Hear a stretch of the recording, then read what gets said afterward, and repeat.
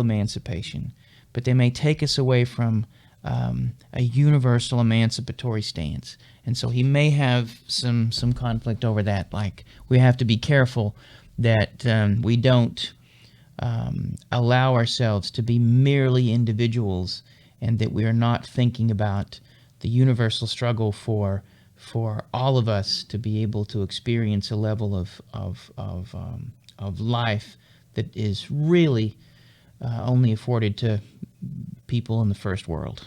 So, right. you know.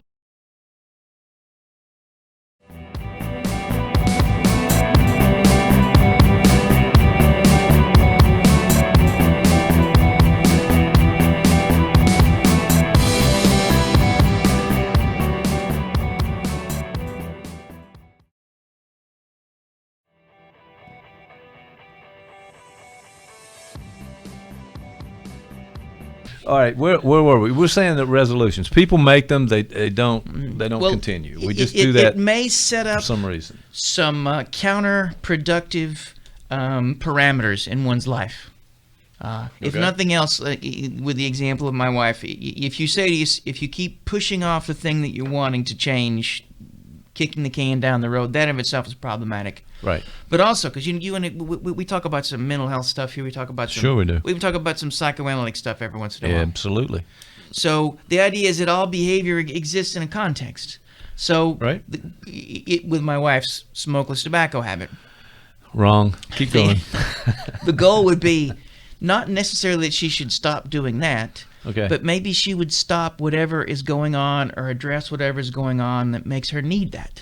Okay. It's there's a different switch, you know. Get to the cause of things. Yeah. Right. Yeah. So as opposed, because there used to be a thing we talk about in the literature a lot called symptom substitution. That if you removed if you just targeted the symptom, removed it, something else is going to show up. Yeah. Is that still a thing now? Do we still talk about that in research doesn't graduate narrate, schools and- because it was often used as a way to disparage behavior therapy and behavioral therapies. Oh, that's right. The fight between psychoanalytic and behavior therapies. Right. Actually, a book. Wachtell wrote that book. That was a great book to read. But I have back in met the day. and hung out with Wachtell. Yeah. I have, yeah. But he was a guy who thought that they could be merged. Wrong, evidently. Well, but Well, maybe so. I mean, I not long this morning, as a matter of fact, I told a story about a therapy in a therapy situation with a couple who were very intellectual and gained a lot of insight and looked at things, but it was only the behavioral method that seemed to make a difference with them. So some kind of joining between those two things, maybe not a bad way to go. well, Sorry. What may be helpful? It's interesting because people don't realize that the average number of sessions Freud saw someone was 4, and that we have cases where at the time he used direct behavioral intervention. So the real world looks nothing like a book that someone wrote to prop up a theoretical model. All right, let's we need to cut that out. That needs to be a clip right there. So we all know that. We learned the hard way. In fact, I imagine anybody who comes from a strict theoretical model, the minute they hit the real world is like, okay, this is not the way. Regardless of what the model is. I want to go back and say, you didn't teach me what we need to. There's some things missing there. That's good. That's knowledge, by the way. But maybe they should. Maybe they should zero in on how these things work together.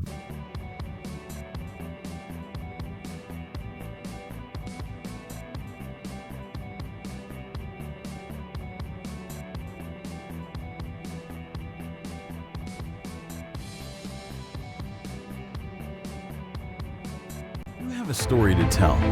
Columbus Podcasting can tell your story with a world-class video podcast of professional quality.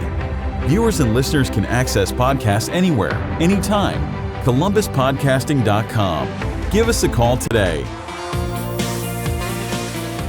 I think in a way that's how technology works. It provides analytics. It provides data that you can then begin to measure and make changes in the product and make things better. Mm-hmm. So that I think is good. But back to your loaded question. Yes, almost everything new comes out of the chute. You got the early adopters. You've got hype, you've got trends, you've got people kind of reacting in different ways, good and bad. And then eventually, as progress moves along, things settle out. We get more accurate picture of what's happened. So, unfortunately, Tom, you do not have a flying car that comes out of a suitcase like on the Jetsons. So I'm sorry about that. My worry is that the whole idea that really what the business is in the United States is a software business. The majority of venture capitalism goes to 3 or 4 cities, and it goes all into software.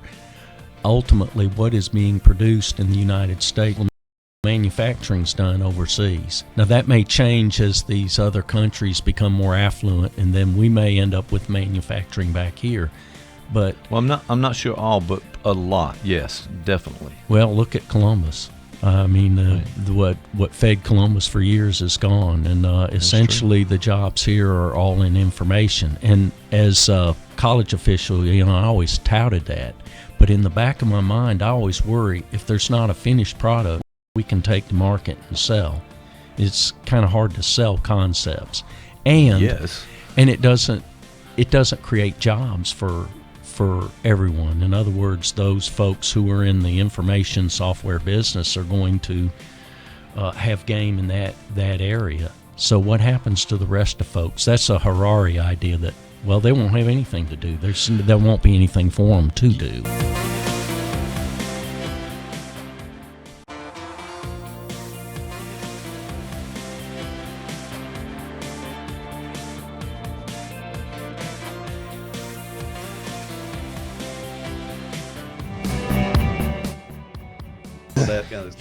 There's room for that too.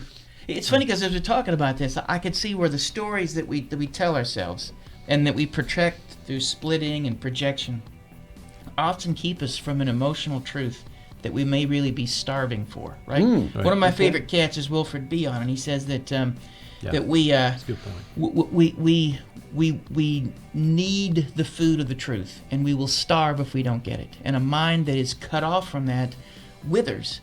And so I could see that any time, and I gave an example of Prager University, and oddly enough, I have watched a number of those, and they're not geared toward me, trust me, but I watch them. And they often make me really upset.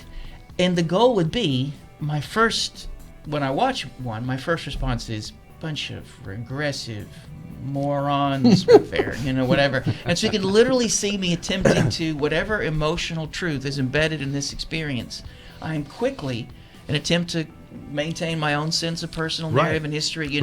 I am here and they're down here. I literally, as opposed to saying, okay, the person went to a lot of trouble to make this, and part of it may be to troll me, but I don't think so. There's something about this that's important to them. Can I find the heartbeat in this, underneath all this? And then if I can listen to theirs, I also might be able to hear mine. And there's the potential for us to be able to meet somewhere in there, right? Right. I think that, I was talking to a family member over, and a section of my family are very conservative. And, at one point they were talking about paying off student loans. And, there's a program under the Obama administration where if you work in a counseling center, you get your loans paid off. And so we were talking about it. Oh, okay. And good to know.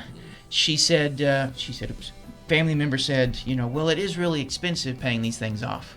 And it's her way of saying, I don't really support this. And if she were to say to me, a family member were to say to me, I worry that this is one more thing that gets us in debt and has the potential to keep us from growing in the ways that we need to. And so I worry about this.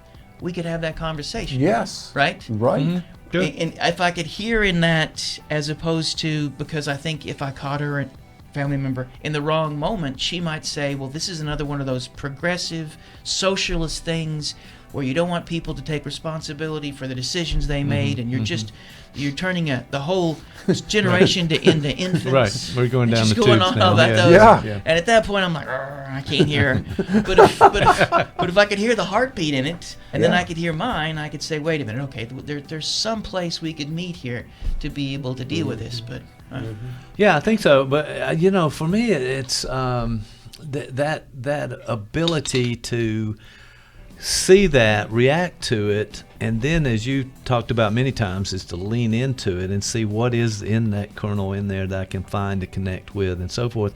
I don't think that's happening that much. Oh, no. I want to just say, Jeff, what do you think? Oh, I totally agree with you. We don't want to find that kernel in there because we still want to protect that story and or it's myth or, it's narrative. reactive. Yes, It's very much automatic so. in a way Yeah. that you have Just to reject somehow it out of hand. Right. Yeah. Right. Well, but there is something at stake. If we lose the stories that we have about ourselves and the world, Okay. there is a price. There's the potential for chaos. Mm-hmm. If you look at old learning theory, there's accommodation and assimilation.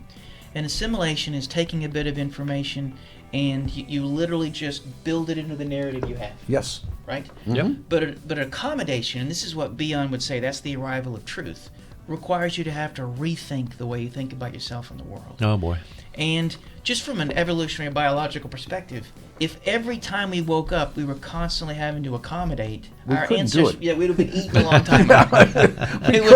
we would not have made it. No. We wouldn't be gated off the plains. But so there is something important and necessary to be as assimilative as possible, and continually so.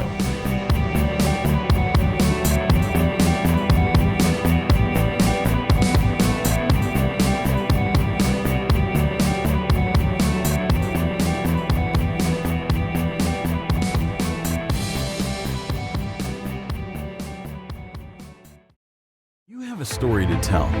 Columbus Podcasting can tell your story with a world-class video podcast of professional quality. Viewers and listeners can access podcasts anywhere, anytime. ColumbusPodcasting.com. Give us a call today. There's room for that too. It's funny because as we're talking about this, I could see where the stories that we tell ourselves and that we project through splitting and projection often keep us from an emotional truth that we may really be starving for, right? Right. One of my favorite cats is Wilfred Bion, and he says that that we That's a good point. we need the food of the truth, and we will starve if we don't get it. And a mind that is cut off from that withers.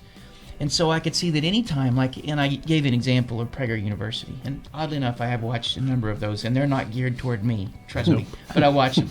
And they often make me really upset.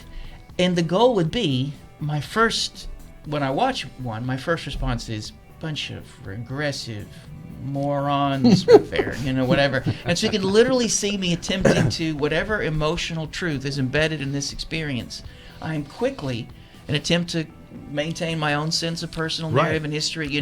I am here and they're down here. I literally, as opposed to saying, okay, the person went to a lot of trouble to make this, and part of it may be to troll me, but I don't think so. There's something about this that's important to them. Can I find the heartbeat in this, underneath all this? And then if I can listen to theirs, I also might be able to hear mine. And there's the potential for us to be able to meet somewhere in there, right? Right. I think that, I was talking to a family member over, and a section of my family are very conservative. And, at one point they were talking about paying off student loans. And, there's a program that under the Obama administration where if you work in a counseling center, you get your loans paid off. And so we were talking about it. Oh, okay. And good to know. she said, family member said, well, it is really expensive paying these things off.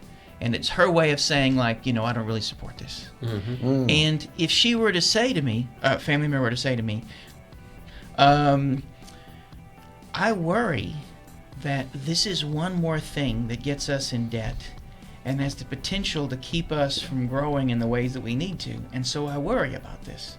We could have that conversation. Yes. Right? Right. Mm-hmm. Good. And if I could hear in that, as opposed to, because I think if I caught her, family member, in the wrong moment, she might say, well, this is another one of those progressive socialist things where you don't want people to take responsibility for the decisions they made, and you're turning the whole generation into infants. Right, we're going down She's the going tubes on now. all that Yeah. goes. And at that point, I'm like, I can't hear her. But if I could hear the heartbeat in it, and then I could hear mine, I could say, wait a minute, okay, there's some place we could meet here to be able to deal with this. But Yeah, I think so. But for me, it's that ability to see that, react to it, and then, as you talked about many times, is to lean into it and see what is in that kernel in there that I can find to connect with and so forth. I don't think that's happening that much. No. I want to just say, Jeff, what do you think? I totally agree with you. We don't want to find that kernel in there because we still want to protect that story and or it's myth or it's narrative. reactive. Yes, It's very automatic much so. in a way Yeah. that you have Just to reject somehow it out of hand. Right. Yeah. Right. Well, but there is something at stake. If we lose the stories that we have about ourselves in the world, Okay. there is a price. There's the potential for chaos. Mm-hmm. If you look at old learning theory, there's accommodation and assimilation. And assimilation is taking a bit of information and you literally just build it into the narrative you have, Yes. right? Yep. But accommodation, and this is what Bion would say, that's the arrival of truth, requires you to have to rethink the way you think about yourself and the world. Oh boy. And just from an evolutionary biological perspective, if every time we woke up we were constantly having to accommodate, our couldn't do ancestors, it. we'd have been eaten a long time ago. We would not have made it. No. We wouldn't be gated off the plane. So there is something important and necessary to be as assimilative as possible, and continually so.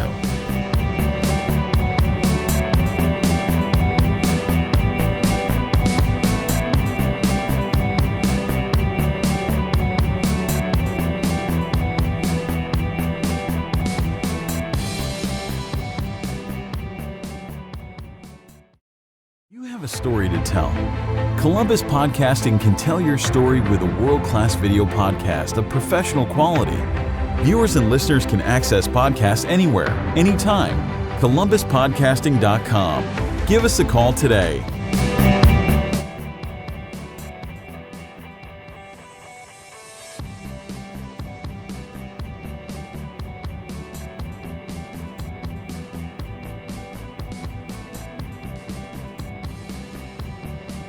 And welcome to Got Therapy, everyone. So here It's we a go. little crowded in here, though. There's It's a little. It's like a group session, huh? there's Well, we don't know where this is going, but I just Can we figured that- change the name to Got Group? That's, Got Group. It's a Got Group Therapy. maybe after this need therapy. It's Yeah. really This is funny. Pod Gang. This is a gang podcast, I think, of some sort. It is. So everybody doing okay? Doing good. Are we doing Yeah, all right? we're good. Everybody Yeah. okay? Yeah. I tell you what, I ate my weight in fruitcake. Nice. Do people still give fruitcake? I've got. That's all we eat on the holidays. We're a fruitcake family. My Yeah, you extended are. family. It's a lot of nothing but fruitcake. Really? That's just fruitcake. Man. So I have no idea about this, but I had it was sneaky of me to invite people in and not tell them what was up with anything. We So were hoping for gang members. We kept whenever, saying it's yeah, I gangs. told him as a gang we're going to have a gang We give it podcast, signs. and this is kind of a gang, so Yeah. maybe that's what it is. And my thought was, why should this be different from any other podcast? Any other- I mean, I never know what we're going to do or what we're going to say, and so And then an hour later, we still don't. we still don't know what happened. What but, just but happened. we've Exactly. killed an hour somehow. We've done that. I hope much. at some point I say some things I hope my mom doesn't hear. Yeah, That's almost every. That's a every guarantee. week, yeah.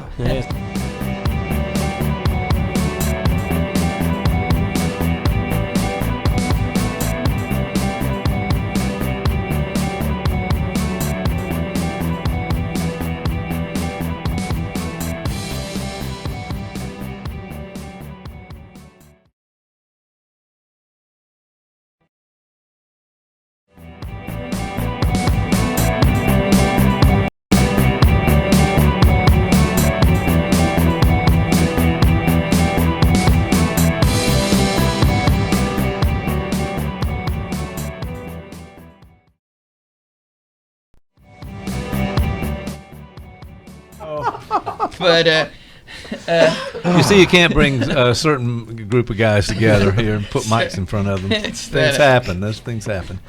but those folk, like my son, he has a digital mind. Like for him, a book is a very different thing, and so you can already see that Antique. he is built to navigate a space that I am already out of step in. Right. And so we're we have to grow. I like that notion when Bion says that we have to continue to grow the mind that we need for the world to come. And everything we're talking about to some degree is how we as a society and individuals grow to meet this world that's coming. And that's not easy. If there was a takeaway from this, what is it? There's one of my favorite lyrics from, or maybe it's from the album liner note for one of my favorite hardcore punk bands, Husker Du. Anybody a Husker Du fan here? Bob Mould, Grant Hart, any of those guys? Okay. No. Well, it said, revolution should begin at home, preferably in front of the bathroom mirror. And so maybe the goal is, as individuals, we have to be able to find a way to own and navigate and attempt to understand our own emotional reactions. So maybe there is a personal need, and then as a group, to be able to do something better with the things that we feel. Maybe? Yeah. I'm with you on that. Bion, always good to bring up Bion. Well, I appreciate this discussion today. It's been great, and that's about it.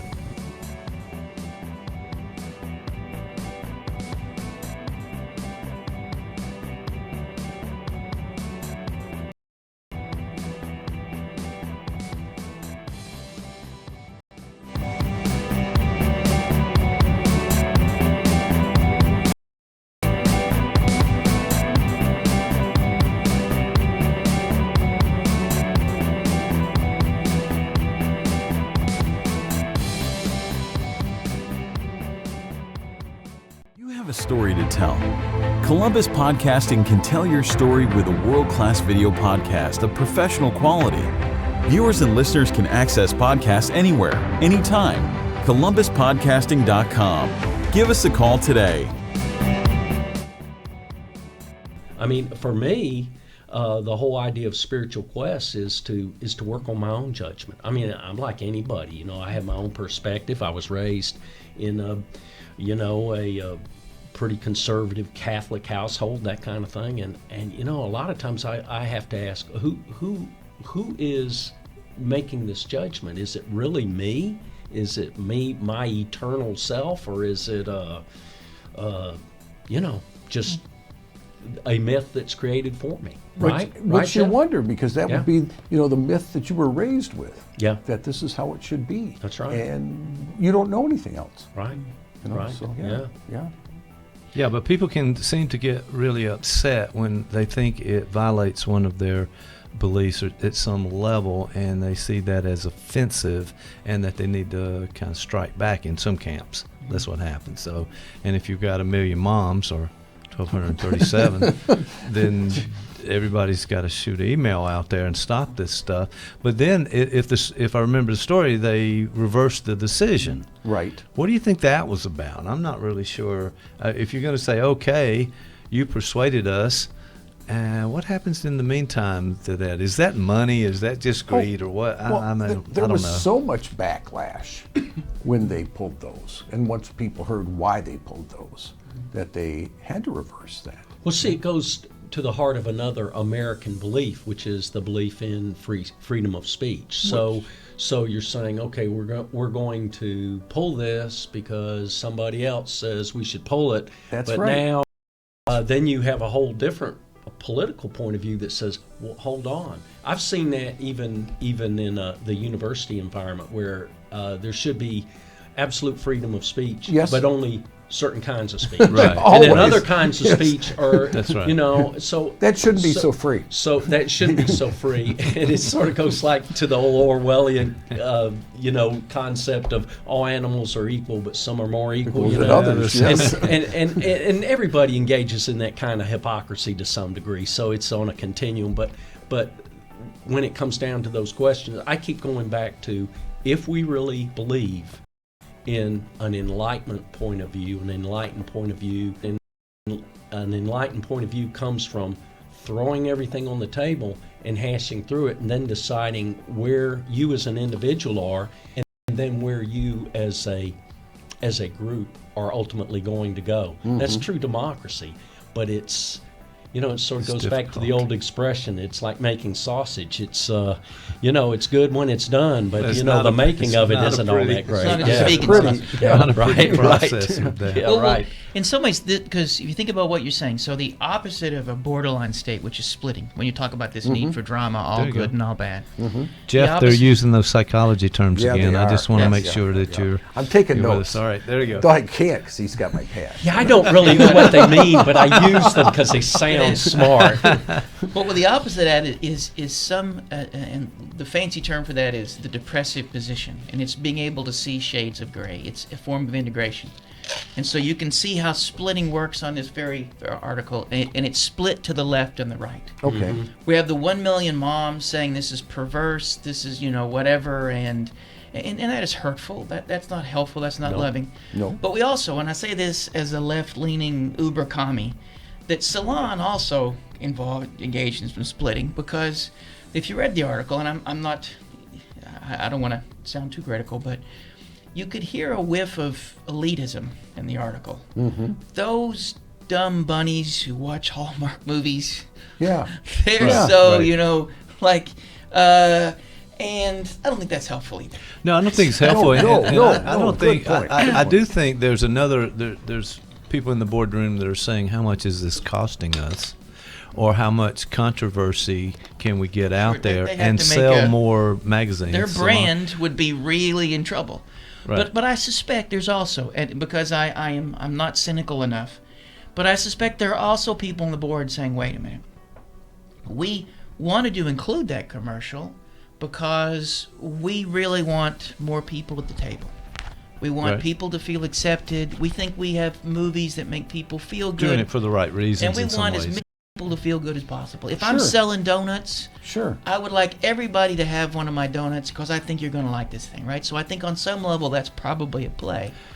But if we were to come at this from bringing it back into the therapy room, consulting room, the opposite of borderline state is that integration. And the goal would be like if somebody's protecting their narrative and their story, Right. one of the goals you get to have them to do is to be able to lean into their pain without too quickly needing to split and project it off. So to be Right. able to say, if we had one of the 1 million moms in the room, to be able to say, okay, what is it about this commercial that causes you so much pain? Sure. This obviously hurts you. We don't start with saying, you unenlightened, You're wrong. Fascist. race, fascist, whatever. That's not going to help. Keep those to yourself It's over not, there, it's, right? not going to help. But you could begin with saying, okay, what about this bothers you? And if they could articulate, then it may help them with tolerance. Doesn't mean they have to accept it, but they can tolerate the fact that there is now a place at the table.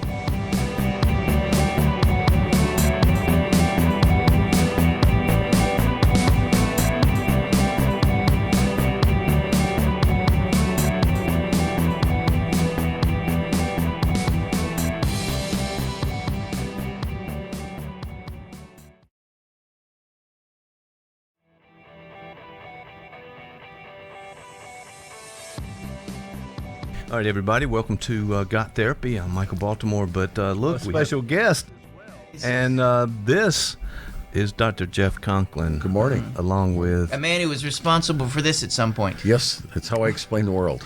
Really, it's 84% of the population You- is you- average or below. Okay, there you go. He's on camera saying that. So so 80. So, but how does this explain the world? How does this heuristic sort of organize the world for you? What does it do? When you see people out there and they do something that's completely boneheaded and you're going, oh my God, what more? Just think they're average.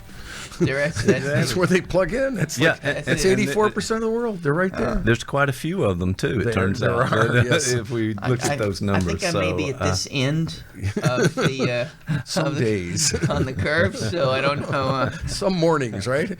I might be on that end. Yeah, it's All right, so guys, this is going to be fun. This Saturday morning, downtown Columbus, and what else is going on besides suddenly- Got Therapy? suddenly I was at a corn dog. You ever get that just sort of a sudden urge for dog? Never for a corn dog. You want the truth? Yes. I'm sorry. I had to say And you it. don't eat meat. How can you eat a corn dog? Morningstar makes a faux corn dog. I didn't know that. I do faux corn dog. Wow. This is They, there's It's no funny, telling. what Because it's made of. I've always had an interest in carnival workers, and two of the folks that I know who work in carnivals smell like corn dogs. Oh, they always smell like corn dogs. So It's like fast food workers, right? yeah, it's, you can't. Where in fast food can you get a corn dog? What's a I don't know. I don't don't think know. so. I think I Sonic. know. There's a new place called the Cookout. Is it Sonic or is it Crystal? Has those little? Oh, Sonic. Sonic is? got it, Yeah, right? okay, Yeah. yeah. And Cookout out by the mall. Do they have corn dogs? They've got everything Oh, I didn't that you know that. shouldn't eat. They've Yeah, got it well, all out there. They have so- onion rings. That's what's important. Yeah, well, now that's a different story, not connected to the corn dog. But that's onion rings are sort of the the kink food of fast food. It's not it's, people don't like talking about it. I don't know. But they like them. They Yeah, just don't Yeah, know. nothing wrong with us. It's 84% of people like them. Okay. In fact, I would think that probably fast food might hook a considerable number of the folks on that end. Oh, I would think believe that. Yeah, I mean, I was wondering if you really had a problem with that statistic because after all, it's the bell-shaped curve, and there you go. You look at the numbers, you add them up, Jeff, right? Every So- time. Am I wrong? It But comes every out. time I see a bell-shaped curve, I find it oddly erotic. So am I the only one? That's only your Mama. problem, no one else. I don't know what that. Okay, I can tell already. This is Going going to right go down. the tubes before we get this Just thing saying. started. But so I don't know. But it's great to have you in here, Jeff. How have you been doing, man? I'm doing great. Great. Yeah, I saw you yesterday. Appreciate we had the a little invitation. lunch. Yeah, we did. Well, Yeah. listen, you're invited anytime. I mean, I've invited hundreds and hundreds of people to come in. Most to be people with, would know better. and no one has Most taken it. people You're are- the second. There we taking go. the invitation. Yeah. So, good luck to you in the next few minutes. Is what I'll say. Right now, there's a homeless guy out there in the rain saying, "You know what? I think I'll stay in the rain." You know, I could have been on the show. could have been on. Could be warm and dry. No, thank I you. think I'll just choose Yeah, this that's is, choose pneumonia. It's not really. Just sit here Above by average. the dumpster, above average and going. That's what he's doing. So I don't know what our topic is today. I thought I got a little bit of a text, but I wasn't sure where you wanted to go with this today. And by the way, hang on, Jeff. We're about to get started. So there you go. All right. Well, here's what I was thinking because I was listening to one of these. Ever listen to one of them podcasts? Podcasts. Yeah, that's I've heard them. kind of what we're doing here. That's But right, go that's ahead. That's what. So I was listening to a podcast, and I went several of them, and they were talking about the purpose of music, like what it does to us, what it does for us, and all that sort of stuff. And I'm a tad obsessed with music. That's why I was asking you earlier about what kind of music you like, and I think you'd said Boxcar Willie or No, Slim Whitman. Not many people will Same admit category. to that. I don't. Okay. I'm not sure. That's okay. I Well, apologize if I was setting you up for Yeah, the next you thing to sure come. were. But yeah, evidently. So but that's okay. I actually like. I remember they used to sell a Ronco record of Boxcar Willie. Did they? Remember it would come on late. They were always late night, right? He's the guy with a. put it in the roaster thing and it spins around and that guy. Boxcar Willie was known for harmonica, wasn't he? He would play the train harmonica. Woo, woo, woo, harmonica. I don't know. I think that's Boxcar Oh, Willie. sorry, I thought he was an authority. That would on make the- sense with a name like this thing, but- Boxcar Willie doing the think train you sounds. should know They make that if train you have sounds all with the harmonica. collections. Come That's on. all I remember.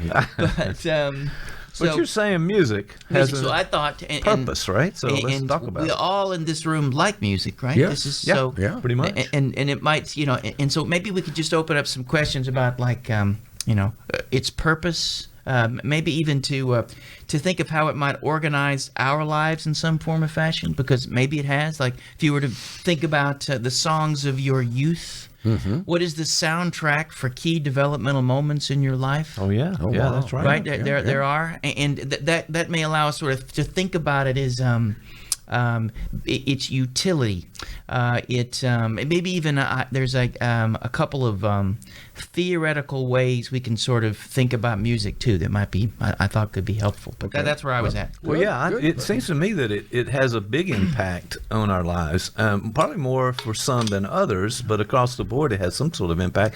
But if you're talking about developmental stages in our life, there was a certain group of sounds and music that was, sort of adjacent to those events in our lives, and it probably has some effect on how we recall those events. So when you think back to a certain time, there's a certain soundtrack collection of soundtrack with all the music. So you think that's true? I do. Yeah. Okay. Yeah. Like, for instance, I don't know if you realize this, but one of the songs that I associate most with my wedding night, "The Wheels on the Bus Go Round and Round," just whenever I hear that song, Wow. Yeah. Or the okay. wheels come off the bus is what I was kind of thinking, but I'm not sure. But train kept up rolling all night long. yeah, that was an early. He got married young too. I'm thinking that's what that was. I But, guess. well, here's my question. Arranged marriage, right? So, yeah, it was. There was Another problem. There was some arrangements, all right. Yeah. There was a harness. Okay. Just don't go into details, please. Here we go. Come on, Jeff. See, I'm sorry I invited you to start this this? thing, but here we go. This is Here's what the we thing. do. So the first question would be like, so think about a song that you really liked. Like for many folks, right? You may have listened to music, but remember there was a time when you really when music sort of hit. Can you remember the time when like music became something you really sort of, really turned on to? And if you think of the songs that may have sort of occurred around that time, have you ever gone back and re-listened to them? Do they still have the same impact? Are they still important to you in the way that they may have been at that time? Well, I'll jump in first, Yeah, Jeff. yeah. But the idea is that I think they do because it set up a marker at that particular time. And now on just about everywhere you go, they're playing the songs of the 60s. And it's everywhere. It's ubiquitous. It's in the grocery store. It's on everything. So there's almost a point that these songs we remember and we really liked, and there they are playing over and over again. Okay, we're tired of that now a little bit. But the idea is that, certain music from my background seems to be still played, used in commercials all over the place. Well, and that's, I think, kind of sad. When a song you really like is in a commercial now for Right, right. 'Cause Glad it can bags or something like that. Yeah, You're just it going, connects with but, people. I remember I used to be a big oldies fan, 50s, 60s rock and roll. Right, got And it. then I owned a bar. And Okay. that's what we played was 50s and 60s rock and roll. And now I have a hard time listening to it. It's like you've done it. You've been there. and I burned out on it because we played it all the time. So but just because it I was mean, over and over. Well, what would be a 50s song that would sort of like you would stand out, one that would really sort of hook you? oh gosh, some of the songs we used to listen to was like Tommy Edwards. It's All in the Game. Things like that. Okay. That was a good belly rubbing song you'd play and the dance floor would fill. Things Belly like that. rubbing song. Yeah, that's close that's, dancing. there we go. Oh, okay. That's Yeah, it. yeah. Bellies rubbing together. Yes, I sir. get that. Yeah, That's it. yeah. That's. So you're talking to a Freudian over here. So I guess so. we're about to Yeah. go- Where are we going with this? We can turn down that See, road in a and when heartbeat. you have a dance floor in a bar and you want to get people out there, you'd play, Yeah, belly the rubbing slow music. tune that Yeah, you're so going to they- dance yeah, to, yeah. and people are on the floor, right? And then, Okay. then I remember the Buddy Holly tunes, a lot of those. And So really 50s. well, and the thing about Buddy Holly is I have an older sister, and that was her music. And so that's what we'd listen to. And she taught me to slow dance to, Okay. to Tommy Edwards. So, yeah. That's, Okay. that's how I got influenced by that stuff. So, I'm not going to go Freudian on that. You shouldn't. I'm not Yeah. going to. Yeah, see, it's a I'm not- perfect somebody has invitation. to teach you how to slow dance. So if you date, you can do Well, here's the that. thing. See, I grew up in an age when slow because you're talking about the music that because now I'm going to the grocery store and I'm hearing. I grew up in the late 70s, 80s, and so I've gone into the grocery store and there's a band called the Pixies, for instance, that Sure. launched right about when I was about 18, 19, maybe a little older, but it was 87. So I guess I might have been 19, and I heard a Pixies song in the grocery store. And I'm thinking, man. Yeah. I was just in the other day, and there was Steve Winwood playing. Really? Yeah. What were they playing? I've forgotten the tune now, Ark but of it the was Diver. from one of these. Well, they do play that. They one. I do have a lot, heard yes. Ark of the Diver. Yeah, that's Yeah. from a later album, but Yes. there were some earlier ones too. So it's just amazing that how this is still in this culture and still kind of in the atmosphere everywhere you go. Sure. I'm not sure the impact of that. Well, some folks, like when you talk about burnout on certain sounds, like I can think of like I probably really began to thinking about music, and I guess I was about in '78. I was 12, so maybe 13, '79. I remember starting music, and there were albums that my sister had sort of left. And one of the first that I really remember listening to a great deal of was the Moody Blues, In Search of the Lost Chord. Sure. And so, and there was, I think it was maybe Styx Paradise Theater, I think. One of those early Styx albums. Yeah, that's And the so 70s for sure. when I go back and listen to the Moody Blues can hold up, but the Styx, like I remember really being obsessed when I was a kid, but I go back and I'm a little cringy because you don't. I'm like, Right. I do not. That's a little much. So maybe maybe some of this loses its allure and luster. I don't know. Maybe. I think so.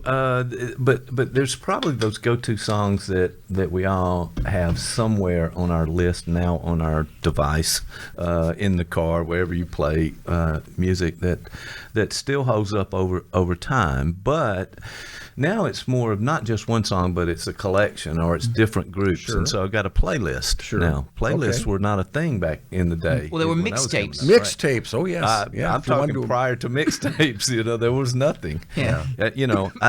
Because at one point, I think my first music was I got a record player. Okay. And it didn't have that many records, so No. there were 45s. Yes, right. yes. With Oh, the yeah. spindle in the middle, and Yep. then there's the album when you're lucky enough to get an album. And you'd save up and buy a 45 and, Beatles Day Tripper.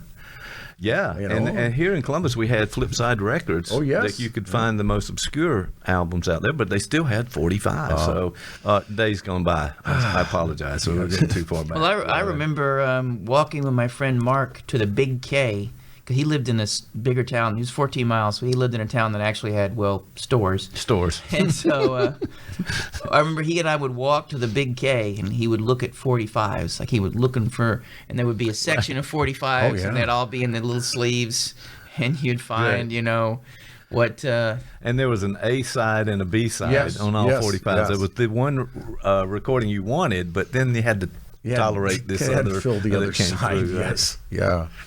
And now and then some band would put a good song on both sides. Yeah, Beatles did that. As a Yeah, matter of the fact, Beatles sometimes, did, yeah. they had the number one hits of the B side. Yes. Right? Yeah, So- a really good band would stretch on a B-side. You'd hear things you know, and it's funny because like I grew up in a time when punk had just hit, and so there was we were talking about my favorite band in the world a little while ago, Wire, and for a time, particularly in the underground and indie, to be popular was to be bad. Right. So it goes back to your thing. If people liked it, it sucked. Yeah. If you made a lot of money, then which kind of went against being able to eat. But popularity was not. It was that was selling out. That's right. That's right. You had to So- find the most obscure, revolt against the Man. the man. The man always, yeah. So that was, yeah. and I grew up in an era where the '60s was distrusted. So it was like hippies were the worst thing in the world. So like the lead singer of Sex Pistols they invited him to join the band because he had a T-shirt, and it was a Pink Floyd T-shirt that he just put in lipstick "I hate" over the band album. And so that's what got him the gig. Right. Because outrageous. you You go just- against the Yeah. grain, right? Which which was odd because of all Pink Floyd really weren't the kind of band that you could. Say I hate them. Yes, not really. And he probably didn't really hate them. He was just being a schmuck. But there were certain bands like for a while, if in Britain, the Beatles were often the target. Oh, sure. These bands that were sort of progressed out of the pop into this. They're doing their own thing. They're doing something different, probably along that same line with the others you talked about. They sort of helped usher in, Pink Floyd, bands like that. Psychedelia became something that, but in the '80s, particularly, like you mentioned records, but and I came around the time when CDs became a thing, so records were out. Right. And I owned some records and cassettes for a while, and then CDs. Yeah. But no 8 tracks. Anybody? Jeez, anyone? Mine are gone now. Right, sorry. I had my 8 tracks. But, I apologize for being old, but I remember an 8-track of ABBA, an ABBA album called Voulez-Vous, I think, we had an 8-track, and there was a built-in 8-track player on that. We had one of those giant all-in-one wood, had a record player in it, an 8-track player, and then I remember that. The huge consoles that you had in the yes. middle, Play, right. I remember those. So those were good days, but obscurity was key. College radio was big. Like how you learned about things, where you turn on the college radio and it was 90.1, I think was at UT, and you could listen. You would sort of see it. You'd hear like band, and their motto was, if you've heard it before, we're not doing our job. And so it literally was just a I want to hear that song again. No, we don't. You can't. We don't play short playlist. What? It's not, all new. And it would be like the most, like I remember there's a label out of New Zealand called Flying Nun. And for a while there, I don't know if you heard a lot of Lou Reed or Velvet Underground, but they said they had that sort of a jangly, lo-fi sort of sound to them, and there were all these bands coming off the Flying Nun label, and so you were, you'd try to find some, and you couldn't, you'd have to buy them on import. Like I remember going to a store in Knoxville, and you'd go to the import section because you wouldn't go to anywhere. Why would you go anywhere else? But you want to go to the import. Okay. And even at the time, like I've mentioned the band Wire, I bought one of their albums for $25. And this was like 1988. That's a lot. That's a lot of money right there back in the day. So it was a little like, my whole paycheck from Long John Silver's just went into buying this. Always wait for the reference, Yes. Jeff. Let me just say that.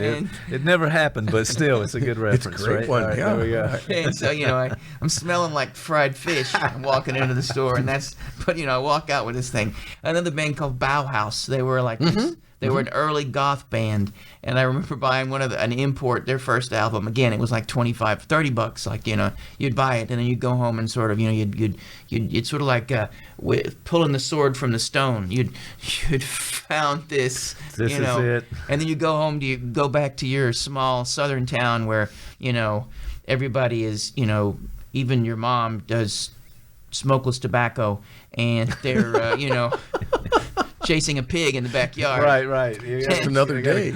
Kill some chickens for dinner. Oh, my goodness. But All me, right, I'm different because I got this Bauhaus album. So in some ways, it sort of allowed you to sort of generate an identity and to create a sense of self. And it's interesting we talk about this because you guys probably have a slightly different cultural reference to music in a way, right? Or am I wrong? Because you mentioned the 60s. Yes. Yeah, So that was- See, in my early days, of course, I was playing in bands because everybody played in the band. Everybody on the block, everybody on the next block, they all had a band. Sure, We put it sure. together and started playing the. Unless you had a banjo where I'm from, you didn't play in a band. That's right. No banjos. Scary. Yeah, remember the guy moved in with the electric guitar and the Fender amp, and that changed everything for us along the way. We were on bikes playing baseball until he showed up with this electric guitar. Right, it changed everything. I also remember that there were, we moved to the albums, and the albums kind of thing was. Is there one good song, or Often that was all the the rest way, of them are bad? All those kind of things that's coming to mind now. But back in those times, we played the whole album side. Sure. So you got all of those songs in there. That's the way the turntables were set up. You didn't just play this one song. No. Like now, when you have a playlist, you play your song, those kind of things. But anyway, I just have to mention that. But yeah, so it was a different time, played in a band, played the music that was on the radio, and then progressed from there. So you had to keep up, because if you were playing in clubs or you played for money, you played where you go where the money was. So You cranked up some Boxcar Willie. That's we really did what not. you We did. did not play Boxcar Willie, but Hang on, Sloopy. everything. That's That's what what every As a band matter did. of fact, so how did did we. you know it was We were on a the list? Okay. garage band that did that too. Yeah. Yeah, so Everybody- you produced it. So that culture was, informed us, and we were kind of connected to what was playing and what was popular in a way. Okay. So that wasn't always the best music, but it's what people wanted to hear. So and that's and also what we could play. By the way, that's another. So think about it. Your trajectory seems to be being in bands. It was a communal activity. It was sort of within a larger cultural context. Post 60s, when disco hit, for instance, suddenly that communal element and the hedonistic element was cranked up. And then I think that there were, particularly in Great Britain, where there was the economic crash and there were all these folks out of work, and the music that sort of spawned punk was sort of in your face, anti-collective in all sorts of ways, and this probably isn't for everybody because I'm an obsessive neurotic, but All right. there's a book called Our Band Could Save Your Life. And so there was this notion that you could find something very important in music and in the band and in the culture and the genre it was part of. So for instance, when you bought an album, you didn't think of singles because it was like a novel. You listened to it, every bit of it, and you knew who did the cover art, who produced it, who you knew who influenced this band, so that you could sort of draw a tree and then begin to move backwards to be able to find things. And so it was like this. It was like, I remember the first time I'd ever heard Wire was I was at UT, and there was a guy who played in a band called C7 States, and he was a drummer. And he was Okay. and if you're from Tennessee, or Right. I think I know that reference. The reference, the side. C7 Yeah. States. Out of the barns out there. Yes. So they're called C, and they were actually pretty good. And this is when REM really hit big. So there was this sudden bubbling in the underground, and so he had this great record collection. And so he loaned me 3 records. He loaned me Peter Murphy, who was the lead singer of Bauhaus solo album. He loaned me the Soft Boys, which was an underground. It was called Paisley Underground. It was sort of the '60s filtered through Syd Barrett area Pink Floyd from Great Britain. Robin Hitchcock went on to sort of keep doing things, but the Soft Boys existed. They were named for, I think, a William Burroughs reference, and then a Wire album. And so I remember taking them home, and you before you put them on, you look at the album cover, you turn it over. It's the album cover. Who did this? Where that you scrutinize the members of the band, and I think you and I talked about this before. That like I remember as a kid, when we first we used to have like 2.5 channels. First off, we're up in the mountains, and so you didn't get much. And one of those channels was just some guy blowing into a jug. That was all you got. And Don't remember that channel, but but yeah. it was. Didn't get that where I was. Yes, Boxcar Willie would have been. Boxcar would have been the top of the Major food chain, improvement. right. That would have been like, but if Boxcar really only played the jug. But I remember turning it was called Night Flight, and this was before MTV. So Night Flight came on, it played videos, and videos had already started to exist and whatnot. And Okay. I remember back to back they would play different things, and they played a Van Halen video. I think it was a live of them playing the Kinks cover, "You Really Got Me" or whatever, and then they played the Talking Heads song. Of course, the same as it ever was. I'll think of the name of the song, but they played it, and I remember thinking to myself, "Good God, I am not David Lee Roth. I'm David Byrne." Right. Yeah. I am not. Okay. I'm not going to be that, and I don't really wouldn't want to be that, but. Oh no! What do I do with this? Right. And that it became a way of self-definition. It set the parameters of and I assume I think this happens for all of us to a degree, right? Because you identified with a rock musician or maybe a sports somebody or whatever, but it began that process of identification. You begin to sort of, and maybe I'm wrong, but certainly in the 80s and underground culture and whatnot, music was this notion of this is how you could be true to yourself.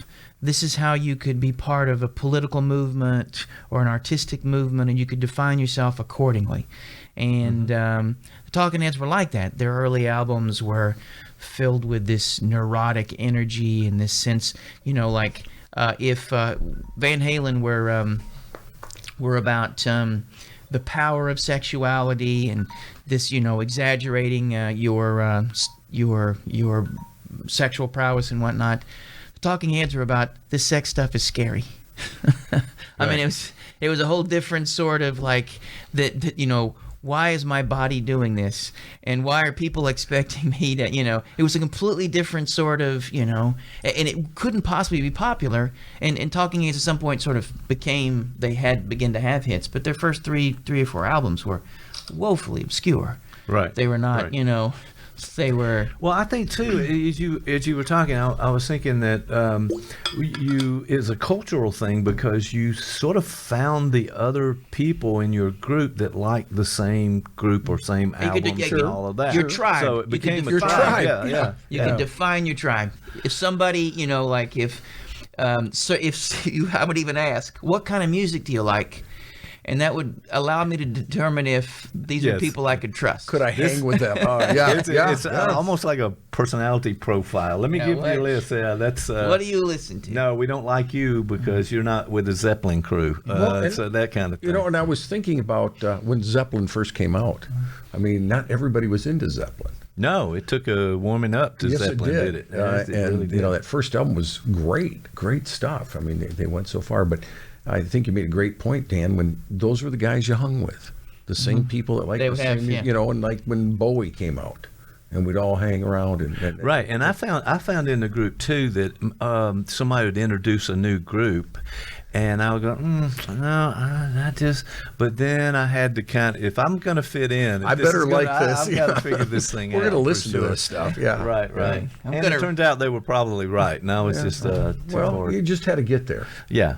Yeah, like when somebody introduced the washboard into that Jug Guy's band. It was a while. They weren't ready. This is point taken right there. It was. Yeah, so you've got to kind of fit into the group, and maybe your taste is going to change over a period of time with some things that are introduced. And that's what music was all about, is a new thing coming up. With the new thing, right? But and think about how, in some ways, it sort of shepherds and ushers in the possibility of integrating parts of yourself. Not only is it social, but there's the sexual. There's all these sorts of things that you sort of, like you mentioned, Led Zeppelin.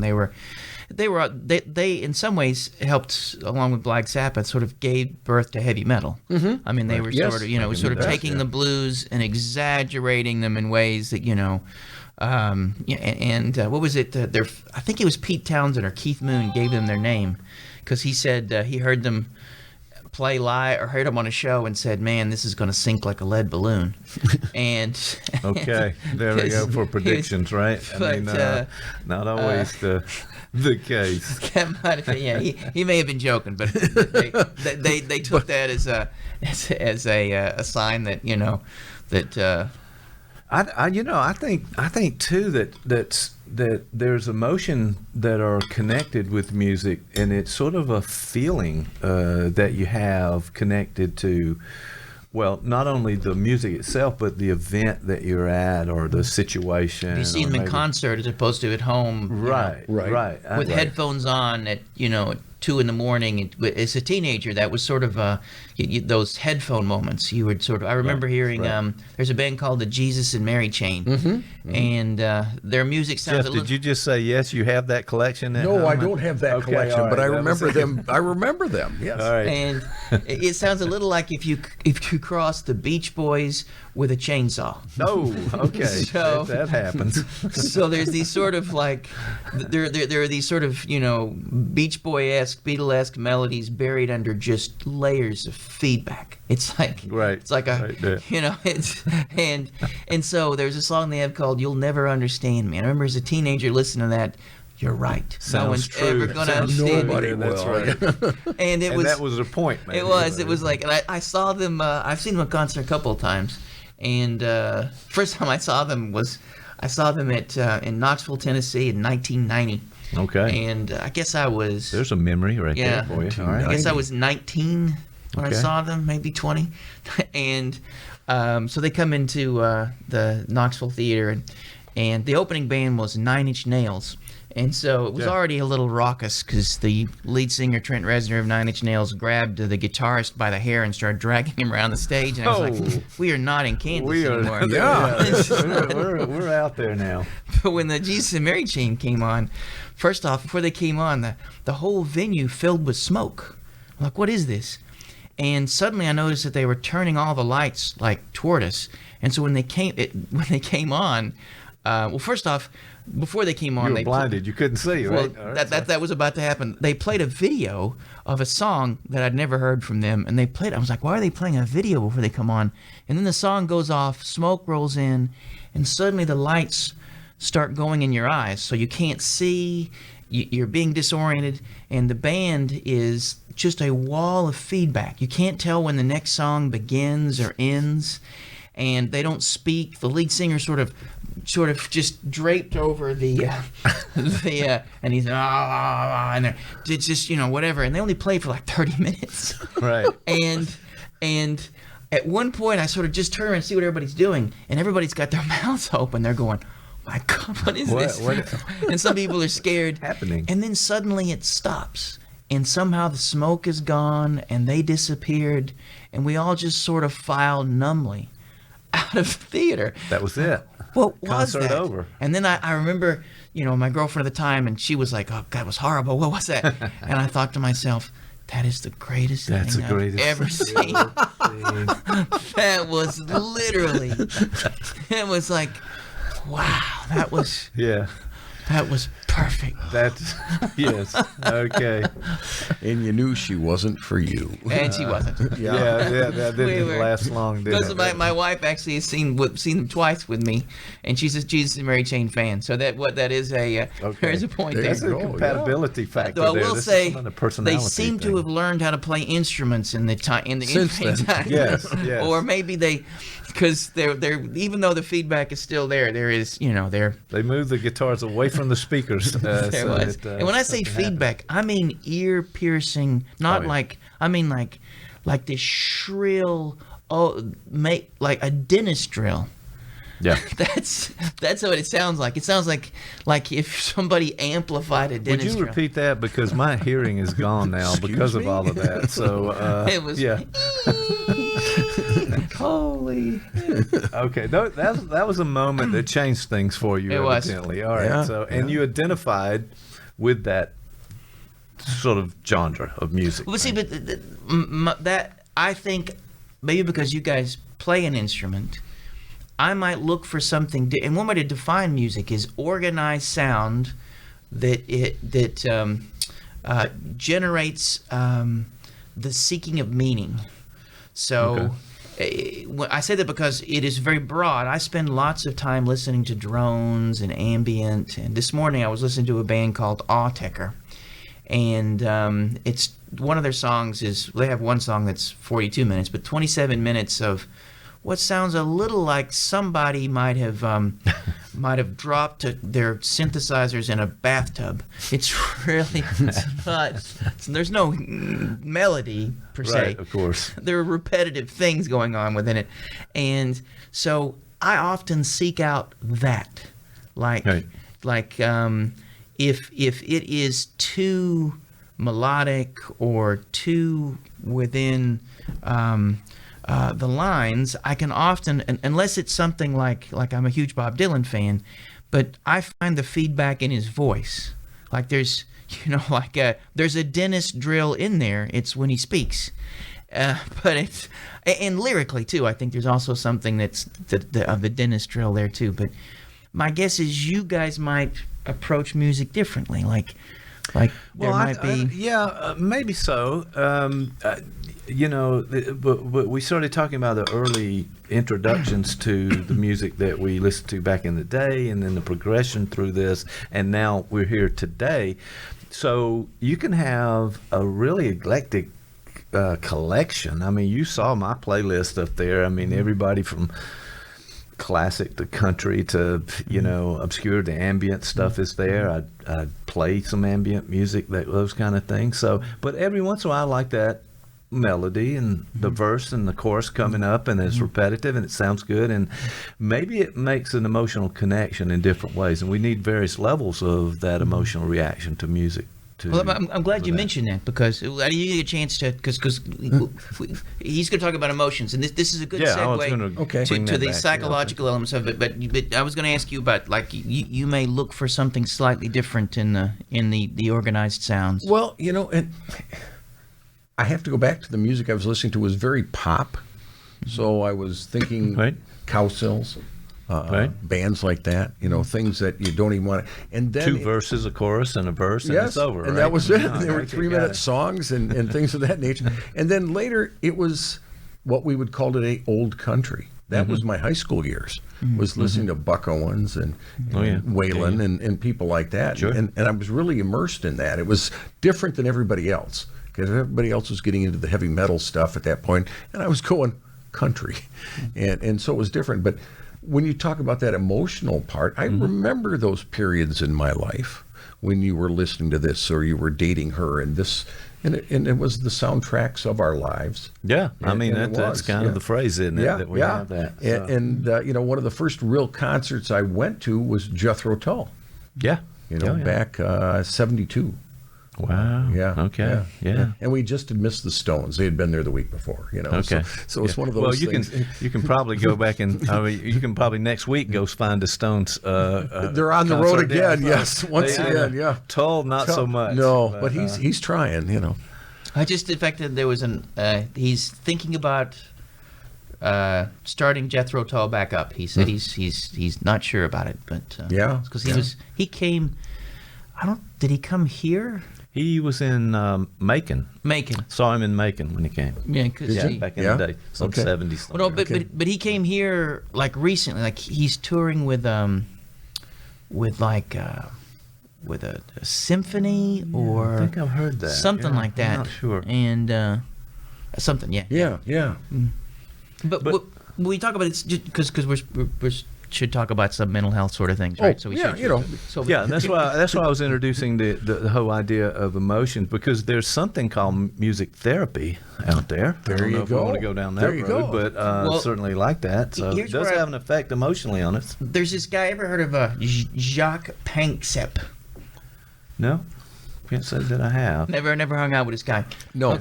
Okay. Jeff, sometimes I wonder if he's making up these names he brings in here. They're so far out. I know I'm not going to know this, right? So he's free to do that. I think he won a Nobel Prize. Okay. Well, in that case, I look like I don't know here what we I'm sit. talking about. Apologize once again. Here we go. But it's okay. I think he's one of the he's the first person to come up with what's known as the bottom-up version of neurology, that the idea that emotions come first and then thinking after them. And he's one of the guys who generated the idea of affective neuroscience. And so it's sort of, and his claim to fame is he's known as the rat tickler. If you go on YouTube, you can see this. Okay. And there you go. Got a lot of hits on YouTube there, right? Okay, well, here we go. He found out that rats laugh. If you tickle them. We don't hear it because it's high-pitched. But rats have emotions. They laugh, they cry, and so suddenly there's this notion that affect is central. And as we move down the phylogenetic spectrum, that we see its centrality is there is a significant centrality to affect. So we thought, well, we could look at the brain, and we could look at the brain and the emotions, and he has 7 subsystems that are interacting, and I'm not going to remember them all. Maybe I will. Let's see if I can. It's seeking, rage, care, lust, fear, play. There's one more. Right, it's pretty good. But recall right there. Yeah, so get points. Yeah, so, there's another one. But in a good example of the seeking system, ever had a dog? Yeah, still do. Dogs. Yeah, walked the dog this morning. The seeking system of a dog. What is a dog? The first thing you do, it goes outside. Right. Yep. That's that seeking system. So Panksepp says that in all mammals, at least, we have this, and there is a neurological substrate. There are different parts of the brain that sort of go into this, and there are different parts. So they're seeking, right? Mm-hmm. All of us know rage. Yep. You know, you guys are hanging out with me, so you don't know about lust. Yep. Oh. So I agree too quickly, Jeff. I mean, I do that sometimes. It's for the You're right on top of that. I'm like, well, oh no, that's not it. The setup. But and notice how care and lust are actually different things. Yeah. So that nurturance and care, but anytime we're engaged in any activity, there's an overlap in these systems. So there's affect complexity. Yeah. So there is, you know, like I was, I think I mentioned this when I did this ethics presentation at St. Simon's. Have you been to the St. Simon's Islands? Yes. Yes. Yeah, okay. So it's I'm there and I walk out. I get there and it's kind of cold and a little rainy, but there's a woman and a dog on the beach and she's throwing. And I say to myself, as I'm watching this, how many of Panksepp's subsystems are currently at play in this moment? Okay. As one would do, right? Okay. Yeah. Always. Well, now. So, you know, think about all the things just in playing with your dog. There's the seeking system of the dog and probably the human being as well. There's play in both. Mm-hmm. There's care and nurturance, maybe lust, but I wasn't going to go there. But no, I'm kidding. It wasn't there. Here we go. It wasn't there. But I hope it wasn't there. But you can think I'm not editing anything out. You shouldn't. You shouldn't. I mean, it's a podcast. You know what we're going to do. It happened. All right. There we go. So there are all these different things to play, right? So they're there and they're happening. And part of what we can think about is mental health is the capacity for subjective complexity, to have as much overlap and less conflict, because some folks, you know, would have, and I'm going to go off the rail here, and you're probably not going to like this. Okay, here we go. But for instance, there was some studies Lou Borsky, I think, did in the 70s and 80s about when women are breastfeeding, they inadvertently may experience some sexual sensation. Mm-hmm. I've heard that. Yeah. Right. Okay. There's probably don't Google this because it'll take you to some websites you don't want to see, right. Or you might want to see, or you might, and then you're down the rabbit hole. And the day's over. Yes. Okay. And there were lots of jokes there, but I'm editing. Oh, I'm editing. Good. Keep I'm going. tapping the brake. Keep going. Inhibiting. He's learning some more. We have to be able to inhibit and to be able to deal with these subsystems, but women who would have conflict around that could often engage. It would then engage different subsystems. Rage, for instance, annoyance, because they're experiencing something that they don't allow themselves to have some awareness and acceptance of, so they can move on from it. So our capacity to be able to move and to have this this complexity of affect experience is very important, right? Sure. And the reason I bring this whole thing up is that even though that with the woman playing with the dog both her and the dog are experiencing these, and in some ways these systems are being triggered by each other, and these often happen in any sort of social context. I think about this in terms of music.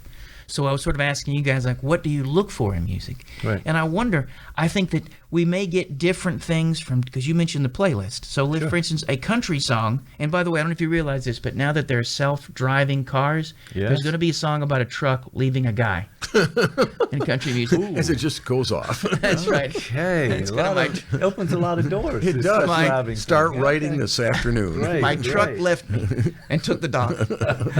So that's going to be... It has to be in the rain at the train station. David Allan Coe comes back, yes. Got it. So, but think about how different maybe it's like country might move. That there is it triggers the negative side of the care system of that care subsystem, or the blues, for instance. Like these are songs that somehow are miserable but make us feel good in the act of listening to them, right? So they do something with these subsystems, and so music has the capacity, partly because its level of abstraction, even if it has lyrics. Most folks don't listen to lyrics. There was some recent study where they had people list their favorite songs and then see if they knew the lyrics. They didn't. Now that doesn't mean they don't register the lyrics. Just like you may not remember the things that your mom would say to you as she tucked you into bed, or you may not remember the things that your friends, and word for word, the impact of those words can be registered. And again, this goes back to this notion of this bottom up. Doesn't mean that you have to be engaged lexically in these things to have some, but they're there. But so these songs different genre, like heavy metal, for instance, because you mentioned, and when you were listening to country when folks were listening, heavy metal probably might scratch different itches, may pull from different subs. For instance, you may not, while listening to a song about your truck leaving you, have the same experience about a song about Vikings, destroying a village. That would be Viking death metal if you like Amon Amarth. I don't know if you're into Swedish. No, all about Amon Amarth. Okay. Okay. Sorry. Too revealing. Okay. That is. I was in a mosh pit in Amon Amarth, and someone knocked me down and took my T-shirt. That's a different Wow. story. Wow. That's a full episode we got to come back to at some point. But otherwise. But they scratch. So your playlist, maybe the reason we make playlist is so that we can hit as many of those systems as possible. I think you're onto something there, because you've got a Pandora playlist or some other iTunes or Prime Music or Google, all those things. So what do you choose from that playlist at that moment in time? You scroll through, no. Creedence Clearwater, no. Amon Amarth, no. You keep going. Oh, country, George Jones from there. I'm a little sad today. I don't know. I was thinking, now that you said, remember when you used to do those mixtapes for a girl? Yes. Yeah. That's the only time I've ever done one. I remember the mixtape I made for this girl who was in my psychology class. Okay. And, And what were you trying to do when you made that tape? Well, not the ultimate goal. I don't mean that. Impress the girl, probably. Yes, right? but what were you doing? That would be both. That may be both seeking and lust subsystems, right? So there are a couple of things, but there is an element of, and the way you described it was, for me, my mixtape in some way was an active display, just like male birds have the feathers. Right. Exactly. It was an example. This is me. Yeah. My emotional. I remember I put a New Order. Everything's Gone Green, which is an obscure. It's right after their lead singer killed themselves, and they became New Order. There's this remarkably depressing song. Which, by the way, if you've ever listened to Joy Division, the lead singer killed himself, and I remember they were interviewing one of the guitarists, like, we just didn't see that coming. I thought, you've been playing in the band, listening to this guy for years. Yeah, and you missed it all. You never heard it. Were you listening to what this guy was saying? No, they didn't listen to the lyrics either. But that's it, and that's what I was going for. When you were creating that tape, you were putting you out there. This is how I'm feeling. This is what Yeah, it's sort of almost a resume in that moment for the other person to get to know who you are. Right? And I didn't ever use the term display, but that's exactly what it was. Right. And isn't your list now on Pandora kind of the same way? This is me.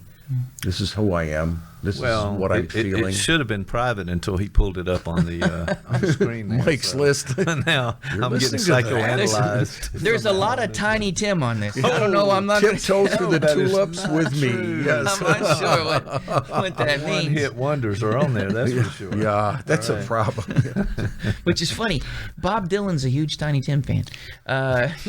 He really is. But. Pre-war music, he's really recently, his albums have been really informed by that. But so maybe then the mixtape is a little like the bird displaying its feathers in front of a mirror. Maybe there's something. It's sort of a display solipsism, and I wonder what itch that scratches. Because you're right. Nowadays, now that I'm married, I don't make. I will attempt to play a song for my wife, but if she doesn't like it, it hurts my feelings so much that I literally just stop. Isn't that the truth? Yeah, doesn't it? Oh man! Because again, you're doing the same thing. You don't love me anymore. You're putting you out there again. This is so Yeah, look what I'm feeling here. And put everything on the line, right? Right. Okay. Right. Wow. But it's so the mixtape. It is a reveal, a resume, a display, right? It is This is how I'm feeling. Yeah. Right. Well, I want to know how we control this a little bit, because I kind of think, okay, I've got the playlist. I'm going to go down. What am I feeling? What am I doing in this moment? What do I want in the background?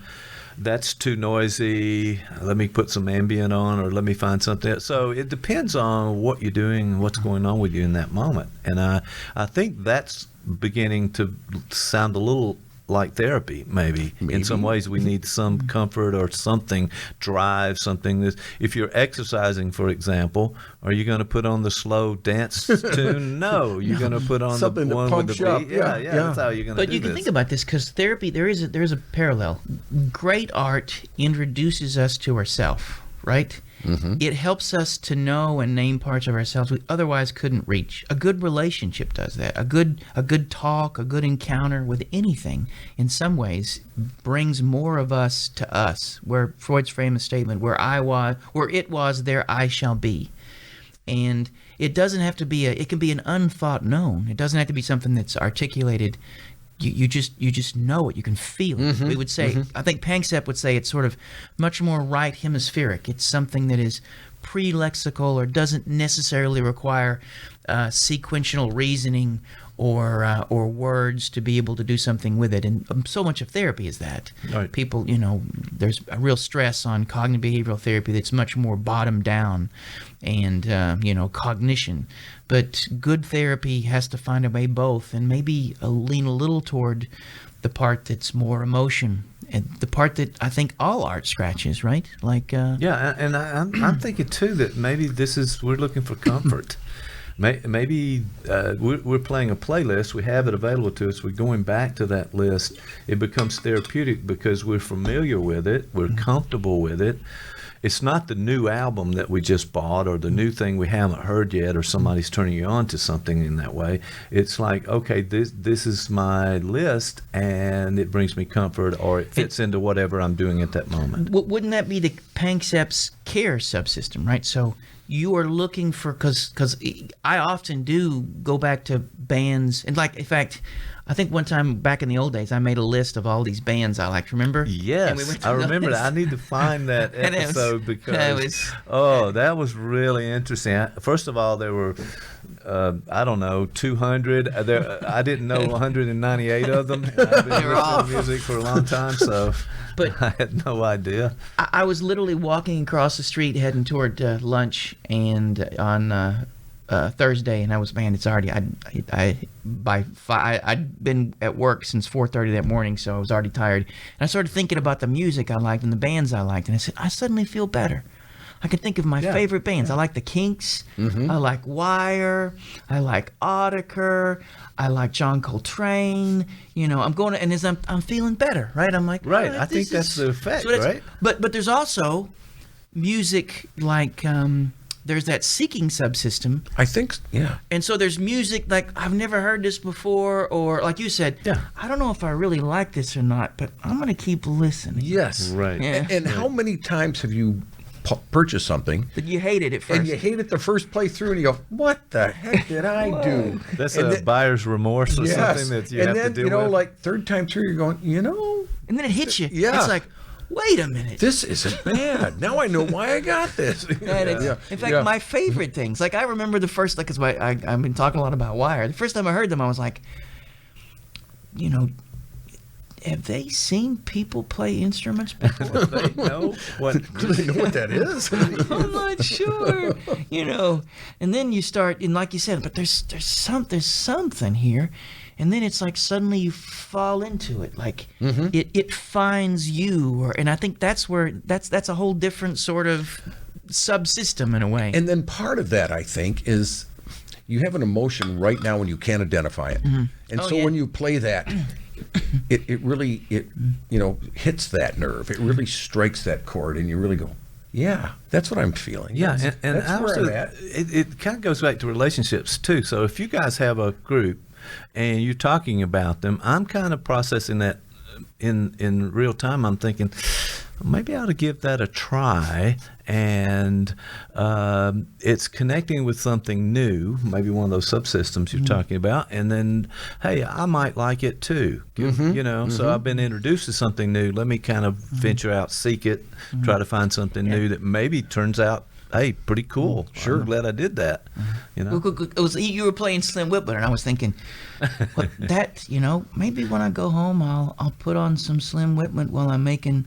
Because I bet my wife maybe right, but I would never have thought of or Bruce Cockburn. I'm like, I really haven't listened to Bruce. I haven't listened to Bruce in a long time. I wonder if I revisited that, and let's see if there's something, So you're right, there is and that would be connection. That also triggers. So it does that.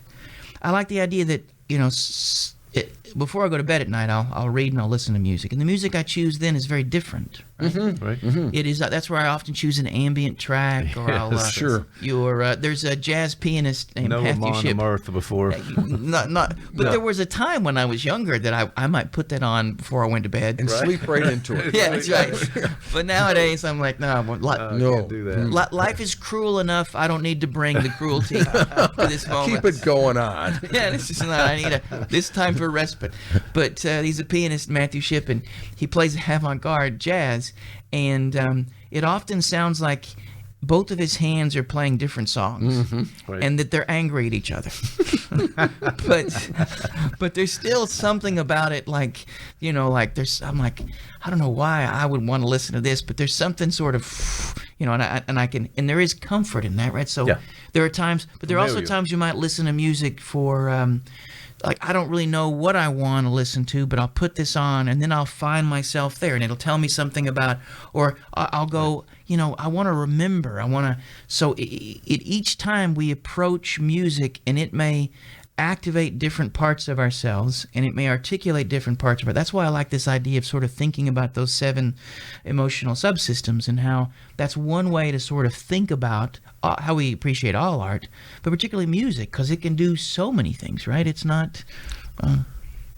Yeah, I'm wondering too, and there's probably some science out there about how it impacts the brain. The brain mapping idea, and they do functional MRIs. With people, the MRIs and what parts of the brain light up with certain types of music and those kind of things, and how we process it and what we do. And then I think that's almost the cognitive side of it, and you got the emotional side of it. So music covers a lot of territory for our lives. Well, there was a recent study where they were showing letting people listen to death metal and whatnot, and the idea, does this make them violent? And then I forget what they did is they then exposed them to flowers or puppies and asked them what they felt, and it had the opposite effects of making them violent. Like, they got it out. Well, maybe that's it, because I can think of what friend of mine died a while back, and whenever I'm in a place of grief, I just can't listen to music, and so there was this blackout period, and then I'm at the gym, and I'm like, okay, I think it was down in my basement. I'm gonna listen to something, and for a while there, all I listened was the darkest, blackest, meanest death metal, black metal you can imagine. And often, there's a lyric where he said, "And the storm took everything, and the storm took nothing." And something about that lyric is this guy's like, in his Cookie Monster voice, saying it, and the music behind him sounds like, like it's just. Yeah. I found that as it brought me back into the world. I could find myself alive again and sort of thinking about grief, in ways that I couldn't. So it was reviving in a way, I guess. Sure. Yeah, I think there's got to be some. It makes sense. It has to make sense to us in our world, and so music can do a lot for us. I have it on all the time, basically. If I'm in the truck moving somewhere, if it's not a podcast or Jeff talking about something on the podcast, it's music in the background. Yeah. So once again, you go to the gym, you're home, and you're kind of listening to things. So it's a constant in our world. How about from the movie? I was thinking about the one with John Cusack when he talks about the 5 greatest breakup songs. High Fidelity. 5 greatest breakup songs. And I don't mean that as light as it sounds. Right. Because we do that. Mm-hmm. I was thinking when I ended my last relationship, I was playing music like that. And I finally got to that point. Right. And it was like, okay, now I know what I have to do. Okay? And it helped. It helped articulate parts of yourself. You were able to have a relationship with the places that you hurt, right? Mm-hmm. It was literally therapeutic, right? It was. This was a necessary journey to get you to the next place you needed to be. Exactly. Yeah. Well, there's so much to know and so much to learn about it, and there's such variety in all of these groups that we talked about here today. I mean, really A to Z. If you want to go back from the pop all the way up to all the others that we mentioned here, there's just so much that impacts us and kicks in the cognition, kicks in the feelings with it, and we seem to just take it for granted in some ways. That well, you mentioned pop. Like think of the greatest pop tune you can imagine. Think of the one that like really sort of, it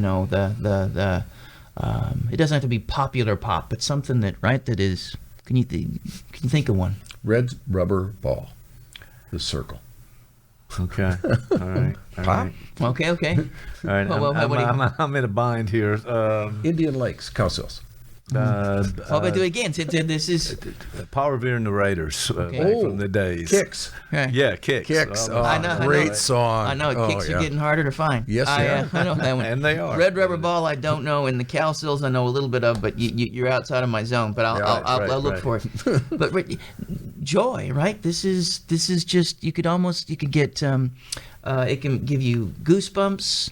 The hairs on the back of your neck stand up, right? You can suddenly get this, and we think that part of the reason that we get goosebumps is that, our ancestors had fur, and part of the ways that we would display if we're under threat or whatever, if a cat, their hair goes up. Right. And so there's a direct connection between these emotional states of just suddenly being and music does that, right? You can have a song that just go to boom. Yeah. I think so. And also it connects with a particular event. My Sharona, is that a thing? My Sharona, yes. My Sharona, which that was at a fair here in Columbus back when the kid, back in the day, and so that's the first one that popped up. But there's so many more out there that connects with a place and time. Listen to the lyrics of that song. That's a really dirty song. You ever listen to it? Yes. Yes. I don't know. It is That is what you quoted earlier. We don't listen to the lyrics, right? We don't have. That's all I listen to often is the lyrics. From when I was young, I learned lyrics to songs, and all of a sudden the words would pop in my head, and that's all I, and they'll come out like in conversation or too often. but in that's another one of the subsystems that and there is we talk about this in therapy. Like if I'm talking with someone and a lyric comes into my mind, it often helps me to understand what's going on in this moment that I otherwise couldn't know. Okay. Like I remember I was I've used this example 1,000 times, but I was grading papers or tests, whatever, out in front of this was before Davidson Schuster building was built, and I'm doing, and suddenly there are people around me, and the Elvis Costello lyric, there's a song called "This Is Hell," "This is hell, this is hell, hell is heaven in reverse," and why is that song in my head? And then I realized, wait a minute, these people are really annoying me. I really am. All this time I've been exerting all this energy, and people are like, this is hell. That's where I'm at. All right. So. I need to do something about that. One of the lyrics in that is, "My favorite things plays again and again, but it's by Julie Andrews and not by John Coltrane." There you go. Yeah. You may not be able to control some of those lyrics that pop in your head. That sound of things. Well, man, this has been cool today to talk about music and hear your own experiences, and we get to share some things about it. What's the final word on music? Is there anything we can do from a mental health side? Is it comforting? Can I go listen to that song when I'm down, or how do I do? You should engage as many activities as you can that'll help introduce you to yourself. That'll help you to integrate parts of yourself that can generate that complexity we talk about. You don't have to think about it intellectually. We've talked about music in a way that could preclude the possibility of some folks just enjoying it. It's enough to just do that. Right, but, right. Without a big purpose. You started out by asking the question, what is the purpose of music? So do you have an answer now that we've talked about it? I like the idea that there's this notion by Schopenhauer, and he said that all great art must be useless. And there's also a lyric by Elvis Costello, what shall we do with all this useless beauty? Well, it needs to be useless because utility is only such a small fraction of what's asked of us in the world. If our job is to dig ditches, then it's certainly important that we dig the ditches we need to. But the rest of life is something else other than that. And I think art, beauty, all of it should be wonderfully useless. So it has utility. That's certainly important. Okay. But its utility is in its uselessness, I think. So. Okay. All right. Rather profound in a way. Yeah, play with and use all the crayons in the crayon box. There you go. I think we talked about. Jeff, good to have you here today, thank man. you. Thank you for being here. All right. With that, I guess we'll stop there and we'll see you next time.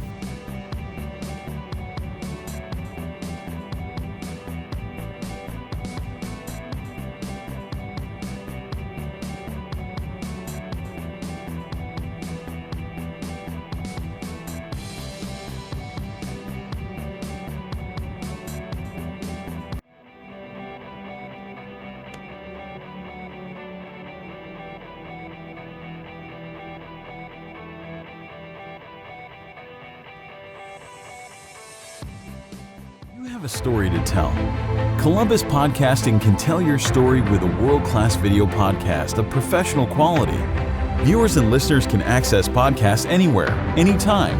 ColumbusPodcasting.com. Give us a call today.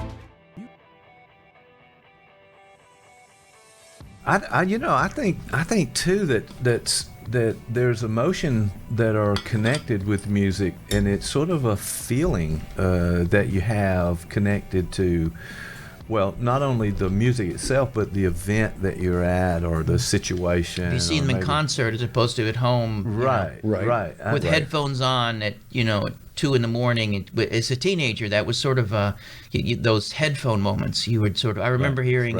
There's a band called the Jesus and Mary Chain, and their music sounds. Jeff, did you just say yes? You have that collection? No, I don't have that collection, right, but I remember them. I remember them. Yes. All right. And it sounds a little like if you cross the Beach Boys with a chainsaw. Oh, okay. So, that happens. So there's these sort of like there are these sort of Beach Boy-esque, Beatle-esque melodies buried under just layers of feedback. It's like It's like it's and so there's a song they have called "You'll Never Understand Me." And I remember as a teenager listening to that. You're right. No one's ever going to understand nobody me. That's right.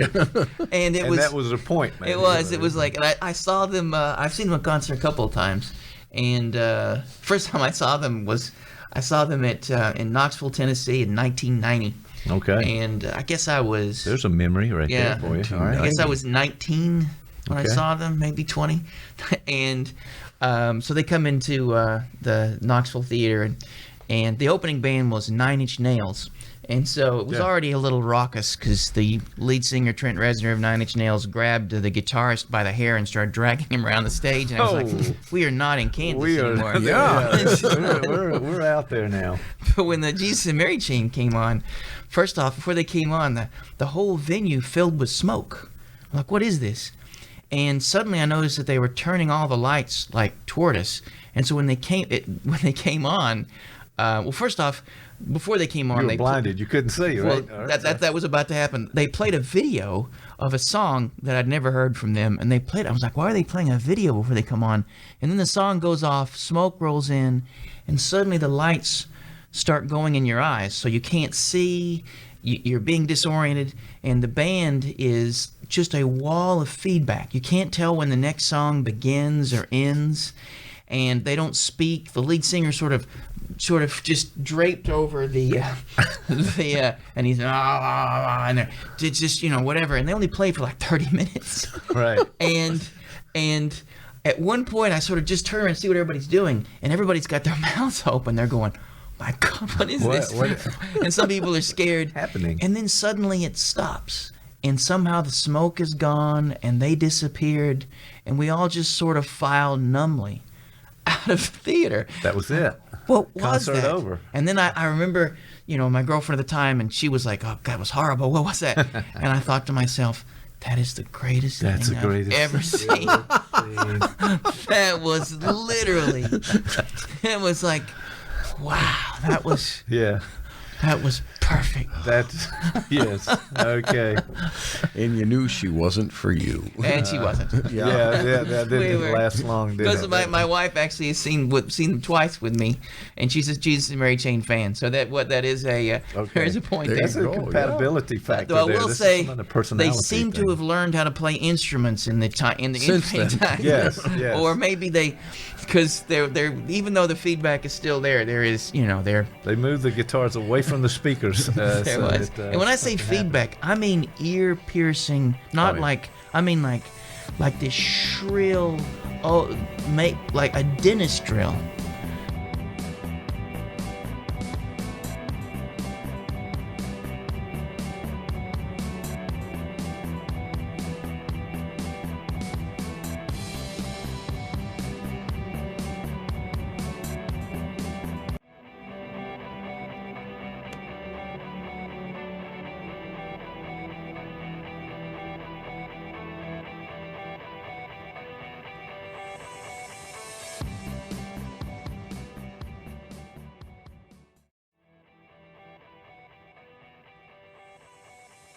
Thinking now that you said, remember when you used to do those mixtapes for a girl? Yes. Yeah. That's the only time I've ever done one. I remember the mixtape I made for this girl who was in my psychology class, Okay. and And what were you trying to do when you made that tape? well, Not the ultimate goal. I don't mean that. Impress the girl, probably. yes, right? but what were you doing? that one of those that would be both that may be both seeking and lust subsystems, right? So there are a couple of things, but there is an element of, and the way you described it was for me, my mixtape in some way was an active display, just like Yes. male birds Yes. have the feathers. Right. Exactly. It was an example. This is me. Yeah. Yeah. My emotional. I remember I put a New Order, "Everything's Gone Green," which is an obscure. It's right after their lead singer killed themselves, and they became New Order. There's this remarkably depressing song. Which, by the way, if you've ever listened to Joy Division, the lead singer killed himself, and I remember they were interviewing one of the guitarists, like, we just didn't see that coming. I thought, you've been playing in the band, listening to this guy for years. Yeah. And you missed it all. You never heard it. Were you listening to what this guy was saying? No, they didn't listen to the lyrics either. But that's it, and that's what I was going for. When you were creating that tape, you were putting you out there. This is how I'm feeling. This is what Yeah, And- it's sort of almost a resume in that Yes. moment for the other person to get to know who you are. Right? And I didn't ever use the term display, but that's exactly what it was. Right. And isn't your list now on Pandora kind of the same way? This is me. This is who I am. This is what I'm feeling. It should have been private until he pulled it up on the screen. there, Mike's list. Now I'm getting listening to that. psychoanalyzed. There's a lot of Tiny Tim on this. I don't know. I'm not going Tiptoe through the that is tulips not with me. true. Yes. I'm not sure what that means. One-hit wonders are on there, that's for sure. Yeah, that's a.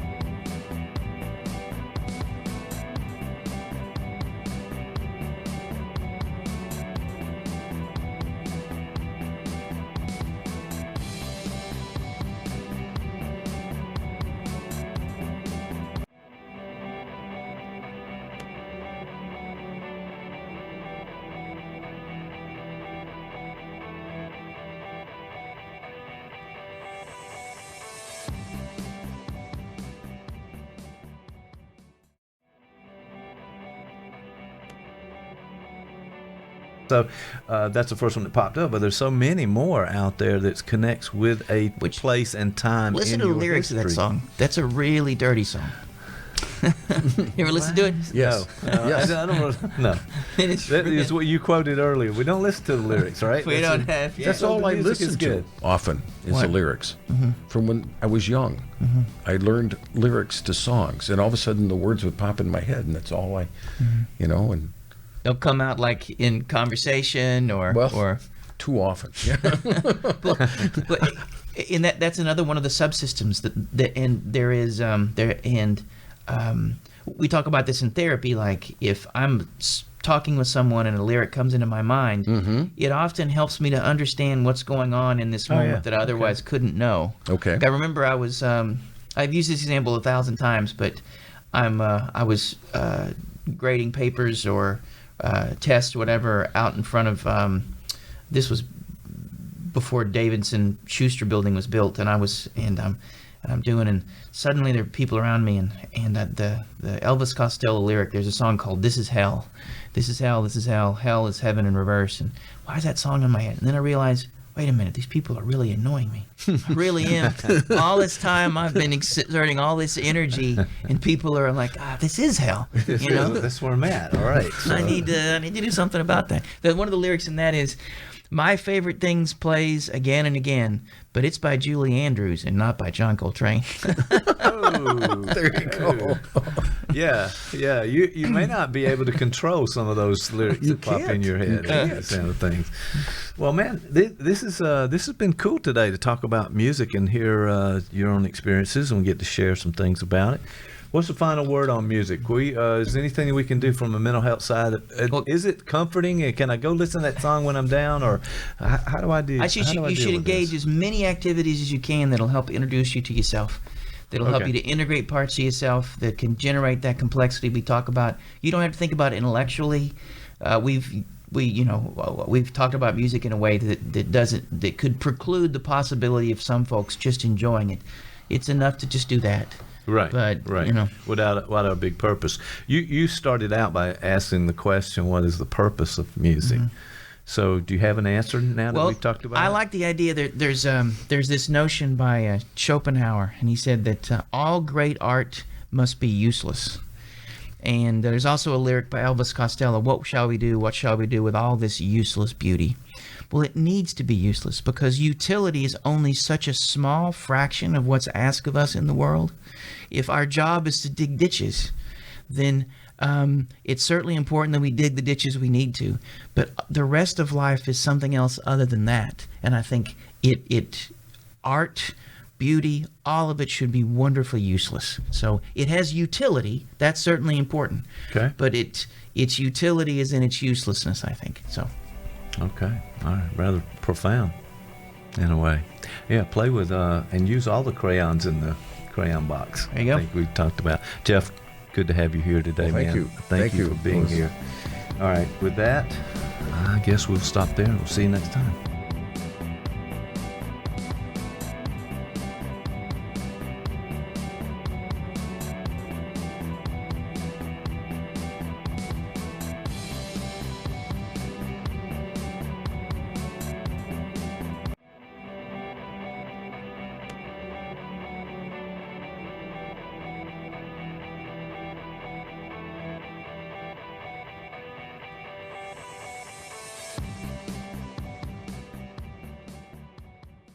You have a story to tell. Columbus Podcasting can tell your story with a world-class video podcast of professional quality. Viewers and listeners can access podcasts anywhere, anytime. ColumbusPodcasting.com. Give us a call today.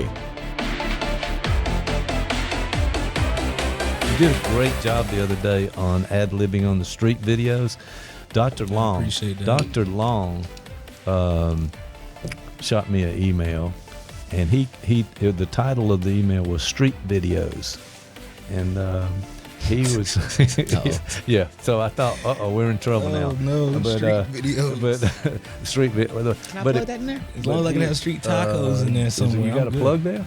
Try it. If it is, you got a plug. This man. See, this is what I've learned. I've learned that I can't take him anywhere. All right, there you go. I've learned that for sure. He's trying to. He's already sent like 12 Instagrams and 42 tweets out. And what's up? Unfortunately, go ahead, because you don't want to hear what I gotta say. Unfortunately, Dr. B, we put out tons of great quality work, and the thing is, they see it.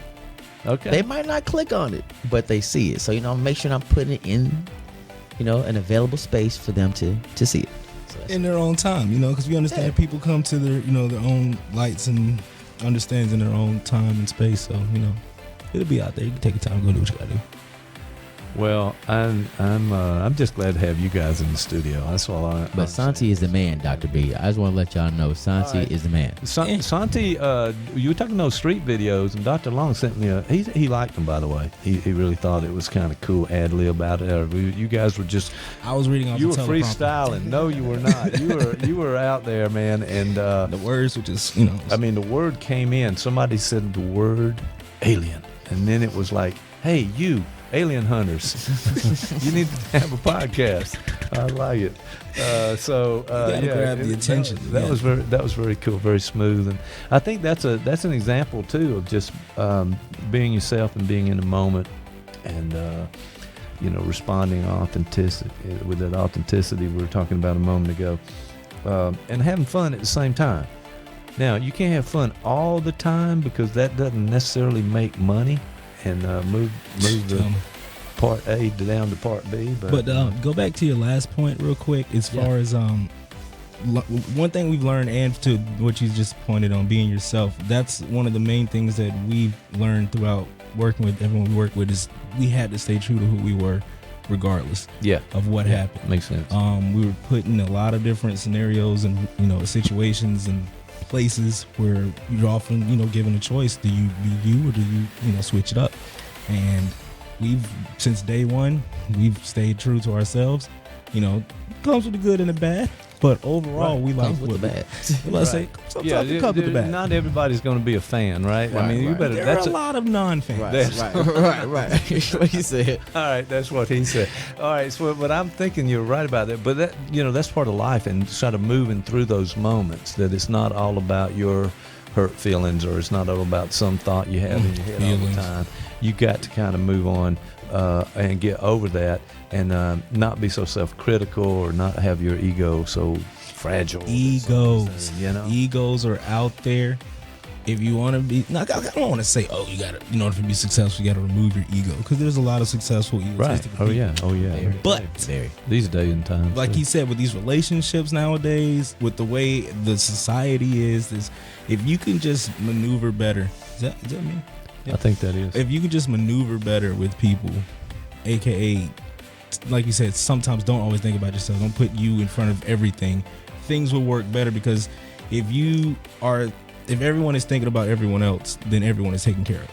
It's that simple. Because if you're just only thinking about yourself and you can't care for another person, like no one else can be cared of than just you.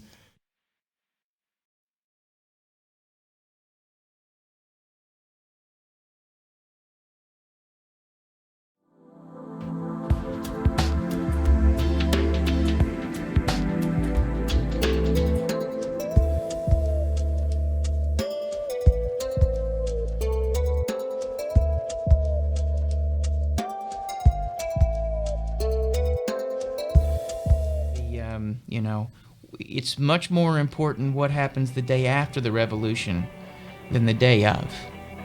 And in some ways that is reflective of what happens in therapy too. When someone comes in and we initiate some sort of change process, there's some sort of movement, some sort of understanding, some sort of skill imparted. It's really the most important thing is what happens next. Right. And I think that's sort of the subtext in all this, and even the paper I want to write. I want to think about what happens next, and how do we ensure that what happens next can be somehow a fidelity or somehow connected in the best possible way to what happened the day before. All right. I like it. It's food for thought. And I don't think we always think that long term necessarily. And maybe we need to. All right, good conversation, Dan. I guess that's it. That's Boom. A wrap. We'll see you next time.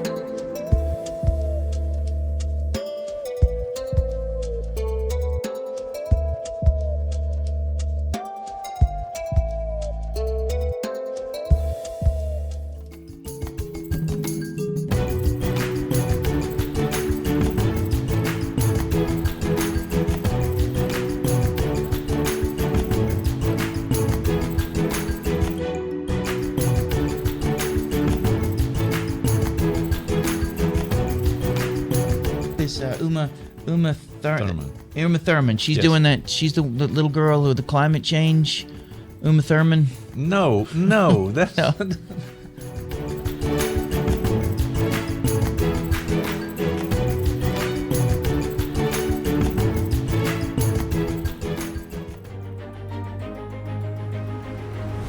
So the transits that are still interesting to us here in 2019 are the ones that are taking place in other solar systems. okay. Now, wait a minute. That Yes. implies something, right? Yes, it does. That implies that there are actually planets around other stars. And in fact, the very way we discovered planets around other stars had to do with the way that the planets were orbiting around those parent stars. Right. And so there's a whole new class of planets that we know a lot about now Yes. that are called extrasolar planets. Extrasolar planet. Extrasolar. Extrasolar means they're not orbiting our sun, they're orbiting another star. All right. We now know of over 4,000 extrasolar planets. Wait a minute. 4,000. Over 4,000. And by Over the way, that 4,000. number keeps going up, so it's a little bit hard for me to keep track. I think the latest number I saw was 4,084 known confirmed exoplanets or extrasolar planets.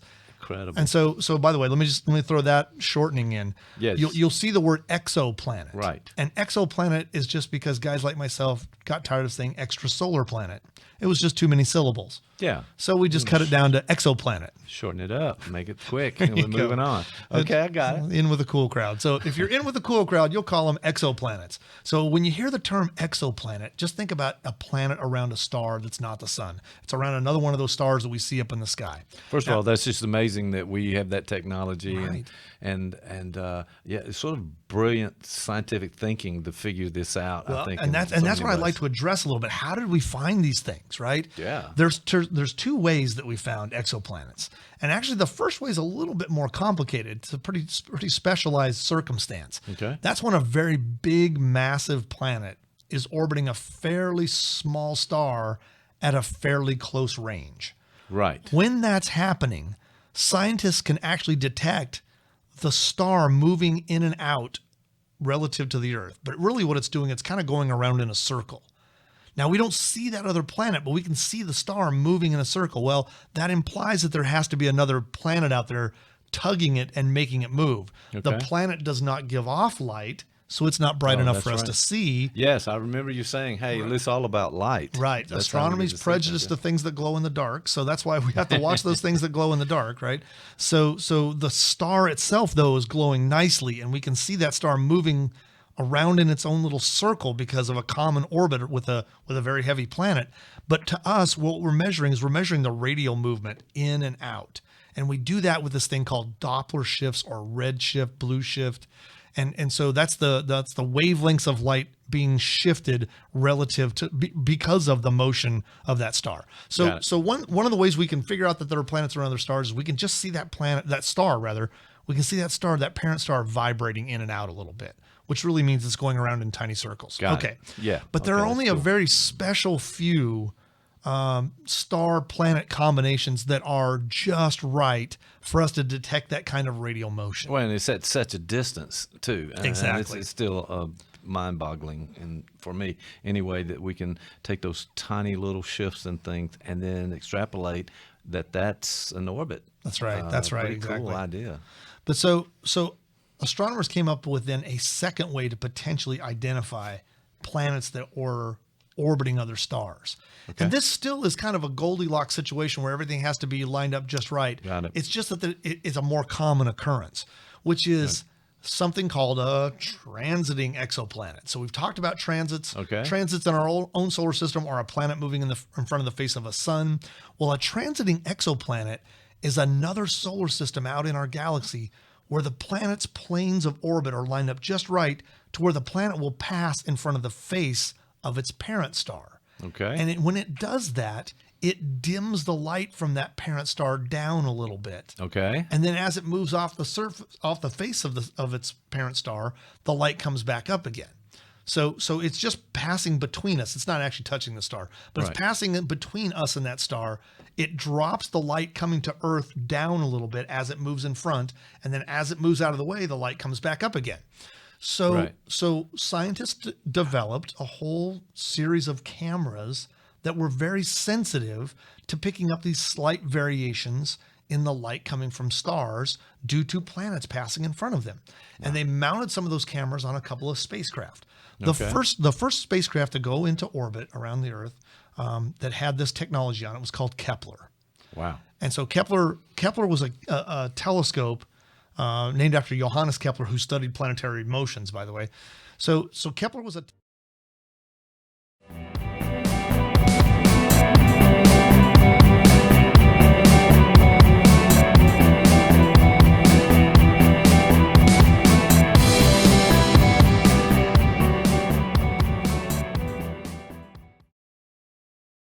You have a story to tell. Columbus Podcasting can tell your story with a world-class video podcast of professional quality. Viewers and listeners can access podcasts anywhere, anytime. ColumbusPodcasting.com. Give us a call today.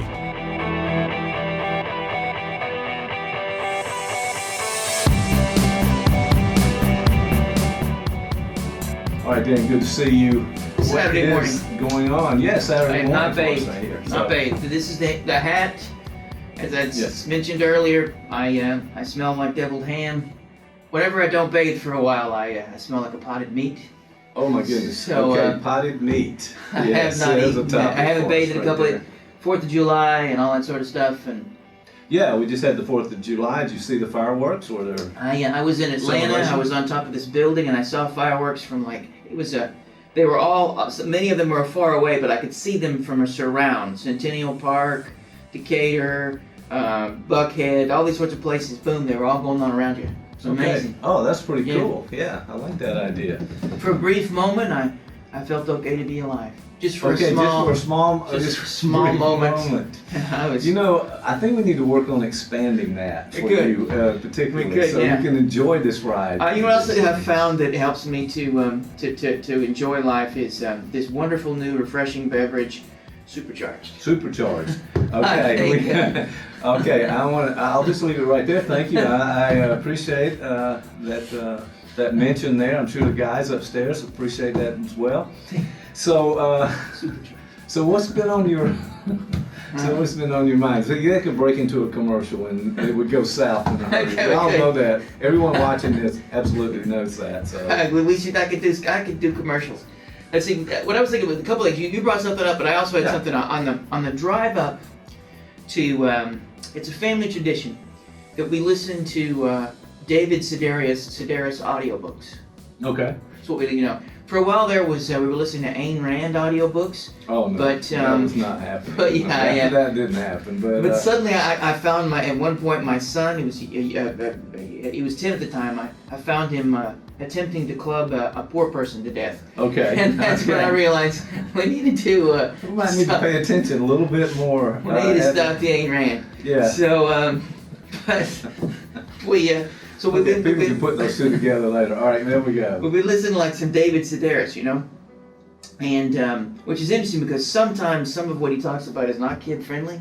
So you have to hover near the pause button to be able to move through some things because he does this one story about Fire Island that not for kids. Okay, all right, yeah. But it's funny. It's just not for kids. Yeah, right. So we're up there. We're part heading of your toward. Job, right? As a parent, yeah. But I thought part of my job actually is to guide him through tactical shaming. Yeah, we talked about your parental shaming earlier. That's right. I'm going to write a book on shame-based parenting. There's a need for an intervention on that for sure. There is. There probably is. So we're in the car. We're going up, and suddenly Sedaris tells a story his stories are autobiographical, and I'm sure there's a little liberty taken in this one, but it talks about when he was younger, somewhere in the age between 6. He makes it sound like it started somewhere around that time, when he had these severe obsessive compulsive symptoms. Like he would be in the classroom, he would get up 28 times during classroom, and he would go and have to lick the light switch. On the way home, he would have to lick mailboxes, statues in people's yards. He would have to lick the doorknob to his house. He would have to kiss the stairs. All these sort of things, and he would. So what would a 10-minute walk would be an hour and a half, and it was just sort of riddled and weighed with all these rituals that you have to go through. Boom, boom, it seems boom. Very interesting too, because with the tongue, he has to lick things. That's germs and everything. That's got to drive somebody crazy in his household, I'm sure. Well, the teacher was rather upset. It began with the teacher sort of wanting sending a letter home to his mom to address these things. Okay. And the teacher, at least from his perspective, wasn't quite understanding what this all could mean. She thought it was just simply sort of right. She didn't. Really bizarre in some ways, and that's why you're not going to come to a quick understanding of that until you look at it a little bit. Yes, and you might want to, most of the classroom you'd want to touch things with the glove. When that kid's around. Right. Everyone wears gloves now. But and he tells a story. Oddly enough, he makes it relatively humorous. But if you've ever been subject to obsessive compulsive symptoms or known someone who has, they are terrifying, and they're hell. They just really are. They're tough. And to be plagued by it's kind of associated. It's anxiety, right? It falls into that camp. And look at anxiety, depression, illness, those kinds of things, for sure. And that's where it becomes sort of interesting, because if you look at it from a purely biological stance, we could say that maybe it is something awry with the nervous system. We could say that, and certainly in very extreme cases, that there seems to be some genetic pull, history of severe obsessive disorder in families often. But one way to think about it would be, because I don't know if you know this, but I can look at things psychoanalytically. Sure. Sometimes, every once in a while. Every once in a while, every day. So we can think about it. If at the core it is anxiety, obsessive compulsive symptoms are an attempt at a solution. It is what Freud called making the best of a bad job. Everything that was all of these obsessive acts, these obsessive thoughts and compulsive acts, are all circle around a central and core anxiety, and that they are attempts to mediate that. They're attempts to be able to do something with it. And if you, for instance, he makes just a passing mention of what was going on at a time when these things really became difficult. His parents had just moved from the north to North Carolina, and they were living in this temporary house. And so you can see that at that moment he was placed under a tremendous amount of pressure and stress. Okay. And as a kid, whatever tendency he had toward compulsive activity and obsessive thought suddenly became increasingly exacerbated as a result of this change. And so the solution became even more drastic and dire. And as you can see, that developmentally there are all these sorts of, particularly as we move into middle school, social pressures, puberty, they're both internal and external stressors that occur as a result of their developmental arc, and they tend to increase. And so and that I was interested in his age at the time. You didn't mention that, but I'm assuming it was middle school. I think so. I think he said he was. I think he was 10 or 11. I may be wrong. But it seemed to be somewhere around that area, 4th, 5th, 6th grade, something like that. It was just developmental. Yeah, he was right there in that sort of spot. Okay. And so you can see that it's an attempt to be able to cope, and it's what makes it sort of like most symptoms. And this is the way to sort of think about this. This is the way, particularly psychoanalytically, we would define a symptom. It provides an immediate and limited but very effective solution to the anxiety at hand. But long term, it tends to feed itself. So it's a symptom that begins to actually reinforce itself and make itself worse. Because if his anxiety on some level was feeling alone and vulnerable, moving away from friends and family and a network of connections that somehow made him feel supported, as soon as he comes to a new place, licking doorknobs and light switches is not going to make you connected to people. No, as a matter of fact, it's going to run people in the opposite direction, or he's going to suffer some real consequences from other people. And the vicious spiral of that is, it begins to get worse and worse and worse. And so the problem you fixed now requires more of the same fix, and then at some point it can even unmoor itself and no longer be tied at all to the thing that initially started. Okay. So in his case, it seemed to, if his story is accurate, it was remarkably debilitating. And for him, it wasn't until he had maybe a bit more control over it. It wasn't until he started smoking as a young adult and doing drugs that he was able to do something with those things. He would talk about how the ritual of smoking, lighting a cigarette, of stepping away to smoke, all these sorts of things were a way for him to suddenly, once he picked up chain smoking, to develop a set of compulsions and rituals that were more socially acceptable. And so he made that trend. Now, why his parents didn't take him to a therapist, I don't know. That in and of itself this was in the 70s, I guess. Excuse me. Late 60s, early 70s, I guess. That's when how old he was. Right. It might be some kind of taboo against that, particularly. But that also could be diagnostic. That the family, it's simply just, So I don't know. And if you've listened to any of his stories, he's lots going on. Yeah, it seems like there is a lot going on with him, but he's prolific and he's on NPR and he's on all of these.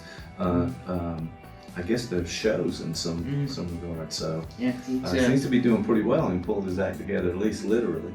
He doesn't have his own drink yet, but he's not quite hasn't that level of success, but he's moving in that direction. Yeah. Well, that's really interesting. So it took a sort of a life of its own, moved away from the initial starting point for him with the anxiety and the move and the other kinds of things there. So.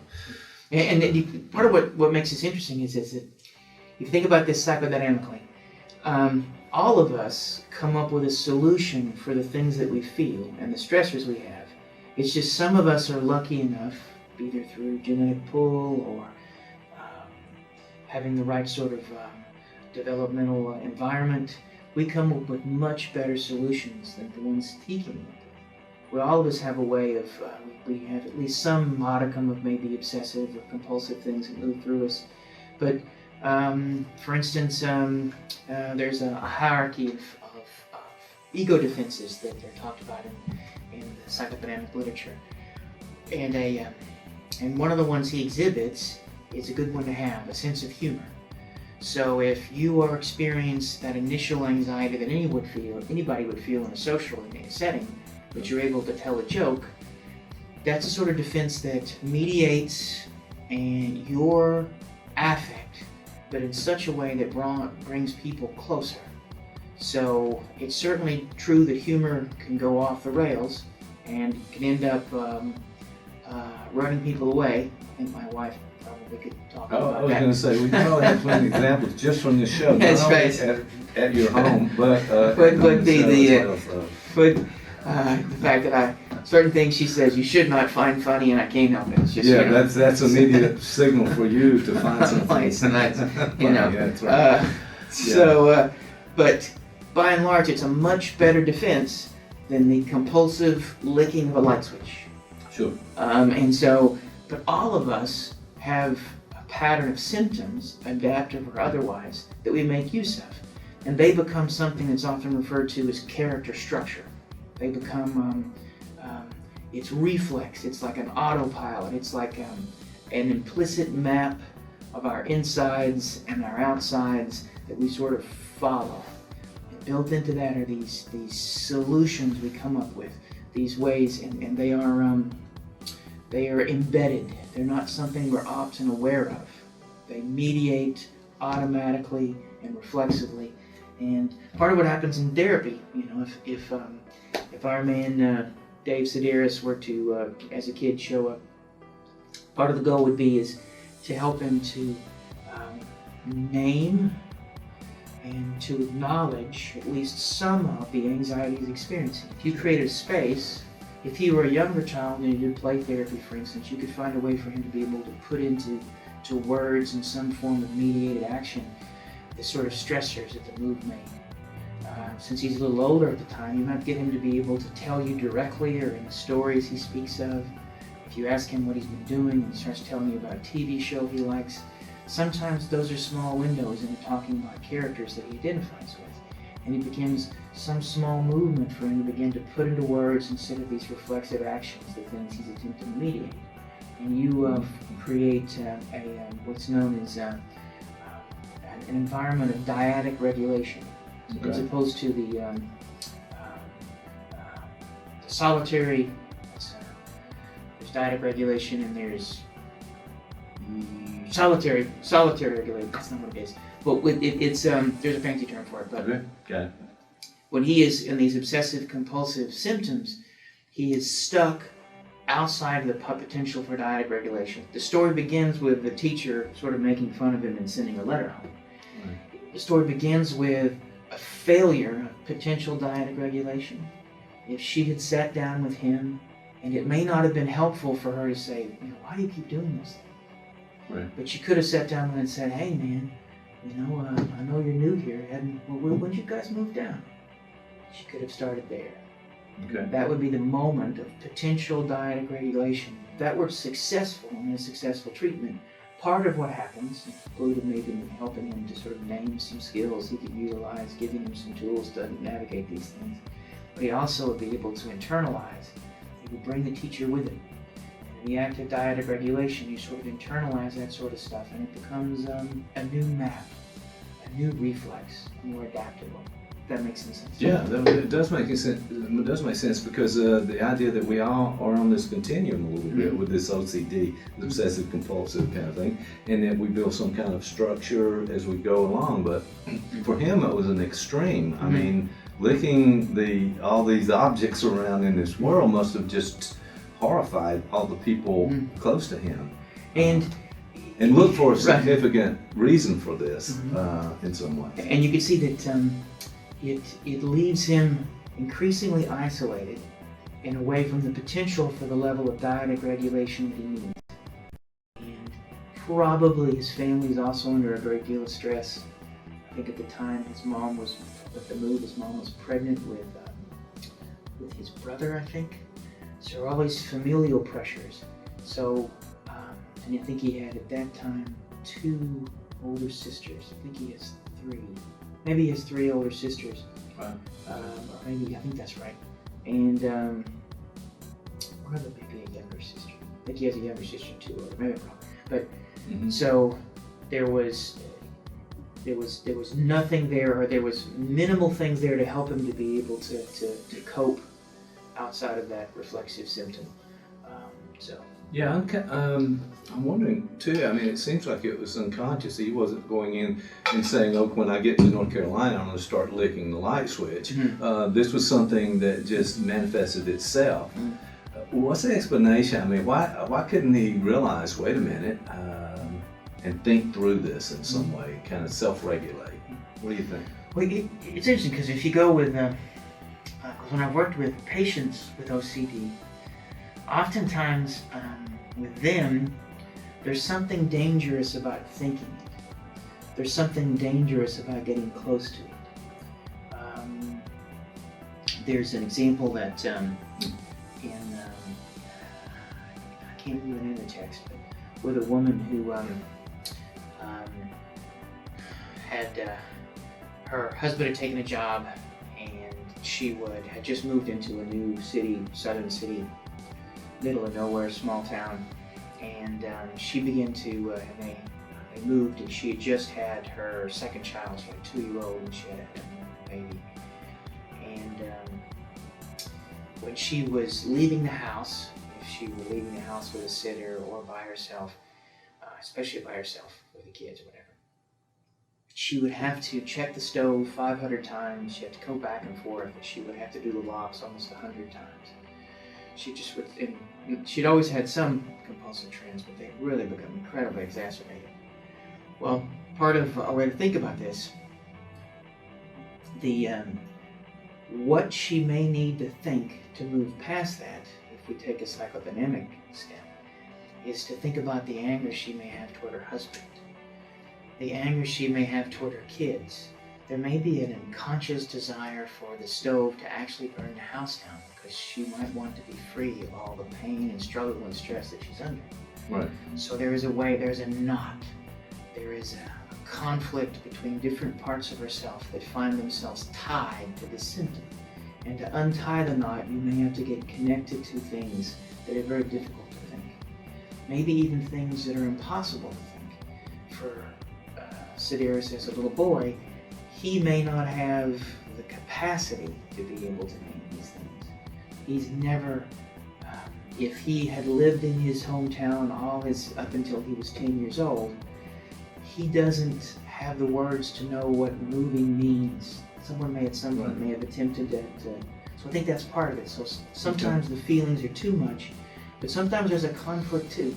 There is, and this is very psychoanalytic and maybe controversial in a number of quarters, but at least with some obsessive symptoms, there's a danger to really peering under the symptom, because what you find there could be maybe very dangerous and difficult. No one wants to think that they want to burn their family down. Right. But you're having those kind of very horrible, unthinkable kinds of thoughts, and being able to confront those, and that's hard enough for anyone to do. A number of folks that I've worked with throughout the ages, I'm not that old. I'm old, but I'm not that old. But throughout my career as a male hand model, throughout my career as a therapist. What is it that you do? We gotta figure that out one day. Yeah, what do I do? That's another show. We'll get to that. But oftentimes, some of the symptoms, the patterns you see will be around things like pedophilia. Oh, I think I'm a child molester. I think I'm a horrible person. And that they can, they'll can't drive past the park because there'll be kids there, and they'll suddenly, oh my God, what a horrible person. And sometimes the symptoms serve the purpose of, or at least part of their purpose, is to punish. That the things that I feel are too much, and to project condemnation and aggression outward are a way to tie that knot. They offer a quick and not so easy, very difficult solution. Part of the work is to get someone to be able to, if not directly peer under what conflict may be arriving at that, getting them better at being able to feel the things that they feel. Right. I can think of an individual who had some those fears of pedophilia, and he had graduated from a graduate program and had just started a fairly lucrative career and was beginning to experience some success when his obsessive compulsive symptoms began to reach a crescendo. Mm-hmm. And part of the work with him was untying this knot to see that at least part of this had to do with the fact that he was now more successful than his dad. Mm-hmm. That up until now he had lived under this idea that his dad was as good as he could get, was second to God in terms of his place in the universe, and to suddenly live in a world where he began to think about his father differently, his very success began to wreck the balance in the world that he had. And so beginning to get him to touch on those things began to get him to be, and it's difficult to see, well, how does fear of molesting kids connect with this wrecked by success narrative? But what is central to it is really just affect. It is feeling. Symptoms are an attempt to be able to mediate inner experience, and that can tie all sorts of things together that often seem not connected at all. Right. Or it could be that it was necessary for me to do that because he had good insurance and I wanted a boat. Okay, this was we were straightforward there. We just went off the rails just a little bit about the boat, but I really don't. No, it's difficult to face these kinds of things, and if the context of the family we're in and the environment that we're in makes it harder to do that, sure, we're going to shy away from that. We're going to find reasons not to look at that. And as you said, it may be too horrifying for the person. It's it ain't easy being human, and that's part of the takeaway from this is that you can look at someone with the extreme symptoms that Sedaris had with the licking of the light switch, but we can see embedded in that something existential, something that is central to the human condition. We have to come up with a solution that allows us to live, and we are not solitary in that. We don't do it by ourselves. It requires people in our life to help us to do that. And no matter how good they are, sometimes they're not good enough in some ways. We have genetics and biology give us a certain, there are certain factors there that we are like cards we were dealt. All of those things sort of swirl together, and we come up with a way to do something with those. And when you look at an extreme situation like Sedaris, I mean, think about yourself. You think about the things that you do. Think about the way in which you mediate stress. One of the more common ways would be, lots of folks, the first thing they do when they come home is either on the weekend or usually the weekend they'll Netflix binge. Right. And you may say to yourself, on one level, that's okay, Netflix binge, but that can be. By the way, it happened at my house this couple of days ago with the third season of Stranger Things. Stranger Things, yes. So. That's sorry, I didn't mean to take you off. Yeah, I got to watch that Stranger Things. That's that one about. It's got Ducky in it. I'm not going to say anything. I tried to talk about it the other day. I was shushed at the house because we didn't want to reveal anything. Okay. Try to be but see, respectful. A Netflix binge can be symptomatic because it can be another solution to mediate certain affect states. We talked before about that notion of the euthymic window. We can move to a place of compulsive activity in the Netflix binge, and it's different than licking a light switch, but it can in the end keep us maybe even stuck in some ways that Sedaris also was. A weekend spent Netflix binging doesn't allow you to think about the week before, the Monday through Friday, that generated the need for that compulsive activity. And it is possible, if you are allowed to get close enough to things that pushed you toward that symptom, to suffer just enough to feel them, you might be able to come up with a more adaptive solution. You may be liberated. You may grow in a way that allows you to have more of a life than a life that you have to attempt to escape from through a screen. Right. Well, I guess we have to use what we have at hand in some ways. So what happens if you don't adapt to this? I mean, you were talking about, he obviously kind of pushed through this and worked through it in some ways. He made a lot of dough. The Sedaris guy, he's successful. What happens when you don't have the opportunity to work through? That sounds like a terrible place to be in your life, and it would constrain you from ever kind of growing. I think there are folks who are literally debilitated, who are trapped. There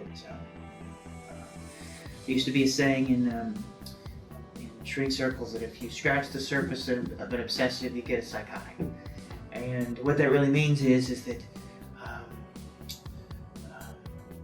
untempered, and what often happens is, as part of our developmental arc, is a lot of emotionally difficult or a lot of psychological symptoms can have some level of remission as one moves through age. They can sometimes, and so it could be that folks who initially have these sorts of things, they may even out. They may find a way that they may disperse. You'll notice lots of pre and adolescent and post-adolescents will develop certain tics. Those will come and go, and those may be connected with the rapid myelinization of different hemispheres, which can be connected with increased executive functioning control, all that sort of stuff. So there are neurological sort of hallmarks and markers one move through, but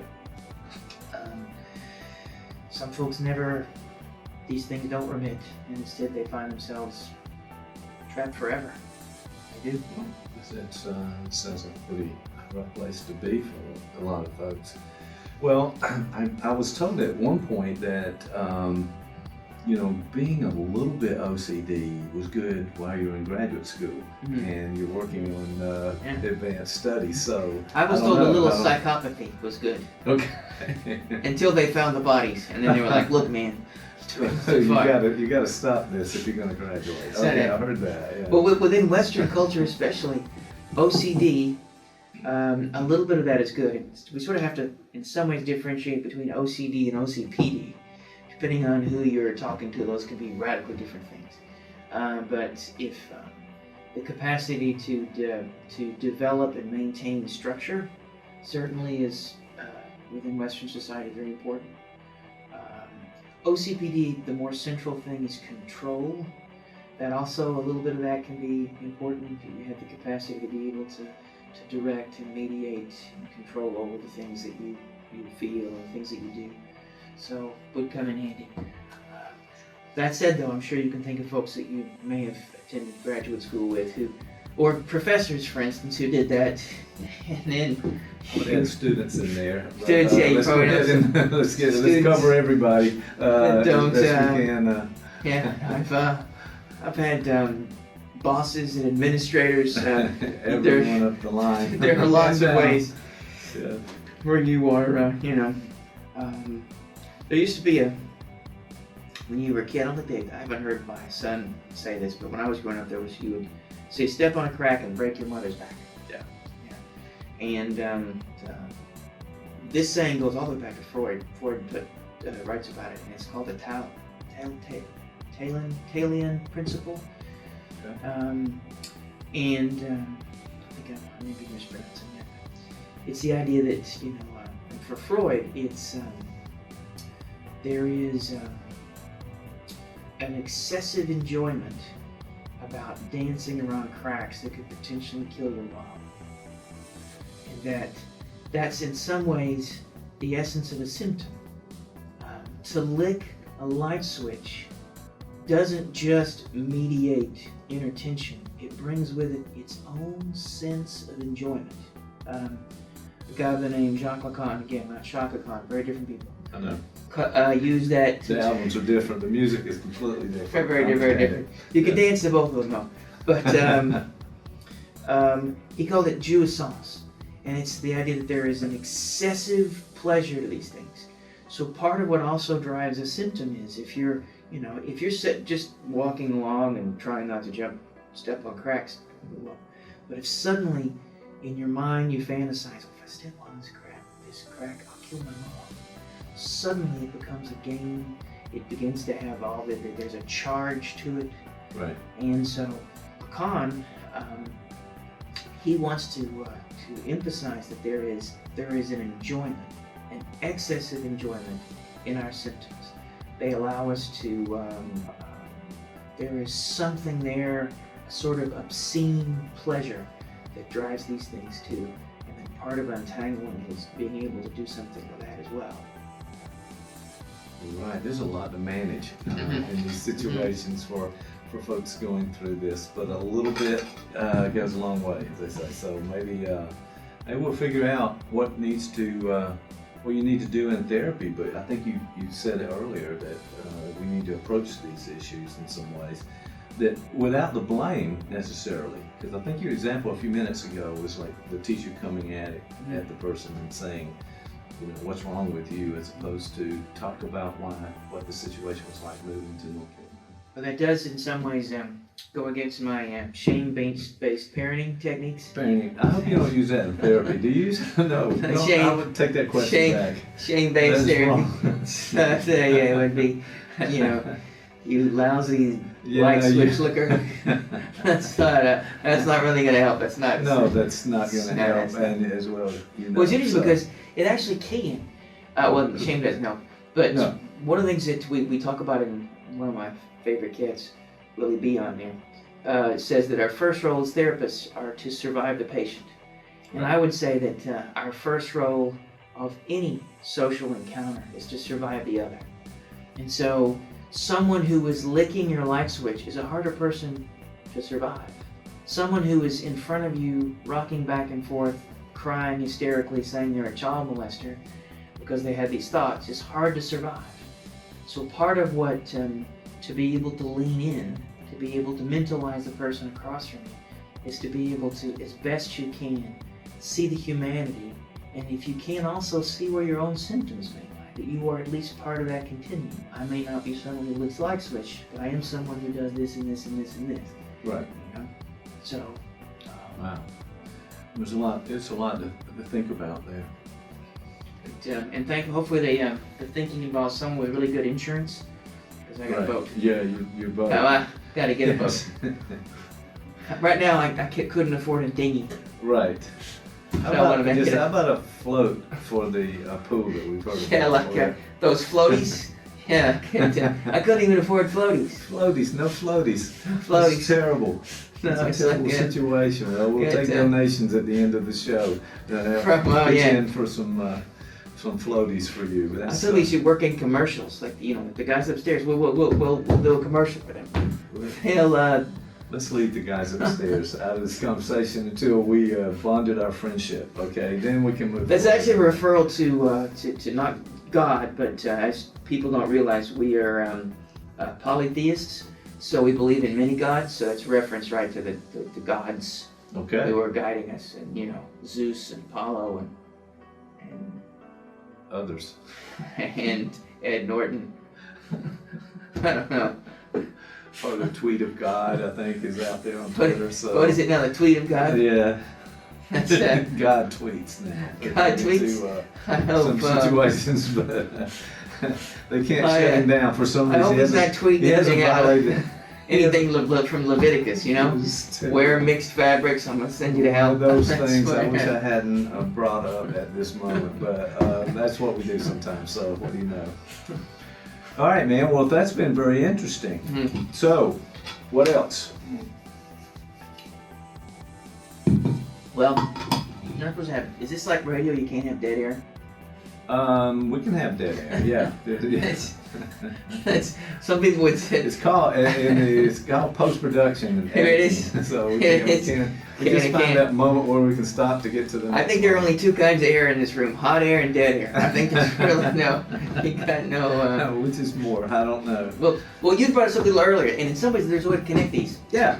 Well, about ideology. And people certainly want to talk about it. So we can say that for later if you want. Yeah. Well, we need to have a longer time to kind of get into it, but let's talk about it for just a second. Well, Set this up, sort of up. You talked about this notion of ideology, like why are people like, let's not we should remain apolitical, or do we wade into the fray? Well, I would say at this point there's no way escaping from the politics because it's in the air that we breathe at this point. So well, I have a couple of careful we don't go. Friends from Tennessee where I grew up. We're very conservative. And so they often send on the Facebooks. I don't know if you got one of those Facebooks, or if you know anybody that does. I've heard of the Facebooks. But I got one of the Facebooks, and they send these, and they often say things like, immigrants go home. I don't like line breakers, or that was one they go about breaking in line, there are pictures of Trump as if he was drawn a little like he might be some sort of Christ figure. Mm-hmm. And so there's an ideological component to that. Sure. And you were saying that why do people cling to that? Why do people that's kind of the question. Why do we need that? In other words, we can't really sort of independently think about things as they come and make choices in that. We have to sort of join a particular ideology and then march to that too. Correct. And that I find that very interesting. This is how this connects because we'll go with Lacan. Lacan has a famous saying that reality is structured like fiction. Okay. And only the non-duped err. That's another one. Okay. And we may have to have some disclaimer at the end of this show, but and also a definition, some terms used during the show. But what he means by that is that the only way you can be wrong is not to be fooled. And what that means is that we can only exist or make use of reality through some sort of mesh, through symptom, through our own histories. It is always to some degree wrong. So there is a fiction that we create to be able to, that it involves us and the people around us, and this fiction is how we move through the world. And it is always to some degree untrue, because it has to be. It is always to some degree unfinished. And what happens with rigid ideological structures is they become rigid, fascistic, and they no longer allow for the movement that what one needs to have with our necessary fiction. You could imagine a dialectic of illusion, disillusionment, and illusion and disillusionment that allows the growth of a mind and a spirit to be able to get bigger and bigger and embrace the world in a better and better fashion. But on some level, we have to cling. When we talk about learning theory, for instance, there's also a famous philosopher that said, all learning is, there is no learning without suffering. And that's the whole notion of assimilation versus accommodation from Piaget's standpoint. That to assimilate is not to alter the fiction and the illusion we live with. To accommodate it, however, is to have to alter that, and that is almost always painful. So, and I'm picking on my friends in Tennessee, but for instance, this notion that, immigrants go home, nobody likes a line breaker.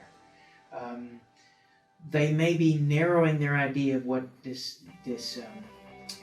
what makes this ideological is, in many ways, that most ideological systems often have, Lacan calls it a quilting point, or some notion or idea that sort of ties everything together. A lot of right-wing ideology, this notion of freedom. Freedom isn't free, or, this notion of America almost as if it's sort of a saturated symbol. Well, in this case, it's the immigrant, and that there are outsiders that we should be united against, and we should be united against them underneath the American flag, and they are trying to get in. They're doing something unfair and wrong. And so that is a helpful illusion to have, because it makes the world make sense. It creates a fiction that you can live under. But there's a tremendous amount of information that has to be repressed, or in fact, you can also, what often happens in these systems, this is all psycholinguism, the immigrant gets to own all the projections. You don't have to think about your own difficulties in a certain way, because you can project them into the immigrant. Right. And so it offers again that really tidy fiction illusion that one can live under. But what's missing in that, what was challenging, is if you were to take my friend from Tennessee and we were having, I said, well, what if you realize that a certain percentage, I don't know what the percentage are, but 30% of those are actually women and their babies. They are fleeing because if they stay where they're at, they might be killed. Or that they see a promise for a world where their children may have the things you've been able to give yours. What should they do? Should they stay where they're at? And if you were to say that, would it open up the possibility of some level of accommodation? Doesn't mean that he suddenly has to, throw away his entire platform of immigration. But there's the possibility of being able to think about this differently. Now, as an aside, we've talked in here about Slavoj Žižek, and he got in a lot of trouble, and made a lot of his friends upset when he said that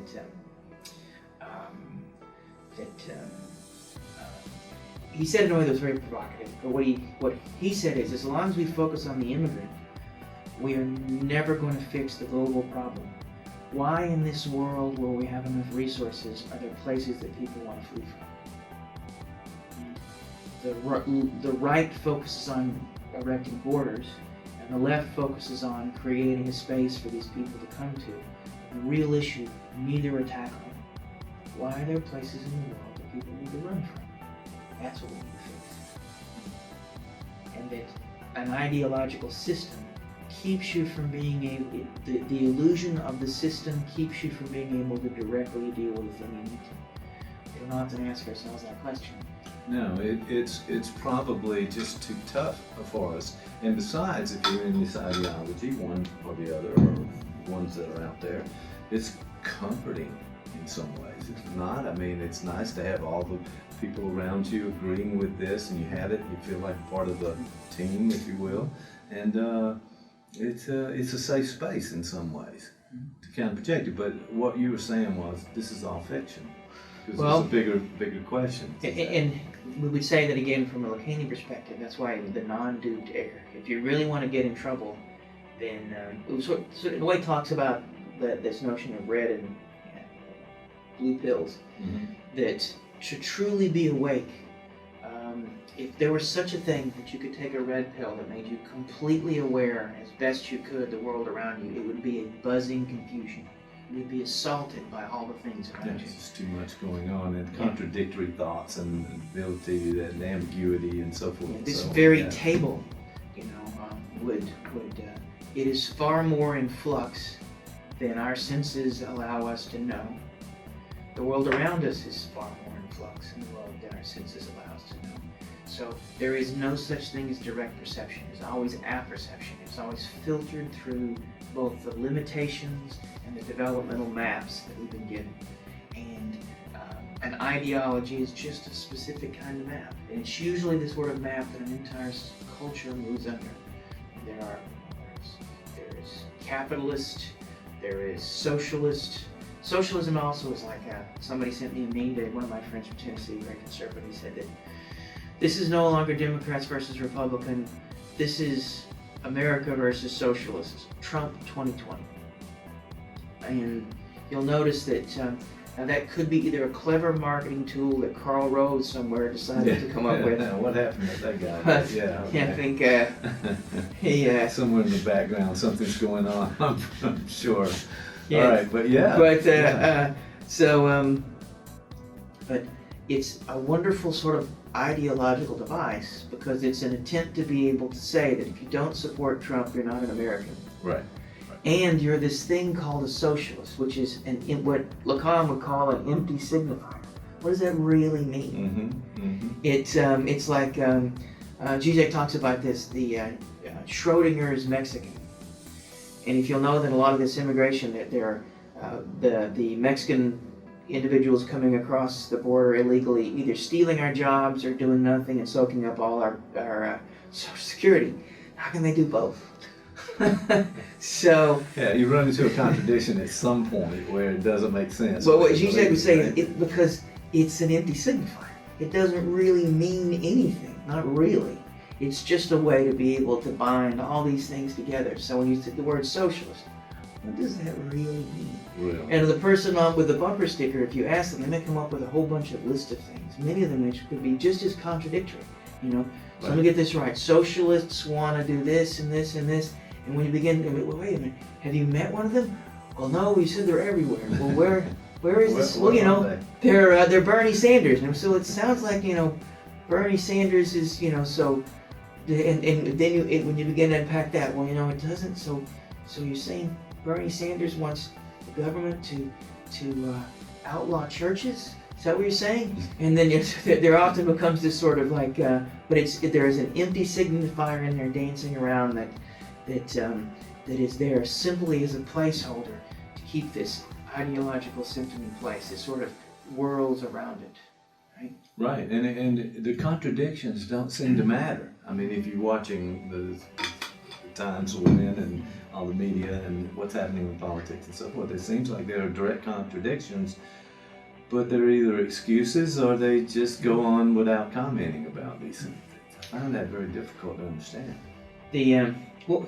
In the commentary, and it can be difficult in lots of ways because some folks on the left, and there are folks on the left criticizing that the Me Too movement and awareness of misogyny and abuse itself, if we're not careful, could become something other than we intend it to be. That's a controversial subject because I'm not really sure, there's ideology in that statement too. But it is possible that, if you go back to Zizek's idea about where we get tripped up in immigration, if we focus, and I think we mentioned this before, he talked a lot about some of his conflict with transgender rights, that what often seems to happen is we're just finding a way to integrate one more person into the world instead of this one more person may be able to have the seeds for change for the entire world. So those on the outside, if you ask Nazi Germany. It talks about the figure of the Jew. And for the Nazi ideology, they were like, they were like Schrodinger's Mexican. On one level, they were degenerates who did nothing but sucked up resources, but they also controlled everything. And like, okay, but but that's because in the end, they served a purpose, and unconsciously they structured this entire system. But if you were to ask someone on the outside, it is from them they might be able to observe, well, wait a minute, that their vantage point might allow them to see something that people who are trapped in this ideological system can't see, if they were able to speak. So how do we give voice to the marginalized in such a way that they may be able to change the majority? They may deliver a truth that creates an act of accommodation on a societal level. And we have to be careful. We have to find a way to be able to keep that voice intact and able to speak. So.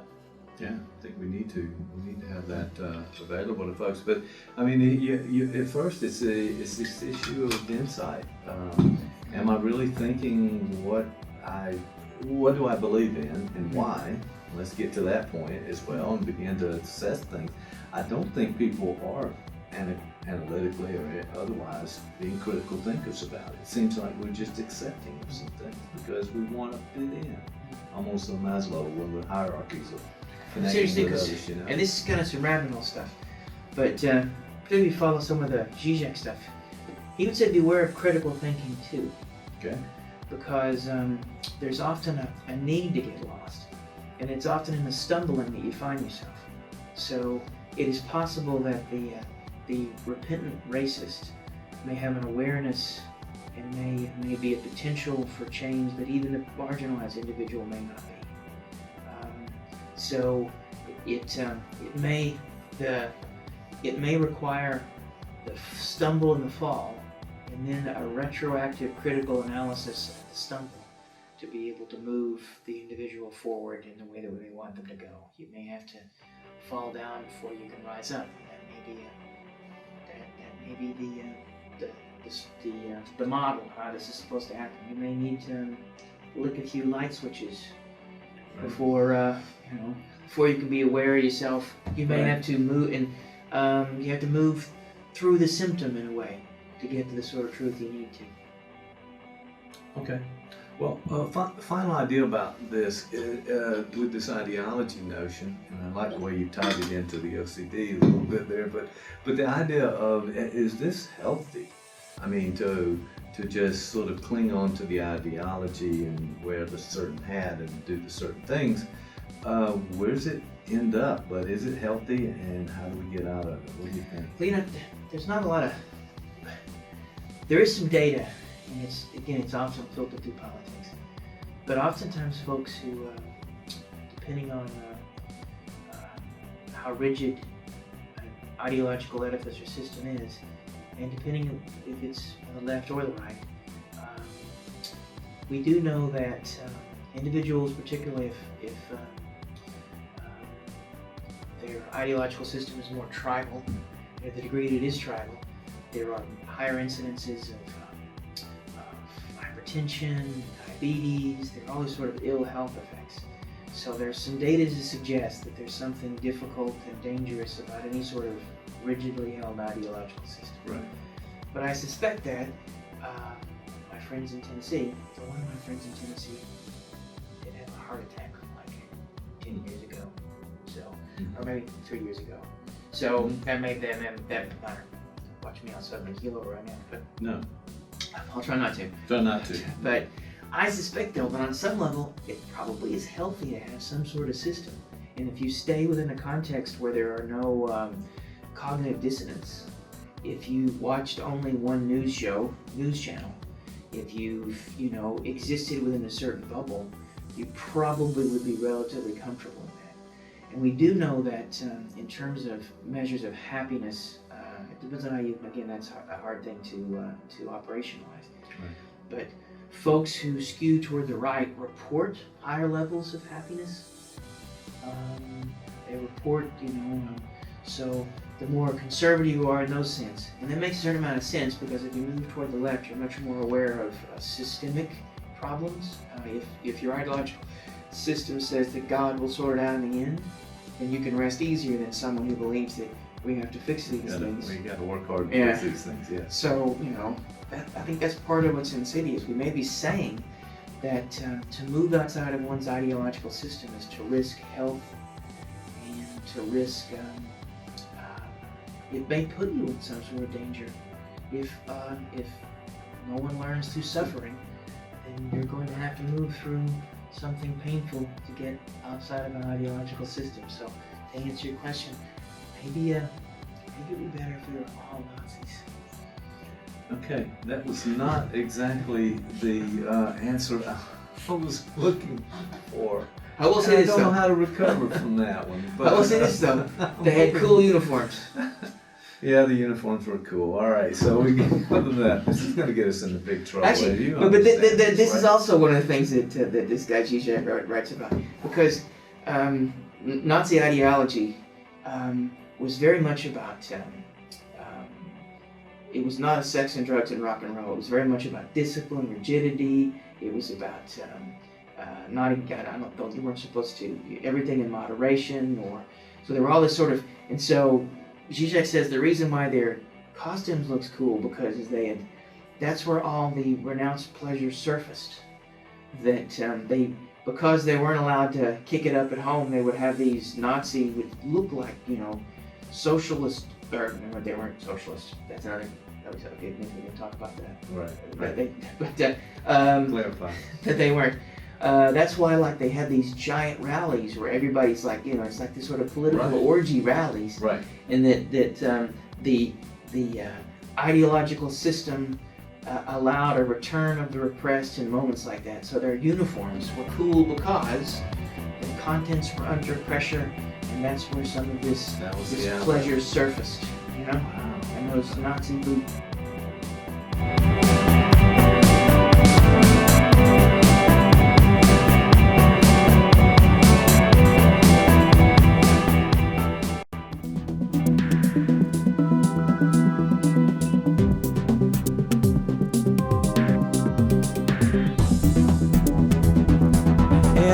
Well, here's how it happened, ladies and gentlemen. So I'm going out to my truck out the front door here at 1214 First Avenue to pick up a book that Dr. Hackett and I are going to do a Talk with Mike and Tom podcast coming up pretty soon. And happened to run into two of my favorite people walking down the street. I think I scared them just a little bit. Did I not scare you? You scared me. Okay, I didn't mean to. I did. That door opened. You know what happened? You didn't scare me. I think I did. I think you startled my very skittish significant other. And okay, let's get a close up of him over there being skittish. All right, perfect. Yeah. That's how it looks. Don't say boo.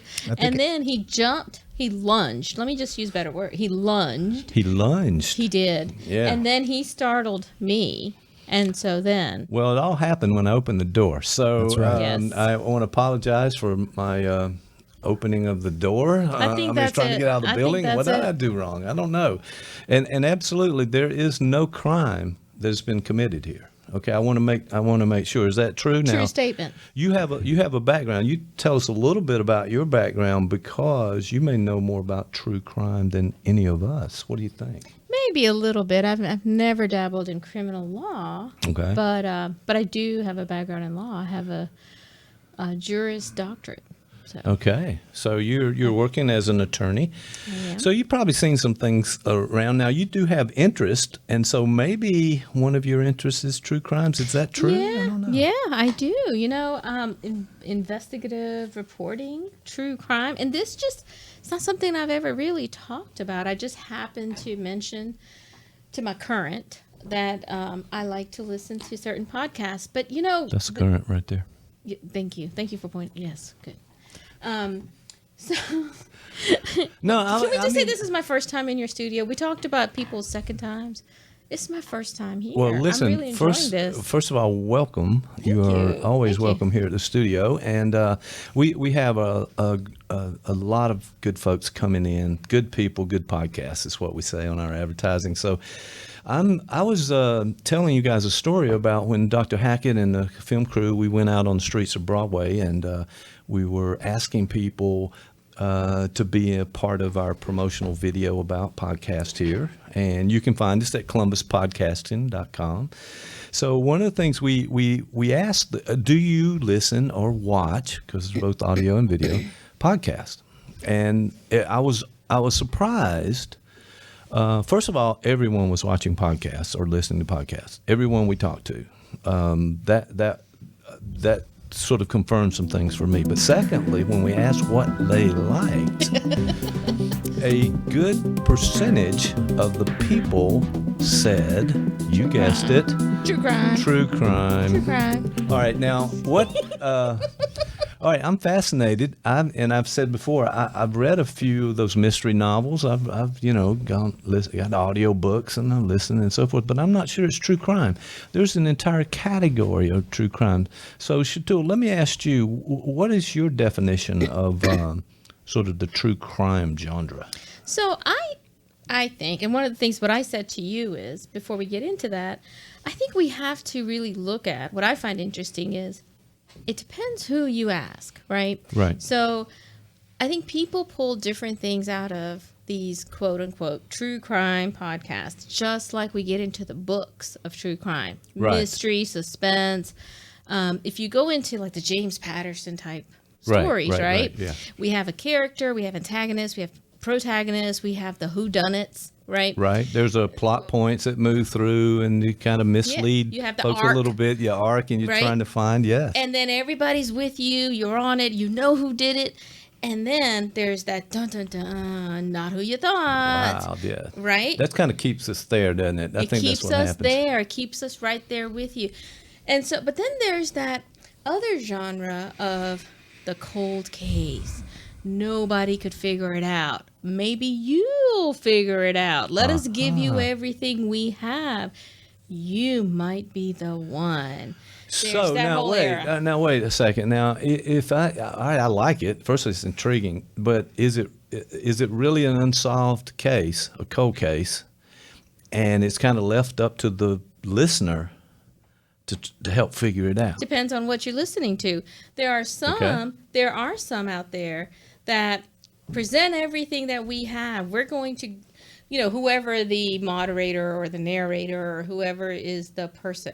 Personally, I don't like the cold case files ones.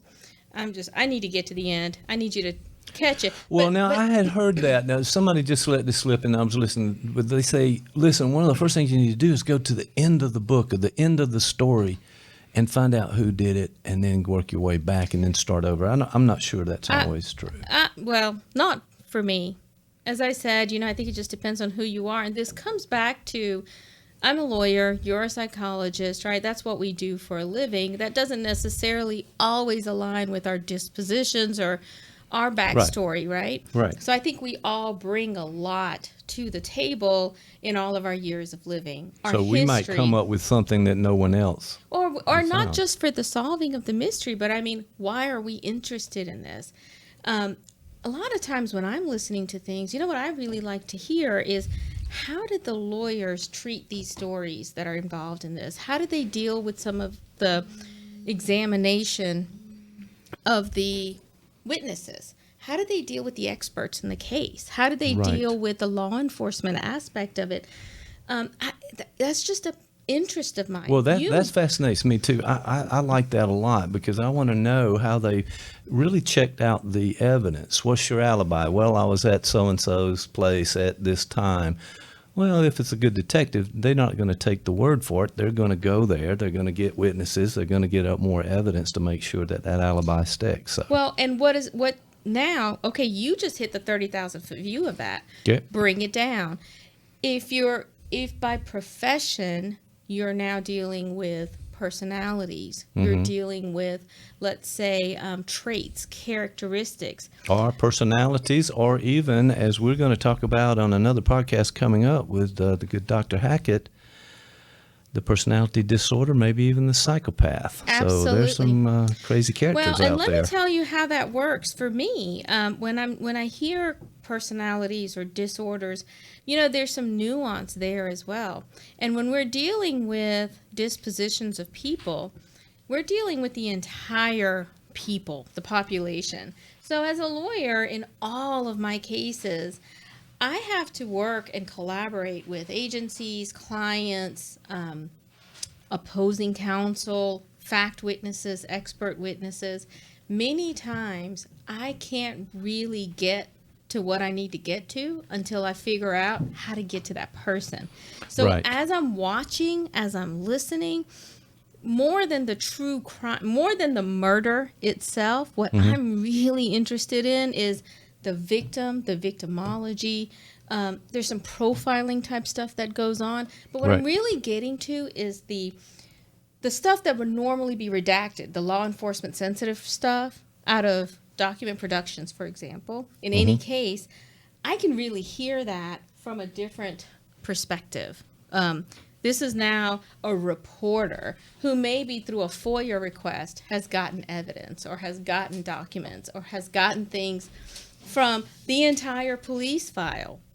And then if there's things that are redacted, the reporters who's now reporting this podcast knows what's protected through First Amendment privileges, has now gotten through the trouble.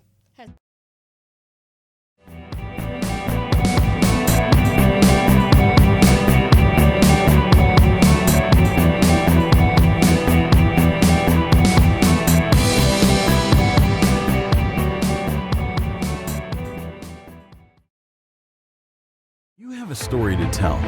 Columbus Podcasting can tell your story with a world-class video podcast of professional quality. Viewers and listeners can access podcasts anywhere, anytime. ColumbusPodcasting.com. Give us a call today.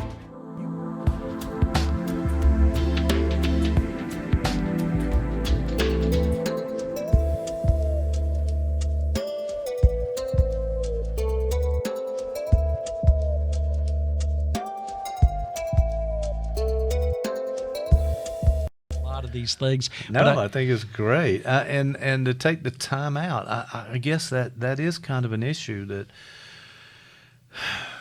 Well, I wanted to say something about reading a good book or reading a book like this that has so much information on it, and we're reading less. Oh boy, that's kind of another podcast, isn't it? That's a whole nother thing. But I do think you're on the right track where you take a break. You do some inventory on what you want, where you're at, what you're going to do. Don't we all need to do that? And I'm not so sure everybody, the Joe walking up and down the streets doing that. I want to wave the flag out there and say, hey, stop and think, reflect, be introspective, think about the future, think about the past, figure out your next steps. And it's not about you. It's about how you can help other people. And as soon as we get everybody on that train, I think we're going to be better off. In full disclosure, though, anyway. When I was working full-time and had a lot of responsibilities on my plate, it was a lot more difficult. As an old retired professor, I actually have the time to do this. So I'm not advocating it necessarily as, hey, I did it and, that kind of thing. No, but I think it does make sense. And I'm all about folks taking time out to really think about what they want and how they're going to get it, what's stopping them from getting it, making good decisions that not only affect themselves but affecting others. So we try to do that in our counseling efforts, and I think it's something that we probably need to do as individuals.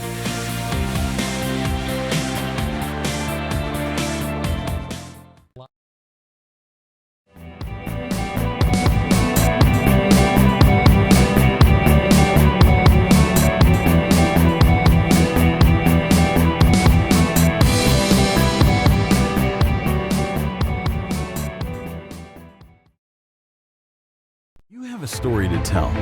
Columbus Podcasting can tell your story with a world-class video podcast of professional quality.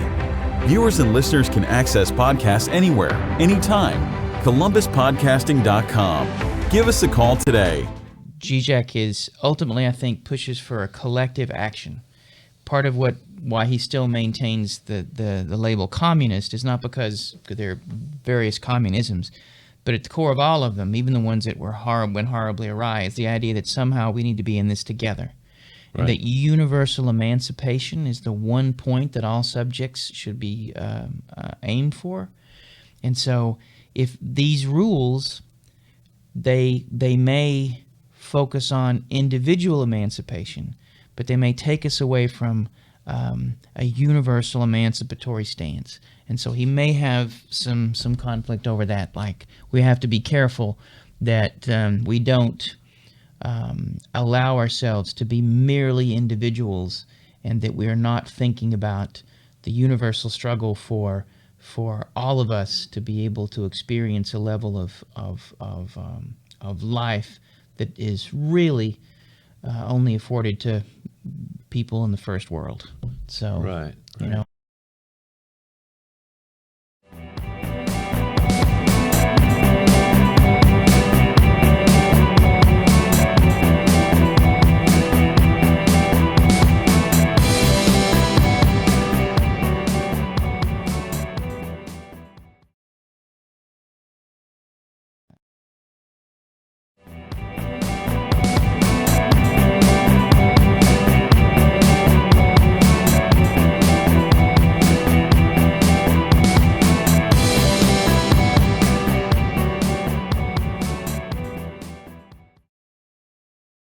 You have a story to tell. Columbus Podcasting can tell your story with a world-class video podcast of professional quality. Viewers and listeners can access podcasts anywhere, anytime. ColumbusPodcasting.com. Give us a call today.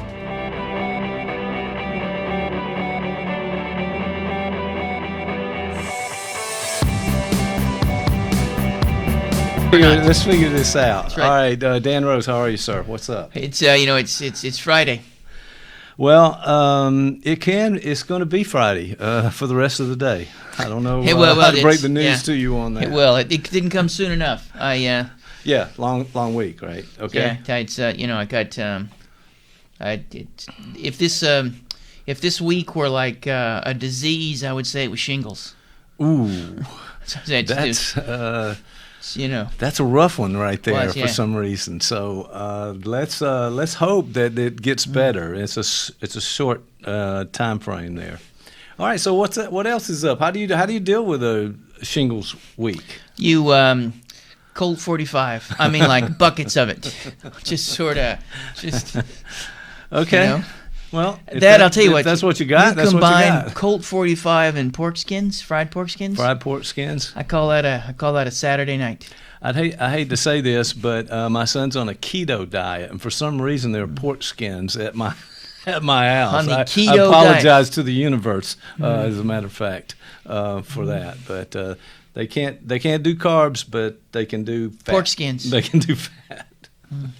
It's crazy. You know, I dated world. a girl for a while. It smelled like pork skins. Oh, I just felt that was really couldn't go anywhere. Do we need to know that? Just question. For that. People have smells. Well, yeah, I guess they do. I hope this session today is not really about nothing to do with smells. Nothing. It's just heat. Okay. Well, I'm glad it's Friday too. It's the end of a long week, and it is Friday. And I think people really do feel better on the Friday going to the weekend. We're all working. We're trying to move toward. I'm not working. Our own time and so forth, and have free time during the weekend. So, every moment of my life is free time. I mean, somebody's paying for it, but it's free time for me. So they have no idea what they're getting for their money, but they're giving you money and you're enjoying it, right? So that's how it works. Yeah, well, that's okay. I'm down for that. But yeah, so what's been on your mind lately? What's these things happening? We got to come up with someone to talk with, and I thought about this. Now, in some ways, this is a little. My son would say this is a stale meme in a way. He might criticize, but you know, he's 47. What does he know? I think you said on the last show he was 12, I believe, but we'll do the math later. He's 12 going on 47. Okay, good. I thought about this because I've been reading this this book by Slovenian philosopher and psychoanalyst Slavoj Žižek. Yes, okay. So when I read, I've occasionally dip into the guy's work, and reading that got me to think about some things. Sure. And also I was at home eating some vegan chili on a bed of brown rice with some Gardein beef tips, vegan beef tips. Okay. We could get some sponsorship out of this because I ate a lot of Gardein. I have no problem with all the sponsors you've mentioned so far. Good, we need to talk with those guys. Except for my Uncle Vinny, who in his meth lab, that was the one that had. Uncle Vinny is no longer with us. I understand after the explosion. Yeah, it was an explosive venture. But I'm also, and there was one of them YouTubes come up and talks about the black pill. You know? Yes. Oh, yes. Now I remember. Black pill. We had a little bit of text back and forth about that, just a little bit. I was confused because I was thinking, well, we had the red pill, we had the blue pill, and now the black pill. There's also the white pill. There's a black pill, a white pill. There may be other pills, but and the way to think how this might be relevant and maybe useful to some is that I don't know if there's a rainbow pill, but go ahead. All could right, be good. That was last week. That's right. If you know that scene in The Matrix, yes, where Bob Hope is. I mean, that's no. Not well, that didn't happen. Okay, nobody remembers who Bob Hope is. I'm the only one in the room, and probably listening ever to this. But okay. Go ahead. So there's this idea that in the film, I think it's Neo is the good guy, right? Right. So he's being confronted by Orpheus, right? Is Orpheus? Yes. Orpheus. And he asks him, he says, look, now that you know things, you can take the blue pill and you can go back to sleep and this never happened. If you take the red pill, you're going to wake up and you're suddenly going to see how things really are. And you have two choices. Yes. So he chooses the red pill and he wakes up and then boom, he sees how things are. Well, a few years back, my son would say longer than a few years back, there was this notion of being red-pilled and how you could get woke. And that both the left and the right use this as sort of a way to talk about things, that to be red-pilled is to suddenly be aware of things. It was often talked in the alt-right community and even in some of the incel community about how you suddenly see how things really are, and different forms of woke. On the left, it can mean something different as well. But again, it's just this state of wokeness. Yes, waking up to a new understanding, a new vision of what's really going on behind the scenes, in other words. Well, there's a wonderful scene in the Zizek film. I think it's in The Pervert's Guide to Ideology, but it may be in The Pervert's Guide to Film, where he replays that scene, and where he's in Neo's place, and he says, I want a third pill. I don't want either one of these. Okay. And my sons always wanted the third choice. When I'd read in the parenting book to give them either you want to do this or you want to do that, and they always that's why he's eating pork skins. It's really, he should have from another whatever you did back then. There's a lot of things undoable that happened. That's back right. then, So now we'll see what happens. He has a diet of pork skin. If he came up with a pork skin diet, I don't know how that would work. It's somewhere in this keto diet, but don't ask me, and I'm not interested. Keto. Thank you. Keto. Yes. But so that there are well, Zizek's point is that there is a way in which we may think that we've been woke, but that's actually an even greater trap. That to think that you suddenly see things clearly may be to be even further embedded and further trapped in things. So a wonderful example that he uses is that in California, they banned straws, and now lots of people are buying metal straws they take with them. They go to restaurants. Right. Okay. That makes sense. So this could be an example of being red-pilled. For instance, suddenly you realize the straws, and and the reason why they ban the straws is because I think the straws were affecting Liza Minnelli somehow. I don't know. Well, no. What I was thinking was there's so much plastic that suddenly in the ocean we have this nation of. There's a lot of plastic in Liza Minnelli. Absolutely. I was trying to move through that, but I didn't get very far. Go ahead. Is she still alive? Yes. Okay, Katie. Okay. It's the plastic. So it lasts forever. But so too much plastic, it's like killing turtles and stuff, right? So they went to paper in California, made it a law, and moved on. Yeah, okay. There's nothing wrong with limiting plastic use, carbon footprint, but the problem potentially that is, as opposed to dealing with the root of the problem, of thinking about, wait a minute, what is, why do I live in a world where things are going into the ocean? What are the broader things going on here? You simply affect a small local change that may have no big consequence whatsoever. Right. Another example that Zizek gives is if you go to Starbucks and you buy a Frappuccino or a Crappuccino, whatever you buy there, and every time you buy one, you give $1 goes to support a third world country family out of poverty. Okay. And Zizek, so again, nothing wrong with helping, but why would you question? There's a bigger question. Why do we live in a world where there's enough of everything, but there are people starving? So the question would be, you are lulled into thinking you're making a change or a difference, but you're actually just staying asleep enough in the matrix to perpetuate the very thing that has caused all these inequalities. Okay. And so there is a third pill, or maybe you decide to stay in the matrix and you attempt to be able to understand it from within, maybe even undermine it in a way, or maybe you channel it or direct it in a way that may create larger change.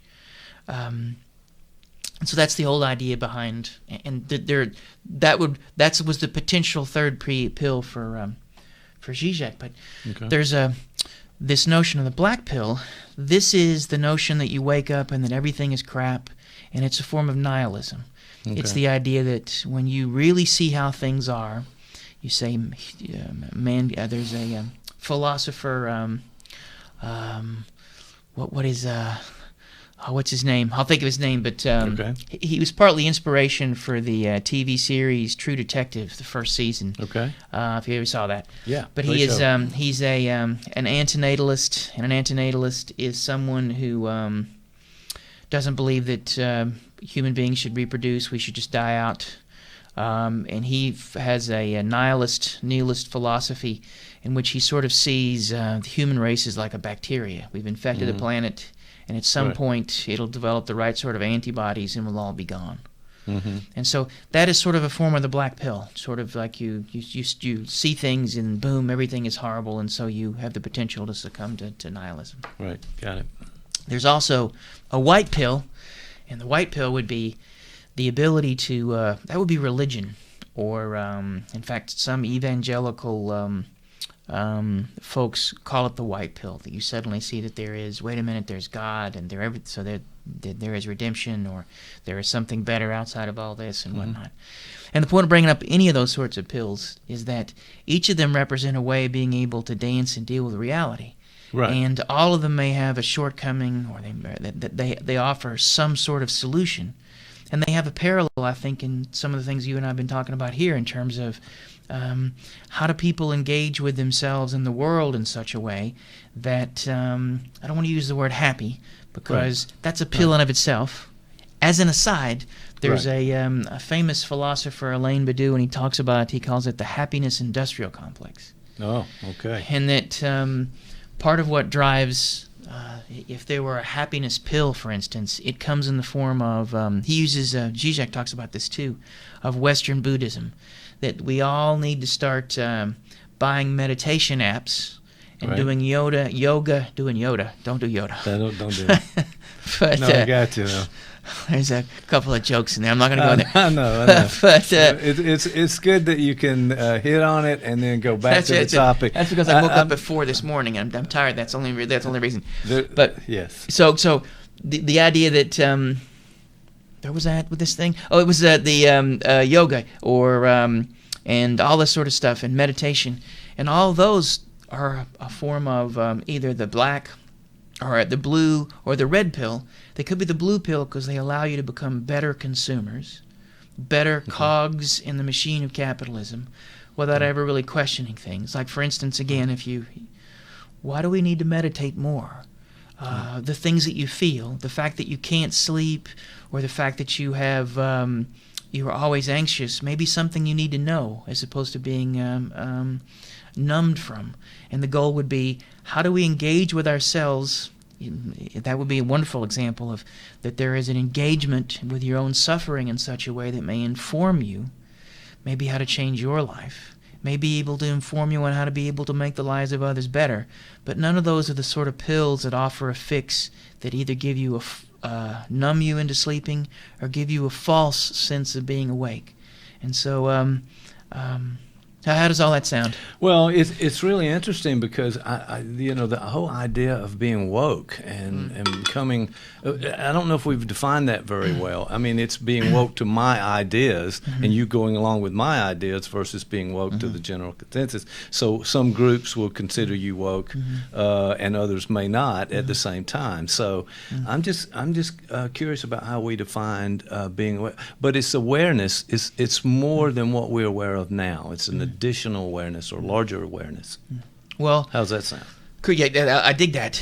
Even the term woke is already, in a way, carries with it a certain ideology, a certain politics, and a certain texture that allows you to be maybe closer to something important, but it also may blind you to some things, because if they were to offer a critique even of the notion of being woke, does that mean you're always awake? That you never have to worry about going to sleep again? That means that now you have a hold of a certain truth, and does that mean now that if you're not careful, if you have a hammer, everything is a nail? Right. There's a potential trap in there too. Absolutely. The idea that you've got the best idea, or your idea is the way it is for others, and it may not be that way. In fact, it may be, maybe you woke and it's a nightmare. Well, it's interesting because or really not realistic. Maybe not. Well, and Beyond talks about this. I talk about that guy sometimes, but also Zizek mentions this in the book that I'm reading right now, and the idea that we don't wake up from a nightmare or a dream because as a way to escape the unpleasant thoughts of the dream. We wake up so we can go to sleep from the truths that the dream are trying to tell us.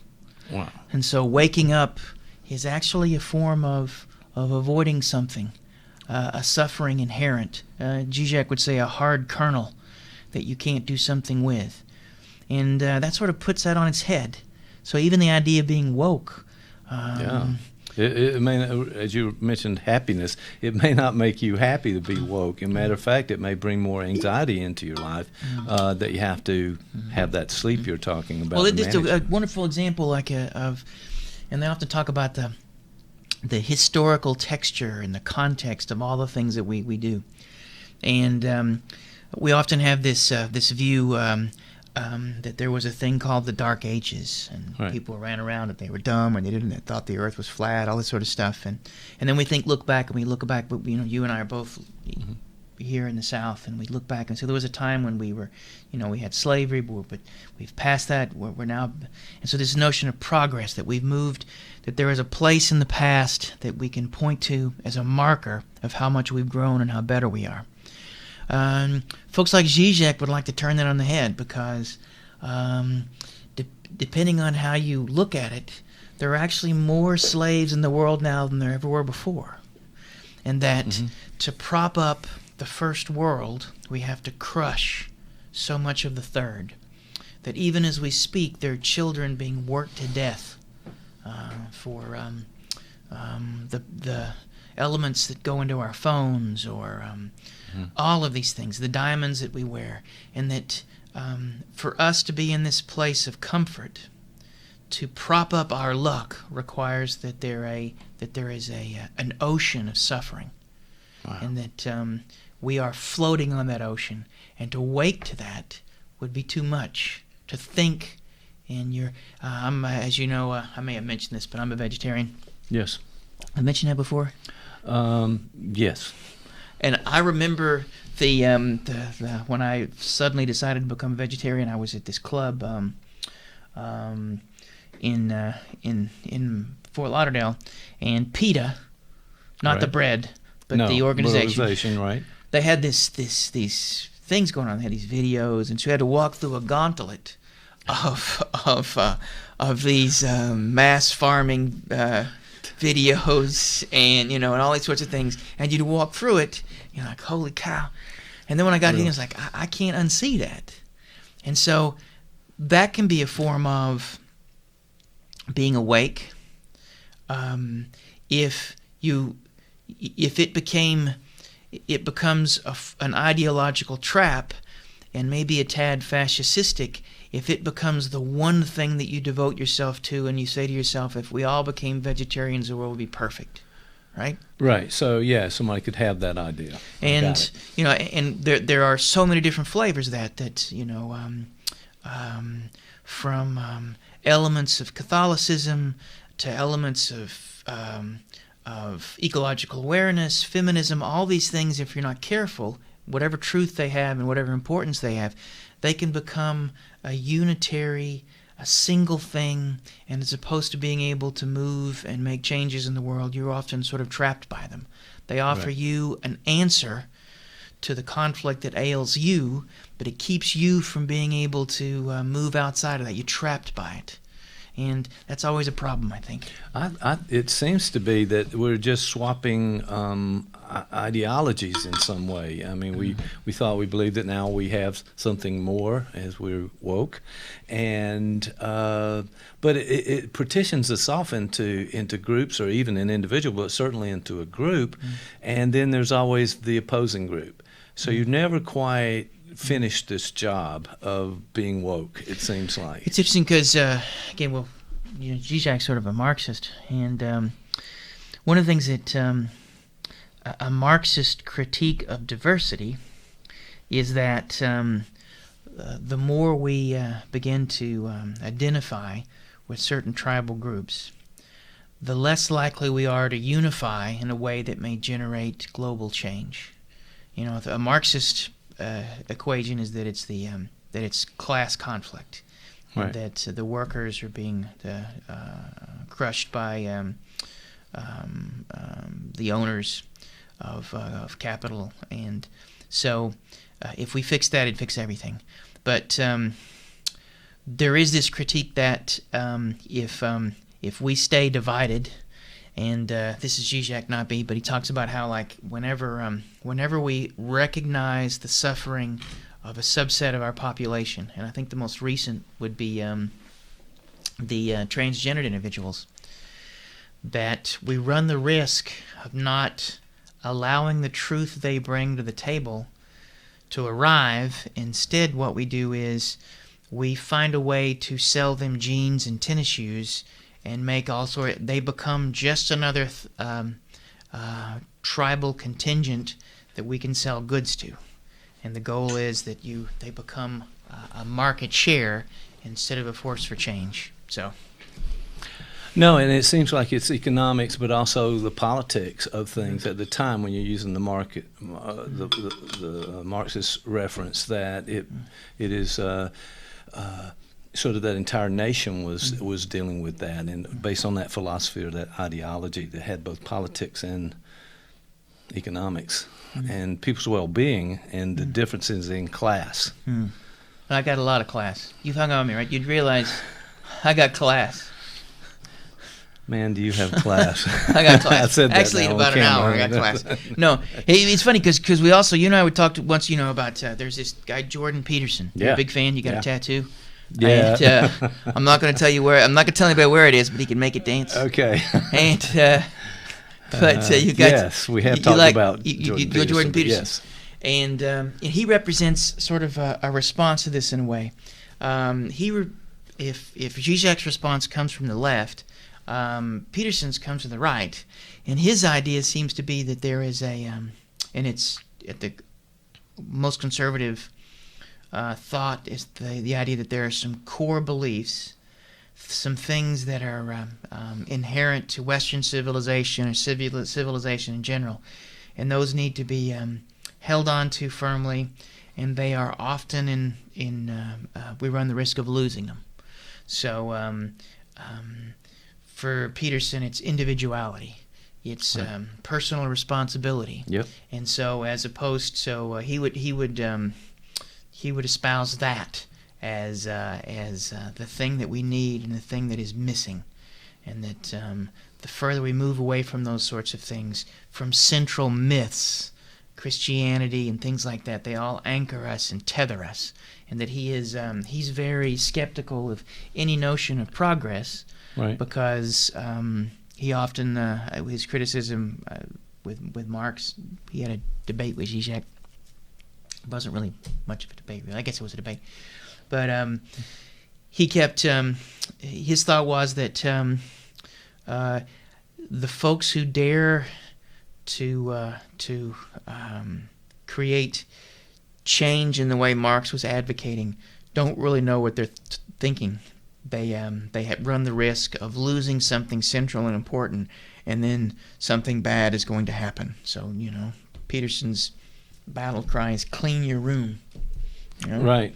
Yeah, he wrote the 12-step of that. I'm sorry, blocking on the title right now, but it's one of his latest books. So the notion is personal responsibility. Yeah. Really, I'm not very good at that. I was going to say not really that, but what I was going to say was that it's a nice idea to take that personal responsibility and clean up your own room, clean up your own house, make sure your thoughts and your progression, as opposed to progressives in larger sense, but the individual here's a progressive critique of that, though. While you're busy cleaning up your room, you're not noticing all the mess around you.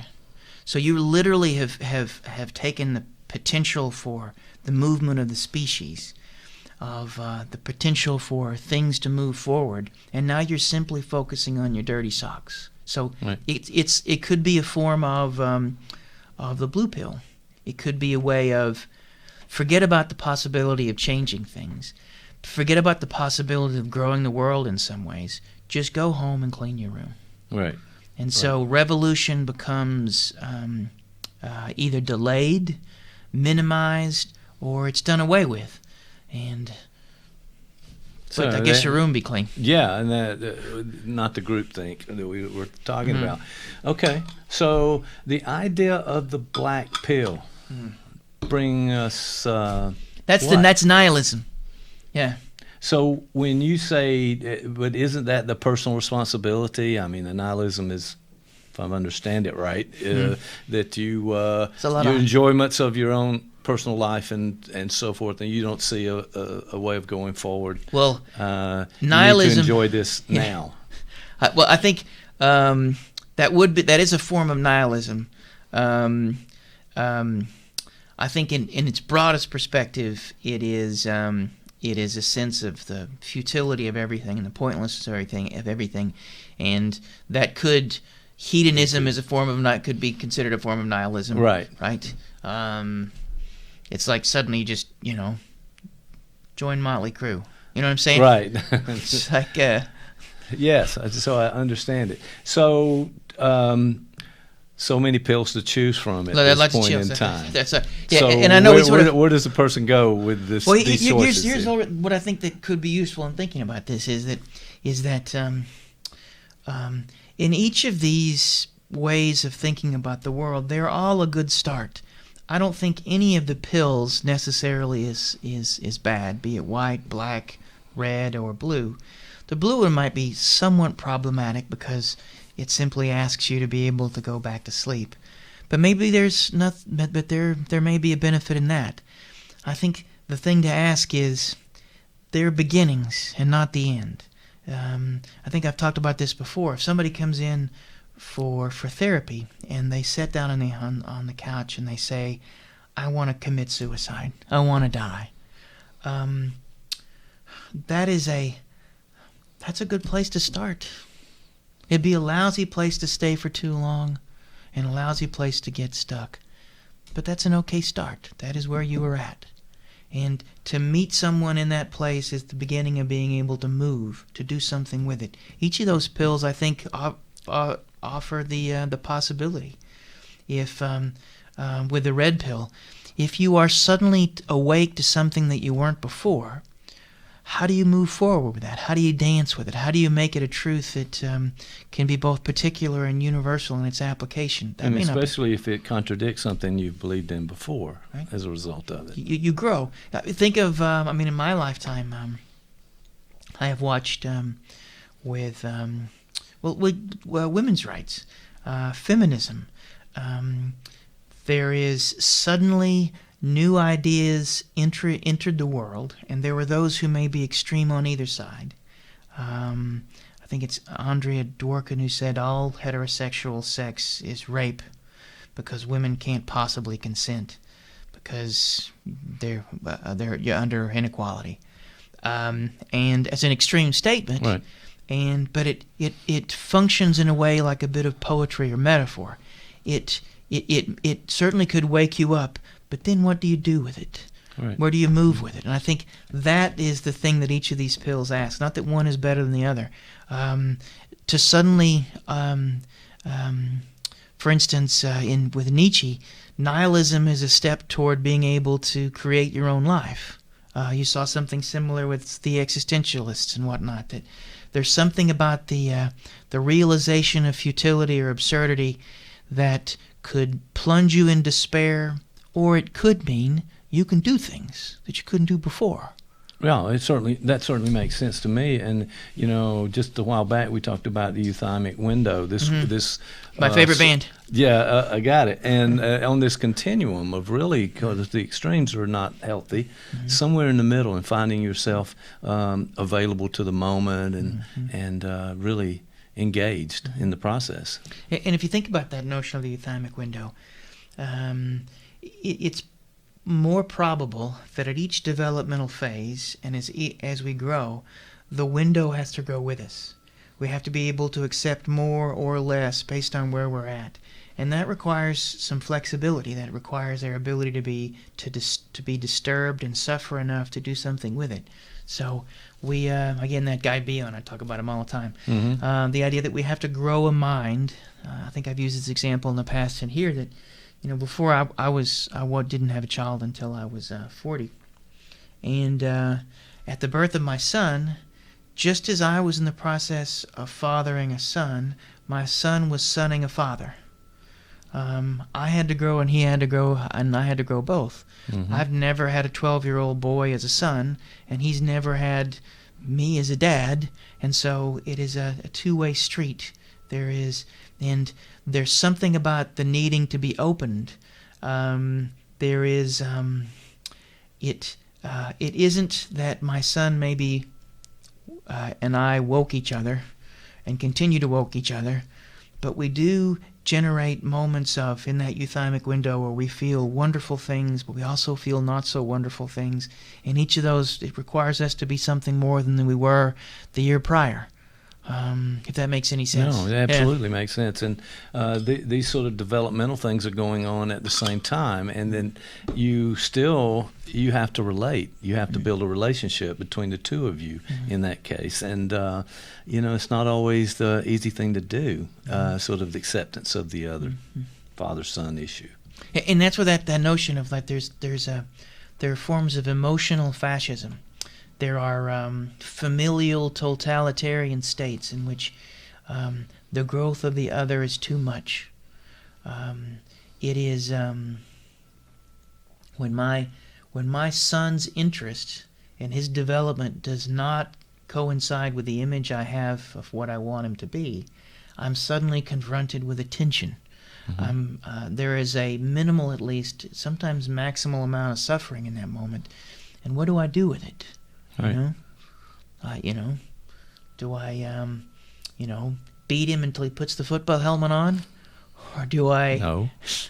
Well, that's not one. It's a lot of work. That's Just not saying, one. it's not a lot. Or do I say, okay, this there is something about who he is and how he is ising himself, how in his going on being he may be forcing me to go on being in some ways that I haven't had to do before. He pushes and pulls me out of my comfort into someplace new, just as I do that by my presence to him.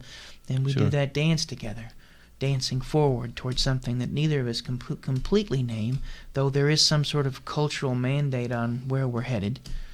At some point he leaves the house and I no longer have to pay for things. Having adult sons, let me just break that myth right there. You will continue. At some point he's going to start making me money, right? At some point I'll get some of this back. They'll be like, Dad, can you loan me? Is not a real statement, by the way. Can you loan me money? Interest. There's no interest. There's no principal either. So yeah, well, I never had those. I don't have principles. Well, Nice. All right. So I'm glad you got that comment in. All right. So what do we do? I mean, let's say if someone is woke, one of these ideologies, taking one of these pills and sort of seeing something in a different way, in a new way that maybe challenges them and their thoughts, or maybe not. It's just a bit of enlightenment. Not everybody took the pill. Not everybody's going to have that same reaction. There's always going to be this tension you mentioned, the push and pull between people who agree and don't agree and have different versions of what it should be like. That seems to be an eternal struggle in some ways for us. Well, and this is a component in we mentioned the Zizek guy. He makes a point in saying that that conflict is inherent, even down to the level of physics. That we have this notion that there's a guy named Todd McGowan. He made a statement that the ultimate, again, this sounds political, but it has a point. The ultimate conservative notion is it is what it is. Right. So, and that's the, I think that's law of non-contradiction. A is A, B is B, A is not B, that sort of thing. And but at the level of physics, quantum physics, this all becomes blurred. We don't have. There seems to be something inherent in the very structure of the world around us that makes it fuzzier than we would like it to be. Right. And Freud's version of mental health is the capacity for ambivalence, the capacity to entertain that A may not just be A, it may be other things as well, and that there is flux and there is flow and there is tension, and it's inherent in things. And that may be a state that we may need to be able to find ourselves in at various points, both not just as a nation or as a culture, but individually. The person who comes in and sits on the couch and says, "I want to die," the reason that's a good start is there's the possibility of them seeing in the word suicide something more than just what it is on the surface, that there is a complexity and inherent in there. It may begin that they want to die, but that it may go to a place that they want parts of themselves to die. Right. And it may be that they want to go that the feelings they have, they want those to go. They want the life that they find themselves trapped in dead. We begin in a place where there's an isness. It is what it is, that if we stay in there too long, it becomes like a shell. We can't grow out of. But over the course of the work that we do, it begins to mean more and more and more than what initially sounded nihilistic and destructive is ultimately liberating, because it started us on some path towards something. No, I like the idea. There's a bit of what you were saying a moment ago about this awakening and this idea of new ideas and new ideology. But it also can become sort of self-centered in a way, maybe even narcissistic. And we've talked about that plenty of times on the show. So it's the ability to empathize and connect with other people. I think that's a basic issue that we've kind of and think about the empathy and connecting with yourself, the empathy and to connect with ideas, to be able to there is something when you see yourself and someone as whole. That wholeness, in a way, is a metaphor for a certain level of chaos held in tension. It is that there is a complexity there. There is a muchness, not a too muchness or a too little, but it is pregnant with something. And I think in some ways that's the opposite of narcissism. The narcissist sees both themselves and the world in a way that they are trapped in, and your ability to move into something more complex and something more fluid allows you the opportunity to grow. The narcissistic position is ultimately one that is useful but simply defensive. Just like the person who comes in and says that they want to die. That's also in some ways a defensive position. It may be the best thing they can come up with in light of all the suffering they're feeling in this moment. Hence, it's a good place to start. You always have to start somewhere, and that's as good a place as any. but you have to keep moving. Yeah, especially when you struggle so much in your personal life that you're going to a therapist and you're going to finally say what you've been thinking and feeling on the inside, and allow a person to connect with you and have a discussion about that and maybe see some options for yourself. As long as the insurance is good. Okay, that's true. If you're in private practice, that's right. Yeah. All right. Well, people have to make a living, but I'm thinking all that's coming out wrong here on the video. Sorry, it's not I got to make a living. Yeah. I got to afford a boat. A boat. Do you want to rethink that? Maybe I don't really want a boat. I'm not much for. But I could put it in my pool. I guess like a dinghy. Yes, get a small boat. I just like saying the word dinghy because something about that just makes me kind of giggle. Yeah, it does. Me too. So there we are. And I'm not sure why. All right. Well, all right. So final thoughts on this in terms of just this. You started out talking about the black pill. You talked about the blue and the red pill, and even the white pill. The white pill. That'd be religion or some sort of faith. But it almost seems that there could be. I don't know, an infinite number of these pills, depending on the particular ideology or awakening or enlightenment that a person may have. Well, maybe the takeaway is this, is that regardless of the pill, all of those pills might be a good start. But if they offer the possibility of some sort of permanent change, if they offer a solution with a capital S, then be wary of them. That they are... they're potentially a trap, and that there is, just as another part of the reason why I use my example of my son is that it's a place in my life that I can truly feel I'm growing whether I want to or not. Mm-hmm. He's about to be a teenager. Mm-hmm. I thought the level of sarcasm was high before, but now we've reached just wait level 5. It's and I find myself DEFCON. That's right. I find myself. I don't think I've had this many murderous thoughts in my entire.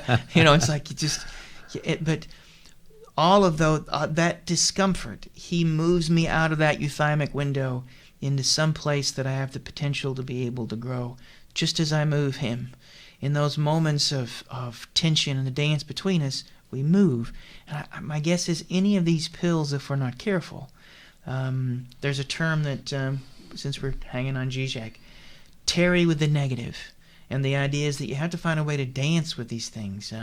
It comes from the philosopher Hegel in a sort of vulgar way or a oversimplified way of looking at what Hegel called dialectics is that there's a thesis and then an antithesis, and then there is a synthesis, a combination of those two things. So somehow, if you say I want vanilla, and then somebody says no, I want chocolate, then you come up with Neapolitan ice cream. Is that what it is? Yeah, that's what it is. Close. Okay, yeah. But that's the third one. The vanilla, the chocolate, and the strawberry, I think. Is that Neapolitan? Okay. Yes. That's Neapolitan. For the record, yes. Okay, I don't know my ice creams. It just seems wrong. It's wrong. All the way. You keep your chocolate, your ice cream separate. But a more truthful form of that, or a more useful form, is not just some simple synthesis, but there is movement. There is both can be maintained in some sort of dialectical tension, or in the movement from one to the other.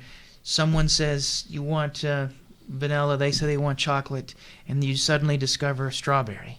There is the possibility of, and there's something about that dance and that tension that is necessary. And most fascist ideologies, most attempts at a quick fix ruin the possibility, if you're not careful, of the sort of movement you need and to continually grow.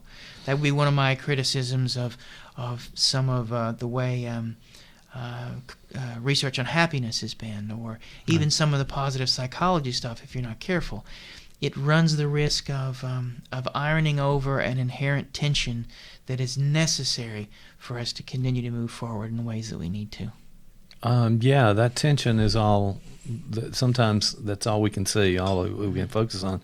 And it comes to this idea of knowing yourself. We talked about this in different ways, but knowing yourself and being a critical thinker. And I'm very good at being a critical thinker. Critical thinker.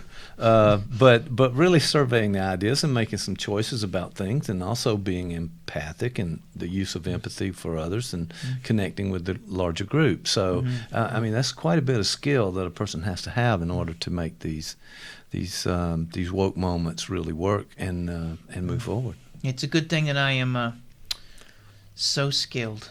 It's a good thing that I am a god among men, or a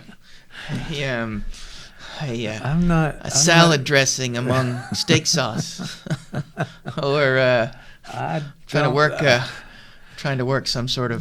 This has to be the wind down of the show, because I'm not understanding anything at this point. I think I've missed. I did say I got up at 4:00, and I didn't get a lot of sleep last night. Right. Sorry to hear that. Well, I can't tell you why.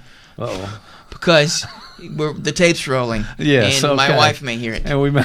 Okay. Odds are not, because she gets enough of me and wouldn't.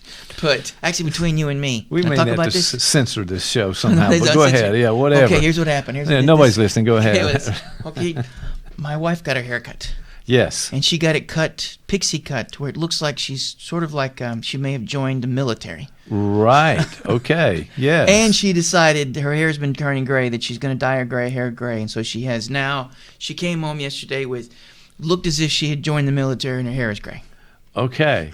And and I talked before about and that kept you up at night. It evidently basically what you said. Here's a growth moment, because she comes in with a haircut, gotcha. And I want to be supportive. I want to be kind. Sure, and loving. You do. Yes. I want to stick to my guns, that I believe that a woman has control over her body. We all have control over our bodies. No one should be telling what to do.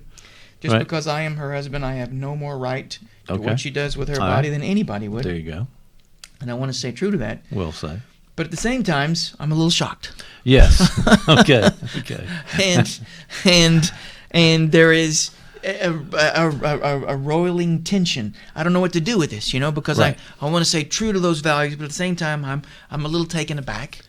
And sometimes the facial expression, you may not be able to hold it, or the words that you say, or maybe, but it's kind of a vibe that can be picked up on. You got to be careful there. Really, that was a nonverbal. Does that count as a nonverbal? That's a nonverbal. It's a nonverbal. Not one I thought we'd talk about, but it is. It is. And so nonverbal. I did what I was. It was sort of a fight or flight or freeze. Right. And that's sort of a freeze kind of thing. Right. And so that sort of kept. Well, it's at that moment where you have to think more about how you're going to approach this if you're going to enter in a conversation about this at all. Mm-hmm. So there is that choice. Well, see, and there's a famous saying by it's a Wagner saying from Richard Wagner that what is it? You are healed by the spear that smote you, right? So what that means is that in that moment of suffering, in that moment that I am struggling, there's something that I'm supposed to know about myself and her and the world. There's a place of growth, right? Right. But unfortunately, all it did was keep me up last night. That's it.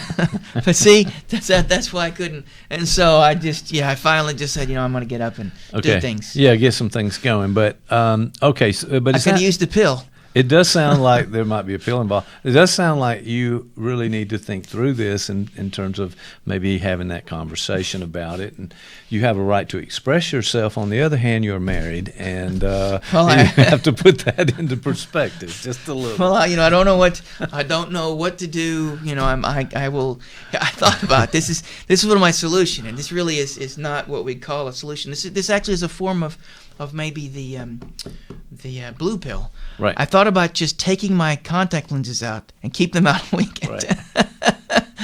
I'm not joking. This really was, as I'm laying in bed at night, I think to myself. Yeah, well, you had plenty of time. You weren't sleeping, but yes. I could take the contact lenses out, and then I could just delay this. So how does that sound? That doesn't sound good at all. And in my experience, the delaying of things mean that thing is going to come out on its own at some point, like a volcano explosion. Yeah, it's like, and you're going to say all the wrong things at the wrong time. I could have You know. If it make matters worse, and this actually happened, we have a pool, and it's one of those little plastic pools that you buy for $25, but it's still a pool. We have a pool, and I go downstairs, and I'm looking out the window, and just out of the glance, I say, "Who the heck's cleaning our pool?" And it was my wife, but I didn't recognize her. Okay. So I'm like, "Holy cow! This is like, what do I?" What do I do with this? Who is this person in my house? Oh, yes. So it's not. That may not be a conversation opener either. So it's not like it's not. I'll have to come up with some way. I mean, the marital therapists talk about acceptance and this idea of accepting the other. So maybe it's something you can work on between now and the next time you see her, which is about 10 minutes from now. Here's what I think I'm going to start. Can I start the conversation? Are you trying to kill me? Is that a good start? Is this not a good start? Not a passive, but an actively aggressive attempt to destroy my soul? Can I start there? As you said, it may not all be about you in this thing. Maybe, yeah. I'm just keep an open mind about that, and enjoy the moment. I'll try to find a way. I will take that spear that smote me, yes, and I will plunge it into that wound, and hopefully something good will come out of it. Sounds like a lot of death, and it's headed in your direction. So it is. Hopefully, she also. The odds of her ever seeing this, unless of course you send it to her. As a matter of fact, this is going straight to her inbox, and let her decide this. And consider this an intervention. So the best we can do. Yeah.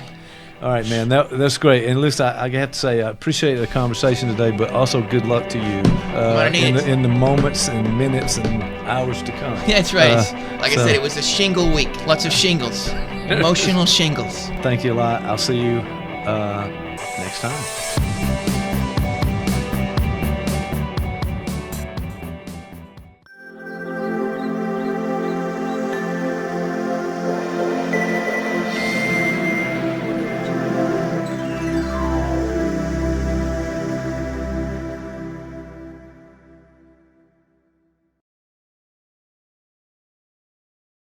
Hey, you there, the alien watcher. You like watching podcasts, don't you? Just like you like watching for UFOs and other unidentified flying objects. You get what I'm saying. So tune in to ColumbusPodcasting.com, where all your podcasting needs can be achieved with us.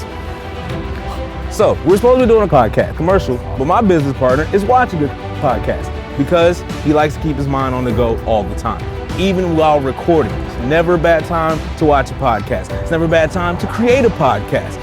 It's never a bad time to know about podcasting. So, ColumbusPodcasting.com. All your podcasting needs can be achieved. If you're interested in a podcast, want to be a part of a podcast, or even create your own podcast, come down to the studio on First Avenue and we'll show you how it's done. ColumbusPodcasting.com.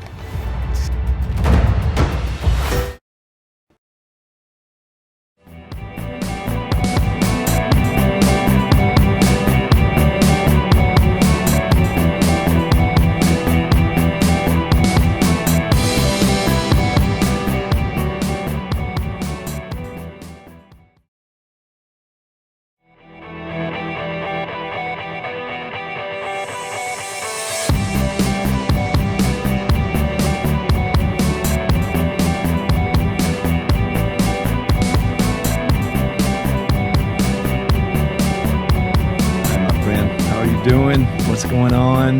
Tell me about it. I like your shirt. Yeah, I just got back from the gym, and this was so I don't smell good, and I'm what's that Bob Dylan lyric? I was listening to a Bob Dylan song. He says, "My shirt's tight with sweat, but not as tight as a corner I've painted myself in." Wow. So that's what he said. It's kind of deep. It is. It is. That's right. He's got a lot of lyrics. And then one of the lyrics, what I like, he said, "You're gonna need me, honey. You can't make love all by yourself." Okay. I thought that was a good one too. That's pretty blunt, straight out there. It was, yeah. Well, it's good to see you, and I know it's been a little while, so let's figure out what's on your mind. Post Tarantino. Come on. Post. That was the last time This we talked is about. post Tarantino. Now, I did send you some additional materials that maybe we didn't touch on some of the things. Well, I think you may want to look at those, but I actually I didn't. Okay, but that's all right. Well, I didn't figure we were going to recap or anything, but I was thinking. But it was the Atlantic. Those guys. In fact, I wonder if I've actually seen that article. I may have because the Atlantic sends me things through the Facebooks. Okay. Well, she's a pretty good writer. I mean, they compared her to Hitchens and some other people. I'm not sure she's at that level, but she's done some pretty good work just looking down the list of her articles. This one, I think, captured some of the psychological issues that we were starting to touch on, maybe expanded a few things. This is Tommy Lauren? No. That's a joke. Oh, that's another. Yeah. I'm sorry. There are times when Dana Stevens. Those references go over the top. Yeah.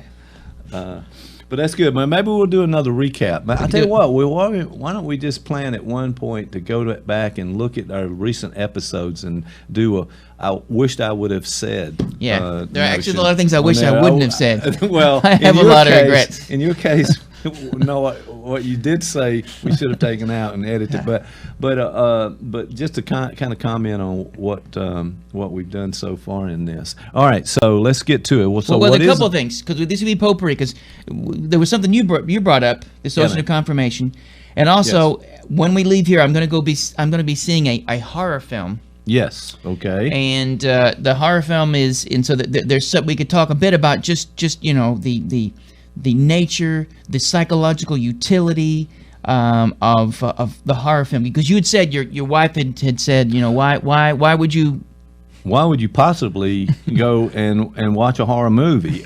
Yes. No, but not only her though, but I know members of the family out and groups. Why would you possibly? Well, why do you think that is? We avoid horror movies at all costs. Why is that? Why do they avoid horror movies? What do you think that is? I think it's something deep and psychological and scary. Really? And let's try to stay away. Maybe. I don't know. I'm guessing it is. But the idea that we stay away from scary things. There's enough scary things in the world. Why would we intentionally? That's right. Yeah. Why intentionally? Go that? Right. Well, so that would then why would someone want a horror movie? Some people choose to see them, and right now the horror genre is sort of ascendant. There are, they're a big name. They are. But why would someone want to go see a horror movie? I'd like to turn that question back on you. Why would someone want to go see a horror movie?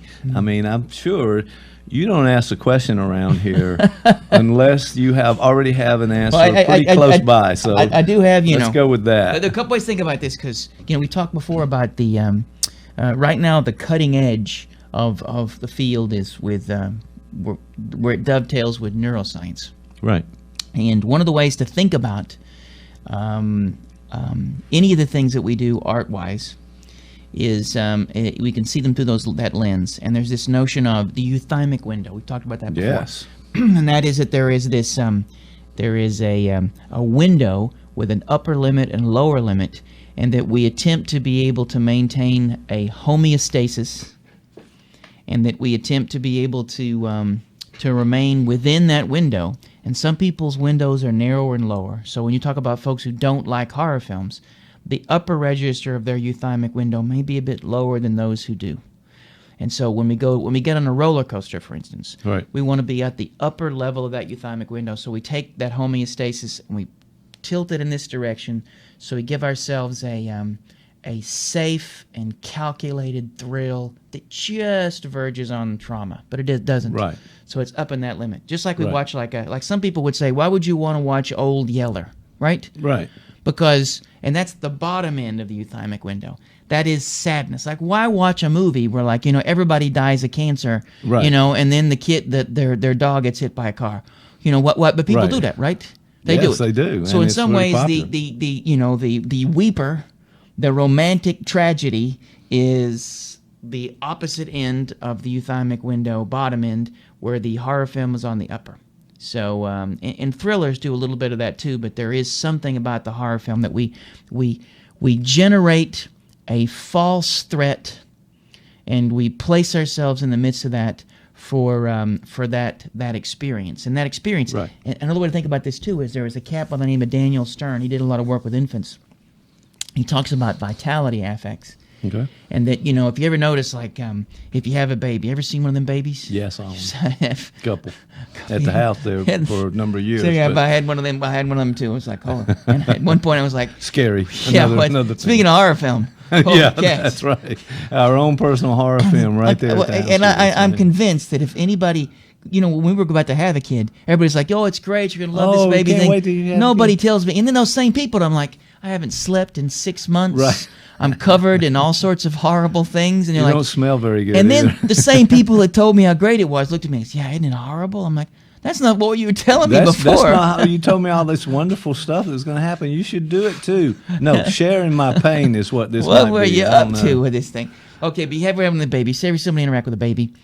There's a way in which to be able to interact with a baby. We do peekaboo, peekaboo. We speak in a way that we accent these vitality affects. We scare them. We do all these sorts of things. So the very development of our nervous system is based on these interactive moments in which we create attenuated near traumas. We literally generate these things. Mm-hmm. So you can think about it. A horror film is a little like just grown-up peekaboo. Right. So it's from Stern's standpoint, we seek out these experiences that give us this same sort of peekaboo. So what is a horror film? It's just a giant screen version of that sort of peekaboo. Well, it's almost something that we do that we have some control over as well. And it is a controlled So trauma. we don't go too far out there to scare ourselves and really bring about the trauma, but it's sort of regulated in some way. So I can understand it now. Well, that's helpful. But you're right. The horror genre is everywhere. There's always a horror movie on. Almost always a horror movie on. And another way to think about this from a neuroscientific perspective, there is Panksepp, I think I'm pronouncing his name right. He talks about that the brain is actually organized along, there's 7 organizing principles of the brain. So they're like 7 systems. And one of those, I think there's procreation, there's aggression, there's seeking, there's attachment, there's sleepy, there's there's I knew that was coming. All right, keep going. What there's I'll have to think about the others, but okay. But one of the ones that are important is this the seeking system. Like, and they use the example of a dog. Like this morning, my wife and I got up and we walked the dog. Okay. And apparently you're supposed to use a leash, and if it bites somebody, you're supposed to have you have legal recourse. I didn't know that. I just ran. Okay. But, so we walked the dog. Dogs are a wonderful example of the seeking system. Just wagging tails, smelling stuff. Ate a diaper. Somebody threw a diaper out. The dog ate it. I don't know. These things happen. I think I get the point. But the dog does the seeking thing. It did not eat a diaper, but go ahead. All right. He did smell a diaper. My wife got upset. Okay, all right. But it was a really big baby's diaper. Like, I'm thinking that baby had to at least be 200 pounds. So I'm not really sure what was going on there. And there was a pacifier the size of like a giant pacifier, yeah, it was an adult pacifier. Yeah, I'm like, what was that? What was that about? But I'm definitely not ready, but I'd like to get to the end of this example at some point. Yeah. Dog seeking. And we have the same thing. And so part of it is that, that we often have to seek out, like, boredom is something we all have to find a way to escape. We have to create a life in which there are not just bright and shiny things, but there are things that are loud. There are things that move quickly, and the art serves that purpose too. And you can think of a horror film. It's got some bright and shiny, but it's also got some booms and some things that move quickly, and so it that alarms us just enough, but not see, full scale. In these moments, all that sounds cool, but I think we should also go down the rabbit hole of Melanie Klein.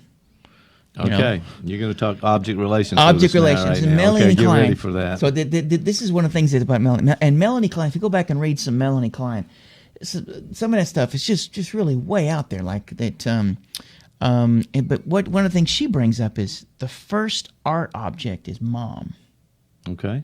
And Mom is both the first Old Yeller, the first romantic comedy, but also the first horror movie we see. Okay. And so incorporated in that is the notion that, and Klein talks about how there are things inside Mom that we'd like to have. We don't know what they are. There are ways in which she comes and goes. There is a capricious element to her connection to us. Her interests move elsewhere. And so there are feelings of shame and anger and degradation.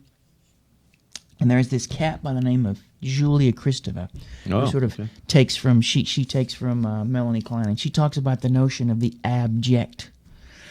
And she says that part of what Mom does for us and society in general, to define who we are, we have to not own or disown parts of ourselves. And so there are elements of us if you've ever thought about the human body, it's pretty gross. There's lots of horrible, disgusting things going on at all times. Yes. There are. Okay. And we have to quickly, to define ourselves in a positive sense, we quickly label parts of ourselves that we need to disown to have. So there has to be a negative to be a positive. And so there are tremendous elements of us that are considered the abject, right? Mm-hmm. And a wonderful example of the abject, and Zizek talks about this, is I may have mentioned before too, but think about it. Okay. Think about the amount of saliva you swallow every day. Can I not think about that? Because my guess is it's a lot. It's a lot. It's a lot. So if you just take a small bit of that, just a glassful, and over 5 or 10 minutes, just spit it into a cup. Right. And then try to swallow it. No. No, it's not that good, would not right? be. But I know we're okay. Keep going though. So I got the and idea, even the thought grossness of that it all, generates nausea. So there's this in horror. There's a return of the parts we've disowned. I mean, think about horror movies. Often have people getting cut up, gore, vomit, all the very things that lots of blood. Blood. I mean, even if you've ever watched Silence of the Lambs, there's a point where ejaculate gets thrown at Agent Starling. So you can't think of a single emission or a bodily emission that we don't have some sort of ambivalence or conflict with that doesn't find its way into a horror film. Okay. And so, according to Kristeva, we need the occasional rendezvous with disowned parts of ourselves to generate some sort of homeostasis. So it's like we watch horror films in some ways to become reacquainted, at least temporarily, with parts of ourselves that we know but we don't own. Right? Right. And there's a whole genre, and it's really taken off, of the body horror, where, Alien is a wonderful example of early body horror. Right, right. I don't know if you've seen that movie, that Alien movie. I think where I have. The thing goes, bursting out of the person, yes, and running across the room. That's a wonderful example, and Kristeva even talks about that this is an example of the abject, something inside of us, and she draws a connection between all sorts of things, even sexuality. There's a way in which we are sexuality owns us. In teenagers, suddenly hair starts popping up everywhere. You suddenly start having all these weird urges, and all these sort of things start to happen. That's a little like the alien that popped out of that guy's chest. Mm-hmm. There are parts of us that just go boom, right? Right. And Kristeva talks about lifelong too. It continues as you get into a later age. I understand. And when you start getting older, and then the body horror is real, right? Yes, unfortunately, as we get a little older, yes, right, there are a lot of those things coming back. Yeah, you got like things start to sag. Hair starts to grow in different places. It does. Yeah, it's like you wake up and you've got these things happen. Another film that sort of that really connects with this notion of the abject. Ever see that movie? Not the original black and white one, but the John Carpenter The Thing movie. Yes, of course. And remember, it's like all about bodies that turn themselves inside out. There's even a scene where they're doing the the coding. What do you call it with the defibrillator thing? Right. And suddenly the guy's chest, he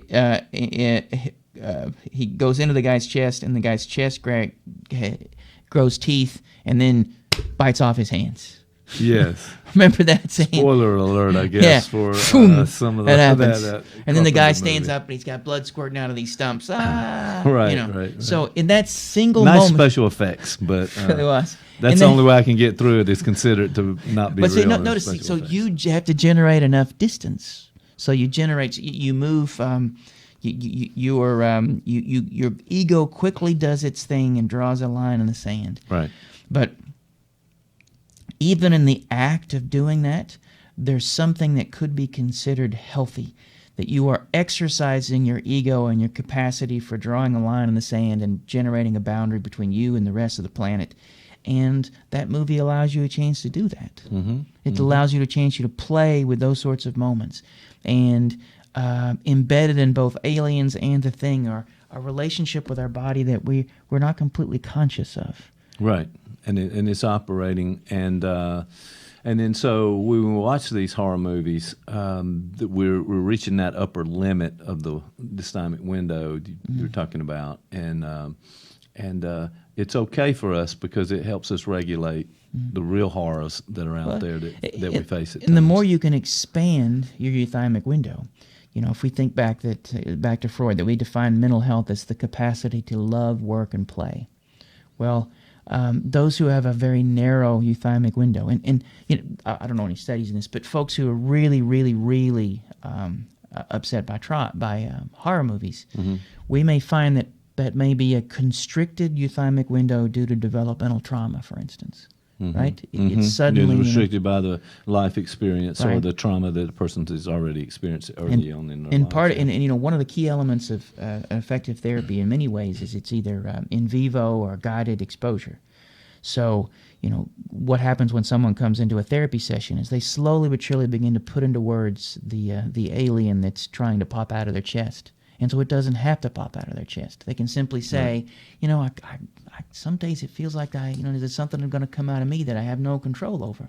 Right. Boom. And that euthymic window expands. Their capacity for self-regulation, their capacity for the modulation of their inner states. Right. Okay. And so you can think about, it's almost like growth in that area. The more you're exposed and it's okay and you can kind of manage it and regulate it, then you can take on more of that as you need. If you don't expand that, you're going to be frightened and scared and probably have difficulties with lots of things in the world. Yeah, in some ways, as opposed to a spectator of a horror film, you may find yourself in the middle of it, even after you leave the theater. And, there's lots of talk in this notion of locus of control. Right. And individuals who have externalized their locus of control, they're often in a horror movie. There are all these ways in which we are that when people enter therapy, what often happens is they begin to modulate the things they feel. They begin to experience an extended locus of control. That euthymic window broadens. These are all things that can happen that you can work towards. Right? But yeah, and I was thinking, we mentioned the family members and somebody who would never see these horror movies.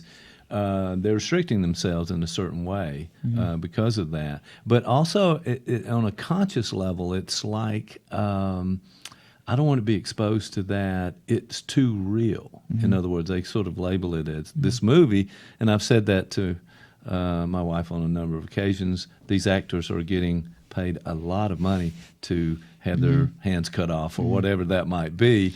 Well, what do you think about this, effects, it's not real. And I'm not sure that everybody, I think people are kind of like at the surface level of thinking that it hits them in that way, even though they know. Well, why do you think that would be then? So because, for instance, in your case, you can navigate these sort of stage traumas in a horror film by saying, well, this is good special effects. You can allow yourself a capacity to be both participant and observer in the film, and you can generate enough observer self-reflective status to be able to say, okay, right now, let me remind myself this is just, and the special effects are great. Some people can't. Getting better. What now? They're getting better. They're getting better. I mean, it looks like, right. It would convince some people that it's real. Come a long way since Plan 9 from Outer Space. But but others don't seem to have that capacity. Well, what do you think about that? Why would? I don't know. I'm almost thinking that it's some defense mechanism where we are resistant to exposing ourselves to it. Mm-hmm. That at some level we're telling ourselves we can't quite manage that, or we don't want to manage it, and therefore it's a protective mechanism mm-hmm. that we kind of keep ourselves away from that because what it might turn up in us, mm-hmm. and maybe we're a little afraid of that. Mm-hmm. But yeah, I think you're right about the exposure of it. Mm-hmm. The more you're kind of exposed and you see it, the greater capacity you have to manage it. Well, I wonder where that capacity, and there probably is some research on this in terms of is there a certain character structure that respond to horror movies a certain way? Maybe even attachment styles. Right. Are there? Is there something about the ways in which we organize our inner selves or the maps we have for the world that may tell us something about how we're able to watch or not watch a horror movie? Right. Like I wonder. I mean, just on a simple level, it's this is going to connect with some trauma that the person has, and they mm-hmm. are trying it by all means to avoid going back mm-hmm. and looking at that. When we know in therapy that's exactly where we need to go mm-hmm. to sort of work through that mm-hmm. issue, whatever that trauma might be, and come out on the other side. That idea of the edge, that growth edge. Yes. To be able to come to a place where someone is just at a spot where they are experiencing just enough anxiety, and to help them to be able to regulate that, to modulate it, or to modulate it, hopefully, and to be able to get them through modulation to be able to move a little further through it. Right. I don't think too many people. I've had people come into therapy and say, they're afraid of flying, or they have some specific phobias. I haven't had anyone come in and say they have a fear of. They want to be able to overcome their horror movie fear, but Well, it might be diagnostic to just ask them about horror movies. How many horror movies have you seen? I never go to horror movies or whatever. They might respond to that. It might be kind of fun as a research project, perhaps. But what about you could have the opposite problem? Like, what about someone who is drawn to horror movies? Individuals who are within the psychopathic realm. They often have to chase louder and more intense experiences because that's what they need to feel some sense of life. There are individuals whose relationship to the abject may be such that, as opposed to some sort of healthy disownership, they are somehow immersed in it. That the serial killer that may want to find themselves awash in their victim's viscera. Right? This is the opposite of the sort of disowning and dance with the abject that we might expect in a, quote, healthy person. So we could say that, maybe there's a connection between too much consumption or that of horror movies that may say something too. Right. Yeah, that's a good point. It may be almost like a tolerance level that you have to get another fix from mm-hmm. the substance abuse literature, that the tolerance level is sort of up, and you have to have more and more mm-hmm. To associate that kind of thing.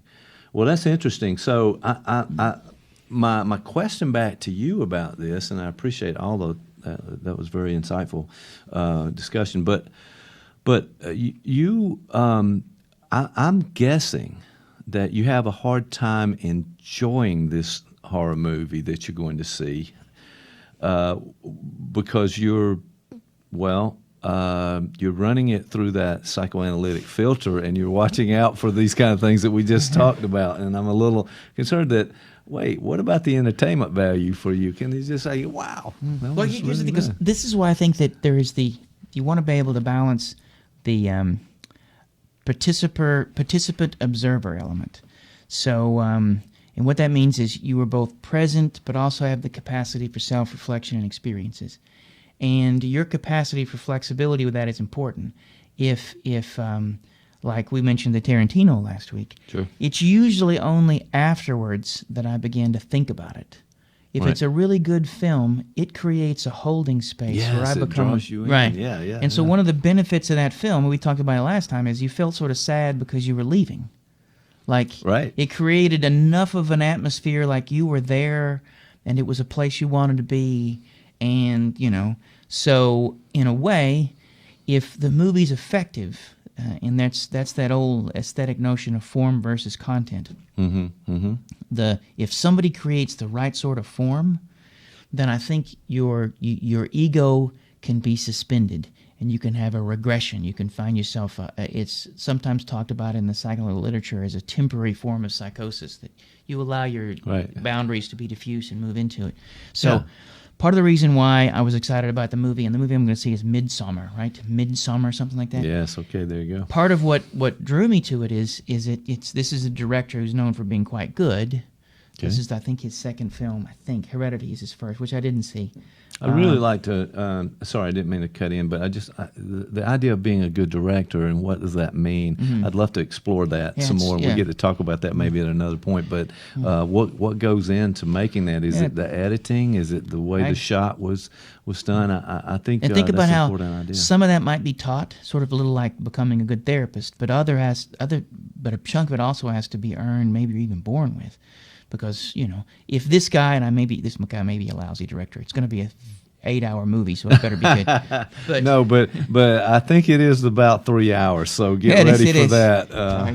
Oh, my goodness. And my wife, who tends to avoid horror movies just like yours, she decided she wanted to see this, so I may only get to see 30 minutes of it. Okay, but, bolt out. I'm gonna be checking on her. So, but if they can...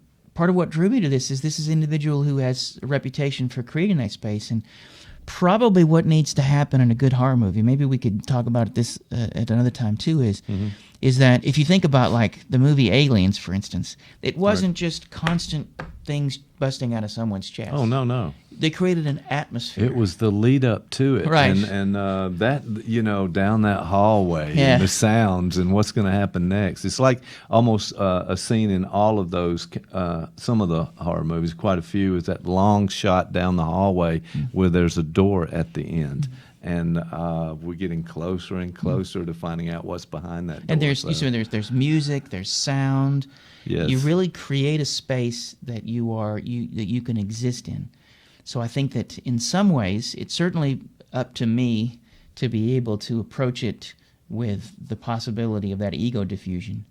But I'm also going to require a really good horror film, creates a space. And, even a really cheesy horror film creates a space because it gives you that feeling of, staying up late at night watching horror movies when you were a kid, or it offers a different sort of regression. And maybe another thing to talk about sometimes is the different forms of horror, because there's body horror films, they're all different kinds, and they all scratch different itches. And this, I think, and again, I've avoided too much information on it because I wanted to be able to approach it with a sure. But I think it is sort of a slow burner, and it's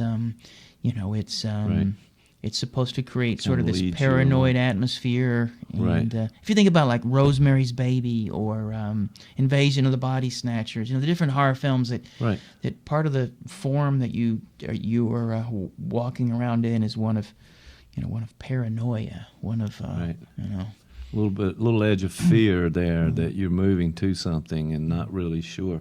Well, I was thinking there are a couple of questions. One is the idea that I've been in some of those movies where the audience is laughing and really laughing loud and with some realism, but then they're shocked at the same time. So this is sort of give and take with how people are responding to it. And I wonder what that's about just a little bit. And then the idea that there is this bringing you in, leading you down to this point where, then you see the thing unexpected. So part of it is really going to the movie, to not knowing, like you talked about with this, is to be able to just let the movie kind of evolve and you be in that moment and see where it takes you. Well, think about, like we talked about this with the Tarantino film, that think about how he played with form, because we knew the character, we knew the character he was literally he killed them by bashing their head repeatedly up against, and in very spoiler alert, but you could probably it's not because Tarantino. Yeah, so it's but it was almost slapstick in a way. Yes. And the way it was edited, the background music, I forget what the music would have been while it was playing, but if instead the form had been different, what if it had been slowed down? The camera took you from the perspective of the individual being killed. What if the music was sinister? You could see where you could create a space where that experience would be experienced very differently. And so there are all these different things that would make a difference for that. Tarantino sort of set that up to be, over the top, comedic. I think that generates a different space. I think though that if in some ways having someone's stomach collapse, grow teeth, and bite your hands off is really far more extreme than watching someone's head get split open in a way. Okay. And there was nothing funny about that. No, how to make those comparisons? They're not. But, yeah. So in a way, I mean, I think that in some ways that goes back to the intent of the director. And, right. I mean, that is the issue, is it not? That once you have this palette with music, sound, actors, scenes, setup, and so forth, that you decide as a director, this is what I want the audience to feel. Mm-hmm. This is where I want to take the audience, and I need these types of devices to get the audience there. And that's probably the sign of a good director. I don't know. I think that capacity for generating a space that the viewer can move into. It's a little like what we talk about in therapy, the notion of a holding space. Part of those very important non-specific factors for someone to be effective in therapy is the capacity to be able to hold. And in some ways, there are lots of you create a space someone can move into. And people need, I've done a lot of work with trauma, and particularly when I here in a military town where I work with soldiers, and they would need to come in and begin to put into words some of their war trauma.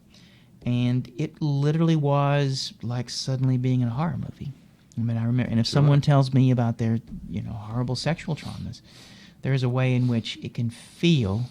And one has to be both participant and observer. But you have to create a space where we can begin to talk about and experience together something very, very difficult. Right. And that's therapy is one way to sort of get at that, be in a safe space so that you can work through that trauma with someone you trust, and it's going to be okay. So you do it in that particular.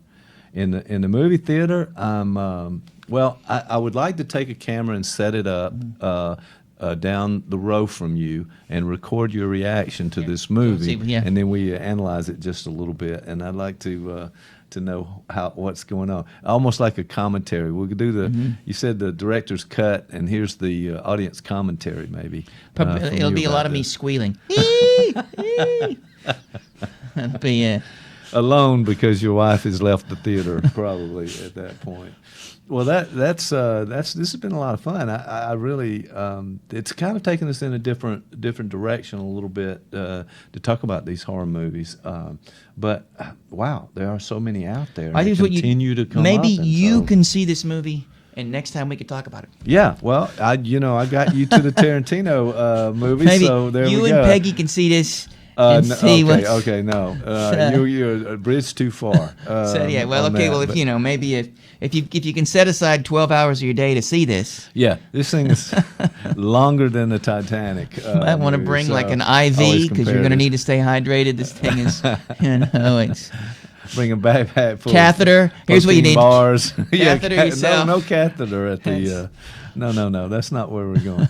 But yeah, all right. I'll make that effort, and we'll break it down just a little bit more next time. So you mentioned confirmation bias, but it looks like we may have to forego that discussion. We'll do that next time. Why don't we do just a highlight of that, and then we'll explore it more in our next episode.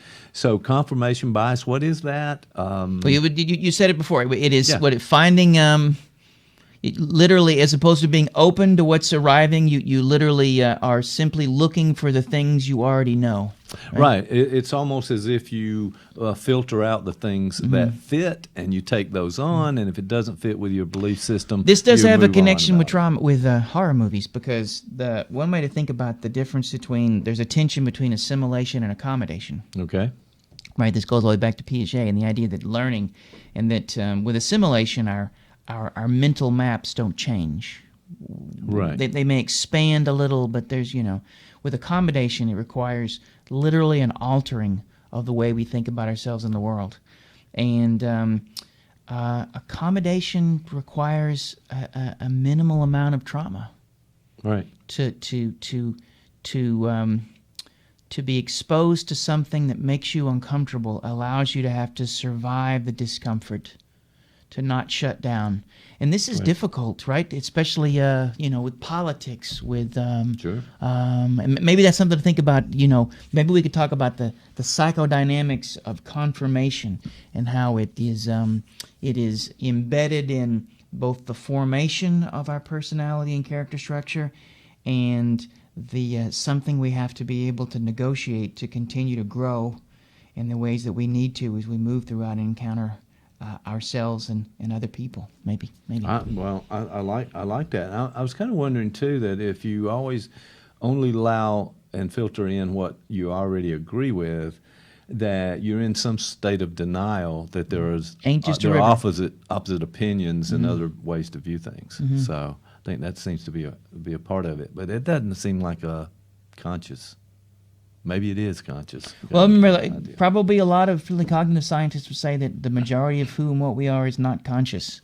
And the role of the brain is to render as much as it can automatic. So there is a tyranny of automaticity, and so we are supposed to be on automatic pilot.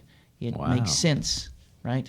Okay. So that's why I like that. I mean, that for me, that's a big concept right there. That the brain is kind of working to protect us in some ways from this, and only feeds us just enough so that we can do our best to survive in some ways. Yeah, that's kind Mark of Solms, interesting notion. He's a neuroscientist, and who's that? Mark Solms, Solms. He's got some talks on the YouTubes about this.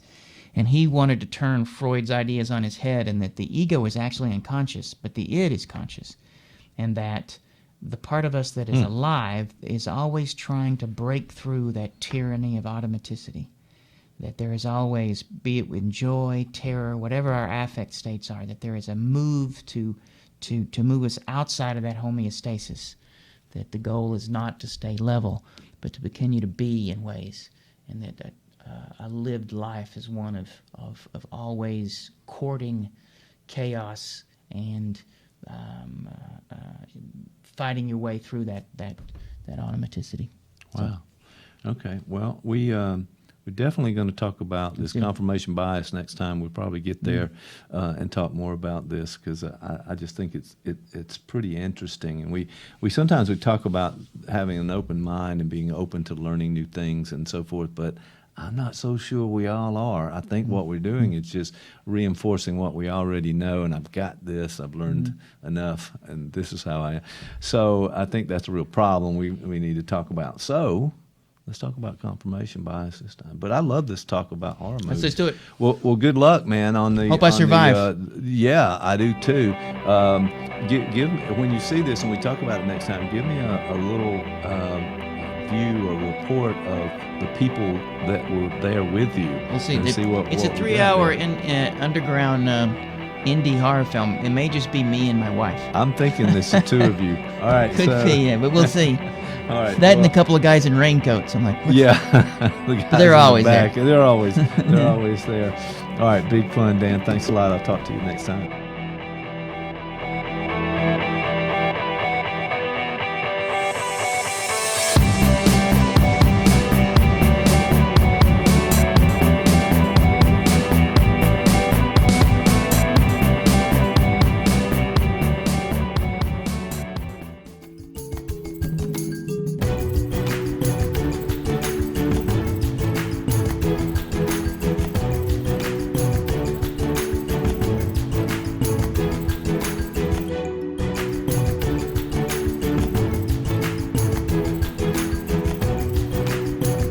Uma Thurman. Uma Thurman. She's Yes. doing that. She's the little girl with the climate change. Uma Thurman. No, that's No.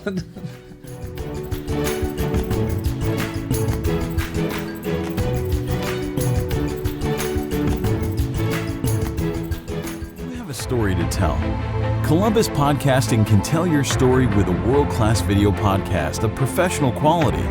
Viewers and listeners can access podcasts anywhere, anytime. ColumbusPodcasting.com. Give us a call today.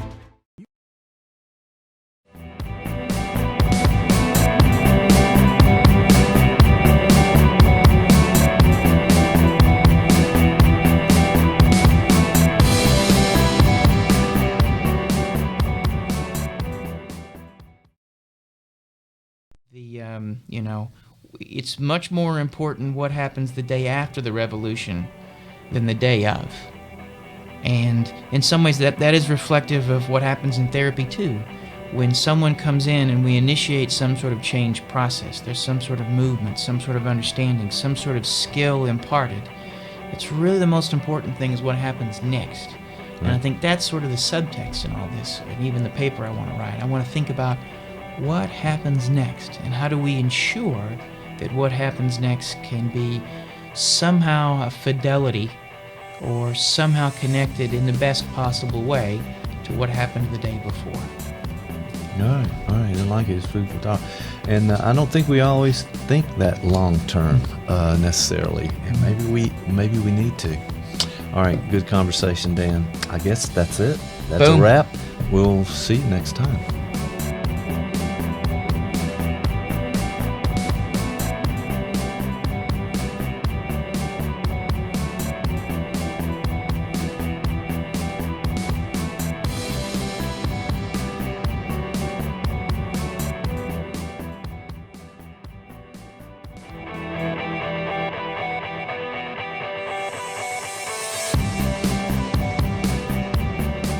The narcissist, where does that come developmentally? Is that some trauma that happened earlier? What's the general census on how you become the narcissist in this day and age?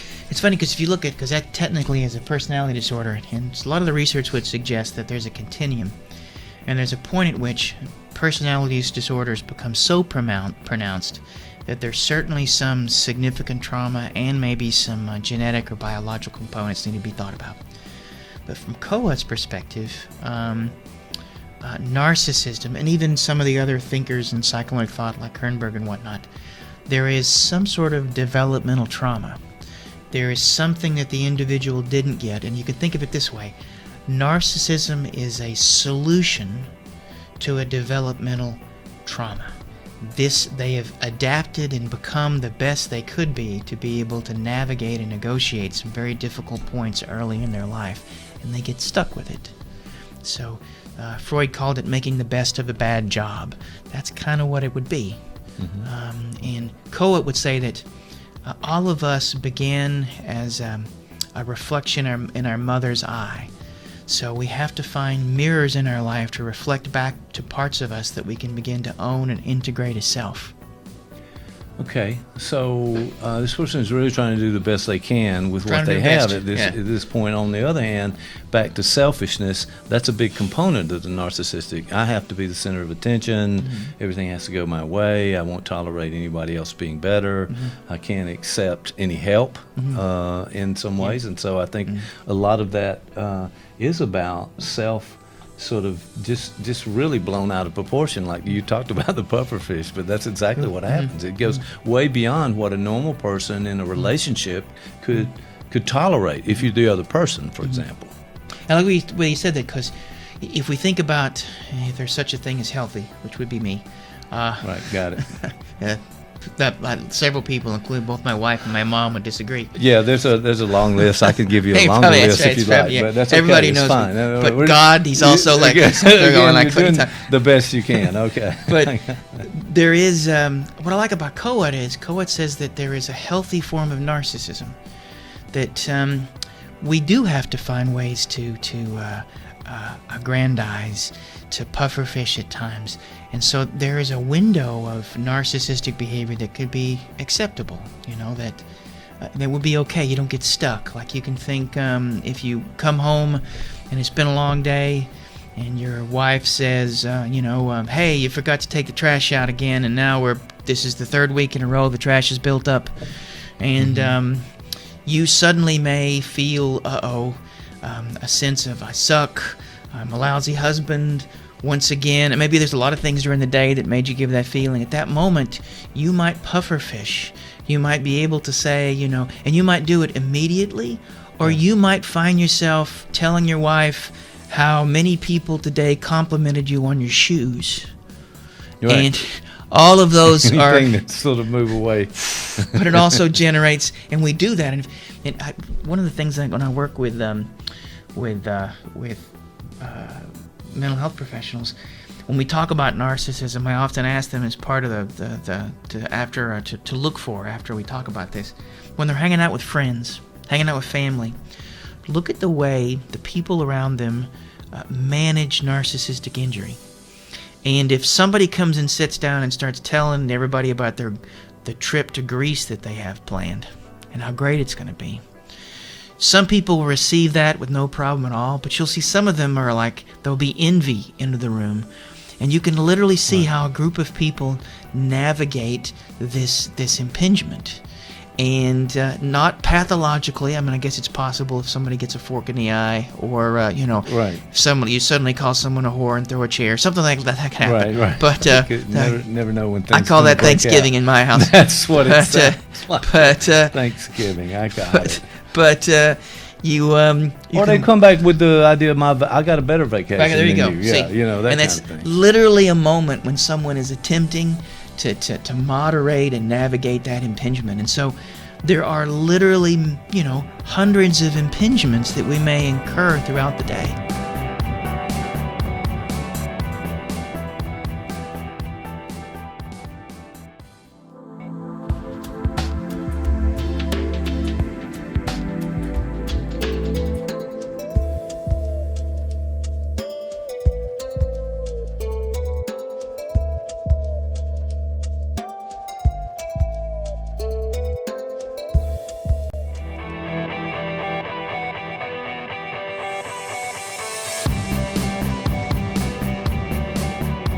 Well, you mentioned self-psychology because, the way self-psychology talks about this is that the self is sort of it is something, you can sort of we have to define the self. And from a self-psychological perspective, there is the brain, and then there's the mind.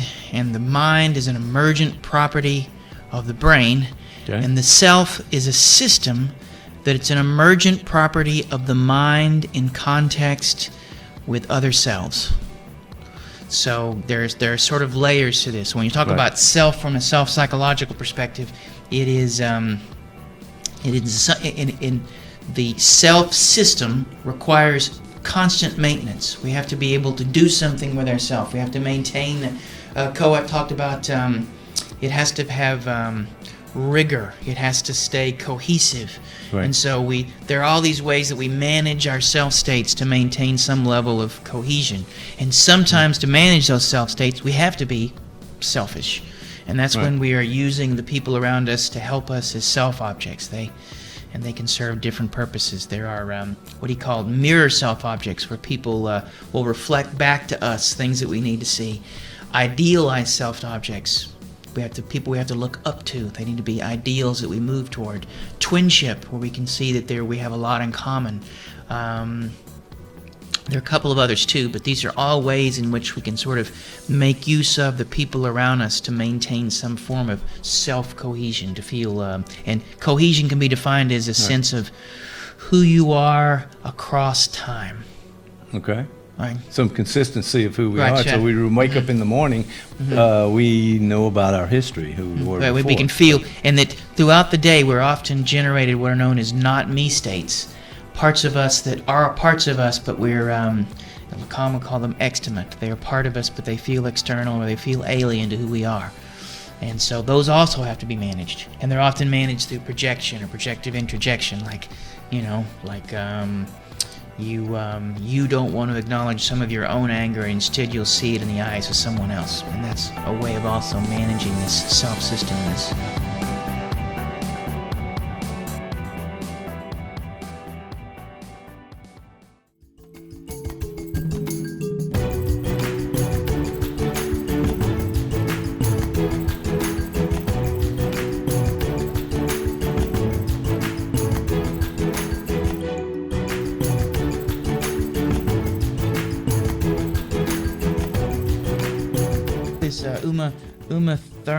Uma Thurman. She's doing that. She's the little girl who the climate change.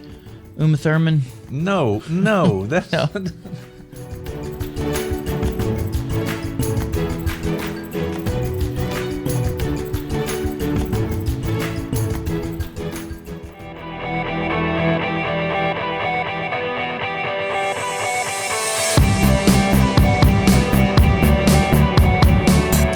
Dan, it's good to see you. How are you, my friend? What's going on with you Friday. today? It's Friday. That's what's good. That's good. I like Fridays. Fridays are Something good. about Fridays. Like we've concluded the week, we've finished our work, That's right, and yes. now whatever we want to do. And right? some amount of freedom. And I have 2 days that if I want to do like intense psychedelics, I can go up and then. I'm kidding. I can't. Oh yeah, that's what I was thinking. I was waiting for the. I know how to do it. See, all you have to do is pause long enough, and you're whatever you just said. Yeah, that's it. So yeah. I don't know. Now, actually, I'll tell you what. The inhalants. I know that those are no longer popular, but at one point, those were, They were they were big with the youth. They were big with the youth. Okay. All right. So. I know we had a brief communication on text. We did. Excuse me. It was briefs, not boxers. Boxers, not briefs. No, it wasn't anything like that. What it was about what's happened in the last week or so. Area 51 was about. It's all in the news. 51. People talk about this thing. All right. So, what's your take on Area 51? This happened back. When is the original time? Was this like 50s, early 50s? I guess it is this. Yeah, this was at the height of the communists, the Red Scare, UFOs, robots. Yeah, that sort of thing. It was I grew up in that time. That sort of paranoia about the communists coming around and about bombs, and duck and cover if you are in an atomic bomb blast and. Yeah, hide under the desk and all that. That would have really helped. That would have not helped whatsoever. Would have really. I'm not really sure how we survived all that, but there was a lot of fear in this idea. There was an alien, and there were a lot of movies out then. I think kids and teenagers, that kind of thing. We went to a lot of movies, and that was the Invasion of the Body Snatchers. Oh. Rough. That was rough. And when we think about that invasion of the body snatchers is that if it was a fear that your neighbors could be something other than you think they are, and that was sort of inherent in the whole communist scare. Anybody could be indoctrinated. You could be a communist. Right. So it was like, and we could say that as we've come into the 21st century that maybe we've expanded this notion. Not only could your neighbors be a communist and you not know it, you could be a communist and you not know it. So horror has become an identity kind of horror. It's kind of gone deeper. So we're not sure of ourselves. Is that what you were saying? Because I'm not sure how that exactly plays in. But I know what you're about to do, and I can. Those folks who've listened to our podcast before know. Yeah, that includes my mom and two people who are on death row. Exactly. That's about the entirety of it. And by the way, this is punishing for them. They only have one thing they can listen to this, so it's like, is this what they choose? And if they choose this, then okay. Well, one of them, we need to perform well, do a good job. One of them I know for a fact fired his lawyer so he could speed up the execution process. I'm just saying. He said, "Look, I'm no longer. Let's get this over with." That's where he went. All right. So this idea of Area 51 and fear, we talked about fear quite a bit there, but now we're talking about this being rekindled in the news lately. There was this rush, and as a matter of fact, it happened on social media, I think, through a couple of people were supposed to podcast to rush Area 51, and they were saying, "Hey, if the only way we're going to find out about this is we have to go ourselves," and something like 1 million people signed up. It was incredible what happened. I think it's actually supposed to happen in September. September, right? September 6th. I don't know the date. That could very well be. Somebody said it's supposed to happen in maybe I'm wrong, but I think they've called it off, have they not? I mean, I'm not sure. I realize that there was a government response to this and warning about people showing up there. I don't know what's about to happen, but hey, here we are again. Area 51. Area 51. Area 51. Yes, it's the reprise. Well, okay. Here's my thought on this because go. You know, the way to think about this is why is this something that we might be interested in? Why is our and this it seems to be sort of a central urban legend, at least in the United States, Area 51, all these sorts of things going on. Sure. And we want to think about how to sort of think about this outside of whether it is true or not, but why it might catch our attention, why it might be something that we could be preoccupied with. Why are all these TV shows about UFOs? Right, and there are a lot of those shows. If you, I mean, so many channels out there, but you it's all about ancient aliens and and UFOs and things that we don't have a lot of real proof about, but people seem to be really gravitating toward those things. And one element of the narrative that I think seems really important is that somebody knows something and isn't telling us. There is a mystery inherent in the aliens themselves, but also the possibility of somebody knowing something and not telling us. Right, and the government keeping secrets from us, that's an ongoing theme in lots of different ways, but certainly around this for sure. And just as an aside, I think they have a very naive faith in the power of our government to do anything properly and correctly. Right. And the idea that somehow they can maintain a secret such as this, I really think that is... you're giving way too much. Giving them way too much credit. It's not. I see where you're going. They're so inept they can't even keep a secret. So I don't know. They can keep it now. So I really think if history tells us anything, we would expect the cat would have been out of the bag a long time ago. Yeah. Well, somebody would have found that. Well, I do remember that Joe Rogan on his podcast, the Joe Rogan Experience, had a guy who worked at Area 51, and I can't recall his name right now, but he identified a number of things going on there and sort of really supported the idea that the government had found something, had found bodies, had found aircraft, and so forth. The news, however, was always about, some unidentified object, and they found parts and metal and things like that, and that's as far as it got from the government side of it. I find it really interesting that when the topic came up, so many people responded. Well, this is the part where we're if we haven't lost the 2 death row inmates at this point, whoever else is listening, this is the part where we may lose them because I'm a creature I'm a one-trick pony, a creature of habit, and I have a certain way of looking at the world. You're going to talk about psychoanalytic. I am. I'm going to psychoanalytic exploration of Area 51. I'm good with that. And if I could sum it up in just one phrase, which hopefully we can unpack. Okay. Is that we all know what Area 51 is. Okay. And it is Mom. Okay, we can end there if you like, and we stop there. Let it go. Area 51 is Mom. All right, no, but you said unpack, so I think that's going to take just a moment here for us to kind of figure that out. There's something sort of primal there going on with us. Well, and when we think about this, and there's this guy named Jean Laplanche. My French has gotten better. That's very French. Laplanche. Go. And Jean Laplanche is a French. Actually, he's not. He's from Jersey. He's not. I'm kidding. It's typical. All right, go ahead. No, he's from France. And he has this notion of what he called the enigmatic object. Okay. And what he said is that if you can think about the birth of subjectivity, the part of which you begin to become you, and that begins probably somewhere in gestation, certainly in birth, all that sort of stuff. Right.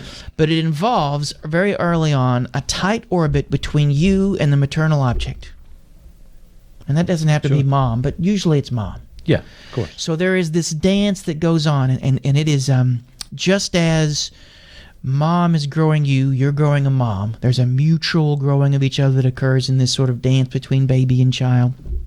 And Laplanche says, there's something about that, though, because the way we see both ourselves, the world, and the people in it are going to be affected by both the quality and quantity of that experience. Okay. But there are certain things that are certainly universal, regardless of quantity and quality. Okay. And that is, you as a nascent subjectivity, you as someone whose nervous system is immature is in the presence of someone who has a mature nervous system. And they generate a tremendous amount of mystery. Mom, adults, and thereby the entire world generates a certain enigma. Okay. And this is where it gets even funkier, because Laplanche says not only are we then sort of mugged, or the shadow of this enigmatic object falls across us and we are jointly confused, whatnot, we are also enticed. We begin to sort of, we learn to not only survive and to accept, but even to be invested in these dances of mystery. Okay. Right? So we're really trying to figure out some things in these early stages, and there's a lot of mystery. We don't know, and we're trying to, who is this object that's taking care of me? What is going on in the environment? And the building of their own personality and structure and so forth. So a lot of things to discover in that process. And we learn to begin to invest in those discoveries. So we have a hunger for mystery. So, and it's interesting because if you watch, ever watched any of them in detective movies or read them in detective novels, like that sort of thing, if you ever read them. That's my thing, man. You like, yeah, really? Got one going on right now. Really? So you like we can talk about that later, but. Well, notice how, and there's certainly something satisfying about finding out the killer, but the real satisfaction is in the chase, right? Yes. In the getting lost, in settling into the rhythm of the enigma, and to almost luxuriate in this experience. And Laplanche says this is kind of inherent in who we are and how we came to be, and we begin to look for it everywhere. So on a cultural level, something like Area 51 is a way of restaging that very mystery.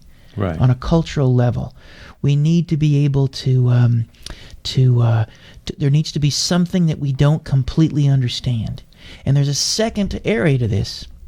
But there is someone who knows, and this is the part where it gets even freakier. Okay. I mean, I really followed you up to this point, so you're about to lose me. But I'll say this, mark this point, that these are the kind of things that we gravitate toward. There's a mystery about it. We're sort of pulled toward it in lots of ways, and it's about that. And if you find something in Area 51, let's say, it ends that in some ways, I guess. Well, this is where Laplanche goes. We may not want to go full Laplanche on this, but let's follow through. All right, go. Because the second part of this, first is the mystery, the enigma, but the second is someone who is supposed to know.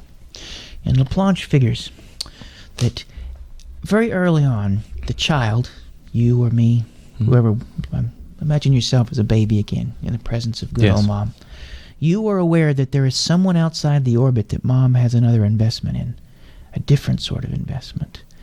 That you are the apple of her eye, but her desires also go somewhere else. Ooh.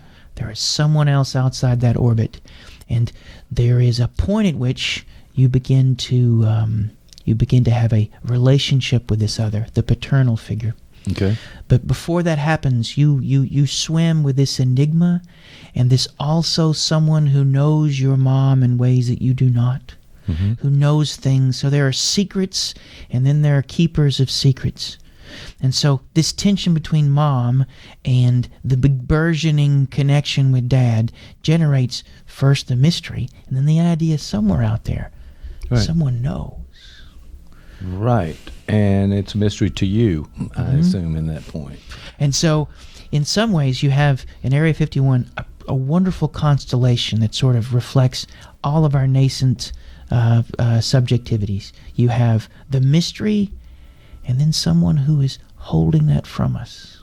Does that make sense? Yeah, well, it does. Okay, make sense. That's I mean, I really like Laplanche.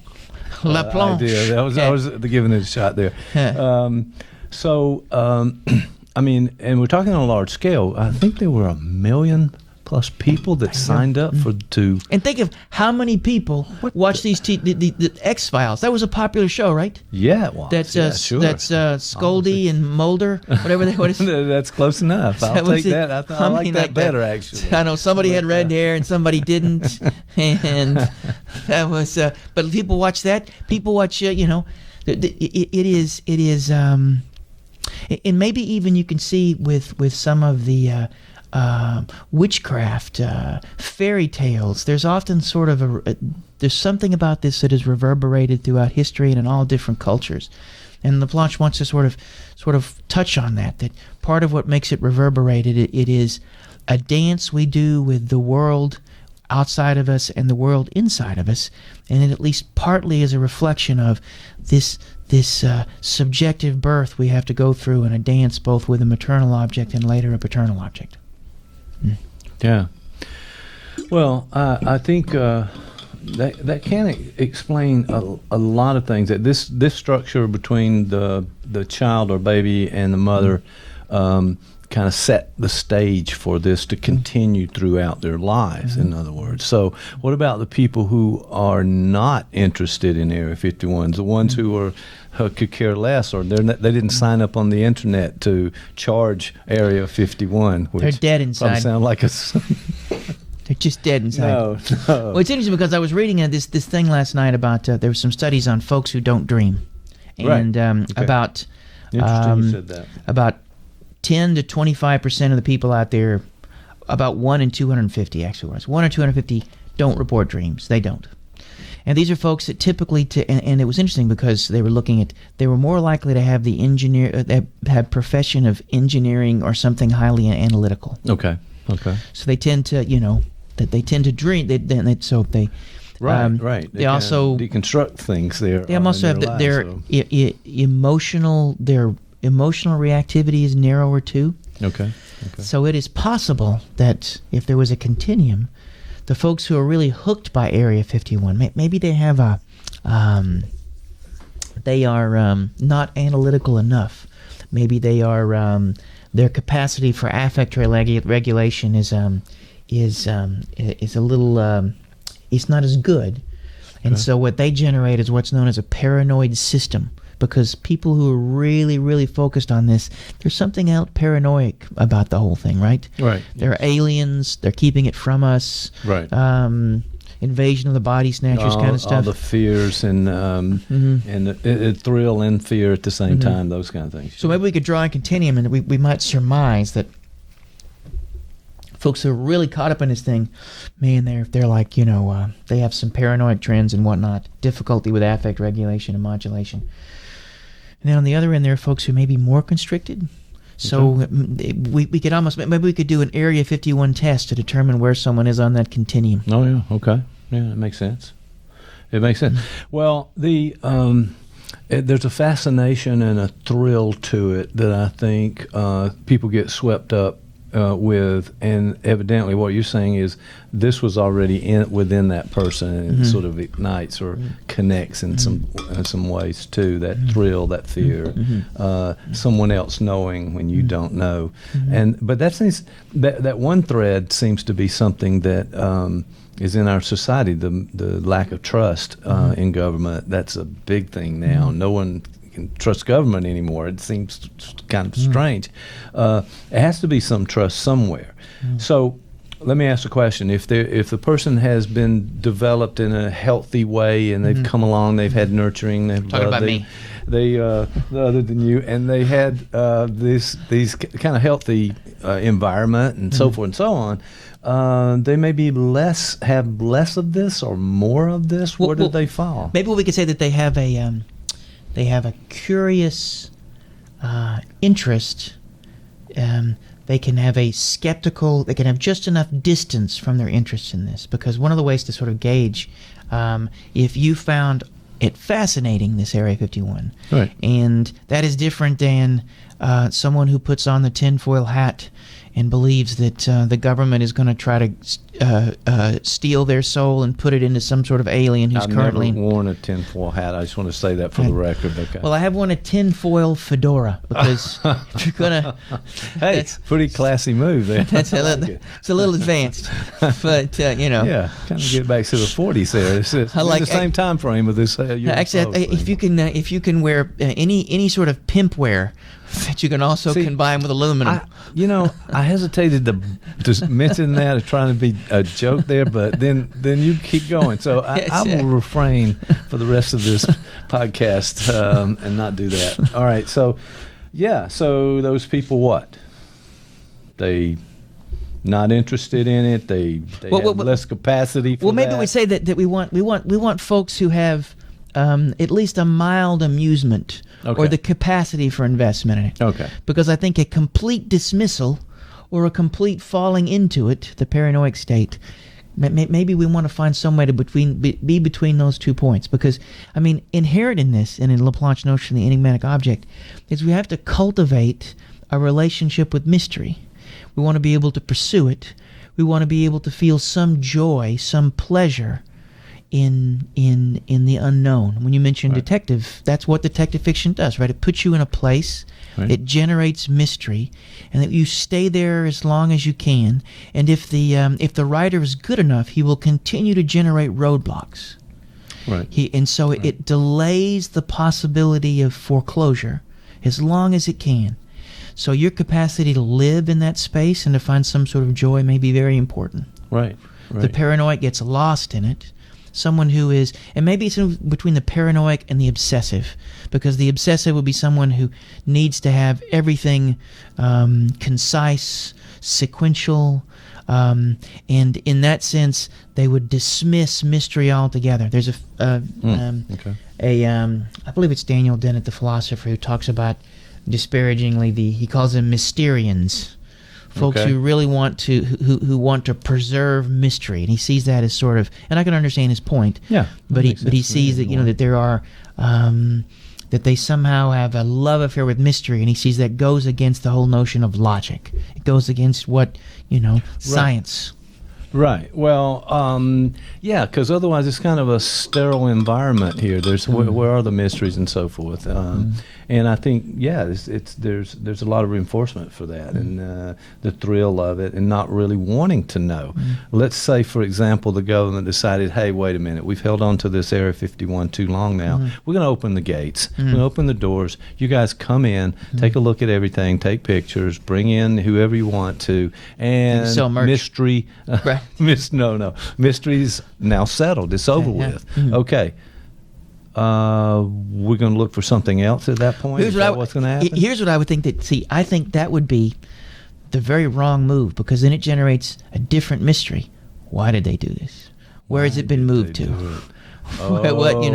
Now this mystery never ends. I'm getting the feeling that somebody would say, "Hey, they just did a show. They moved everything to another spot. They're still not telling us the truth," and on it goes. There's a famous joke that Freud tells about these two guys meet, and one guy's angry at the other, and he says, "Why did you say you were going to Berlin when you were going to Berlin?"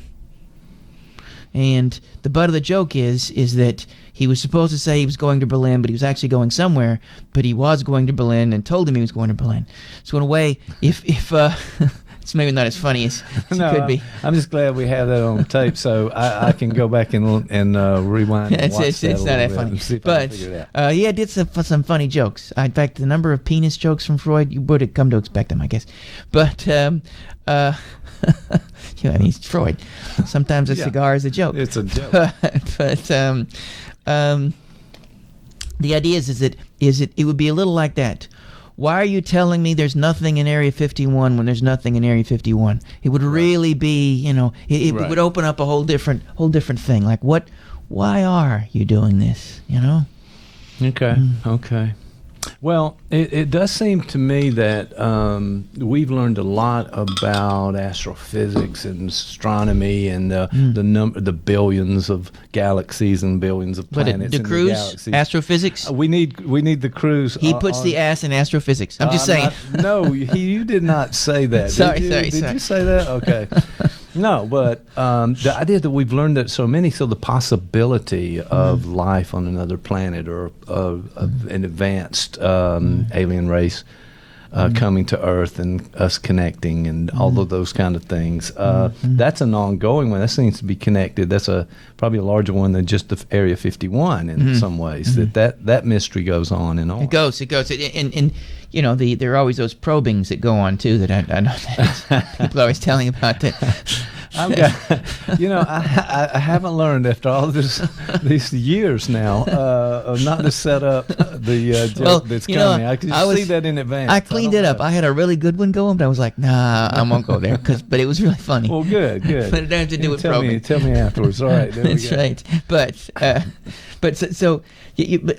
I think one way to think about this is when you look up into the sky. Sure. You know, there is a complexity, there is a possibility, there is what Kant called the sublime, that there is something out there that is terrifying in its beauty. It is something that is both awesome but terrifying, and that is a position that we were born into. We're born into a world that is always bigger than us, smarter than us, and at least faster than us at the very beginning. As a child, we are born into this. We are adrift in a world that is making us, and that we have very little effect on, at least initially. And that Laplanche would say, these are embedded, that these become the maps we have of the world. Right. When we look up in the stars, you know, that we see at least an echo or a mirror, a reflection of our own subjectivity being born. And in some ways that's reductive and solipsistic, and any sort of criticism of psychoanalytic theory can say, you know, you're reducing it all to this. Mm-hmm. I think it's not a matter of simply reducing it to that, but it allows you to sort of think about how there is a continuity, developmental continuity between the things we experience as adults, Area 51, all throughout a life. They are ubiquitous. They're woven through who we are and where we come from. And there's great merch around them too. Yeah, well, it makes it makes sense. And the aliens, you know, when we have so many movies out, it seems like those alien movies always turns out to be some monster in there. It's almost like a genre of the horror film, and you never see that movie where maybe E.T., for example, but they came in friendly, that we developed as friends, and everything's wonderful, and we're going to go forward. I always thought that E.T. looked a lot like a ham. Didn't he look like just like if you opened up a canned ham, and maybe it's just me. See, now that you've planted that in our heads, it does look ham-like. It's going to be... It's very hamish. But my point was that there was it's always some horror or some terrible thing that's going to happen. So we're sort of slanted to this fear, horror side of it, as opposed to... What's interesting, because we talk about that. Someone like us coming and saying, hey, how are you? And you think about just the notion of horror, but this could be something to talk about at some point too. There's another theorist by the name of Julia Kristeva. She's also French, by the way. What is it with these French people? I don't know, man. You're they got these crepes, and they got these crazy theories. You seem to be bringing it up a lot. We'll talk about that on another show. I'm a Francophile. Isn't that that's Francophile, right? Okay, that doesn't sound right at all. But she has what's called the theory of the abject. And she says that to define ourselves, it's a little like when you're taking a cookie cutter. To make the cookie in the outline of the person, there's so many other things you have to take away. And so she says we have to render abject parts of ourselves, render them negative, to be able to create a cohesive positive. Right. And so there are lots of things about ourselves, and different cultures set different parameters on what the abject is. Yes. You can think of all sorts of bodily emissions, all sorts of things about the human condition that are sort of like clothing, for instance. Nudity is seen as an element of the abject. So all these sorts of things, you know, in some cultures, you know, you how you blow your nose is determined, or what you do with mucus, all that sort of stuff. So there are all these elements of us. And she says that in horror, we have a return of the abject. That the very things that we've attempted to sort of push away from ourselves to define ourselves come back in a narrative form. She wants a wonderful example. Actually, Zizek uses this example when talking about Kristeva. Oh, I'm so glad you brought up Zizek. I did it again. Yeah, what is it? I've got a scorecard over here. Ding! He says if you can. Most of us swallow, I think, almost a gallon of saliva a day. Okay. Just no big deal. Yeah. When I say that, no big deal. But imagine you take that saliva, spit it into a cup, and then have to drink it. You become nauseous. Yes. So there is an element of you that you've suddenly rendered abject, right? Right. It was yours. And it was, right? What's the problem? Let's tell you. But suddenly you get a little nauseous thinking about that. Right now, as a matter of fact. So saying, it's not, but we break off those parts of us that for some reason we need to in order to be whole. You won't get that on the Joe Rogan show. I bet he hasn't even ever mentioned Julia Kristeva. I'm gonna direct message him right now and see if he's ever. No, he's probably not. No, at least not in the context of saliva. Yes, yes, absolutely. All right, so we're winding our way through these mysteries. We're taking apart ourselves and discarding some parts to be whole. We're maybe in some way the defense mechanisms. We're in denial or suppression, all those kinds of things that may happen in order to preserve ourselves in some ways and who we are. And notice how that there is a dance that goes on with this. When we pursue pleasure, and that's very different than, there's a difference between,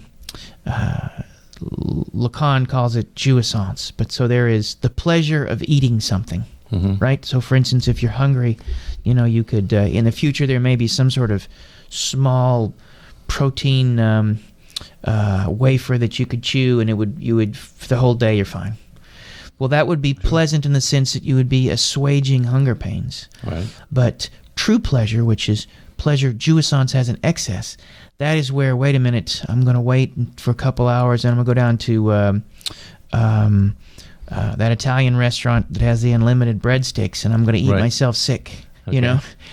There's a big leap between those 2 points, and having a restaurant with commercials, unlimited breadsticks, all that sort of stuff, there's a big leap between simply the satiation of a desire and true pleasure. And so all of these things in mystery that we danced with when we were in our earliest stage of us, we find a way to be able to play them out in mystery novels. So you're finding a way, you find jouissance in that. You find an excess pleasure in being able to take something that at some point may have been uncomfortable and find a way to play it out in a book that you know that at some point you can put down. It finds its way there. Come back to it, move back to it. So Freud was big on this, that we often take the very things that are abject may find themselves into our sexuality, between two consenting adults. You can engage in all sorts of activities that if you did those in public or if you talked about them at church would get you in lots of trouble, or you'd be, but within that confine, the object can return in a way that can be pleasurable. Okay. Things that are slightly nauseating or over the top are less so when they're in that context. So whether it's detective novels or your honeymoon, there is a way in which you are finding a way to play with mystery and the abject, Yeah, it's... And by the way, that abject would really describe my honeymoon. I'm just saying. It's just not a... You might have seen me smile at that moment, knowing that joke was coming. I'm selling videos, so if you could actually be witness to that event if you want. Just saying. Okay. Well, it's all about merch, as they say. So yeah, that's some merch, all right. That's good. So Yeah, so really you've sort of broken this down for us a little bit, but I'm not sure that you're right. This hasn't been mentioned on Joe Rogan's. And as a matter of fact, I don't think the regular guy on the street has broken this down in that way. But it begins to explain this Area 51 idea. Now, you started out by saying, let's go back to the beginning here, that Area 51 was Mom. We have one more time here. Yeah. Let's go back. What happened? Well, because the notion of mystery, the notion of something that someone knows something that they're not telling you, the idea that there is something potentially dangerous but also enticing, these are inherent in our very, very first relationships, and that's usually with a maternal object. Mom is a mass of mysteries. She is. The things she wants, the things she doesn't want. LaPlanche talks about this too, that, there are different levels of communication. And we often will say to someone, hey, I want you to do this, but there's a subtle intonation that actually I really don't want you to do this. And that, to move in language and to communicate with each other, there are these tensions and mysteries inherent in that, and they find their play. So if we were to distill Area 51 into just a series of experiences and enticements, the conflicts that are inherent in it, we would just make a list. We would find that same list in Mom. And I had a paper I gave a few years back at the International Zizek Conference, of all things, in Cincinnati, Ohio, where I fell while playing disc golf and hurt my wrist. Never been the same. Right. But, yeah. Okay. Yeah. I'm not following up on any of that. Go ahead. But I had a paper, and one of the lines in the paper was, we've all met Cthulhu. Cthulhu is Mom. Do you know who Cthulhu is? No, I don't. Okay. H.P. Lovecraft, tentacle face thing, giant monster. Okay. No. All right, okay. Yeah. Maybe not. Didn't ring a bell, okay. Well, yes, I haven't. It was a paper on black metal. I was doing a thing on black metal, and one of the things. Topic areas for these conference presentations. They're good. I need to sign up for more of these. It sounds like some really interesting topics. They're actually my last one at the International Zizek Conference in Athens, Georgia, is Taylor Swift Evil. That was the name of the paper I presented. You put that as a title. Is Taylor Swift Evil? And I'm sure. Have you heard anything from her? No. Publicity or PR camp or any of the managers or something? But okay. It was about is popular culture inherently problematic? Okay. Is there something about the that was sort of and I wanted to be able to, and my conclusion is actually the opposite, that it is our capacity for aestheticization. Our capacity to do something with the things that we're given, not necessarily the object themselves. So, for instance, there is a way to find a universe in Taylor Swift. Right. You certainly, people maybe more easily find a universe in Beethoven, but it depends on how one approaches it. So it's sort of a call for sort of an attempt at universal aestheticization. We got off on the wrong topic there. Sorry, but that was it. But the first one I did was there's a genre called cosmic horror. Ever heard of cosmic horror? I'm not familiar.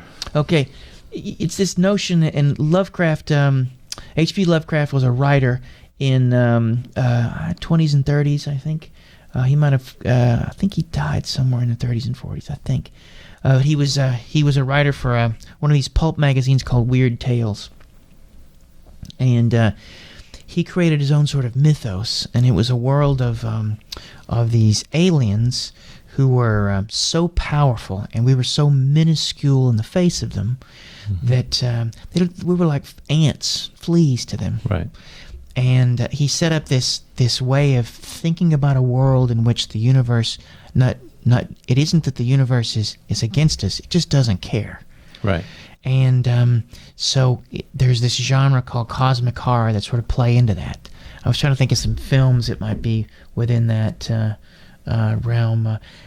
Some of, do you ever Stranger Things, see the TV show? Sure. That has some elements of cosmic horror. The characters, the mind flayer is sort of Lovecrafty in a way. And then you have the the giant thing at the end that I don't know if you've seen the third season. Third season, I have not seen. Yeah, I'm 2 episodes away from the end of it. Okay.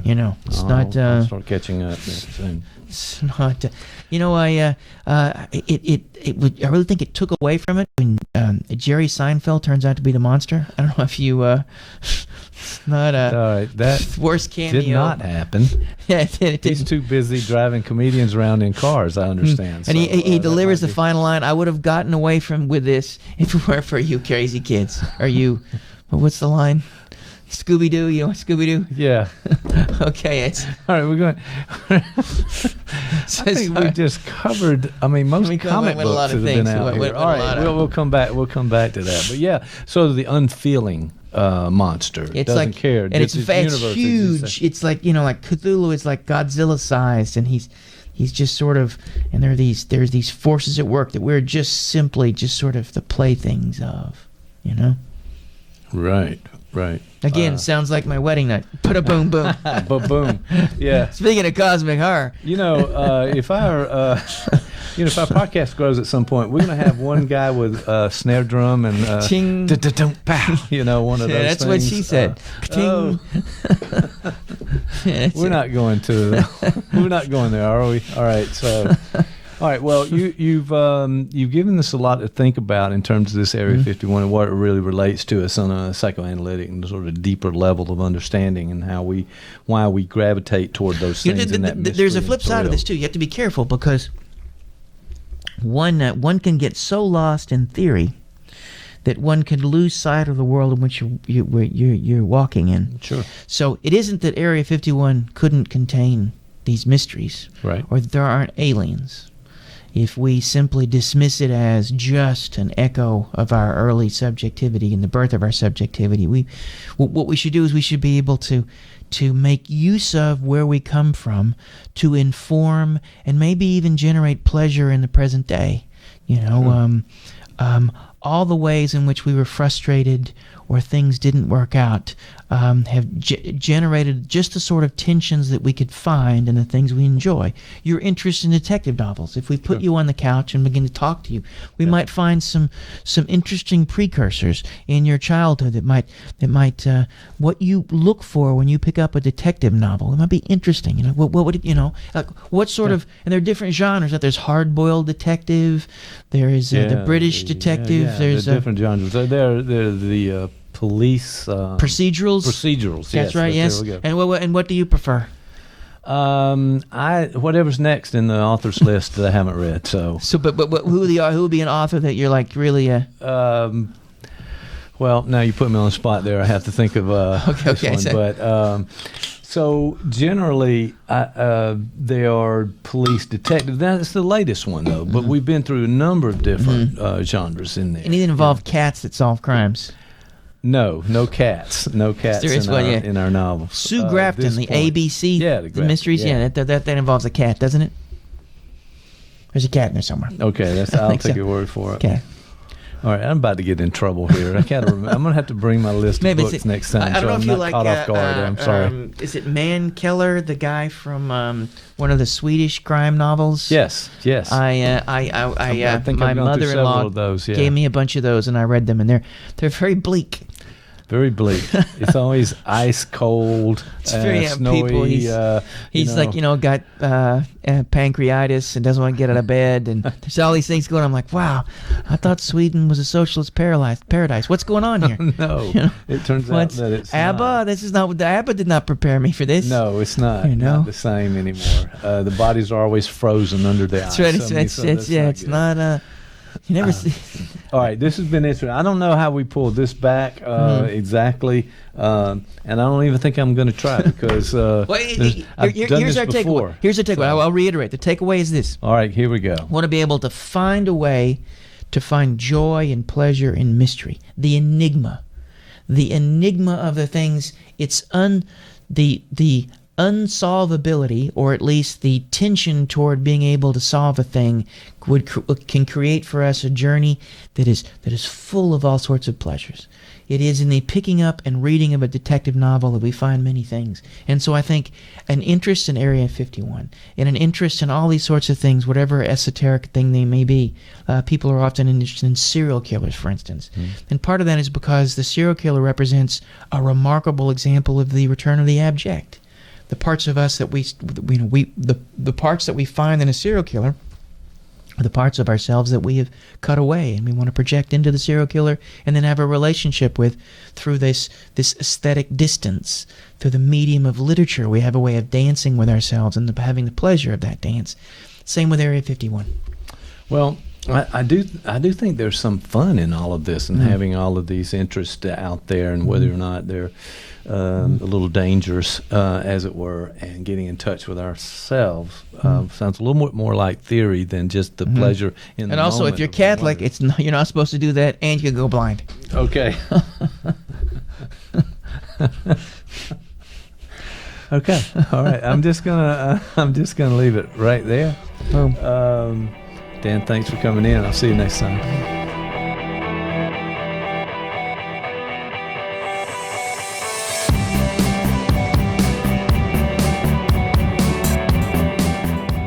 You have a story to tell. Columbus Podcasting can tell your story with a world-class video podcast of professional quality. Viewers and listeners can access podcasts anywhere, anytime. ColumbusPodcasting.com. Give us a call today.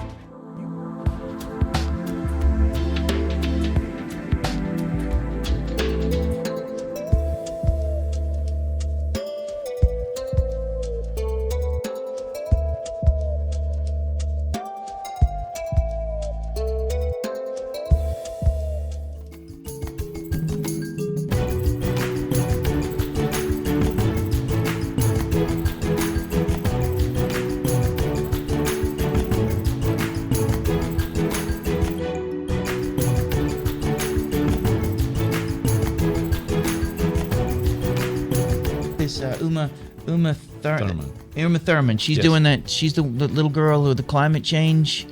Uma Thurman. No, that's no.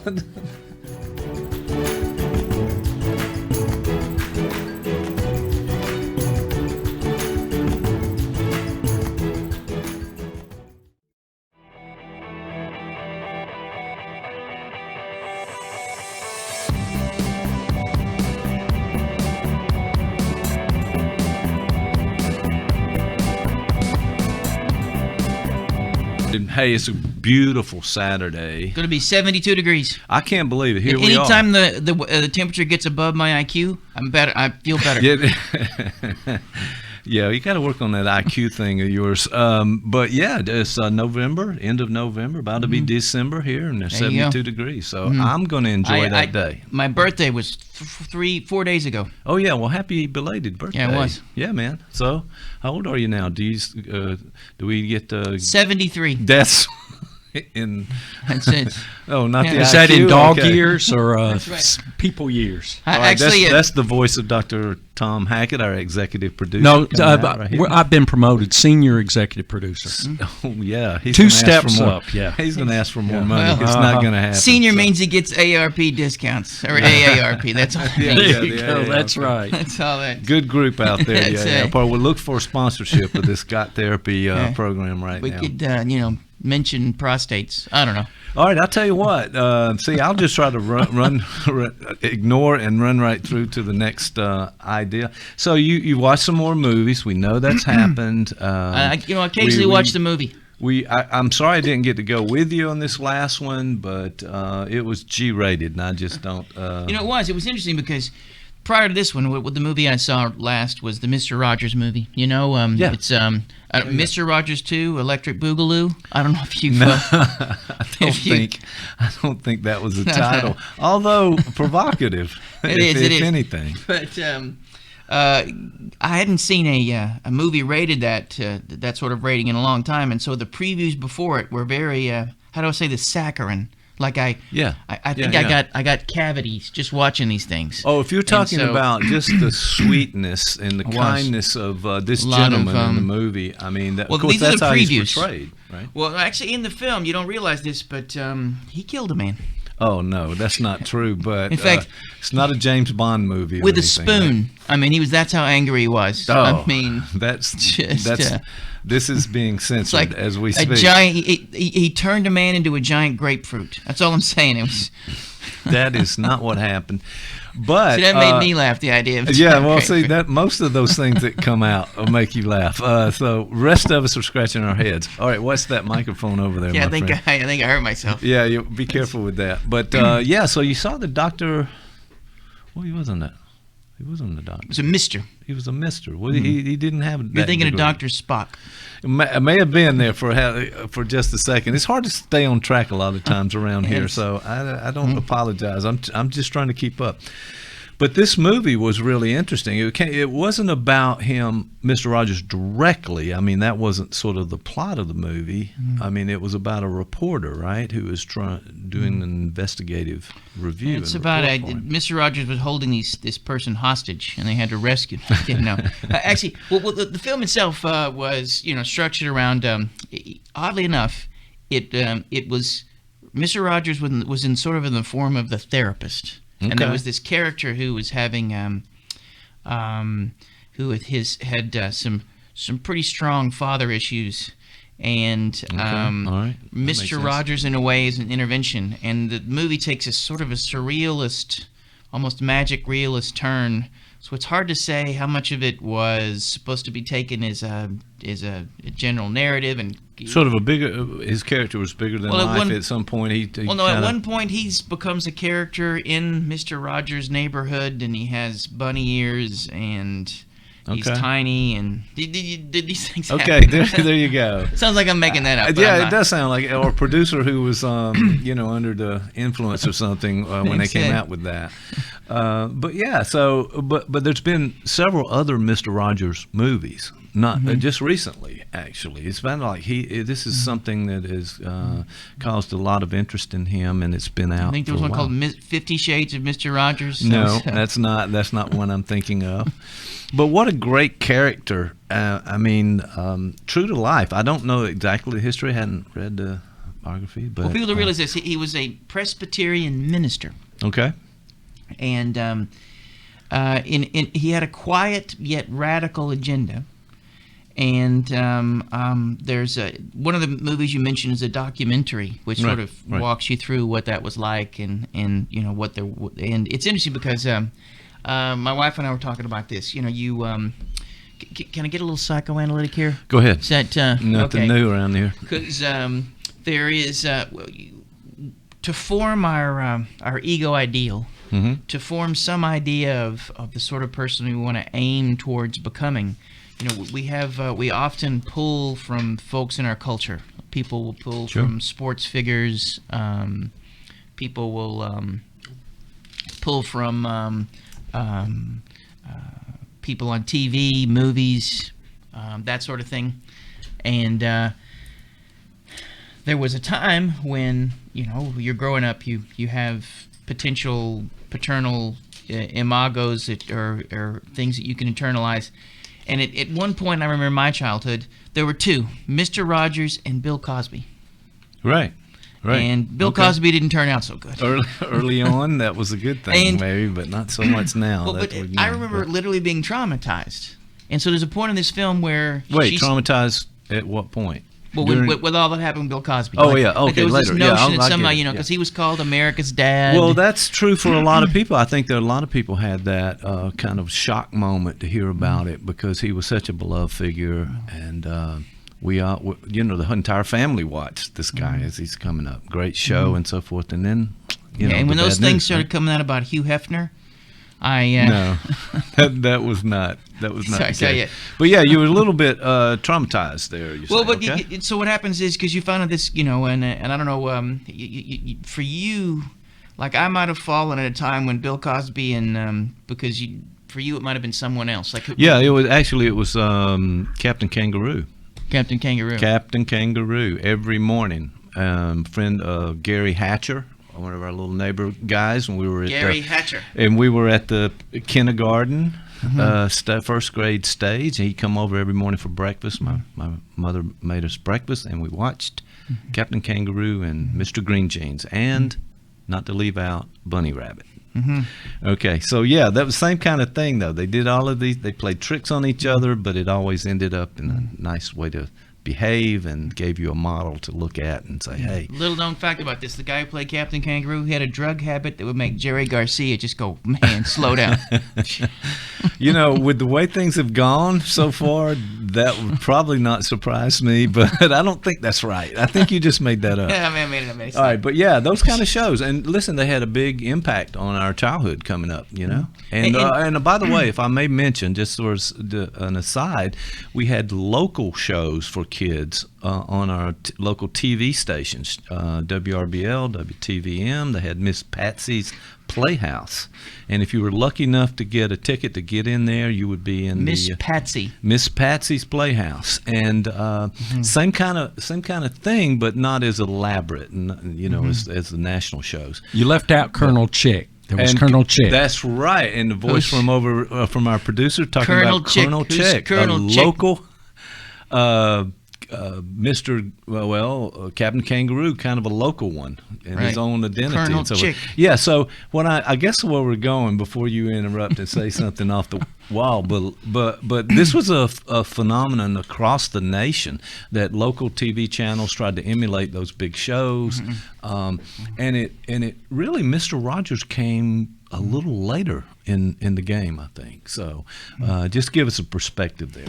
So what happened for most of us then is we're growing up, right? We have these beloved adult figures that sort of usher us into our development. We internalize them, right? When you think back on them, there's a fondness, right? Right. I mentioned my friend, and those kind of Gary Hatcher. Yeah. Gary Hatcher. Yeah. You know his brother. Yeah. In fact, where I come from, East Tennessee, the hills of East Tennessee, the mountains there, we had a similar thing. Now you think about it, we did, but it was unfortunately based on the movie Deliverance. It really wasn't. No, that was pretty rough back in the hills there. Yeah, it was. So I hope the kids survived that terrible ordeal. But and maybe that accounts for some of the things that we've heard so far on the show today. So with that, given that, we now know a little more. But those shows did have a big impact on us as kids, and we loved those shows. It had humor in it. It had how to live, to do the right thing, sort of how to make a shiv out of anything. No, they didn't tell us how to make a shiv, but and so popular that it had a big impact on a lot of particularly boomers and. Technically, I'm not a boomer. Post-boomers. I'm Generation X. Yeah, you Gen X's. Get busy over there, and you can say, hey, boomer. We had that conversation. We've done that show. We did. Sorry. Turned out that was that's tense. all about, It was tense.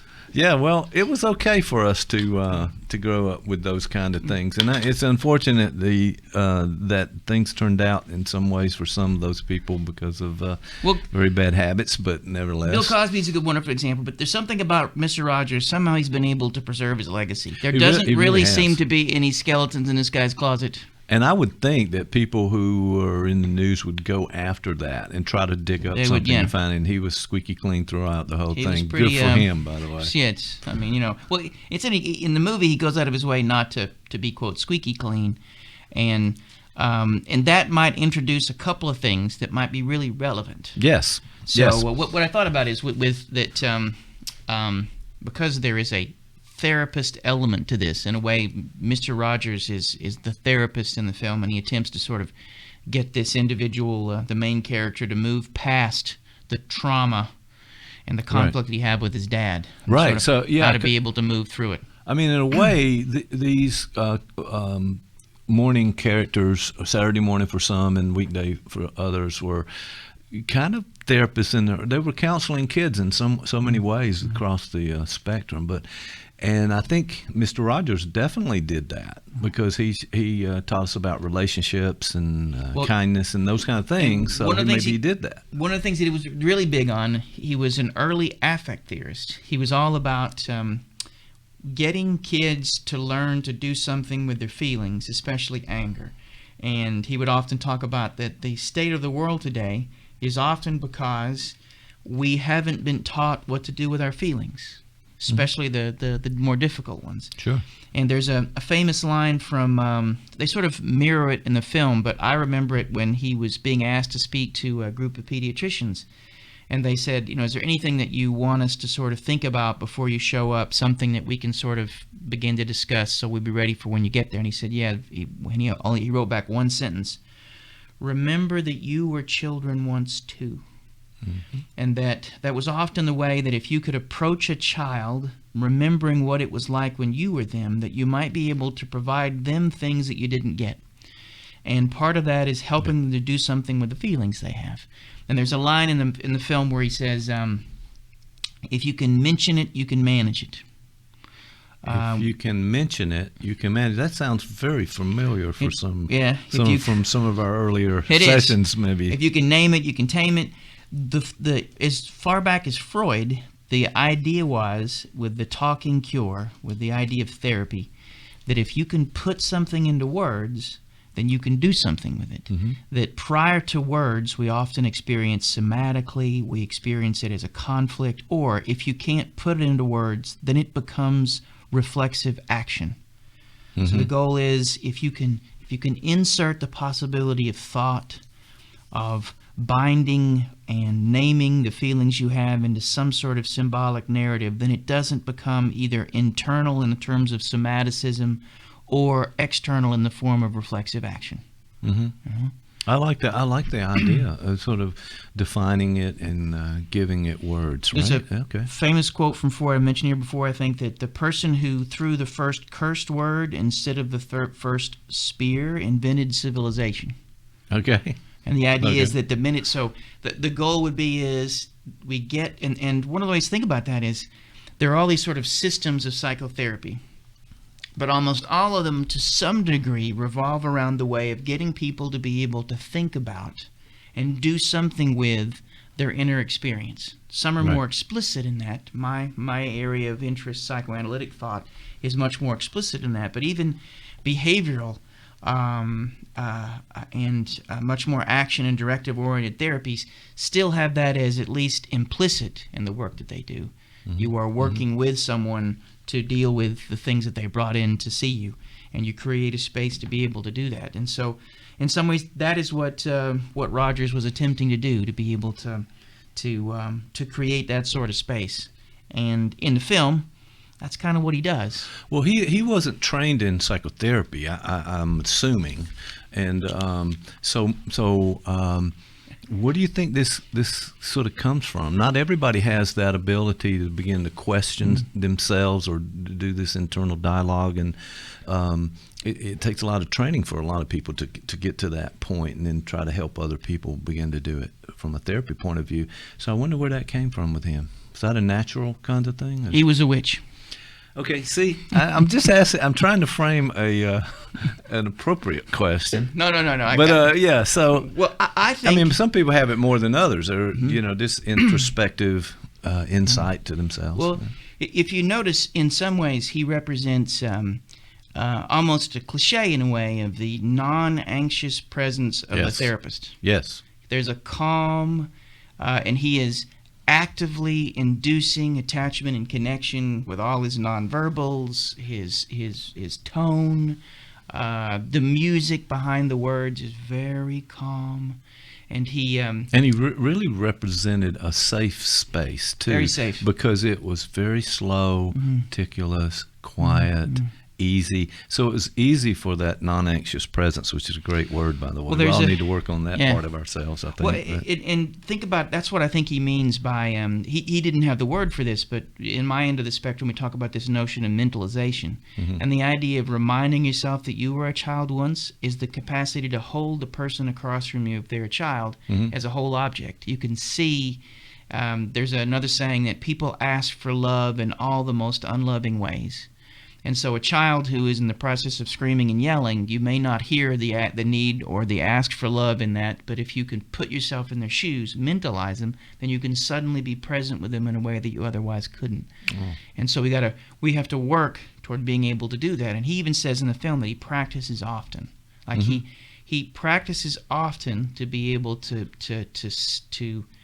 gravitate and stay in that space. And there's a scene in the film where early on a guy goes to visit Mr. Rogers in his studio, and he's very cynical. He's really expecting that this guy is after money, or somehow he's being overly burdened by all these things. And there's a kid, and the kid is hooked up to an oxygen machine, or a oxygen tank, but he's standing there and his parents are behind him, and he has this sword. And he's swinging the sword like this, and he almost hits Mr. Rogers with it. And Mr. Rogers is kneeling down in front of the child trying to speak to him. And the parents are going, listen, be nice. No, that's disrespectful, whatever. And finally Mr. Rogers is able to speak, and he says something like, wow, that sword looks very big and heavy. And the kid says, not really. And he says, well, I still think you must be pretty strong to be able to hold that sword. He said, well, I guess I am. And he said, I think you're probably pretty strong inside too. And the kid stops, and he hands the sword to his parents, and then he hugs Mr. Rogers. And I think that was based loosely, at least, on a real occurrence. Right. And you can see what happened with implicitly, Mr. Rogers understood that the kid, the anxiety of being on a studio set with cameras on him, his parents behind him, is negotiating this experience the only way he knows how, by being putting his feelings into action by throwing the sword around. And Mr. Rogers is able to create a space that slowly but surely he finds a way to at least indirectly connect with the emotional state and say to the kid, you know what, you're strong enough to be here.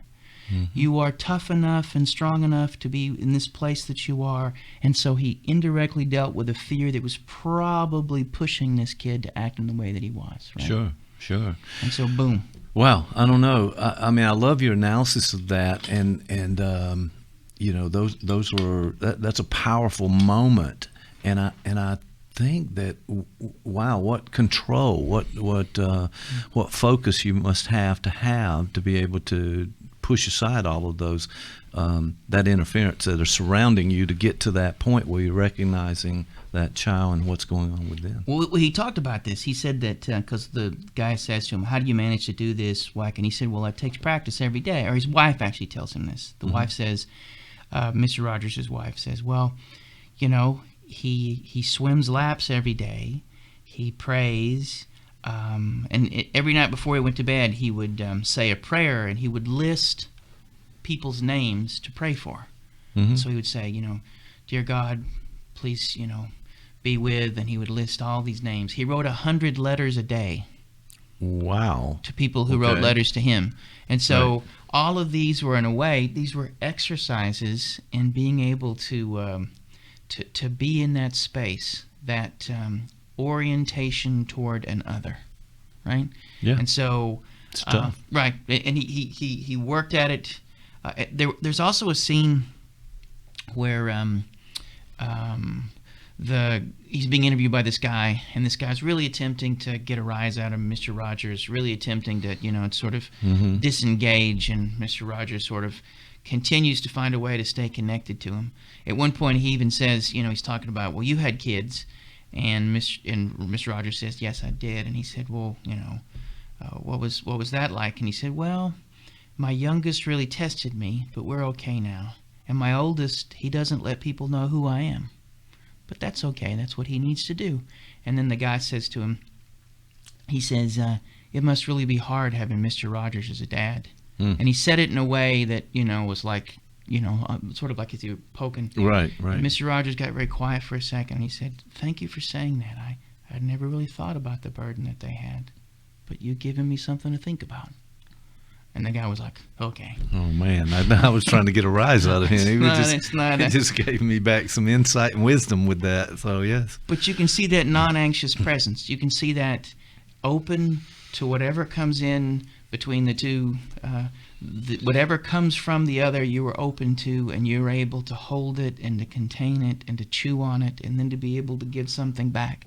And that was at least implicit. And I don't think he had any training maybe in his Yeah, that was in his divinity program, maybe. But he certainly had the discipline to be able to practice, as you said. It takes a lot of practice to do that, and a calmness within to be able to fend off that, because most of, I think, humans, we're reactive to a great extent. We want to say something back and and come back with it. To take that moment to pause. You've talked about that before, the idea of leaning in and this notion that you just you feel the impact and then you pause. So, having that kind of discipline is well, you could literally amazing. Don't we all need more of that, though? Well, I'm thinking.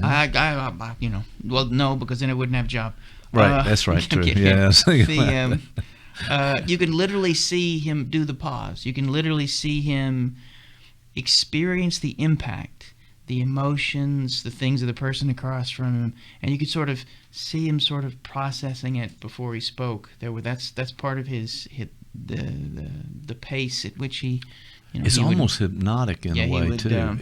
The calmness there, and when somebody is fired up on one side and the other person is kind of calm, it takes time, and it does lower the temperature, so to speak, in that, and that's a pretty amazing skill to have. So maybe we should all practice that in some ways. Well, and there's another element to this. I think that we sort of talked a little bit about this before, but it's an exercise that I sometimes do with folks, especially when we bring in new clinicians and new therapists. When they first show up, they're at the program at the center. Yeah, your counseling center is a training program as well, right? Okay. And so we get together, and they're often very anxious, And one of the ways to be able to get people to be aware of and to do something with their anxiety, and Mr. Rogers does this thing. I don't know if you've ever watched, there's a clip of him, I think it's at the Academy Awards, and there's another clip of him where he is giving a commencement speech for a graduating class. And he says, I'm going to start the clock at 1 minute, and I want us to all be quiet. And in that 1 minute, I want you to think about all the people who've loved you into being. And he goes, and you begin to think. So you begin to think about all the folks who've loved you into being. And by the way, 1 minute in the video world, that's a long time. In the film, it's 1 minute. He goes. He does actually do the minute, right? And it was funny in the movie theater. And there were a lot of people in the movie theater. Like what? Everybody was quiet. They were like. Not knowing what. Yeah, well, that's right. I think they had set it up to where they set it up so it was very powerful. I think, and then the audience would do the same thing, right? We'd broken the third wall, right? The third wall. So in a way, we were suddenly involved in what was going on the screen because all of us were doing the same thing. We were all a room full of people, very intentional. I would thinking think, about the people who loved us into being, and to think about that psychoanalytically. How else can I? Is that's a chance for you to access your positive internal objects, right. To be able to access, when we think of, we've talked about this before, but we are all born into the world needing dyadic regulation. We can't regulate anything on our own. Somebody has to help us with it. We can't, whether it's change a diaper or even our feelings. Mm-hmm. And so we oscillate from then on between auto and dyadic regulation.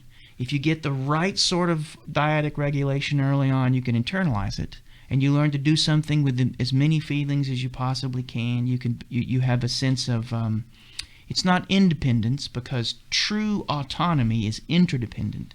It's a capacity to be both connected and separate, and to allow for some sort of like a Mobius strip of sorts. But that requires an initial dyadic regulation that many of us don't get. And even the best, there are lacunae. There are still places and gaps where we don't get maybe some things we might need, and it begins to form. It helps. One of the reasons we need armor is because there is often something missing in those early regulatory interactions with caregivers. Yeah, and that's for all of us. Every one of us. Right. And so with something like anger, for instance, that is one that is often, it's very difficult to find early on dyadic regulation. You can think of a kid being angry and being told that's disrespectful, or you won't be that, you can't take that tone with me, and all that sort of stuff. Those are often ways in which we begin to develop a conflicted way to deal with a ubiquitous affect state. And Rogers would say, maybe not Carl, maybe Carl Rogers, but Mr. Rogers definitely would say that is at least part of what leads to the trouble we're in, right? Mm-hmm. And so I think he often attempted to be able to create a show that would generate that kind of dyadic regulation to get people. On his TV show, he talked about not just anger, he talked about divorce, death. Right after President, I think this was John F. Kennedy had been assassinated, the next episode, he talked about assassination. Wow. And he said, and one of the things he said that you may notice that the adults around you are very upset, and and they may be acting in some strange ways that are scary to you, you know, and then he would say something like, well, adults are just like you. There are often things that happen to them that make it hard for them to understand, and they get scared and confused too, right? Great message. And directly to the children. Right. He would say and then he would talk about, he said that, and he said, whenever you're really upset, or if you're in a bad place, or you see something scary on TV, like the assassination we talked about, or even something bad happens, my mom always taught me to not just look at the bad things, but look at all the people that are helping. Focus on the people that are helping, because in every one of these bad spaces and where bad things are happening, there are people coming together to help. And notice how that's sort of a figure to ground, a sort of parallax view where you suddenly can, there is a background that's also important, and it helps. He's in those moments he's giving, he's regulating those affect states in such a way that if you internalize it, whether it's you can hear his voice in your head saying that, or you can practice it yourself, you might be able to deal with a difficult situation differently next time. Wow, great, absolutely a great message, and one we really need to hear. I'm thinking of our times right now when there's so much anger and divisiveness. So you mentioned Carl Rogers. It almost sounds like they were pretty close and pretty similar in some things. Rogers talked about empathy and understanding from another's point of view and being congruent and all of those kind of things that I think we probably saw on that show with Mr. Rogers. What do you think the parallel might be? Well, and I wonder, obviously they had the same last name, and they both killed men with their bare hands. I'm kidding. No, they didn't do that. Okay, but that's in the parallel universe, and that's another movie entirely. That is. That's right. It's the two of them team up, and I can see we could write that movie right now, but we won't. We won't do that. But right now. There was a Eddie Murphy parody of Mr. Rogers. Mr. What is it? Something Neighborhood. Have you seen that on Saturday Night Live? Oh yeah, that's right. The Saturday Night Live parody. Yeah, kill my landlord. I think was the phrase that he used a lot. There. But I wonder if, in some ways, they were sort of just swimming in similar water. But you know, Rogers had a divinity degree, so and he was a Presbyterian. So it's possible that some of these Rogerian, because I think Rogers, began in the late 40s, right? Didn't he? Was in 48, 50s? Yeah, late 40s, in the 50s, in the 60s. And so, really came on. Somewhere around there when Rogers was being trained, he had to be exposed to some of this. And Carl Rogers also was his religiosity. I think he came from a religious background, and so there's something about the... there's a progressive Christian element to both of them in a way that I think is there. Yeah, Rogers used this term, unconditional positive regard, which kind of took the expertise or expert position out of the fray and leveled the playing field, so to speak. So he's also the first person to use the phrase Netflix and chill. Really? Okay. Yeah. Well, I don't think that's true, but we and if anybody wants to know more about that, we do have an episode with that title out there from Got Therapy. But extraordinary gentleman, and I don't know, was he accepted by everyone, or do we say, okay, that's kid stuff, and I wonder how that was for him. He was in the real world. So there's also a scene. This is from the documentary where. This was during the civil rights movement they had the police officer on the show was an African American man, and Mr. Rogers is sitting in front of his house on the show on the set, and he is got his feet he has one of those little kiddie pools, and he's taking his shoes off and he's resting his feet in the water because he's trying to cool off. And he sees the officer come around, and I forget what the officer's name is, but he says, tells him he's probably hot, and asks him if he wants to put his feet in the pool. So he takes his shoes off, and so there's Mr. Rogers and an African American man, both with their feet in this pool of water. And that was the 60s. That was a radical move. Yeah. That was really literally an FU to sections of the country that attempted to would have been offended by that sort of thing. So there was a quiet revolution in, I think, some of the things he did. And it's interesting, there has been some blowback. Particularly among some voices in the right.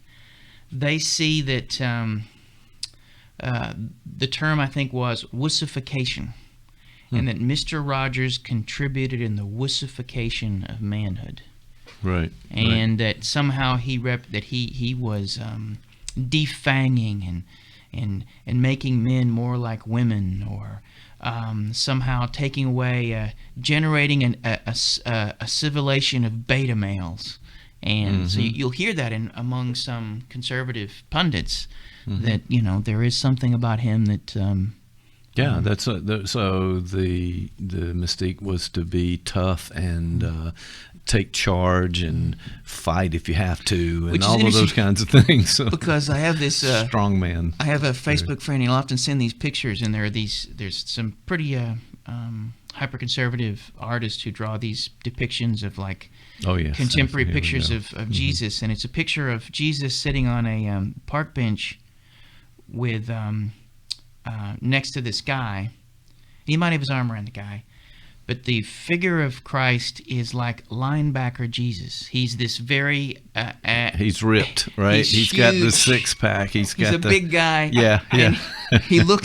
He does not look like a Middle Eastern man. That he looks like he's like Anglo blonde, blue eyes. No, I mean, he has blue eyes. Yeah, and it's he's sort of a Clay Matthews Jesus kind of approach. It is. But you'll notice how. Thank you, Dr. Hackett. But to my friend, this is not a parody. No, this is how it is, this right? Is literally how. And so Mr. Rogers would really be and again, it's possible to see Scripture in all sorts of light, but I just suspect that at least the message of Christ is more Mr. Rogers than don't you think? Alpha male. I don't. Yeah. Maybe I'm wrong.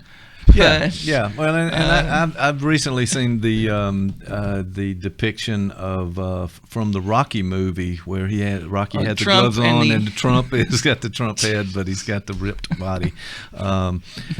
So yeah, there's that. So there's a pushback against it because I don't think, first of all, they don't understand it. If you push them back like that, you never took the time.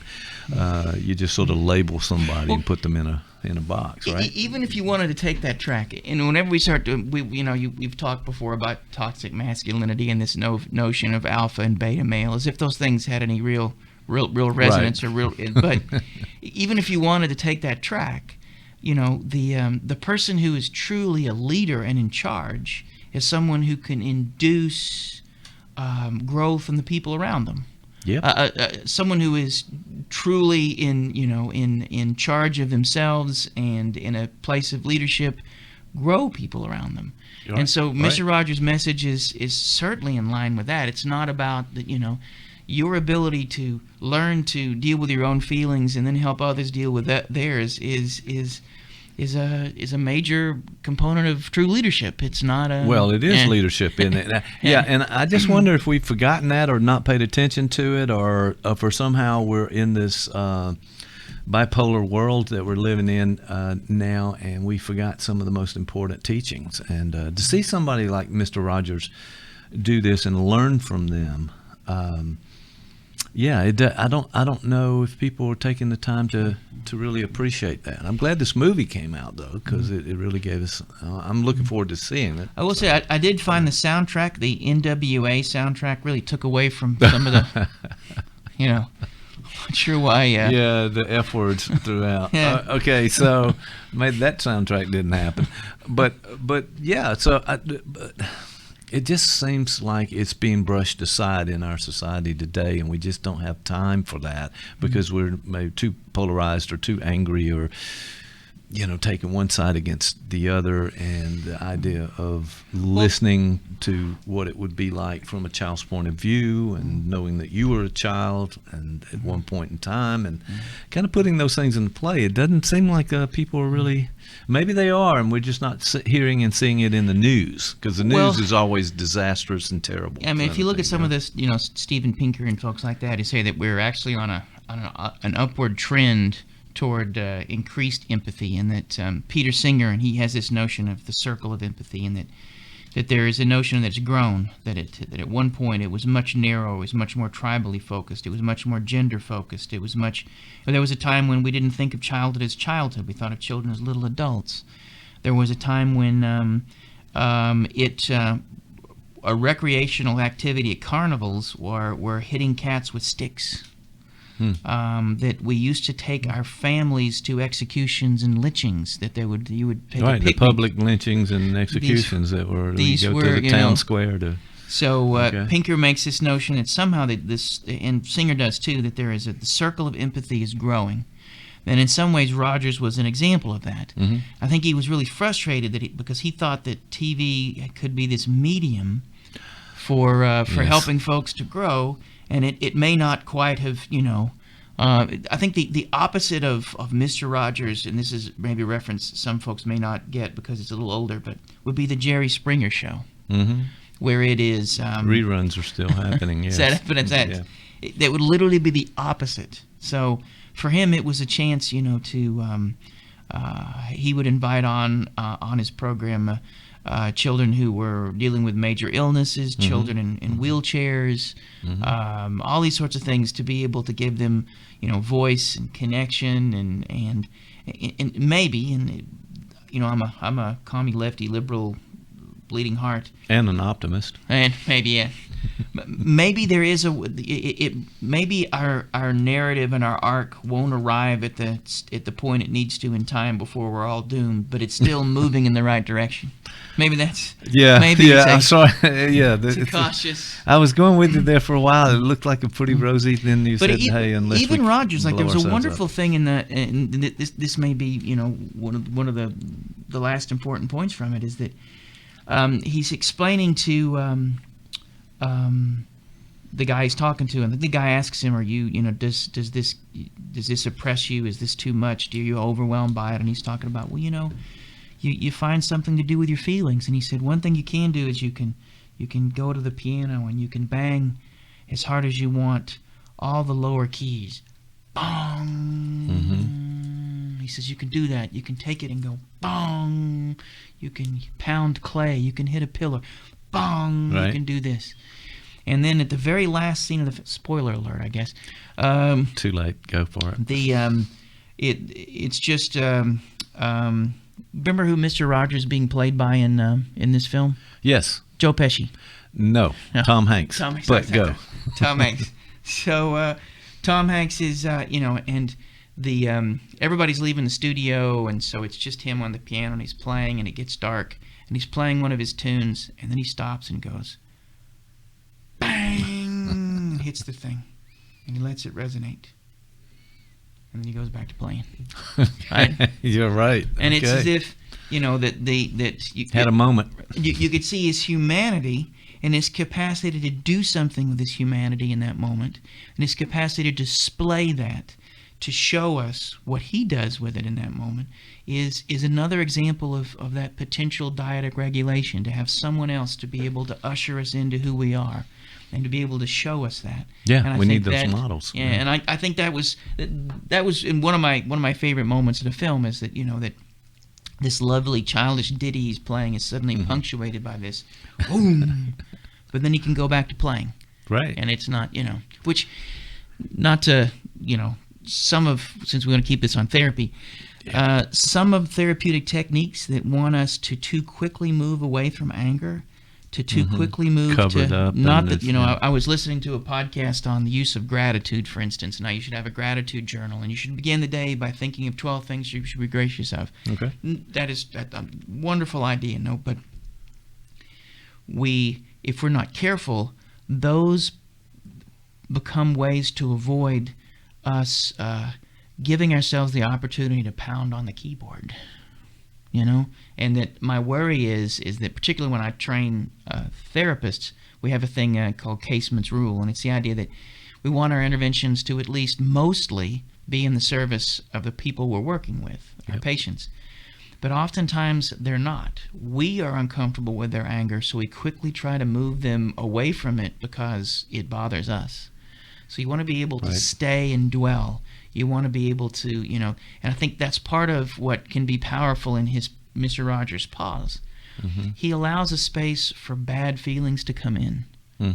There's a saying that I often say, particularly with beginning therapists, because the one thing they're the most afraid of is someone coming in and being suicidal. And I always like to say, well, you know what? Someone saying they're suicidal is a wonderful first start. Yeah, that's a good place. Let's stay there a second. We don't, that is honest, that is real. It'd be a lousy place to get stuck at, but it's a wonderful place to start. And if you don't even start there, if you too quickly move away from it, if you quickly move in all sorts of directions with feelings that you're uncomfortable with, then you're not starting. And Rogers had a really good way, I think, of being able to get it to starting it from that non-anxious presence, that pause, that capacity to be present as best he could. Well, he took on all of that and portrayed it throughout his work, and as you talked about with some of those shows. I'm just wondering, we need a Mr. Rogers now. Are there any other role models now? I know that's a question that might invoke some comment, but are there? Well, this is controversial. Is there somebody out there who are our role models? Donald Trump. Okay. Well, maybe not. Okay, man. I think it's funny because, in a way, if we wanted to look at Obama before Trump, Obama displayed. Some people would say he was cold, but he had a coolness about him that was a non-anxious presence. I mean, he seemed unflappable and often had this ability to. But if we had sort of role models, I'm not sure. I look for. Mr. Rogers, because he has been.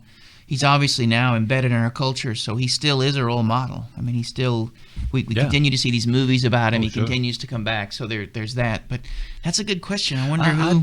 I don't have a great answer for that question either, but I almost think that it's among us, in our communities. It's those people who are doing those kinds of things within our communities that don't make the news. They're not the headlines. They're not shaking their fist at someone and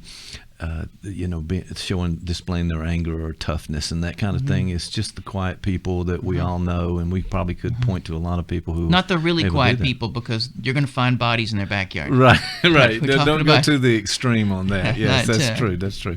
But just doing good things and helping other people. And this is a holiday time of the year now, and so you begin to see people a little bit more out there that taking care of others and doing those kinds of things. So maybe they're among us around. We just don't get to see them on the big screen or the news broadcast. Or maybe the goal would be, maybe this is a takeaway to be able to think about, is that maybe we can practice being that person. Okay. That I think that ultimately Rogers' idea would be not that we have to, and what happens once you've achieved some dyadic regulation, you have the capacity to both soothe yourself, but then to soothe others.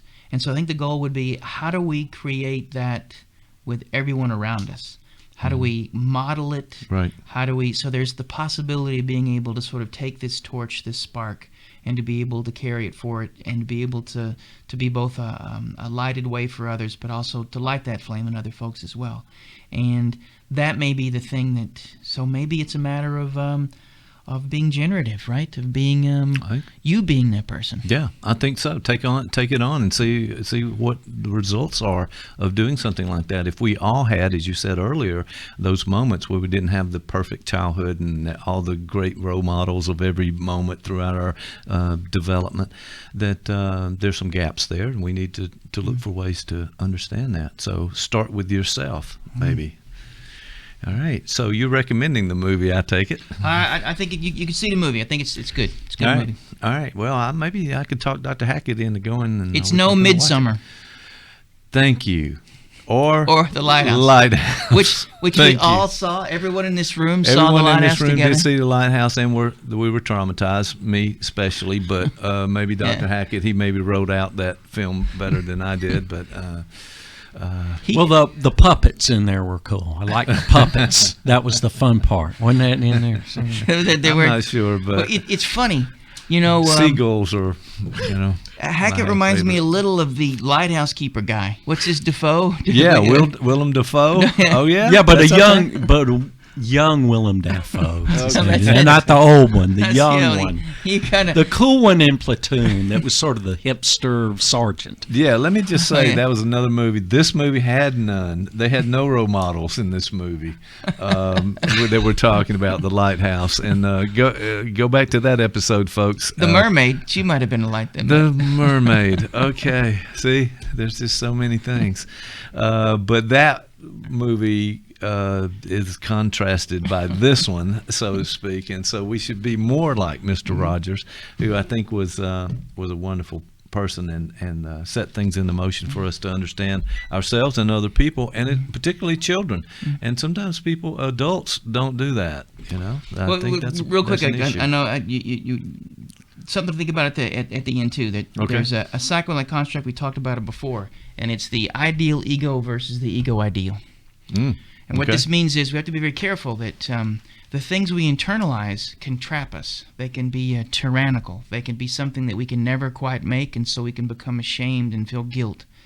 So if you internalize this notion of Mr. Rogers and think that's the way you always have to be, that you never bang on the piano keys, that you never get angry, that you never hurt people unintentionally or even intentionally sometimes, then it can be a prison. And then it can literally drive even more of the very behavior you're attempting to not do. So we have to be able to, and that's the difference between an ideal ego is like it casts a shadow. It looms over us as something we can't attain, and and that shadow can generate that shame and guilt that can drive the behavior we're attempting. Right. Ego ideal is something more like something you can strive towards, right? Like if you were into basketball, Michael Jordan. I show my age, but if he were the ideal ego, then every time you played basketball, you felt like you had to be just like him, and you weren't. You'd become angrier and despondent, all that sort of stuff. You would not be able to play the game. But if he were an ego ideal, and you said, "Wait a minute, this is someone who at one point was nowhere near as good as he is now." By all accounts, at one point wasn't that good a basketball player. I think he talks about it in that he just practiced. That it becomes something you can work towards, as opposed to something that you would turn away from in shame. And so we have to be careful. And I think one of the things Rogers says over and over again in the film is, I get angry, I get upset, I fought with my kids. It wasn't easy for my kids to be there. That's not the goal.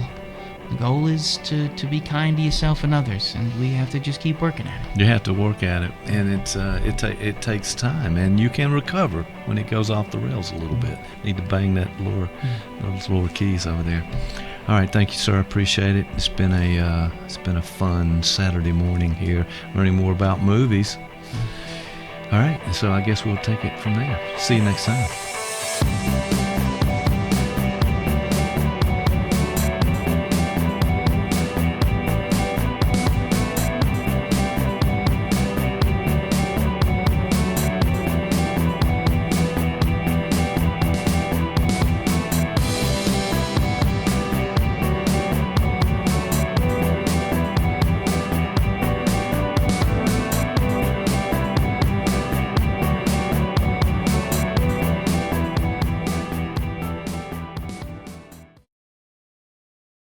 story to tell. Columbus Podcasting can tell your story with a world-class video podcast of professional quality. Viewers and listeners can access podcasts anywhere, anytime. ColumbusPodcasting.com. Give us a call today.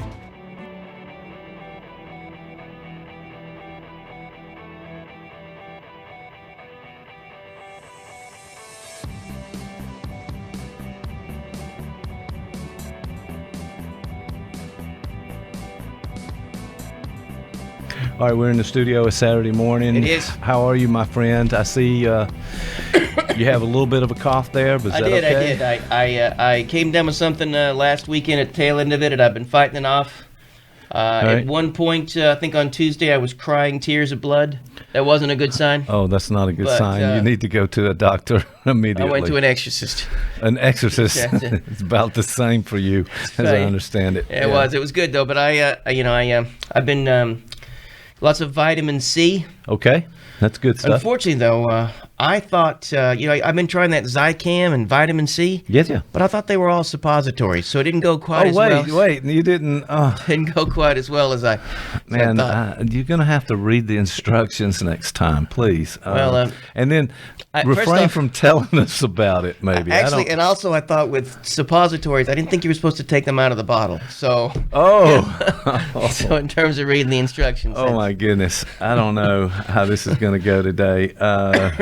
It's well, that's about the way it starts every time, I think. Pretty close to how this thing goes and it rolls. But welcome to Got Therapy, and we're going to talk about mental health. We're going to talk about psychology, people, things that happen.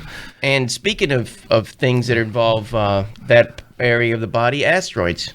Asteroids, yes, there was. That's a very interesting idea, and we tweet back and forth and send text a little bit. The idea that there are comets in this and asteroids in this belt. I'm trying to. Sean would get me if I combine the two into the same thing. They're different, but asteroids and belts. In the Kuiper belt. Okay, I'm going to try to attempt to dig myself out of that hole. That's where the comets come from.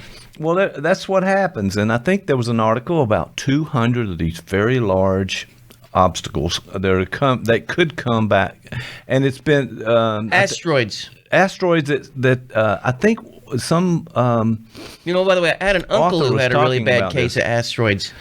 He had to see a doctor about that.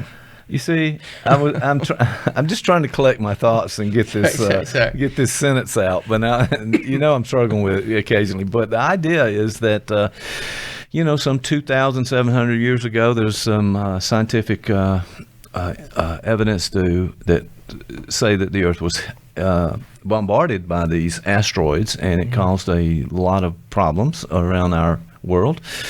And that may come back around again because there are 200 that are sort of targeted here.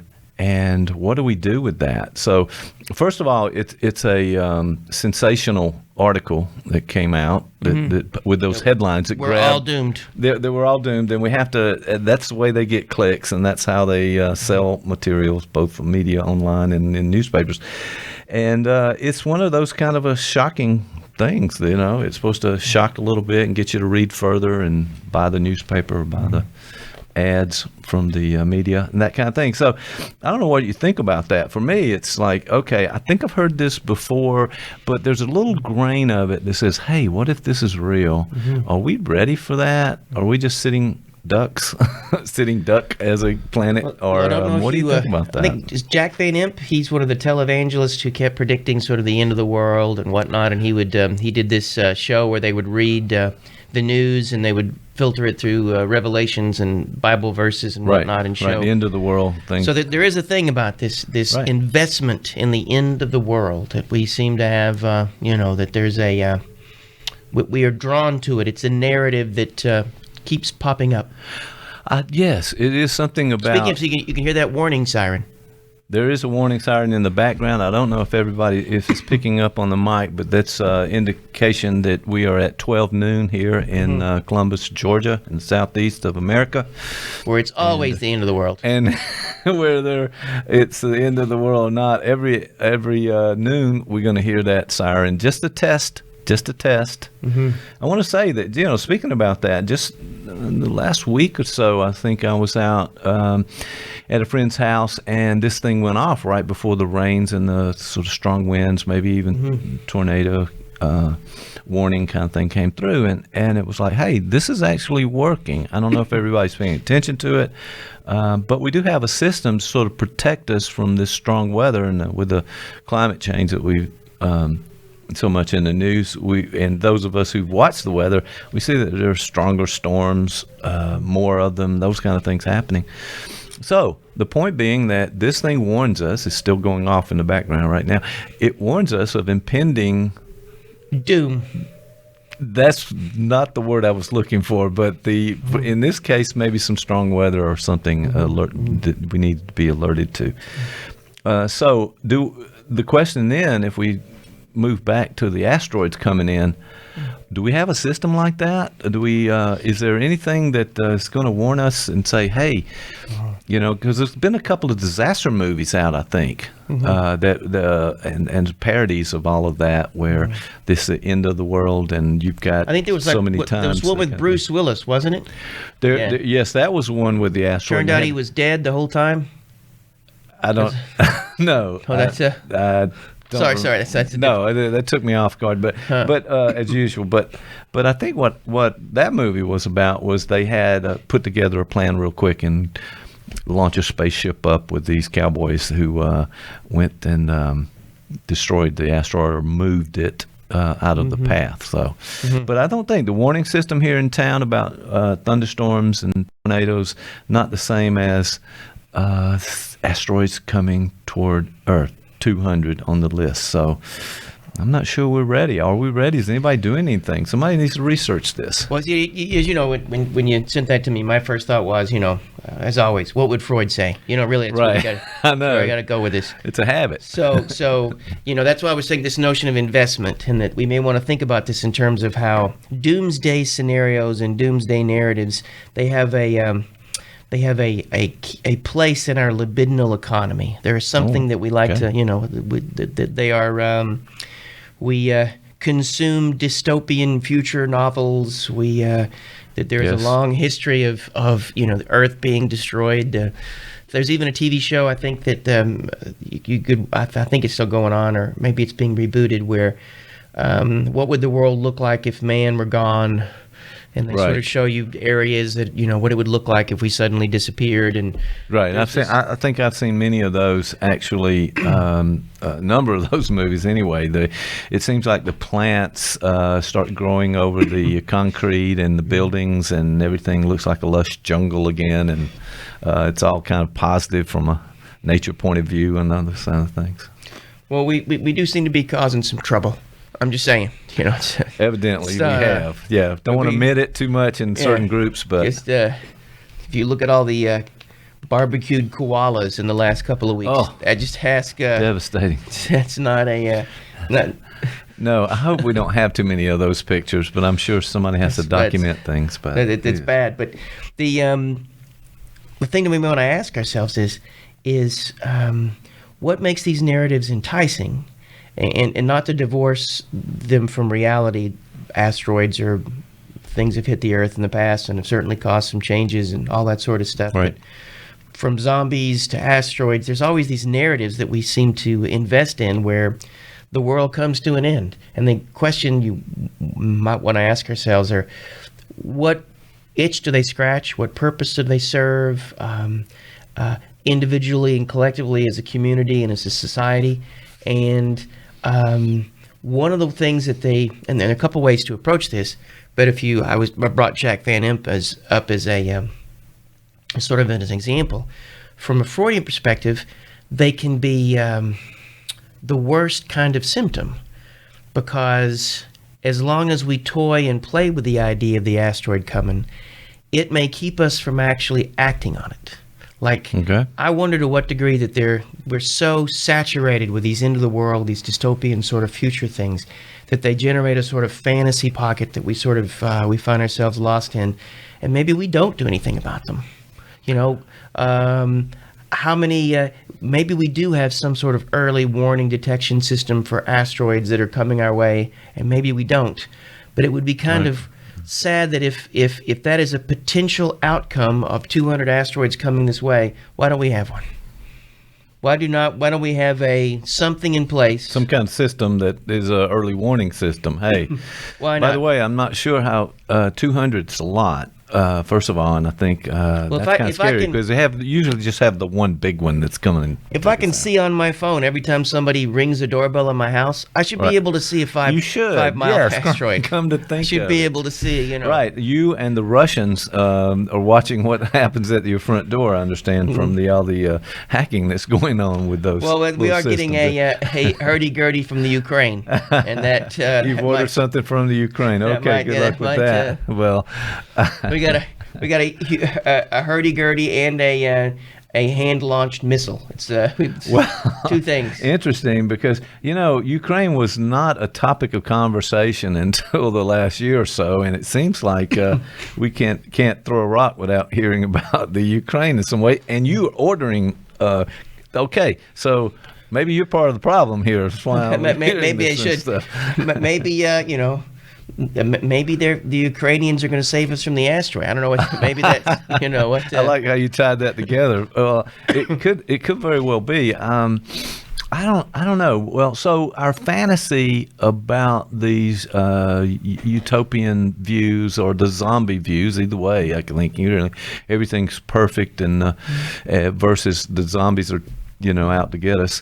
We're trying to avoid something maybe in this, or we're trying to let's get this reality is too harsh. We talked about this before, but wait, I mean, we'll think about the reality. Like if you want to, whenever we're taking sort of a psychoanalytic track, we often want to be able to ground any current experience. We want to be able to follow it down some sort of early developmental thread to maybe its earliest point of origin.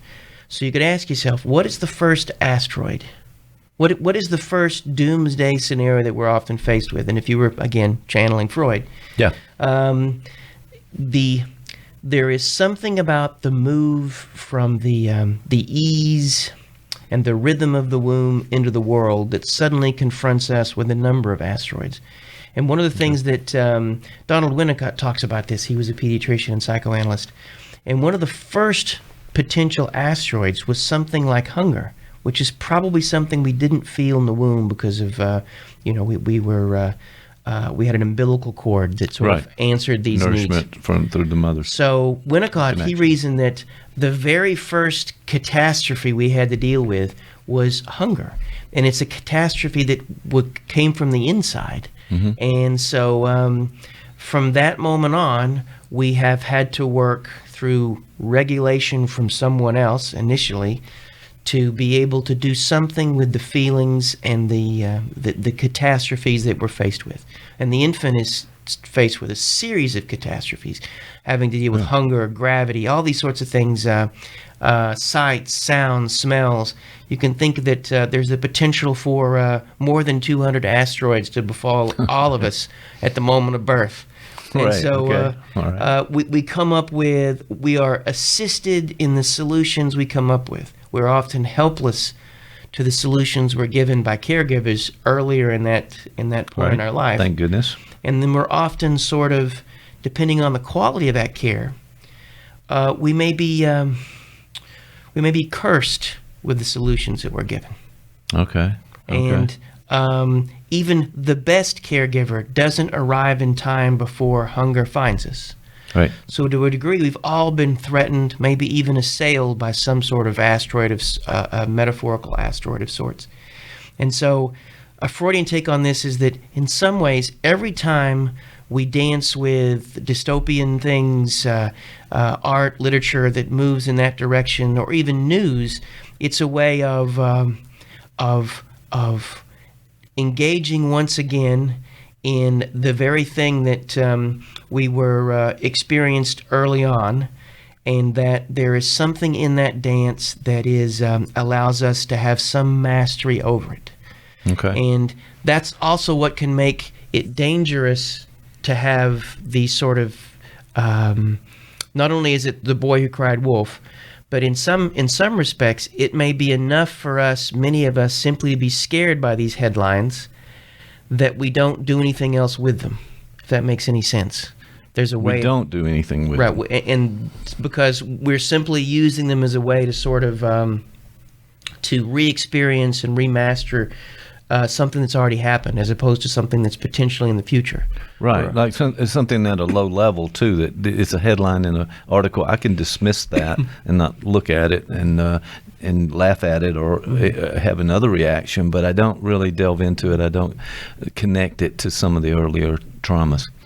So it seems to me like, and this is the theme with the Freudian ideas that you've talked about so many times, but the idea is there's something in the past that that the everyday experience we have now at whatever developmental stage we're at, that connects to this early past, and it's a trauma and those kind of things. So there are always elements of our history that rise up to meet the present.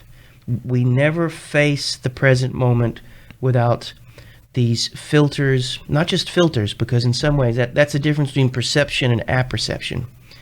We engage in a way that helps create the things that arrive, and in this act of creating the moment, we are bound by the tools we bring to that moment, and those are forged in the past, and they're often unconscious.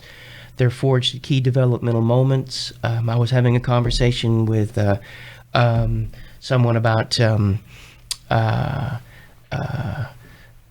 just sexuality in general, and you can think of that. You know that is, Freud would have that begin at the very beginning, but it's certainly something that begins to arrive when people begin to hit adolescence, and you could, at every developmental period, there's a different asteroid of sorts. You know, there is at infancy, it may be the asteroid of feeding. And then as we move into adolescence, it may be the asteroid of integrating sexuality in a way that we haven't had to before. When we hit middle-aged, I was talking to someone also this weekend, talking about how something unique happens at middle-aged. You can't go backwards. There is no home to return to, but there's no clear future either. So what happens at middle age is you're often marooned in a way in between 2 points. And there's an asteroid there. There's something that is potentially catastrophic that we have to find some way to dance with. And some of us are lucky enough to have been given the tools early on to be able to meet that in a certain way. And we also may have a context that allows us to meet that. We've talked in here before about how all the things that we have to deal with, particularly through emotional regulation and whatnot, there is autoregulation and dyadic regulation. And we always need others to some degree. You know? You can think of the what's that Tom Hanks movie, the one where he had the beach ball? What's that? No. Okay. First of all, it was Castaway. Second, it was not a beach ball. It was a volleyball. Okay. So volleyball. Correct the record. Okay. Good. All right. So it's a volleyball. One of them volleyballs. You'll notice one of the first things he did was to create something he can have an interaction with. So in some ways, he sort of generated an object relations. There could be some element of dyadic regulation. There could be, you know. Yeah. And so all of us, we have to be able to do that. And I don't think we always associate it with something earlier in our life. I mean, obviously the Freudian theory and all those associated have this idea that you can trace it back to something there and connect it with what you said earlier, what's happening in the now, connecting with that.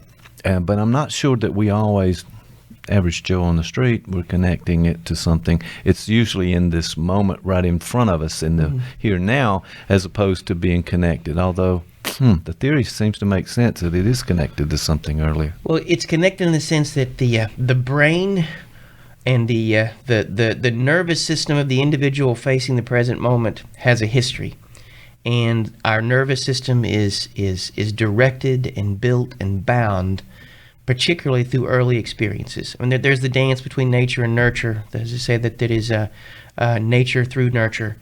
So we are the nervous system we have is dependent on the developmental seas we swim in from the very beginning. And so in that way we're bound by it. Right. It seems like if you've had a really rough upbringing, child abuse or neglect or any of those kind of things, it's actually really going to affect you more so if you had a sort of a normal or average kind of upbringing with enough love and nurturing care. Then you have some platform to deal with these crises to come, the asteroids to come, so to speak. And you have, we've talked in here before about that guy Bion, by the way. Yeah. And this notion that, Bion said that all change is heralded by a catastrophe. And this makes a certain sort of sense if you think it just from the idea of learning theory, that the move from the big leap of faith in learning is to have to lose something, cognitive dissonance, challenge, struggle, all these sorts of things. So there's some minor catastrophe, and every time we learn something big, something that informs us in a way and challenges the way we think about ourselves in the world, there's a catastrophe in that. And that requires a level of emotional regulation, how to be able to manage and to be able to meet suffering where you're at. All these things are important. And if you can't, you not only do you not learn, not only are you stuck, but you also may be ill-prepared when the asteroid hits. Right. You don't have the resources necessary at that moment. You may regress. I guess that's a term that's sometimes used in this way, so that you don't have the resources, but you're going to try to do something to offset this trauma that's coming. It's interesting because you mentioned the word regression, and there's a neuroscientist and neuroscientific researcher called Alan Shore, and he wants to sort of revive this notion of therapeutic regression.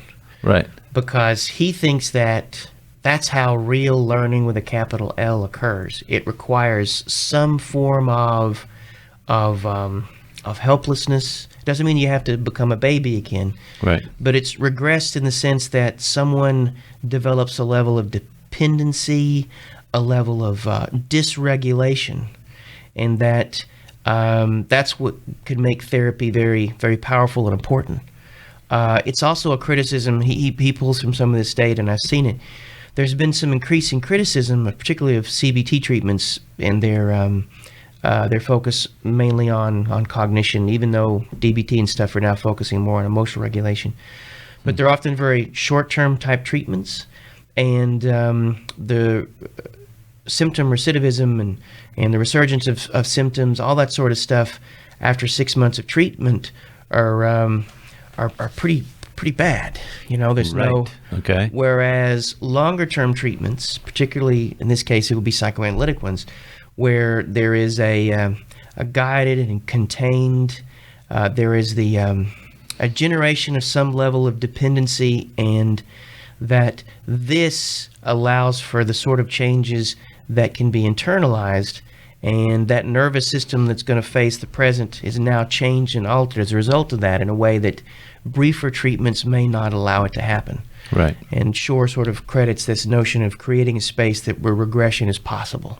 Regression is possible. It becomes almost a part of how to get better or work through the issue that you have.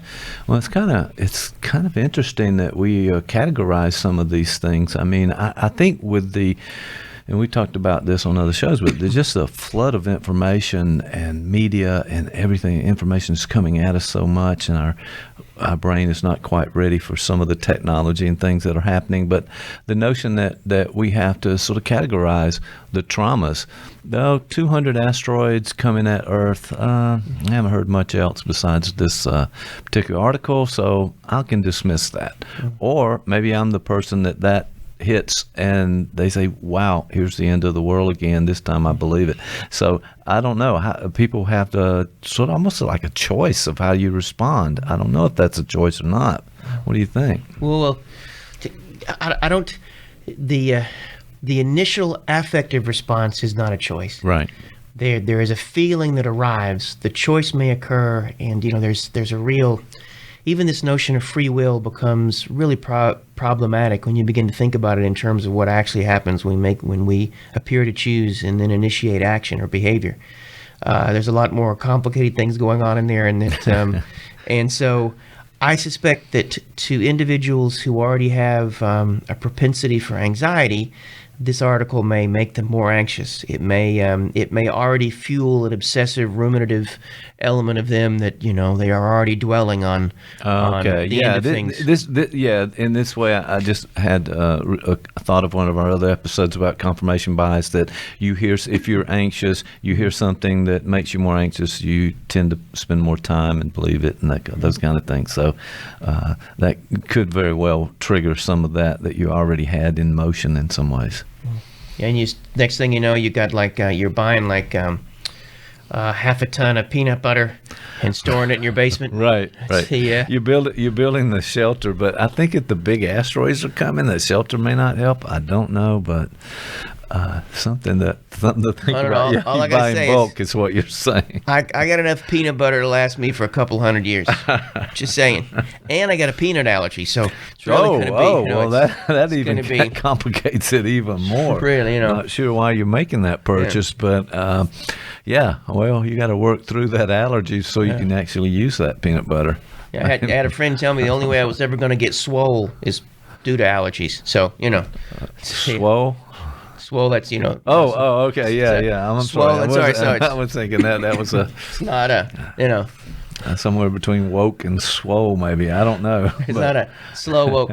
And in fact, I didn't say it a minute ago, but I when you mentioned how our childhood affects us, you don't know if you realize this, but I was raised by a cat, and to this day, I'm only attracted to women who have 8 breasts.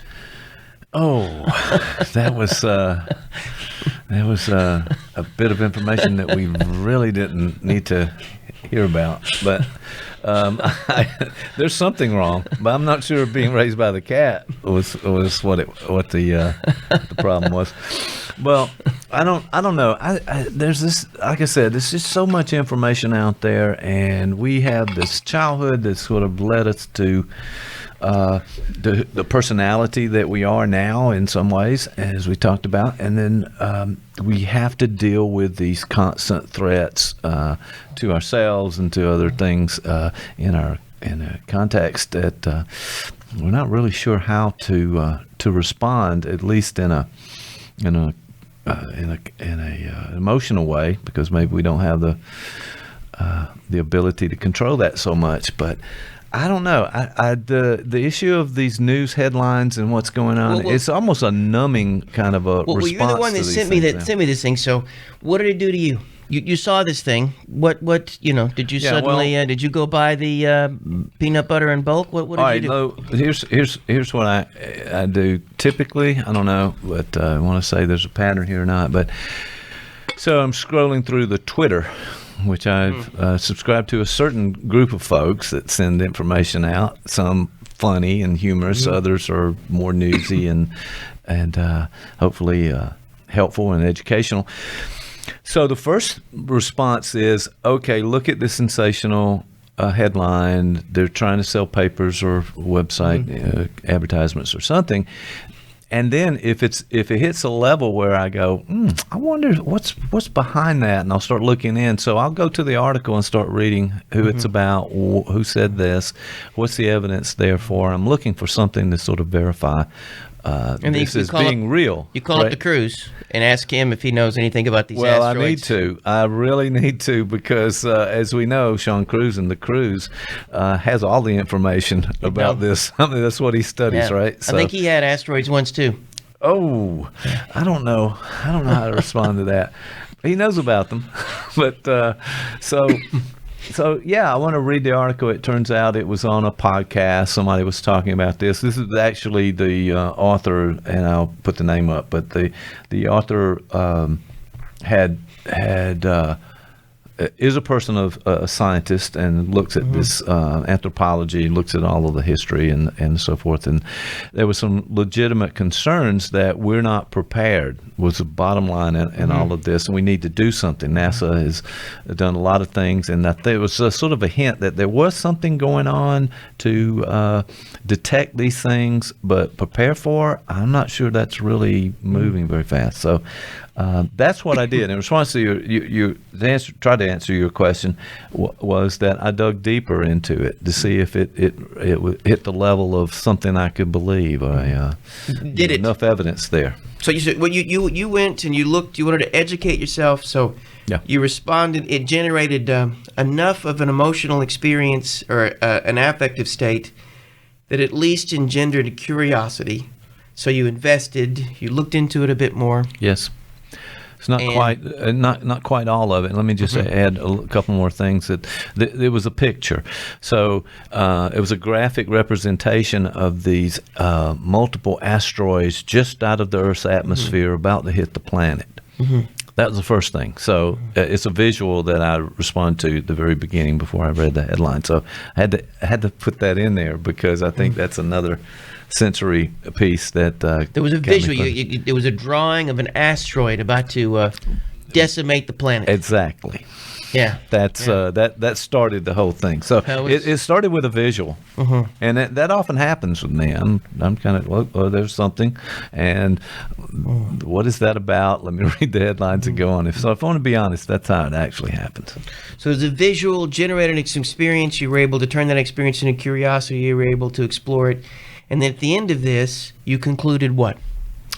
I concluded it might be a topic for us to talk about in that what's others' reaction to this? Is it like mine? Do people, like you said earlier, they just they had this anxiety already. It just adds to it. It feeds in there and they go bonkers and start doomsday prepping of some sort, like peanut butter. Peanut butter, right? And giant cans of peanut butter.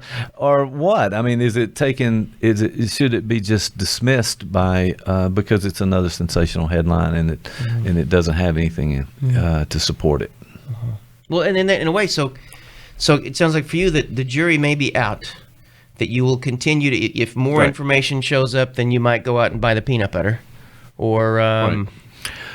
Or be more concerned to a certain extent and find out what, all right, the United States, great country, got a lot of material wealth. Have we done anything about this? Got a lot of peanut butter. We make peanut butter here, not far from here, by the way.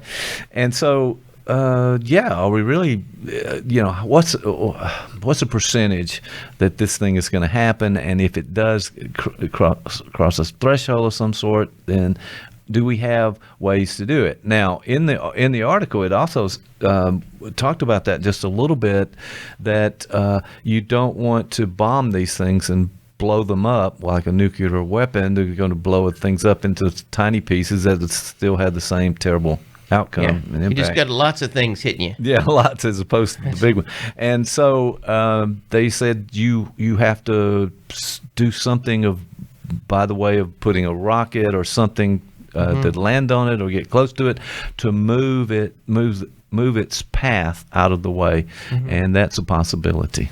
But on this one, you have to do it 200 times. So I'm still not sure, but at least it gave you that information to sort of move it out of the way. You just wanted to, Yeah, all these things are in some sort of orbit, as the solar system is, in the way I think Sean talked about. Accretion, I believe it was, or something, the forming of planets and the solar system, that this is something that sort of spins and circles and comes together, that perhaps we can look at the path of these 200 comets or asteroids and be able to do something with all of that. I'm not sure. I'm not, like I said, the evidence gives us a little information. I'm not convinced at this point. But notice how that, your narrative took you to this place where you're still sort of actively seeking information to determine what you may need to do with this. Yeah. But you can see how, in some ways, you were prepared to be able to do that. Other individuals, maybe because of their earlier developmental asteroids, the catastrophe that they've had to face, they may come up with a different solution. Some of them may be frozen by this. They may disavow it. They may simply, we see that, I think, with a lot of, when you mention climate change and whatnot, there's sort of a individual and societal attempt at disavowal. We just ignore it, right? That's one. There's the possibility of overreaction when you mention the idea of trying to blow up the asteroids and make it worse. There are lots of ways we could make this worse. Right? Oh, yeah. It could. And then there's the flight of terror. And I was sort of joking about the peanut butter, but that's also a way in some ways not to deal with this in the way that we possibly could. Because if it turned out that there was an asteroid coming our way that we had no control over, and there's a good chance it was going to wipe out most of the planet, then we would need to know that and be able to act accordingly. Right. What can we save? What could we do? We would need to be able to have the experience, become aware of it, and then do something with it, which in some ways is that those are the three stages of any sort of emotional regulation, right? Right. Yeah, that makes sense. We have to do something with it. Mm-hmm. And if we don't do something with it, it figuratively and literally does something to us. And whether it is the asteroids, one of the 200 heading our way, or the asteroid of Monday, or any sort of emotional event you're currently, the conflict you continually have with a spouse or a significant other, each of those, there's the potential for a narrative that can move you in the place of doing something with it, or one that could move you in one of those other places. And there's the model of, of fight, flight, or freeze. There is the disavowal, the being paralyzed. There is the running away, active avoidance, and then there's the overreaction, right? Mm-hmm. And so we got to find, to be able to navigate those three points, we have to get to a place that you're describing, where we will use this to gather more information, right? To do. Yeah, it does make sense, and it seems like sometimes we're overwhelmed by the emotion, and we just stay in that state of agitation and anxiety or fear, which is a big part of this kind of a headline. The fear, what are you going to do? And then it leads you to go back, and we'll full circle a little bit back to some of those movies and some of those things that we've in the books and writing and movies and media that it's going to be a terrible outcome, and we're going to see how these things are working out. It fits in with conspiracy theories as well, but then there's reasonable, rational. How should we deal with this information that we have, and what can we do? What are the possibilities? And let's choose a path and see if that helps us out.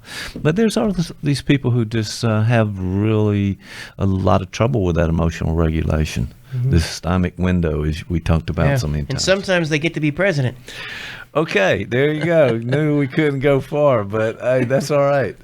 Things are going to happen. We're in the countdown year now for elections and that kind of thing. So maybe we'll see. We may have a few more asteroids heading our way there.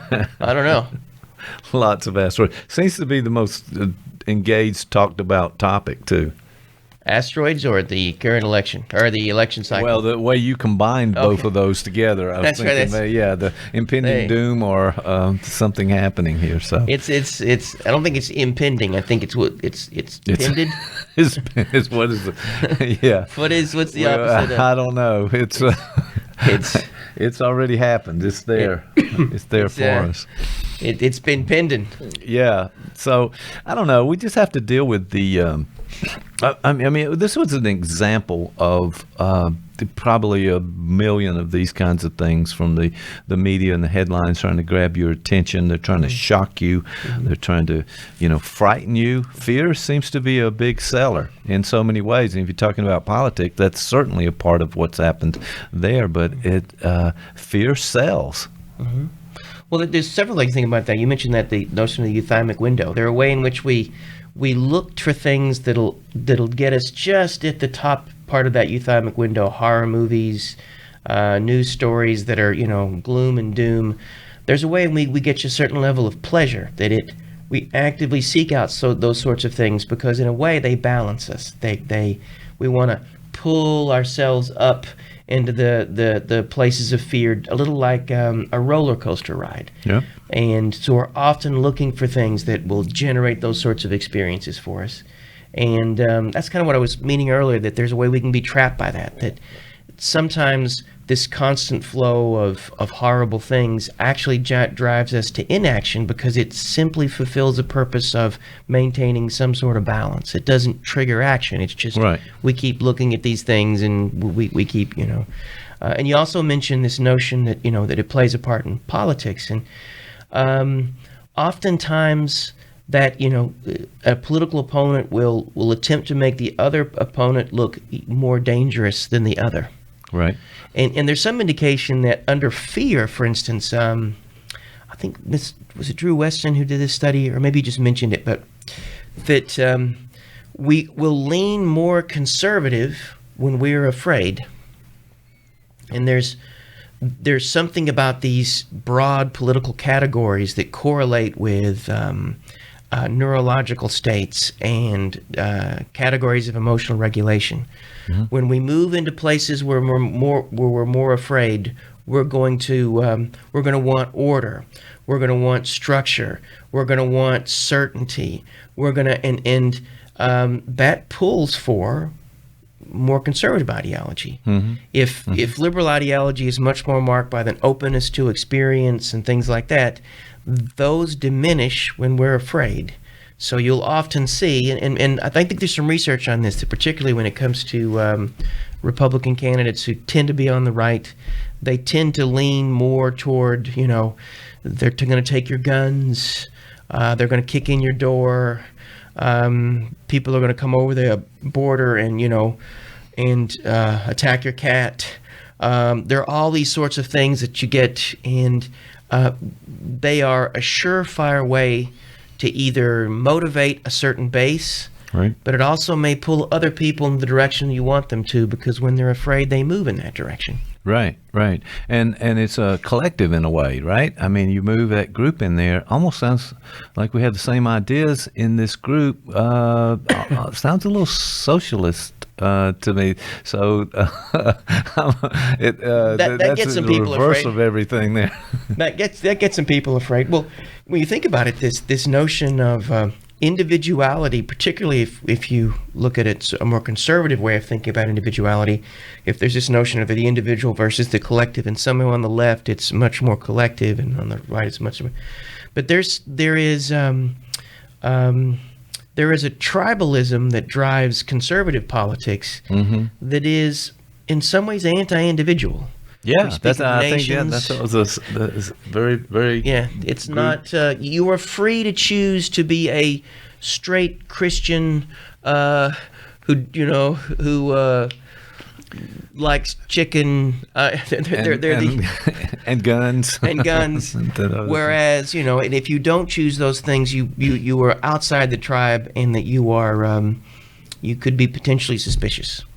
So. That makes sense to me. You know, this binary world that we're in with the tribalism and so forth, the ones and zeros, it just seems like, and I may be hopeful about this, but I think the vast majority of people are somewhere between those two, and all we see in the media are the fringes of that continuum.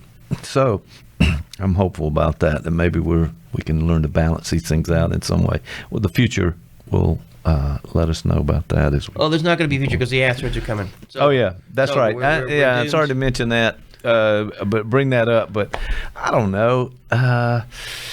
We've worked through a lot of things, but I don't think we have control over what happens in the solar system and the universe and some planet. You know, maybe DeCruz does. Maybe Sean does. If we ask this guy, he may have some answers. You know. Yeah, he does, as a matter of fact, in that. So, yeah, I'll defer to his expertise in all of this. But so we have to respond to this. But that's just one headline out of, as I said before, a million. And there are probably worse headlines. Oh, absolutely. Right.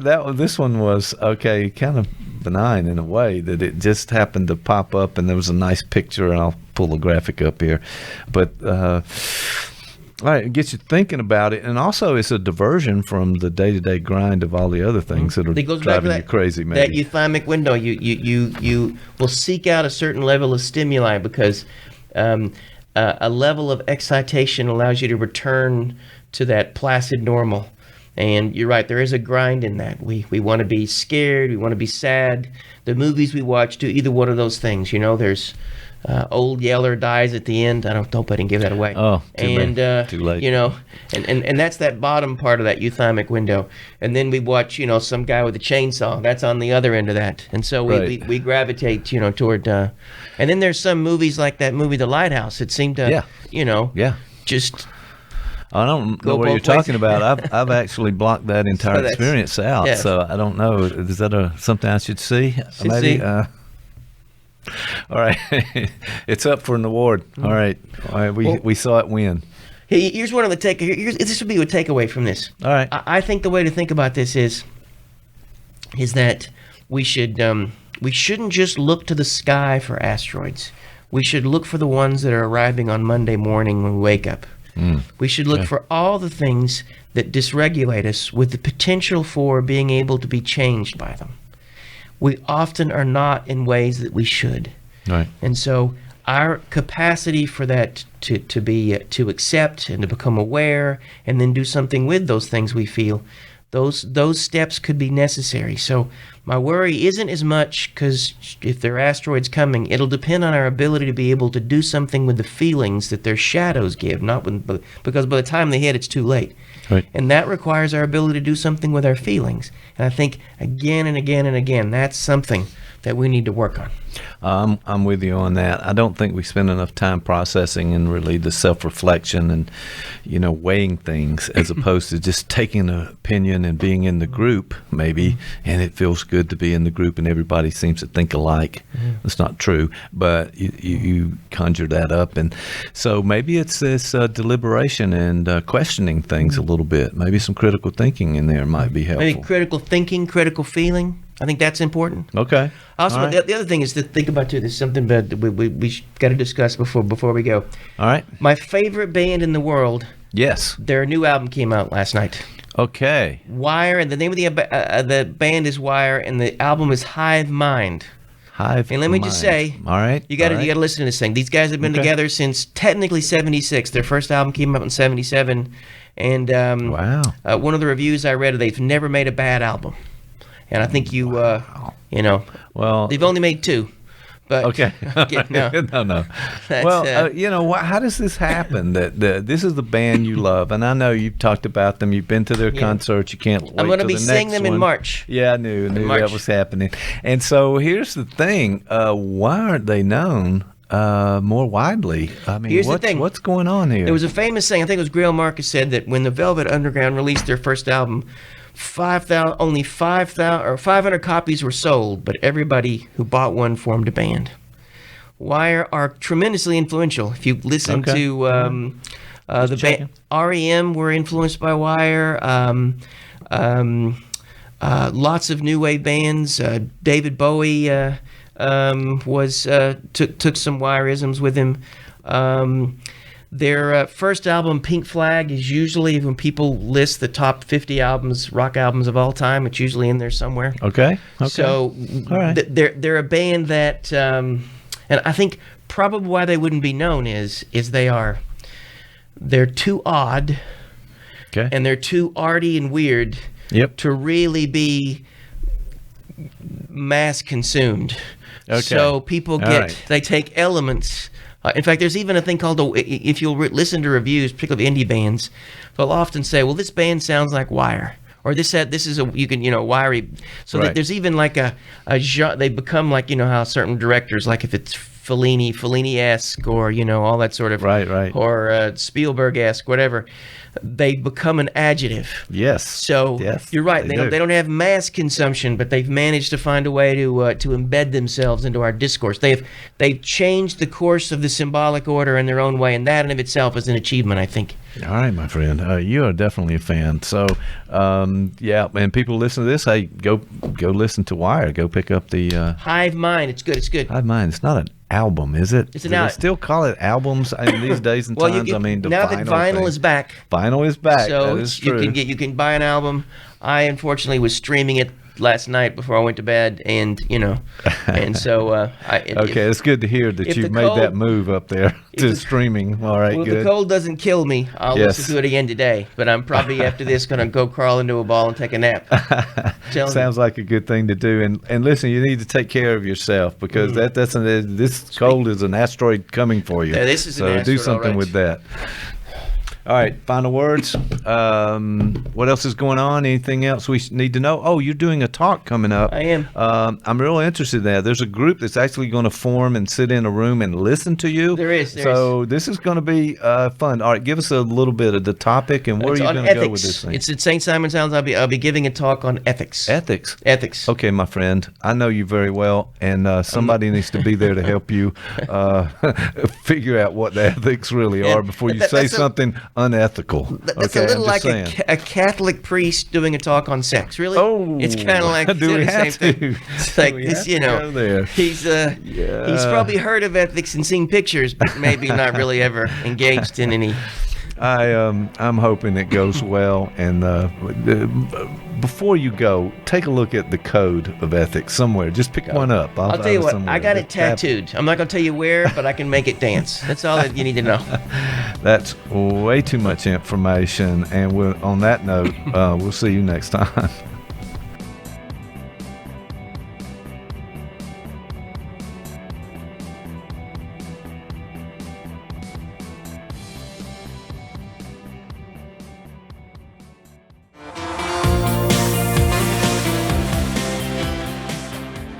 How are you doing, sir? Doing good. All right, I'm glad to have you here in the studio. We've kicked off this thing. We've got everything. If I can check around, everything is actually in the red and it's rolling. So welcome to the studio. What's on your mind today, my friend? Well, we had talked a lot about the whole idea that the new digital world has all this promise. It's the new industrial revolution. And then there are all these other concepts. You referred to some earlier today where we talked about the whole idea that, well, artificial intelligence is coming. It's going to be to the level to where it takes away every human job.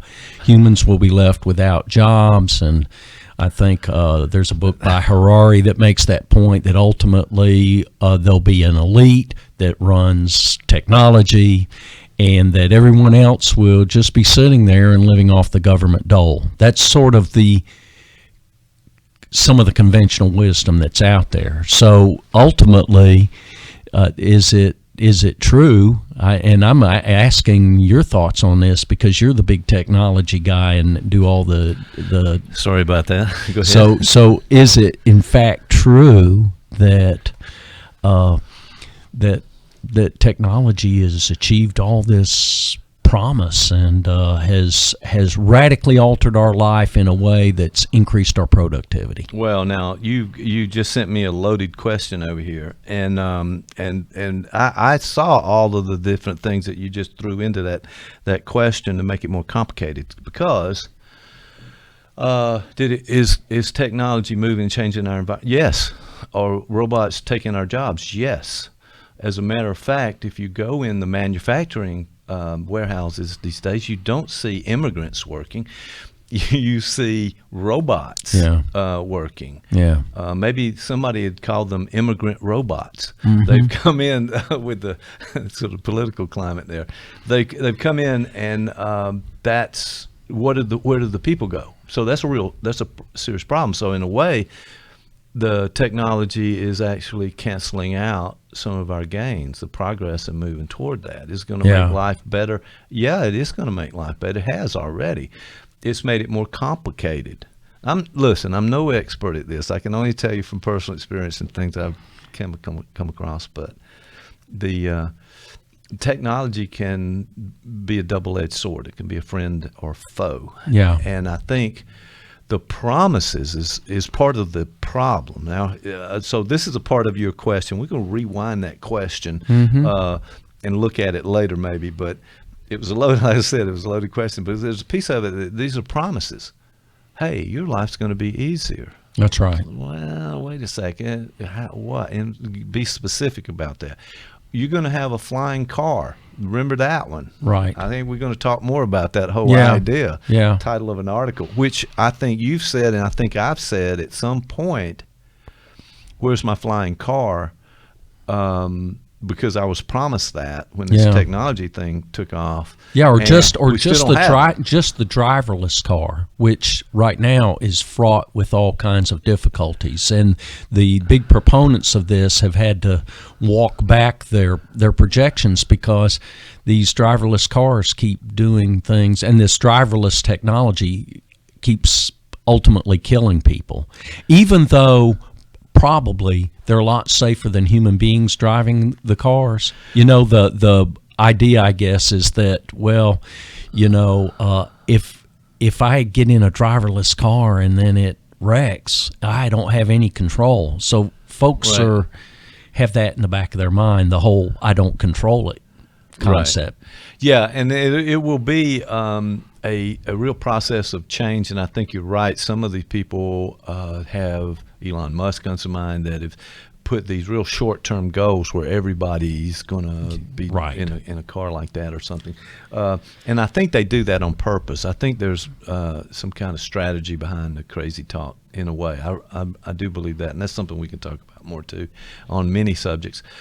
But the proponents push it out beyond what is the manufacturing and technology is capable of to kind of get the word out, and then they will move the goalpost back a little bit, and they'll meet it in the future. There seems to be a strategy. At what point is it overpromising, and where is that line between that and a good marketing hyperbole? Because we all say our product's the best product. That it's an interesting question, I think, and whether or not that people will project this out in a marketing strategy and put a deadline out there that's way too soon for this to develop and us to get the information. However, you know, in the idea of driverless cars you're talking about, they have so much data now that's coming back to them to make some decisions with.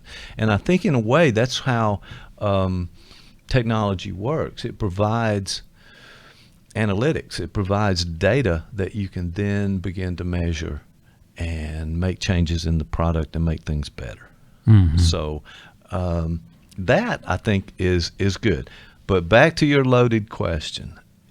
Yes, almost everything new comes out of the chute. You got the early adopters. You've got hype. You've got trends. You've got people kind of reacting in different ways, good and bad.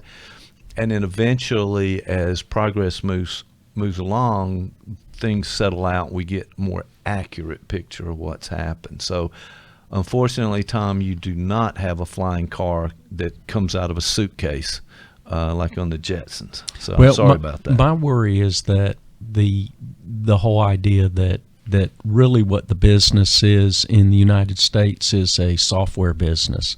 The majority of venture capitalism goes to 3 or 4 cities, and it goes all into software. Ultimately, what is being produced in the United States, because all the manufacturing's done overseas. Now, that may change as these other countries become more affluent, and then we may end up with manufacturing back here. But I'm not sure all, but a lot. Yes, definitely. Well, look at Columbus. I mean, what fed Columbus for years is gone, and essentially the jobs here are all in information. And as a college official, you know, I always touted that. But in the back of my mind, I always worry if there's not a finished product that we can take to market and sell.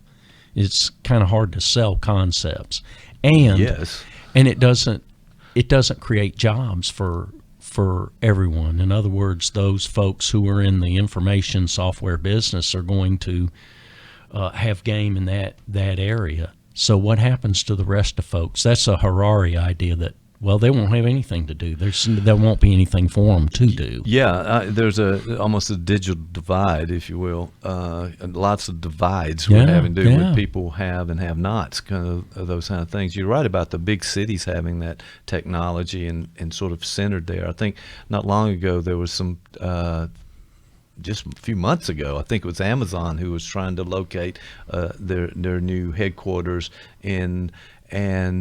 they didn't choose a smaller rural type setting, which they could have. Right. And went to the big mega metropolises that we have around, and so as long as that continues, it's going to be perilous kind of journey, because we're going to have that divide. And if some folks don't have an opportunity, then we're going to have a real problem. It should be that everybody has an opportunity, but hey, that's another concept too. Make your own way. This is America. Pull yourself up by the bootstraps. Everybody's can be president or whatever. Those kind of things still are in people's minds. So it may be a boomer idea. But on the other hand, how should technology go? Should people have access? Should people have the opportunity to build? So you've got that going on with what you also just said, which was the idea of being centered in one location, and then another person who's not in that location doesn't have the opportunities in that. Where does it go from there? That's kind of the question. How do we, let me just say this. Part of the issue has been that technology came on. Jeff Conklin talks about this. It came on before we were ready. Mm-hmm. We didn't know what to do with it. Here's this shiny new toy that's going to make everything wonderful, but we hadn't processed what it's like, how would it affect our lives, what do we really want out of technology. So these things move fast in that way. We're all of a sudden having to catch up. And there's a book coming out, forget the author's name, sorry, but the title is "The Future is Faster Than You Think." Right. At this end of this month. Yeah. And this guy the author describes just how we're not ready and what we need to do about that. And I think that's going to be a big question. Well, it's sort of hard to predict how things are going too. So we're operating in a vacuum, in a sense, that we don't have the data to really understand what the consequences of all these things that are happening now. And I think that's true throughout history. If Kurt Vonnegut was going to write this whole scenario, he would go back and say, well, if technology takes all the jobs, then in his story, I would think there would be something like a grassroots revolution, and the government would have to tell technology to take a hike, and we're going to go back to manufacturing and manipulate all that, Right, I think. And, the idea, too, and somebody said this just the other day, and it just kind of hit me like a brick, but 2/3 of Americans have a high school education. Right. Only 1/3 have beyond high school. That doesn't prepare you to work on at these levels that require so much math and the kind of computer skills and all of the service skills that we have in this industry now and have in the world, in our society, certainly, and others. You're not prepared for them, so you have to do that. You've talked about education a lot and trying to get out, and you did some work in what is at CSU to try to reach out to those who typically don't have an opportunity to come to college and all that. That was a big issue and an important one. It just seems like all these boats have to rise at the same time, and I don't know. Well, here's the other thing. What are we teaching in college? So if ultimately everything's going to go the technological direction, shouldn't university higher ed be basically about coding and computer science and technological?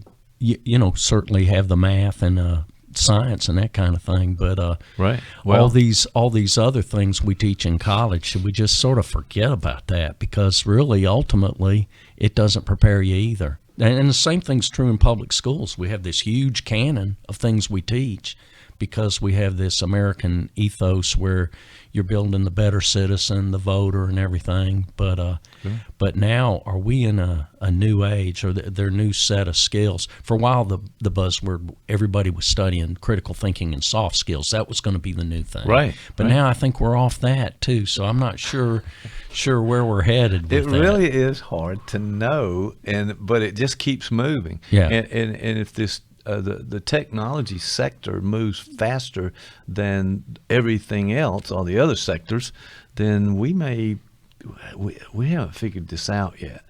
But I want to reframe it in some ways because I want to see this in a positive way. That's kind of my take on it. Most things, but yeah, this is an exciting challenge. So what are you going to do with it? Mm-hmm. You can frame it in different ways, but listen, we enjoy our phones and we're all, connected to the grid and we're doing these things and we feel like we're smarter now maybe, or we have more access to information. This dissemination of this conversation, for example, we're doing a lot of things now that we've never been able to do before. So I want to say this might be the opportunity if we can manage this right and not shoot ourselves in the foot, and make something out of this revolution. And yes, it's going to be gains and backpedaling and moving forward, 2 steps forward, 1 step back, and all those kind of things. But I want to see this in a positive way. I'm that kind of guy that we can work through problems, and we're in a country that work through a lot of problems. So why not this? And how do we make it better? Do you see it as an issue that the ubiquity of some of these technologies has, in a way, made us disconnected from each other? Yeah, I think. Yes, we've had a similar conversation around that question. We need more work with it to try to answer and get a good answer with it, because I think there are always losses with these gains. It's never a total on the positive side, on the black side instead of the red, if you're looking at accounting. But the notion is that we do have to manufacture things. We have to make things. Yeah. Somebody's got to do the plumbing and the electrical and the building and right. making things, right? Yeah. So we have to have that in our world. We have to have a balance with this service industry where everything's on a screen in front of us and you need to know software and programming and coding and things like that. Well, that's just another piece of the puzzle. It's not everything, and it shouldn't be. We've got to adopt some basic skills that we talked about in here a lot, and that is accommodation, empathy, being who you are, being authentic, appreciating other people and all that. Those counseling things you hear me talk about occasionally, but that needs to be involved in this whole process, so that we look at what our values are and those things that are of value to us, and we can go ahead and project out to a point, at least to a certain extent, of where we want to be. We got some vital questions to answer before we get to that, but I think we need to pose that question. Where do we want to go with all this? Where do we want to end up? It's kind of like retirement. That's something you and I both can talk about. Yeah. But what you want retirement to be? Well, retirement is ongoing. I don't think we've ever really intentionally asked those questions. As you say, the future is whatever the title of the book is. The future is here now. Yeah, the future's faster than you think, or whatever. I don't know about that. So here's the present. It's Thanksgiving. All the family comes over. They're the grandchildren. There's mom and dad around the table. There's the grandparents around the table. The grandchildren all have their phones or pads out. Right. And they're watching videos. Right. The parents are checking their email and checking to see if we're going to put the next picture from Thanksgiving up on Facebook. And then there's grandpa and grandma, and they're checking their Instagram accounts or Twitter all right. accounts. Some pretty progressive grandpas. Well, I think that's true. That's so what's happened to Thanksgiving? What's happened to family time and that kind of thing? And you feel like, hey, I'm going to text you past the cranberry sauce. Well, it goes to the point of what we talked about 20 years ago when people would be in the next office and email you rather than talk through the door. That was one of our friends used to say, just come in and tell me. Don't email That's me. Right. But the other thing is this. So, all the data that we have collected about instruction and education shows that the efficacy of digital instruction, online instruction, which is where it was all headed about the time I retired. Right. It was hard to teach in person. You couldn't find a class to teach them. Nobody wanted to take an in-person class. So all the data was showing, hey, it's as effective or more effective But I'm always suspicious of the whole data thing. As a educator from public schools, I always wanted to ask, well, what data are we collecting, and is it really telling us what we need to know to make for a better life? And how is it interpreted?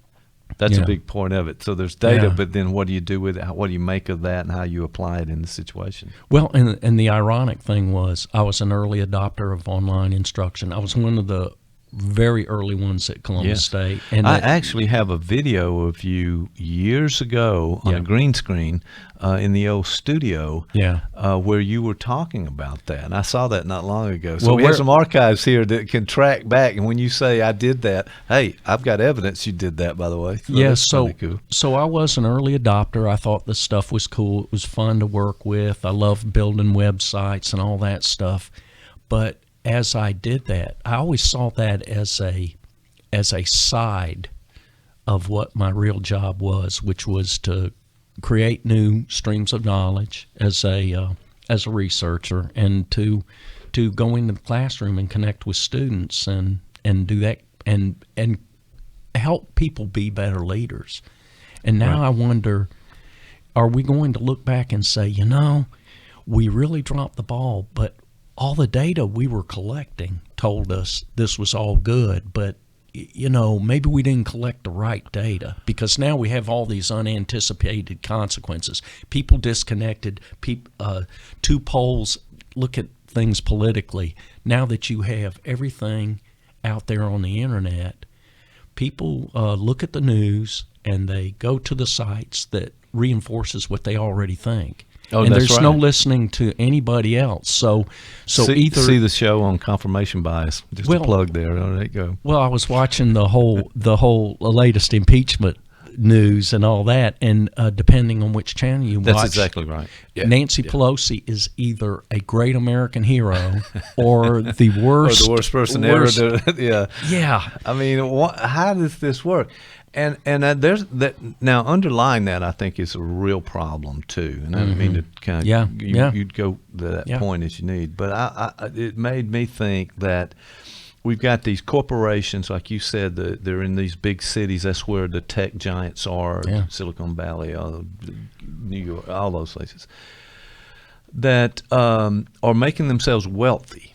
Right. Okay. Sure. That's what we're doing. We're in this, which is the American way. Right? That is the American way, and we're going to get rich. And Jeff Bezos, we have that picture somewhere around the studio where he's sitting at a small desk, and a big CRT monitor, with a paper banner up that says Amazon.com. Right. Well, now, so that's a problem when we don't understand some of the humanity that should underlie this, because otherwise it comes across as greed, and I'm a little concerned about that being sort of our goal in the end, because that's not a really good goal from my point of view, and we talk about that. But the idea that you can come along and make and be prosperous and make something of yourself and make a contribution to the world and even have a lot of money, that's fine. Wait a minute, it's going up now. It's just exploding to the point that it's impossible for people to get ahead, and it's really, really easy for others to get ahead. And there's something wrong with that system. I'm not sure how to articulate that very well. And really understand, I'm not down on technology. I'm just wondering if we're utilizing technology to meet the needs of humanity that exist right now. And to that point, here's the things I constantly sort of think about as existential threats. One is the proliferation of weapons of mass destruction, which is a technological issue. How do we come to terms with that? But the other one, even more and seemingly even more pressing, is the whole idea of global climate change. And could we, as a global society, take a look at how do we utilize science and technology to replace the present technologies that essentially global climate change is being caused by, you know, the whole idea of creating energy, you know, and you need more and more energy, and you have more and more people, and that's been good to us. But now, how do we transform those things into new kinds of energy producing entities that don't impact the climate so drastically? Right. And those could create jobs too. So I think that may be potentially a goal for us.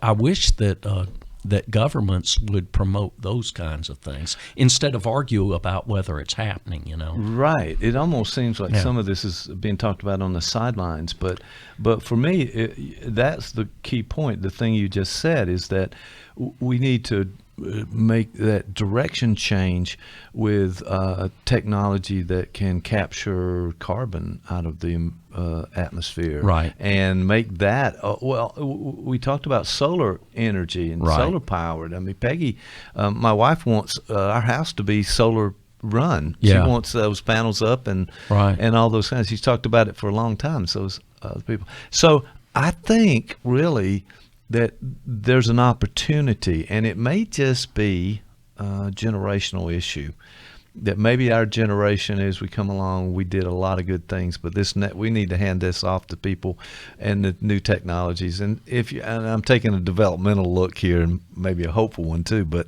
the idea that this new innovation, this new approach, not just to getting a chip that's faster and can compute faster, but that actually is aimed at something that we really need to address.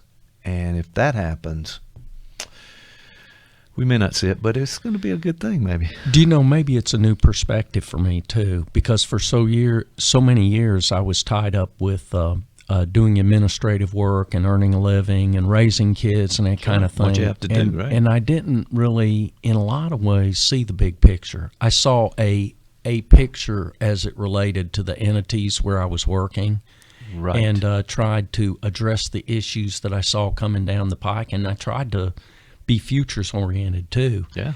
But it's interesting to me that that since I've retired, I see the world in an entirely different way. I see it more in the sense of, well, what will be happening in 50 years? Now, I won't be here. Right. So I'm not sure why that's happened, but I've become this sort of neo-progressive that says, hey, we don't have our eye on the ball that's coming at us down the plate. Now, it may be that the future is coming faster than we think, but maybe the future's not what we think. In other words, we may be distracted by all the play pretties and coolie deals, and we may be missing the fact that Venice is underwater. I mean, Venice is currently underwater, and it's almost like we go, well, yeah, that's terrible for them, but what happens when it's Miami? Which, incidentally, by the way, some of the streets are flooding there. They are flooding in Miami, and my thought is ultimately on that deal. I wrote an article years ago, and it was about technology. It was about what a Wechselblatt disaster is. Okay. The idea is that you develop a technology, and the very technology you develop makes the problem you have worse. Oh. The example I used, there were a lot of examples, but the example I used was Katrina. Mm-hmm. The very technologies that were supposed to keep the water out kept the water in, right? So it created a Wechselblatt disaster. Well, now, my worry is, certainly over the next 20, 30 years, we can keep water out of New Orleans, but what happens when the ocean continues to rise? Right. And that kind of thing, and whether it is that coal burning industries or cars or whatever are creating this or not, the point is it's happening. So what are we going to do about it? And that discussion, rather than needs to be more goals oriented, I guess. That's the neo-progressive in me. No, I like it, and I like what you said too, because it fits with.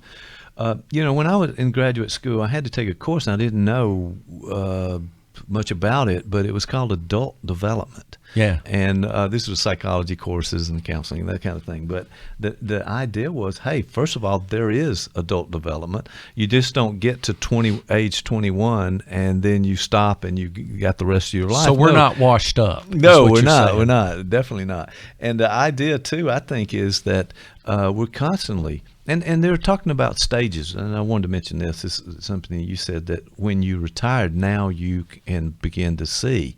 Well, it's almost in a way unfortunate that we have to wait till after the job cycle and we're in retirement to look at the whole of the picture that we are involved in. And I'm hoping with this, again, but the intellectual and the digital revolution that we're in is going to inform people earlier in that development so that they make better choices, both individually and both as companies and corporations, to be able to address some of these things and see what's important. You know, money is one thing. We all want to make money, but hey, there's some things that are more important than that. Sorry to say. Well, certainly that promise is there. You know, this whole idea of looking for the ball coming out of the pitcher's hand. You know, this whole kind of metaphor I was working around. I think if I had the last 20 years to do over again. Right. Oh boy, that's a big one right there. I would spend a good bit more time, especially in a leadership role, leading people to have the discussion, what should we be doing, rather than the discussion being about, well, what is University of Georgia doing? What is this mandate that we've been handed down to fulfill, and without any really a discussion about it at all? Yeah, because really, ultimately, all these things are happening around us, but we almost are looking to the past to drive what we're doing. We want to be today's. Let's say in education, we want to be today's Harvard or the Southern Harvard. Well, the ultimate question is, what's coming down the pike? What's coming out of the pitcher's hand? What should I swing at? What shouldn't I swing at? Right. And good I don't baseball think, analogy there. I don't think as a leader I did that enough. I think what I did more was say, what problems are we having now? Okay, we pulled the people together. We threw things on the table. We got a lot of feedback, but it was almost like we were addressing what's right there in front of us and not looking to the future, whereas ultimately the role of leadership should be to be a little more futures oriented. So I kind of think that we find ourselves where we're working in a corporation or university, as we did in other kinds of organizations, that you sort of encapsulated in that environment. You're breathing the air. Point. You're seeing it from that perspective, and you're sort of have some blinders on to what's going out there, because you got to take care of your own, and so to speak. You've got a job to do. Your boss is asking you to do these tasks. You're doing that task. You're not saying, hey, does this fit into my philosophy of what we should be doing in this environment? No, you don't have that luxury. You're in that corral, and that's what you have to work with. So the big questions at that point don't seem to be very important to the people around you or the organization that you're in. Well, and it's you're interesting. You're in a routine. So this is year 5 of your credit. And it's comfortable. Yeah. Routines are comfortable. Well, and you're in year 5, let's say, and it's of your accreditation. Well, you got to start working on that report. Then you also know you have a budget. Don't remind me. And you're going to send in the budget that you essentially sent in last year, tweaked for whether you have more or less money coming down the pike projected. Right. Yeah. So you're going to do that. You're going to have your regular monthly meetings, and you need to prepare for that so you don't look silly or unprepared. And you're doing all that. Right. But it's not doing what you want to be doing, which is saying, okay, gang, here's the future, and it's coming faster than you think. Let's talk about what it might look like and come up with some alternatives that we might try to see if this takes us in the right direction. And that's really, I think, I'm working with Bridget Markwood, who I worked with on some projects at Columbus State University. We're talking a lot about what does education need to be down the road? And a lot of what we've come up with is what we're doing is really what we've been doing, and we've been doing it for years and years and years, and we don't even have defined what we think education should be doing. So we just keep doing what you're on that treadmill and you're starting to run, and that's what you do, and that's what you know, and so you get back on that treadmill, keep rolling with what you've done before, and you're going to do that tomorrow.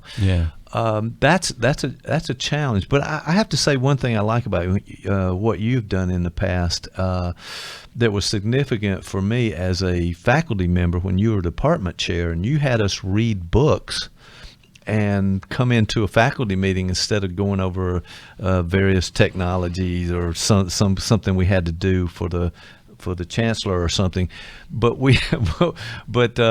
that we had to think, we had to read, think, and then discuss things. And I always thought that was great when you went over like a lead balloon with some folks. Well, I tell you what, they didn't. They should have rethought that, because it was like I finished graduate school. What is it? What is this about? And, hey, no more learning here. What are you talking about? Yeah, I'll bring the book in to the meeting and show it. But I don't know if. Well, I have to admit, I had a lot of those little sticky notes sticking out of the page, so you would know that I've actually looked at the book. But for me, you're right. We don't have in those systems. There's not a time, and maybe that's different in some corporations and some settings where you do have the time to think about the big issues.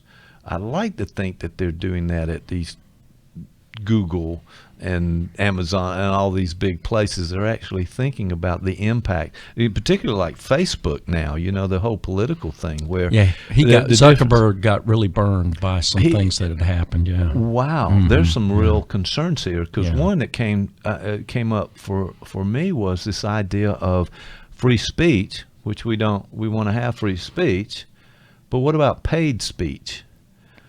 I mean, free and paid. That's a difference between that, and they're not really seeing that difference right now in Facebook, and that's why I think all these hackers who are coming in and these millions of accounts that come with the .ru on the back of it, and are on the money that's being moved, can influence people in ways that is it's against their own best interest in some situations. So. That's maybe for a discussion for another day. We'll have to do the whole Facebook discussion maybe, because it's there.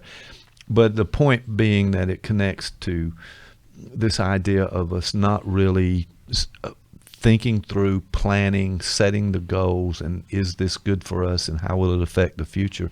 And it's just a shame that it has to take two old retired guys to come in and talk about this. When wouldn't it be better if we did that in our 30s? No, man, we're job. Come on, we're old guys. It's our job now to sit in a Burger King and talk about how it could be better, right? That's actually true. If you look at the adult development literature, that's exactly where we're at. We're at this stage of life where we're kind of looking at our accomplishments and what we would have done better and changed things. And I think that's actually is part of the series of life, those stages that we go through. Well, you talked about being optimistic, and I'm an optimist too, and I do see a lot of evidence that the people in the Silicon sector are really trying to utilize some of those resources to really address some of these issues we're talking about. At the same time, you realize, well, we're a capitalist economy, and really you got to ultimately be about making money and earning a living too. So somewhere in the middle is a balance.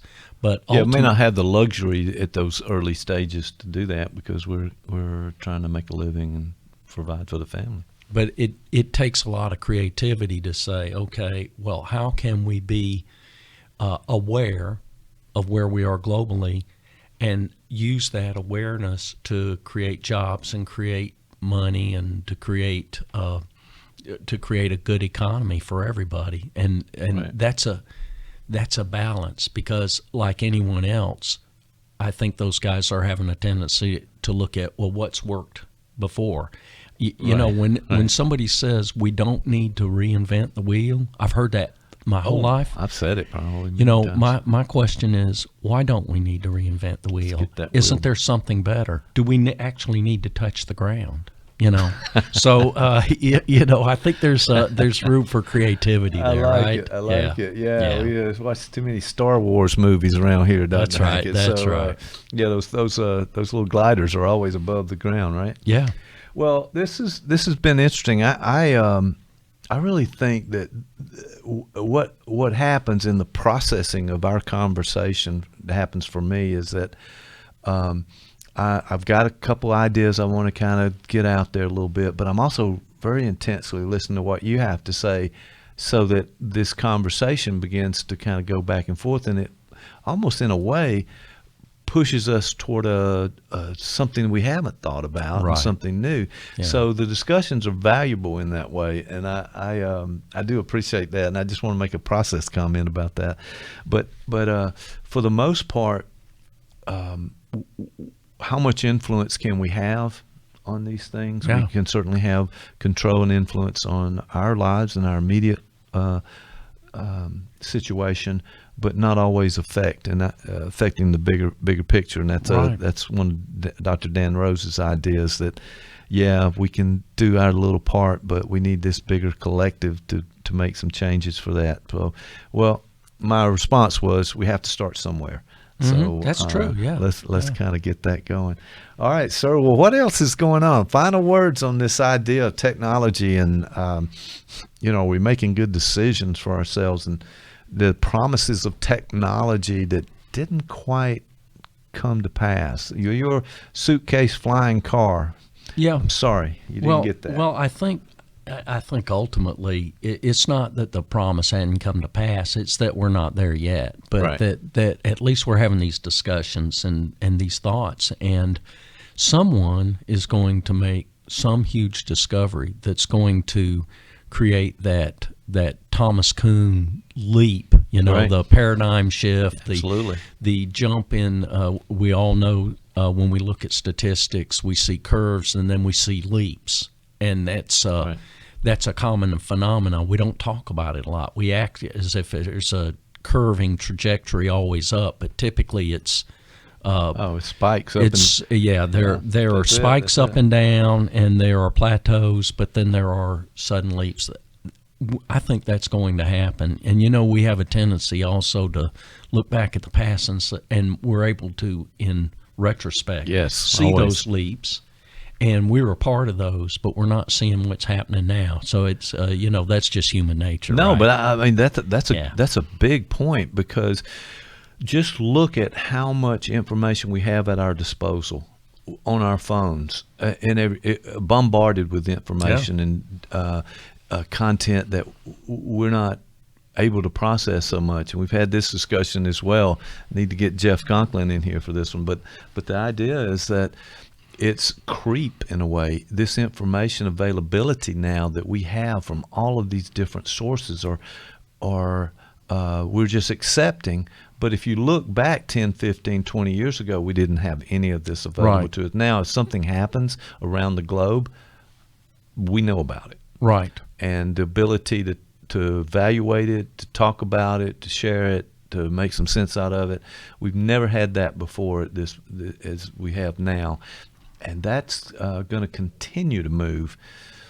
And I think it's going to force us to make those choices that you were talking about earlier. Yeah, and Faulkner talked about this years and years ago about people tended to be pessimistic at the time of his Nobel speech with the proliferation of nuclear weapons and the two world wars and all those things. And Faulkner said, he really was sort of optimistic about where the future would go, because he believed in the human spirit. And it's funny, a lot of times folks see his work as sort of not dark but depressing sometimes, because he was really cognizant of the human condition. Right.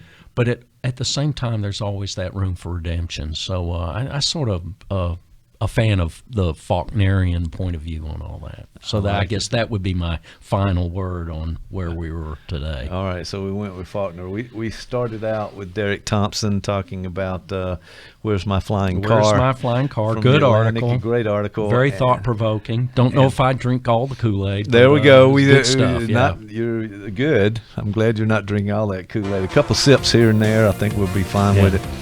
Well, Tom, it's been a pleasure, and I'll tell you what, we'll do this again, and I'll see you next time. See you next time, Mike.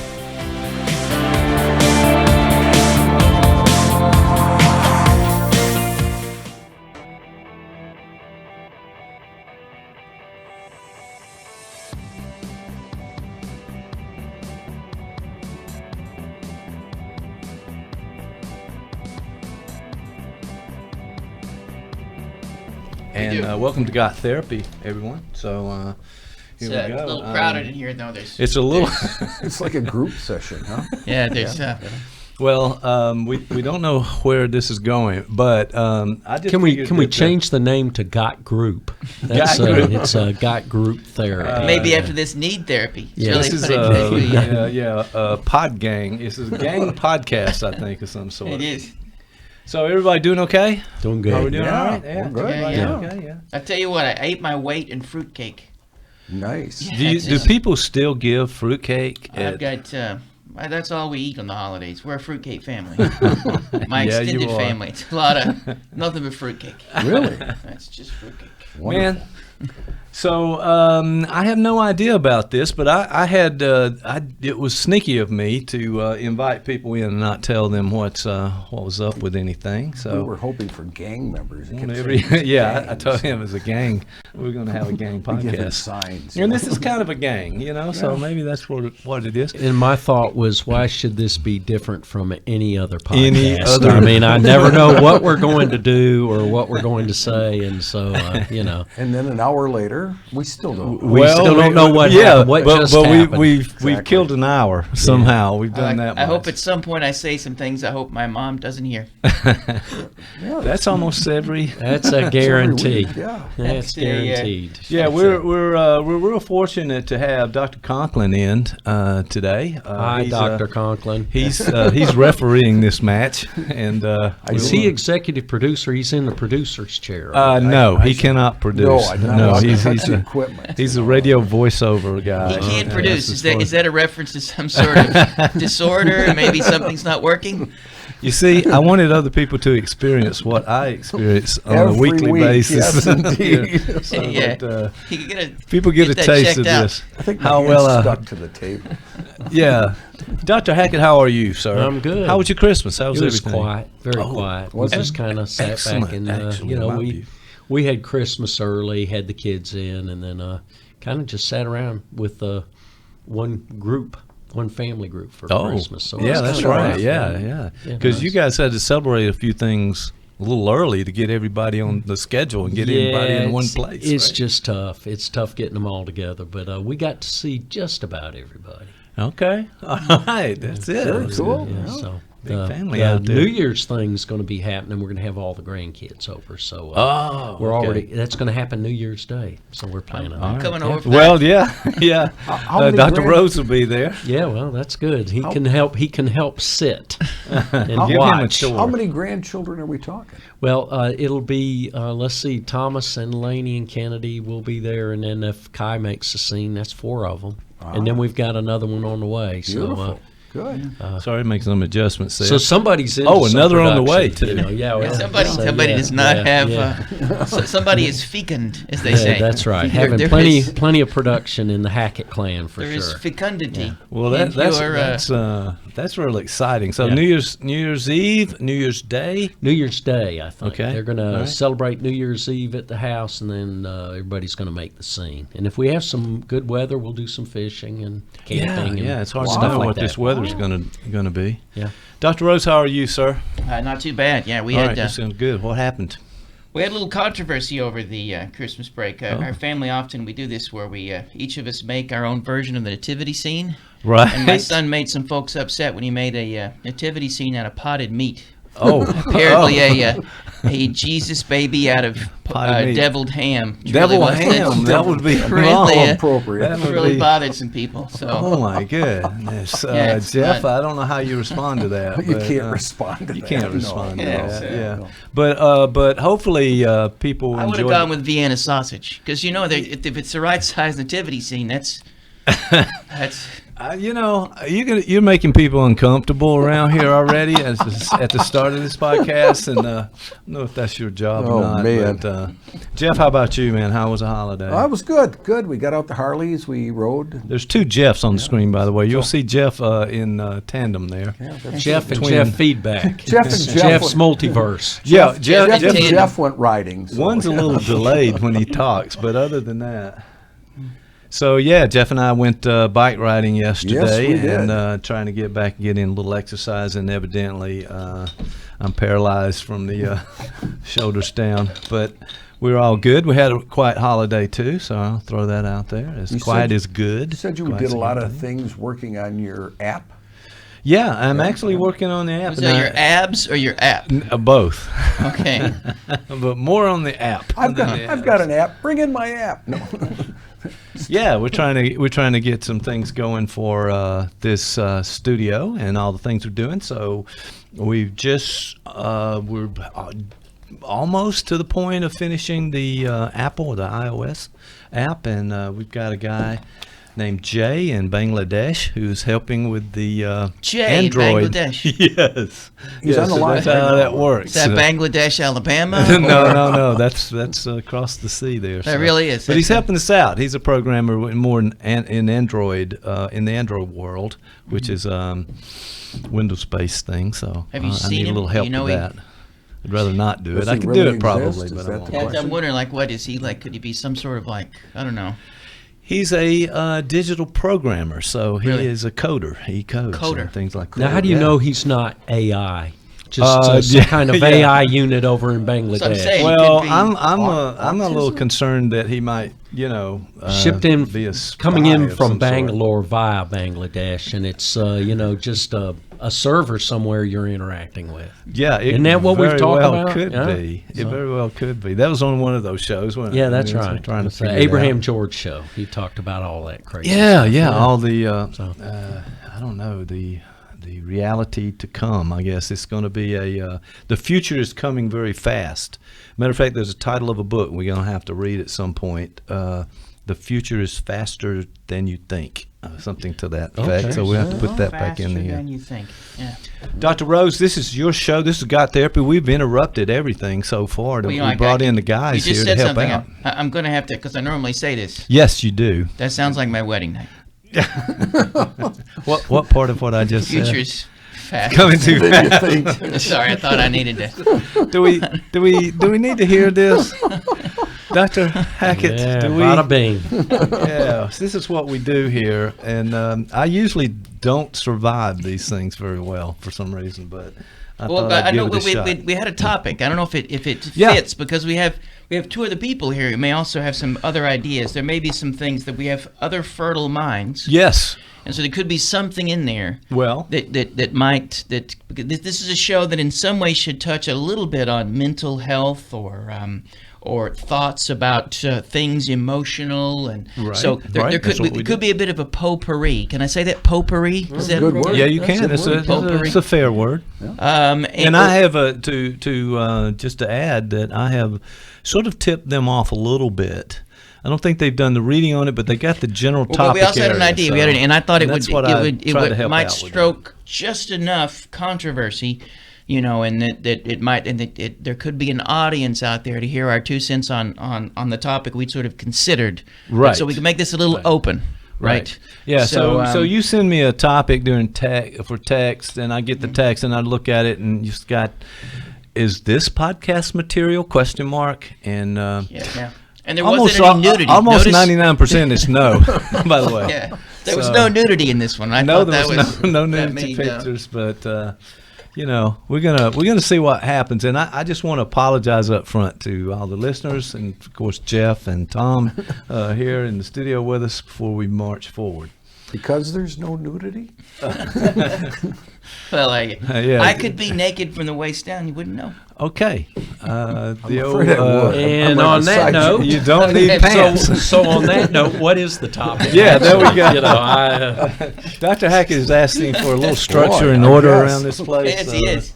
Well, the topic was that there was an article in Salon that said that, I don't know if you're familiar with these, but lots of folks are really interested in these Hallmark Christmas movies. Oh, yeah. Mm-hmm. Oh, yeah. And they are interest at our house. Right. And so there's a certain formula, and that people watch them continuously. And even there's a Hallmark movie that's non-Christmas that also is sort of formulaic and whatnot. And people, they're sort of like the cinematic version of a comfort food. And so people are often consuming these things. The audience is typically women. I don't want to be sexist, but I do believe it leans in that direction. Leans toward that. There's an estrogen factor somehow pertinent. Women and men who are napping. So napping to the show. It's they're good to nap to, you know. You've had experience. Yeah, oh yeah. You've every day, actually. He gets that moment's peace there. You could be our expert, because I confess I've not seen a single one. Oh. Okay. But you can talk about what you imagine I've read some them to synopsis. What is it, plural of synopses? Yes. Okay. Synopses. Okay, I've read some synopses, and so I have some idea. But the article said that Hallmark movies, especially Christmas Hallmark movies, are fascist. Mm-hmm. Yeah, and I have immediate reaction to that because I just want to say, and I don't want to set the tone or do anything like that or move away from the topic, but the word fascist is a powerful word and should be used cautiously, do you not think? And that all of these terrible words that people are just flying around and they're labeling people this and that. Traitor. Everyone's a traitor now. Everyone's committed treason. See, those kind of words. And I think just using the word fascist is treason. See, now I've used my power word, you know. We're looking for power words. Yeah, well, that's right. I got you a power word. All right, wait. So the point being that, hey, wait, are we really have to go that far to that extreme? Once you go all the way down that road, then what's left after that? That's my question. So that was my little sidebar here on what this is about. You guys tell me if I'm hearing him right. So you're saying that whatever we want to, if we're going to talk about these films, we may want to stray away from such words as fascism, because that may be at best just misusing the word, the definition. Misusing the word, but alarmist and kind of blowing things out of proportion beyond the reality of what they were trying to say. Yes, now, I don't know if that's true, but is there some words less? Let me just say, this is exactly how a fascist would talk. Am I wrong? Right now, there you go. See, Dr. Hackett, help me out. I have a question about this whole thing because that's what a fascist would say. The word fascist, is sort of a loaded term. Yes. I'm trying to say word treason in the United States. Treason is against apple pie. You don't like puppies, whatever. So my question is, I like puppy pie. Well, that's right. And I love how it goes to your notes too, which we remain. See, and here's the thing: we're going to the question now before Dr. Well, it's in a way we're moving fast and furious with this, and I think that's okay. So, Dr. Hackett, ask your question. Okay, my question is, it's a therapy question, and it really relates to God therapy and mental health and that kind of thing. Uh-oh.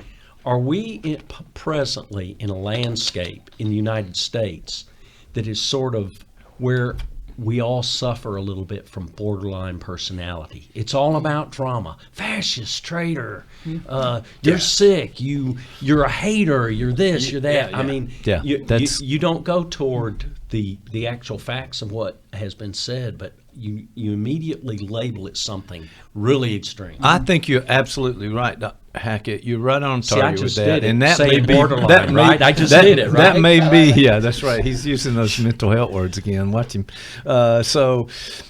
And we're going way too far. There's not a civil conversation. We don't even use the idea in mental health has been there a long time. It's I messages. I feel this way. No, it's always you with the pointed finger around there. And in those cases, civilization just dropped down a notch. Well, or two here's the thing, and you may be completely right, because there is a cultural climate in which we exist, and there's always a historical context we should take into consideration, and now is certainly different than then. However, particularly on the political spectrum, we often think that we live in an era where we're no longer civil politically and whatnot. Yeah, this is the worst of There's a political wonderful book, times and I can't think of name, but he goes back in time and he shows old political adverts from the turn of the century. Yeah. And Right. people are calling each other's mothers names. Right. I mean, it was remarkably uncivil. In fact, the arguments made is actually it was much worse. And I wonder when you know, because Yeah, like, people were in duels. They would shoot and kill each other. Over Yeah, it. yeah. Andrew Jackson killed a couple of people, you know. And so And all in a day's work. Right? Yeah, that was- That's yeah. how it Interesting. works. In one of his duels, he made it a point to wear a giant coat, like he would wear like. I learned this in Tennessee history. This was in class. We had to learn this. Andrew Jackson was popular in the state I'm from. Oh, You yeah, know, who Tennessee. knows? Yeah, it's all about So it. I think we could be related. But the when you talk about, is there something about now that makes it more emotionally labile, or there more splitting? That in some ways gets to the point of the article, because if the article overreaches, what I think it attempts to do is it attempts to be able to look at the way we think about things and the art that we consume, particularly popular culture, and how it may be good or bad for us. And Right. if, you know, I guess in a way, a Hallmark movie, at least on the surface, is the opposite of borderline, right? Because it is innocuous to the point of numbingness. Boy gets girl, boy gets girl, boy loses girl. Right. They kiss at the end. Every show's the same. Okay, so so literally, it would be the Haggett has opposite. watched these That's movies, right. as a matter of fact. I It don't sounds think he's like- been napping. I Yeah, think yeah, he's got one eye. He's got one eye I'm open. telling on Thinking myself, those things, yeah. I think That's they- how that works. I'm a romantic. I guess. See, this is what happens on this show all the time, guys. For you, just another sidebar here. I have to reveal so much about myself, generally speaking, that I would rather not talk about, but somehow it comes out, and I get to hear it back. So, welcome to the club. All right, so it's innocuous. It sort of smooths things over. Well, so in some ways, maybe it's a balm, a salve in a way. Okay. And so maybe part of the reason that it has some cachet at the moment is that people can run to that because it has a certain level of comfort. Yeah. So everything's out of control. The world's kind of spinning away from where we want it to be. Here's something we can go to and quiet down, gives us- like it's a quiet place. Taking It's the a little time like out, the maybe. film version of a donut, right? Oh. It's something you eat for. I don't know if you guys. I'm a big fan of the Krispy Kremes. You like those? Those Krispy Yeah, Kremes? well, I think so. I like. Jeff, what do you think, man? Krispy Kreme too much? All right. Yeah, just I making could. sure. You know, I could. I dream of eating a Krispy Kreme the size of a life preserver. You know, like. Okay. just Yeah. Like a. And then you found you ate your pillow. That's right. Yeah. That's, Woke That's up, an old joke. feathers right? everywhere. That's right, yeah, That's it. that's- That's how it works. Actually, actually, I was going to say I ate my hemorrhoid pillow, but that's the right size. Yeah. Sorry. First of all, the fact that you know what a hemorrhoid pillow is. Well, okay, there we go. That That's was another my, story, another time. That was my nickname in high school, hemorrhoid pillow. I had it tough. It's not easy being me. Yeah, getting picked on a lot. It was. But you're sort of saying though that you think that there's something about now that there's this need for drama. There's this need for intensity, right? That somehow that we live in an age that is that the dog or the tail? Because 24-hour news cycles and 24-hour news consumption, social media, all these things demand. There's a thing called the attention economy. You guys have heard of that, right? Yeah. And nothing will give you a bigger share of the attention economy than drama, right? Right. Than Yes. It's all about the clicks. Right. So so in some ways I think that if that social media is sort of made has sped this up to some degree, and the writer of the article, the Salon article, what I think they were attempting through sort of a PC lens, they may have been clouded by their own sort of political stance. Yes, and don't let that point go because we want to come back there. Keep your thought, but the idea of now I'm going to expose this, I'm going to write about it, and guess what? You're talking about how you feel and you're pushing that. They're not enough diversity, not enough sexual diversity. It's not enough. I'm the good guy over here, and all you guys. And that was in the article, but. I think if there was something, and this is something you do in therapy, if somebody tells you something, if somebody comes into your office and they sit down and they start going off on the most horrible racist rant, let's say they go on and on about, how much they hate Samoans or something. I don't know, they're just going on and you're appalled by the statements they're making. Sure. But your goal as a therapist is to find something in there that has use. How does racism work for them? There's some part of what they're saying and expressing that is reflective of some emotional concern they're attempting to deal with through this diatribe. So you want to look for the truth and the grain of truth, not about the things they're saying. Racist things are not true, but how it works and what they're attempting to bring into the world and for you to see by the things that they're doing. And if you can lean in enough, you can often find that and find a way to bring it into the room. And it would be the same for this article. There's a concern for how they would like society to move in certain directions, and it doesn't appear to be so. And what I think sparked this article is that, I don't know if you realize this, but there was they originally aired a commercial of two women. It was a brief vignette of a larger commercial where two women were kissing because they were getting married. Right. And it was very chaste. It was like, it wasn't it wasn't sexual at all, but there was a kiss. And there was a Christian organization called 1 Million Moms, which turns out it's 1,237 moms, because there's not 1 million moms. Okay. Well, it sounds much better if you say 1,237. You're not. Well, they're called 1 million moms. Okay. And they wish. Yeah, they've got goals. Exactly. Everybody should have goals. Right. But though I'm not sure if their goals are all that great. And so they said that, that you should take this commercial off because it allows sex to enter into a place where you shouldn't, and let's keep this out of. We should have one arena where it's non-offensive or whatnot. Now, I don't know if you should watch the video because it's just like a Hallmark movie. It's remarkably inoffensive. These are not two women wearing bikinis, putting olive oil on each other. This is not. This is nothing like that. It's not a porno film. It's literally just, but they became really upset, and so Hallmark pulled the ad. Yes. But then unpulled the ad. Mm-hmm. So yes, at that point the boardroom is not decided on what plan is. If I were on the boardroom, and I can only imagine what Hallmark's boardroom would be like, but I imagine it's lots of people in beige who smell like Bed Bath and Beyond. Yes. I'm just saying that's not going to be. They're not there's not a neck tattoo among the bunch of them. No piercings. No piercings. No. This is so I can only imagine how they really hashed that out because it's like.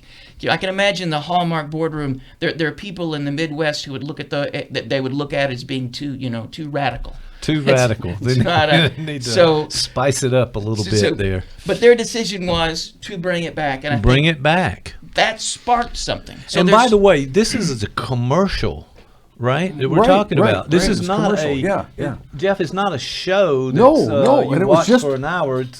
It's a passing commercial in between 13 other commercials. And this was just a little piece of the commercial. It was just like in the background. Yeah. Well, if I could be Freudian for a sense, can I? Oh, please do. Yeah, we haven't been able to stop you yet, but go ahead. Well, here's the thing, because it's interesting because if this were a man and a woman at their wedding and they kissed each other, no one would say that it was sexual and shouldn't be brought into the arena. No one would take a child out of the room if that were to happen. Right. But there is something about, and I'm gonna get in trouble by saying this. Go ahead. Can I say it? Okay. There's something about the conservative gaze that sometimes imbues sexuality and perversity where it isn't. Mm-hmm. Right. And it says something more about the gaze than the thing you're looking at. Because what they see when they see that is, and for instance, this is what often goes around the conflict around gay marriage, and whatever your thoughts about the morality of it or whatnot, and there are all sorts of ways to think about it. Right. But the goals behind gay marriage, inevitably be for two people of the same gender to be able to have a family. Yeah. Right. That was the goal. Yeah. It's not so they can have more sex. Right. It's not because if we could end gay marriage, then they would be doing horrible things in the bedroom that we'd be forced to have to watch. Do we have to watch? We have to watch. Because I got news. They were already doing those things. That's right. There was no need. But the gaze of the individuals looking at this see that instead of what it actually is. This is not about sex. This is about the possibility of union. Yeah. Right. And so it's interesting that is what finds its way into the discourse. They saw this as sexual and perverse, and most folks, in fact, I would say a significant number of conservative Christian folks who A Million Moms were probably representing wouldn't have even batted an eye at this. It would have been okay. Yeah, there's some sort of acceptance, exactly. at least a little. It's or like, it's what that whatever.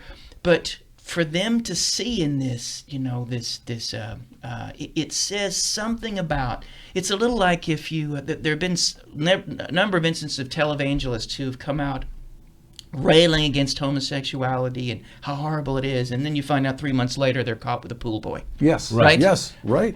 Literally. Very Freudian right there again. Yeah. There is an attempt to be able to not deal with something by dealing with it through projection. Yeah. And over projection, if there's such a word. Right. And so, the answer might be to the 1 million mom folks is, maybe you should talk to your therapist about this, or I'm not sure. And this is with even outside the realm of morality. I mean, you can still have all sorts of views on what you think is right and wrong, and what sort of values you want to hold to. Right.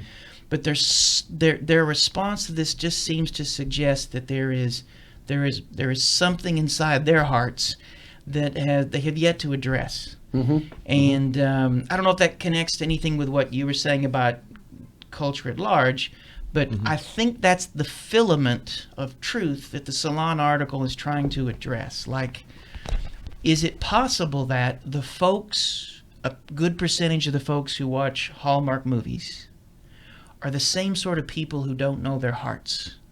The same sort of people who have a secret conflict, a secret hatred or self-hatred that these sorts of movies numb them to, and that if they were exposed to something else besides the comfort food, then maybe there's a chance for them to grow.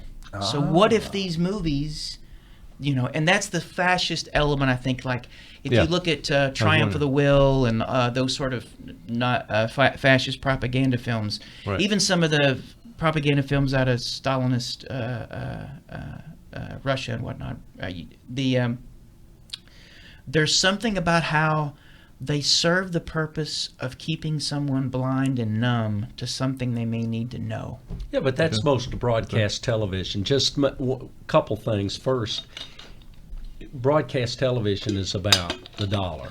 Oh, yeah. And it's largely reality shows, bride shows, food shows, surviving shows, but it's comfort food because it's the same show over and over and over again. So if the point of the article is that folks who watch Hallmark are not in touch with their own dark, scary feelings, well, that's most of humanity anyway, right? That's why therapists stay in business. And then the second thing is, a lot of these issues we're sort of throwing on the table here. It seems to me like presently we live in a society where we have all these ways of communicating, but we're afraid of really talking about the issues and taking a hard look at the issues. Hence, if you have a different point of view, well, you're just bad. Because I don't want to look at that. That's scary or weird or whatever. And most people, they have, even if their thinking is unsound, say, they have a rationale so that it works for them. I mean, that's at the heart of talk therapy, is that when people bring these things into therapy, there's the behaviors or beliefs they're engaging in, it does something for them, right?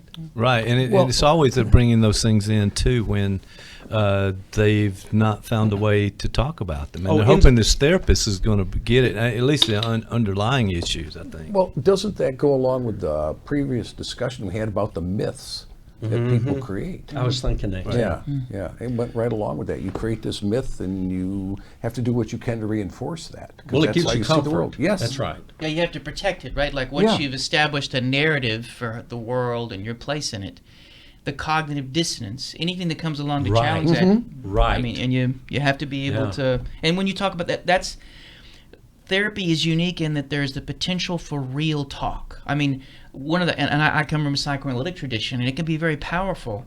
The minute you walk in and you sit down and you say to your patient, how was your week or what's going on? And they say, fine, but you notice they say it in a way that would suggest that maybe it's not so fine. Not fine. Okay. Yeah, it's great. Yeah. And the mere fact of saying, the words fine came out of your mouth, but the music behind that sounded more like a horror film. Yeah. What's going on there? Yeah. And that opens up the possibility for real connection. Right. To be able to say, why do you feel the need, even in here, to pretend to be something you're not? Notice how that can open up a powerful moment. Throughout all of your week, you have attempted to wear a mask, and in the one place that we know it's okay, it's not to. It's still hard for you to take that off. You still have the mask. Sure. So, yeah.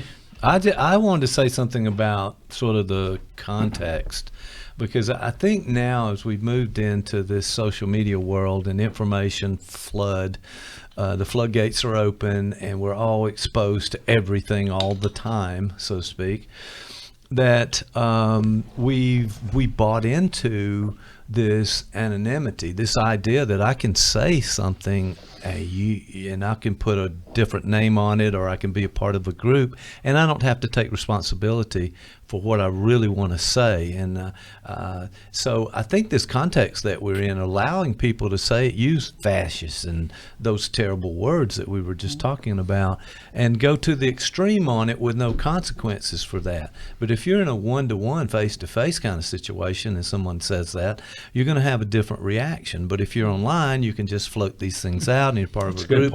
You can send a bunch of emails, and you get your friends to send a bunch of emails, and so it almost makes it okay to be in one extreme direction or another. I was just going to ask a question, though. When we go back to the Hallmark situation, are we saying that they are really perpetuating a myth of what life should be or what life is, and this little commercial was maybe bringing some reality in? Interrupted it in some way, yeah. I think that probably, considering the folks who are making the Hallmark movies and some of the actors are probably openly gay, probably there's a tremendous amount of diversity in the industry that generates this. Yep. So the actual manufacturer of these films would be they're like, I mean, to them it would be no big deal. But you're right, the consumers may or may not have a narrative that they need to protect. Okay. In fact, one of the response from the 1 Million Moms is, we need to have some area where it's safe for Christians.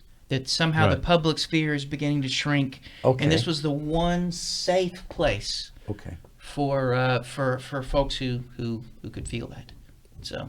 But that is some desperation in that. It seems like you've got to find a space there because you feel the walls kind of closing in, and it's but the irony changing is, the way and again, you that this is, I'm a lefty commie, but I don't remember Christ himself hanging out with people in Hallmark movies. He tended to hung out with people who were real people. Yeah. They're just prostitutes. Real people. They were. Yeah. It's not like I don't think I can't imagine that there's nothing biblical about watching this. You could even say, in my heart, in my religious beliefs, suggest that is not something two people should do because it takes them away from salvation. It places their eternal soul in trouble.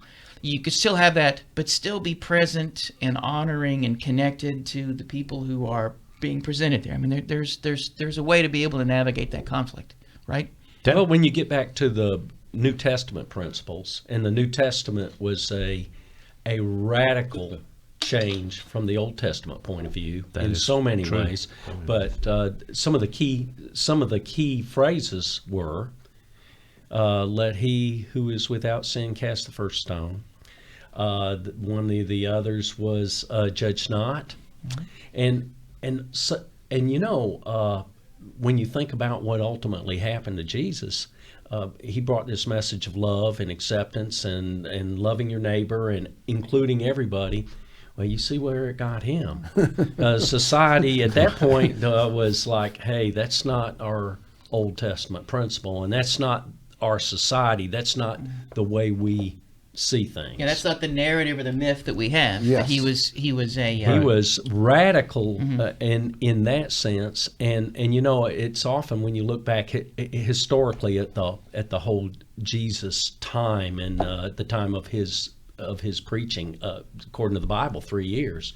Well, those 3 years he brought a message of just pure love, and it was so radically against the government and the religious power in place that, you know, it got him killed. So, you know, I think a lot of times when we're talking about biblical principles, we miss the point, you know. I mean, for me, the whole idea of spiritual quest is to work on my own judgment. I mean, I'm like anybody, you know, I have my own perspective. I was raised in a pretty conservative Catholic household, that kind of thing, and you know, a lot of times I have to ask, who is making this judgment? Is it really me? Is it me, my eternal self, or is it you know, just a myth that's created for me? Which you wonder, because that would be, you know, the myth that you were raised with. Yeah. That this is how it should be. That's right. And you don't know anything else. Right. You know, right. So, yeah. Yeah, but people can seem to get really upset when they think it violates one of their beliefs at some level, and they see that as offensive and that they need to kind of strike back in some camps. That's what happens. So, and if you've got 1 million moms or 1,237, then everybody's got to shoot email out there and stop this stuff.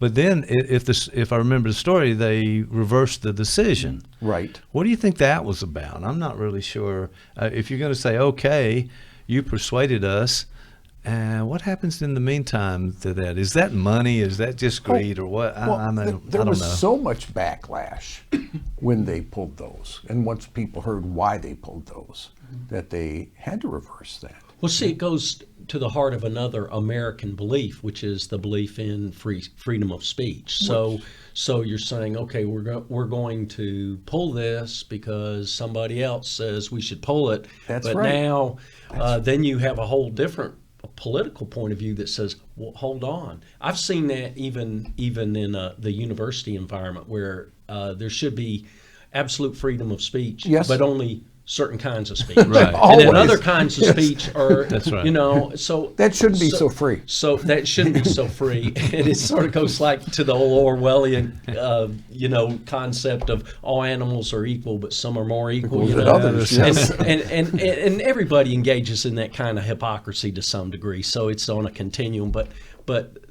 when it comes down to those questions, I keep going back to, if we really believe in an enlightenment point of view, then an enlightened point of view comes from throwing everything on the table and hashing through it, and then deciding where you as an individual are, and then where you as a group are ultimately going to go. That's true democracy, but it's, you know, it sort of goes back to the old expression. It's like making sausage. It's, you know, it's good when it's done, but you know, the making of it isn't all that great.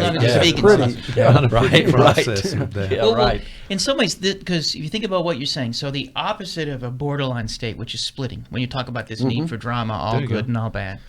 Jeff, they're using those psychology terms again. I just want to make sure that you're. I'm taking notes. All right, there you go. Though I can't, because he's got my pad. Yeah, I don't really know what they mean, but I use them because they sound smart. Well, the opposite of that is some, and the fancy term for that is the depressive position, and it's being able to see shades of gray. It's a form of integration. And so you can see how splitting works on this very article, and it's split to the left and the right. Okay. We have the 1 million moms saying this is perverse, this is, you know, whatever, and that is hurtful. That's not helpful, that's not loving. No. But we also, and I say this as a left-leaning uber commie, that Salon also engaged in some splitting, because if you read the article, and I'm not, I don't want to sound too critical, but you could hear a whiff of elitism in the article. Those dumb bunnies who watch Hallmark movies, they're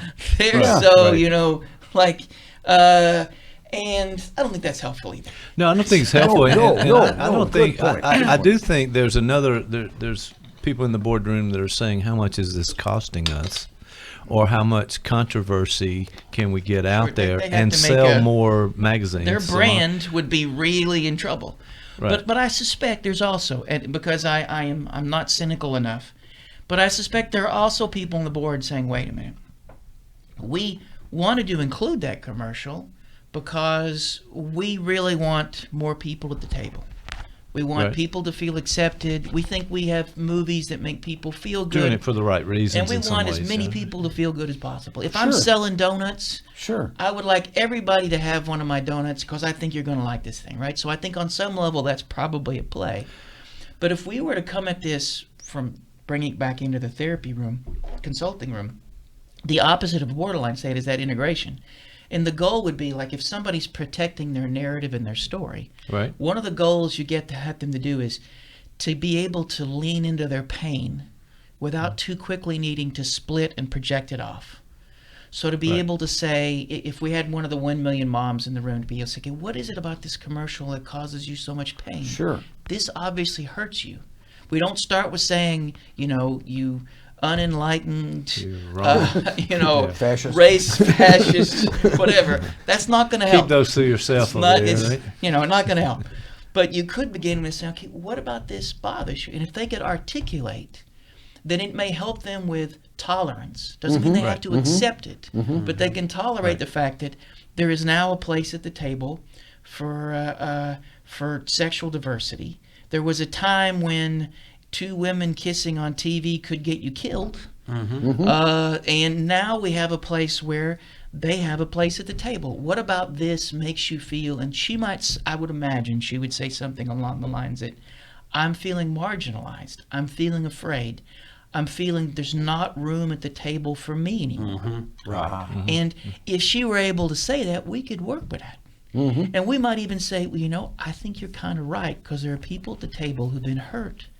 And they think you are the person that hurt them, and they would like to get revenge. They would like to take out some of their pain on you. So let's find a way to make sure that we all have a place at the table. And some of those, because there is some truth to that.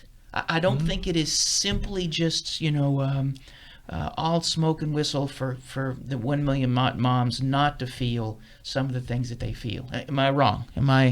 I can see what you're saying. No, I think there's a threat there. Yeah. One of again, it's context, but being insulated in a group situation allows you not to have to do any of the things you just talked about.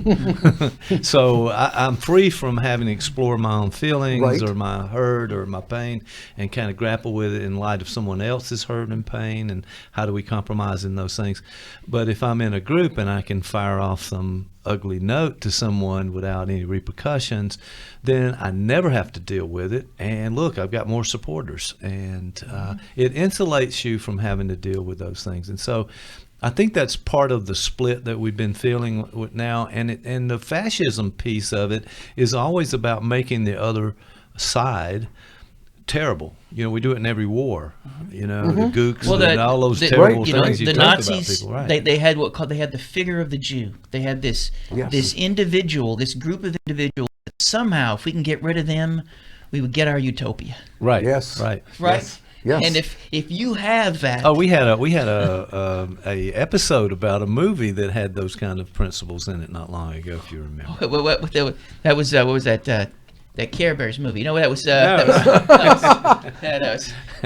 But you're right. So, and if part of fascist, and you can see a little bit of it in we can drift in that way in contemporary politics, that somehow there is, if we could only get rid of immigrants, America would be better. That's we'll right. Go back to be where it was. Oh, you bet. You bet. So exactly. I'm always trying to get back to somewhere, and then we need to talk about that at some point too. Which, by the way, we talked about go back this. home. You did, I keep you? bringing these things back up.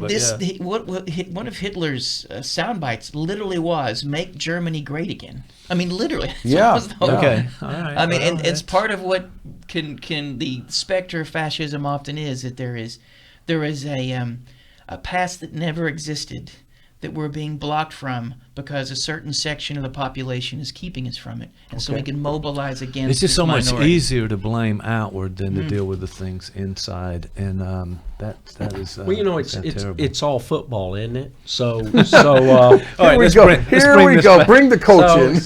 So first, it's a classic power move where you create either some catastrophe is coming our way or some evil group is coming our way, and if you'll just support me, you know, then we'll take care of this. And the reason I said it's football is because I've always watched these interstate rivalries closely. They're exciting, but if you talk to one group, the other team always is just full of dirty players and cheaters. Yes. A lot of dirty play, violence. Don't Our team is fair play, no violence, you know. We're the good people. So, I think you got to look. So what is, and it goes back to therapy, what is that kind of behavior getting folks? If it's folks in power who are creating that dynamic, and they don't say, if a leadership team does not say, what are the issues,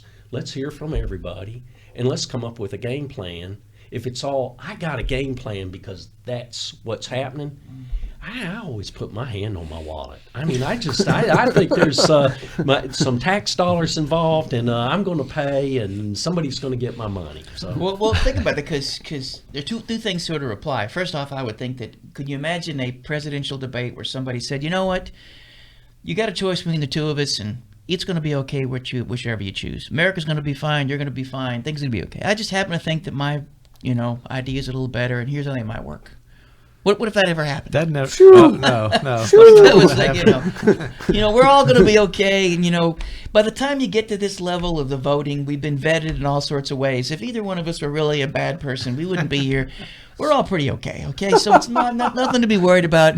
So in political debates now, instead of that, what you get is, you're evil. Yes. You're evil. Hey, we're the same party. We're both socialists. Evil.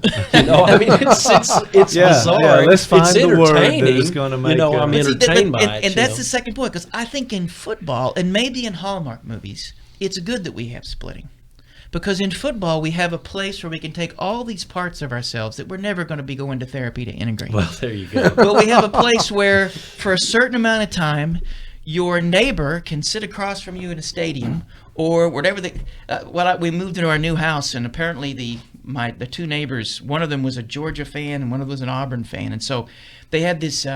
When we went to look at the house, they had this arms race of football memorabilia that they would display, And so it was like, in the yard, like there would be all these things, and I've got a banner. Well, I've got a blinking sign. Right. Yeah, right. But what was great about that is it allowed them a place to hate each other culturally, so they didn't hate each other any other way. So it was like an outlet. Right. It's like, not bad. That makes sense. You go there, you experience these experiences. So maybe we need borderline spaces.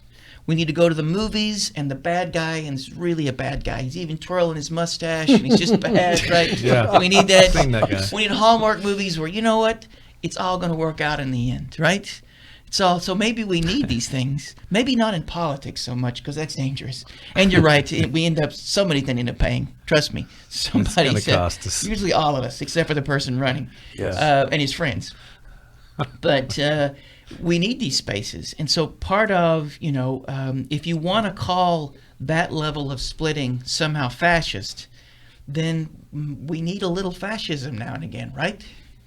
Okay, a little fascism. But I can see that. I don't know if I can see figure that point, this out. though. Jeff, help me out. No, I can really see that point. Where that, like being a little bit pregnant, same kind of a little bit I didn't fascist. see it that way. It's more of like trying something else on, and seeing how that would be. Yeah.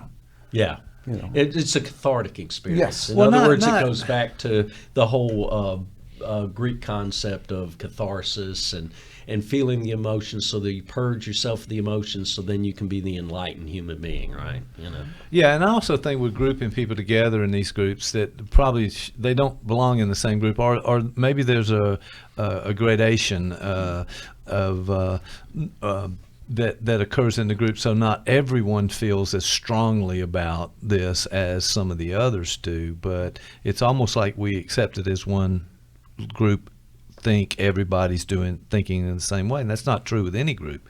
So for me, it's got to come back to the individual. You get them in therapy, maybe we can talk about this. You got 1,237 potential clients. that are not going to go in for therapy. Because there's nothing wrong with them. That's right. It's the rest of the world that's immoral.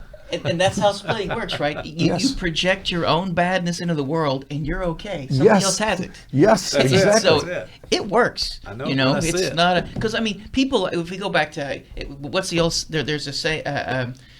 How long in a conversation before somebody brings in Nazis? I forget the term for that. But there was a term. But go back to the Nazis. They've got a time limit. Somebody's got to bring it up by this time, right? Hitler, he didn't think he was evil. No. Stalin. He was trying to save them. Right. And Stalin, who did horrible things, literally said, I've got to do this because if I don't, the human race is doomed. I've got to save them. Right. So there was not an indication, and they were driven.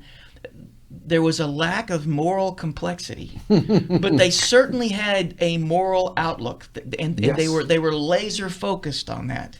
And maybe that goes back to the narratives and the stories, because particularly with the Nazi ideology, there was this notion that there was this wonderful Germanic tradition, and that the Enlightenment was born from German thought and Aryans. And purity. Yeah, that's right. And we have to keep it pure so we can keep going, and all that sort of stuff. Well, that article had quotes. It had Nazi references in there. So the writer had brought up Goebbels. Yes, he did. Yeah, yes, and I'm thinking, okay, you want to make your point, but you have to bash us over the head so hard. I mean, come on. I think we're there. I think we get the point, but it's the extremism, I think, that rouses us. And maybe, like you said, Dr. Hackett, it gets more clicks. So if we're controversial and it's out there, did you hear about this? And here we are talking about it on the podcast, by the way. Yeah. And how much of that is hyperbole, too? In other words, I'm making a point by making it extreme. It's almost the opposite of parody. I'm wondering if some of these magazines, can we find a group that is really outraged about whatever the topic is? Oh, there's one. Let's call them up and get a statement from them, and let's write this article. Well, so I'm one of those doubters. I got to know what's going on behind the scenes. There's even an article, and it came from, I think it may have been the National Review. It was a pretty conservative magazine. Or it may have been American Spectator. I think American Spectator is more to the right, John Birch Society kind of stuff. And there was an article about how horrible Mr. Rogers was. That it was a secret plan to feminize and take away masculinity so that there could be this. That's out there. That's what I'm saying. And they were going on about how horrible Mr. Rogers. Actually, I think it was both an article and someone talking on Fox News. And so they're going on about, Mr. Rogers and how horrible he was and, all these sorts of... And... gosh. You could probably find someone outraged about anything. Anything. Yes. Absolutely anything. I need to sell something. Let me get some controversy in Well, the Salon article is this week's big controversy. The one last week was the Peloton commercial. Yeah, and I never did get exactly what was going on that there. One. I didn't get what anybody was mad about. I mean, it was somebody gets a Peloton for Christmas. All I thought was $2,000. That's pretty pricey, bro. It always goes back to the dollars. Yeah, for me, it does. That's right. Yeah. Well, when I saw the Peloton ad, I thought it reminds me of Diamonds Are Forever. I mean, the way the end of that commercial. Every kiss begins with K, exactly. or ends with K, or something. Yes. He went to Jared, same thing. I don't know.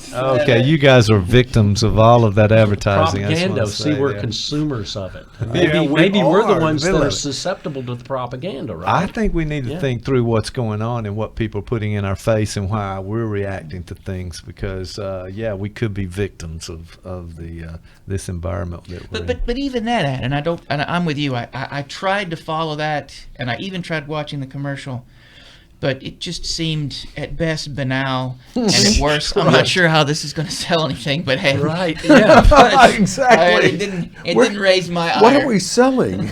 I mean, if I really want to get upset, I go to YouTube and watch a Prager University YouTube. Yeah. Those get me riled. Those will get you. Well, I think with the Peloton, I mean, it was about a man getting the woman, his wife, an exercise bike for Christmas. So that she would lose weight. You need to lose. Yeah, that's the implication. Was that the message? I think that was the message. I just thought it was a nice gesture. It was sexist in that way. I bought my wife an exercise bike for Christmas. This is no lie. Really? I just did. You telling me I'm some sort of fascist? Yeah. See, you're on that looking side. for trouble, mister. Trying to tell you. So you're you're the progressive kind of left-leaning guy, but you've engaged in the very kind of behavior that is the antithesis of your point of view. I mean, exact opposite. Your behavior and what you're talking about is different. You know, but here's what I can lose 180 pounds. I'm getting rid of you. Well, actually, that's exactly what happened in the Peloton. Really? And now she's in another commercial for vodka or something with that same sort of that same sort of look about her, and she's selling. But what I really like about it, and this is just purely for my entertainment purposes, but when these things come out, then Twitter lights up, and the guys who want to take a joke and perseverate on something and make another joke and just extreme. Becomes a meme. It becomes a meme, and I get entertained by that, and I'm sorry, I apologize to the universe for that kind of stuff. There's room for that too. It's funny because as we're talking about this, I could see where the stories that we tell ourselves and that we project through splitting and projection often keep us from an emotional truth that we may really be starving for, right? One of my favorite cats is Wilfred Bion, and he says that that we that's a good point. we need the food of the truth, and we will starve if we don't get it. And a mind that is cut off from that withers. And so I could see that any time, and I gave an example of Prager University, and oddly enough, I have watched a number of those, and they're not geared toward me, trust me, but I watch them. And they often make me really upset. And the goal would be, when I watch one, my first response is, bunch of regressive morons with their, whatever. And so you can literally see me attempting to, whatever emotional truth is embedded in this experience, I am quickly an attempt to maintain my own sense of personal narrative and history. I am here and they're down here. I literally, as opposed to saying, okay, the person went to a lot of trouble to make this, and part of it may be to troll me, but I don't think so. There's something about this that's important to them. Can I find the heartbeat in this underneath all this? And then if I can listen to theirs, I also might be able to hear mine. And there's the potential for us to be able to meet somewhere in there, right? Right.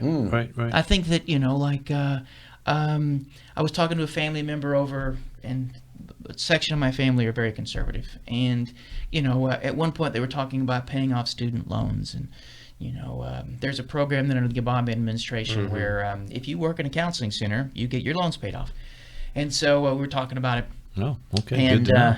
she said, family member said, well, it is really expensive paying these things off. And it's her way of saying, I don't really support this. And if she were to say to me, a family member were to say to me, I worry that this is one more thing that gets us in debt and has the potential to keep us from growing in the ways that we need to. And so I worry about this.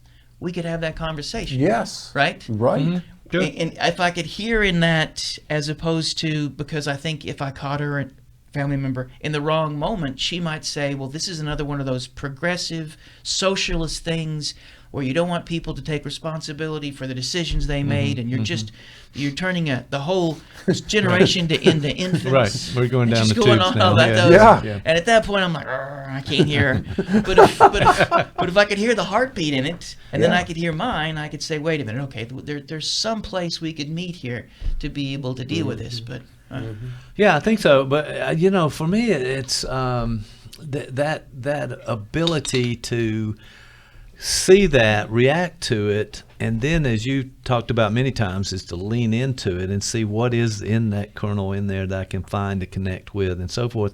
I don't think that's happening that much. No. I want to just say, Jeff, what do you think? I totally agree with you. We don't want to find that kernel in there because we still want to protect that story and or it's myth or it's narrative. reactive. It's automatic in a way that you have just to reject somehow it out of hand. Right. Yeah. Right.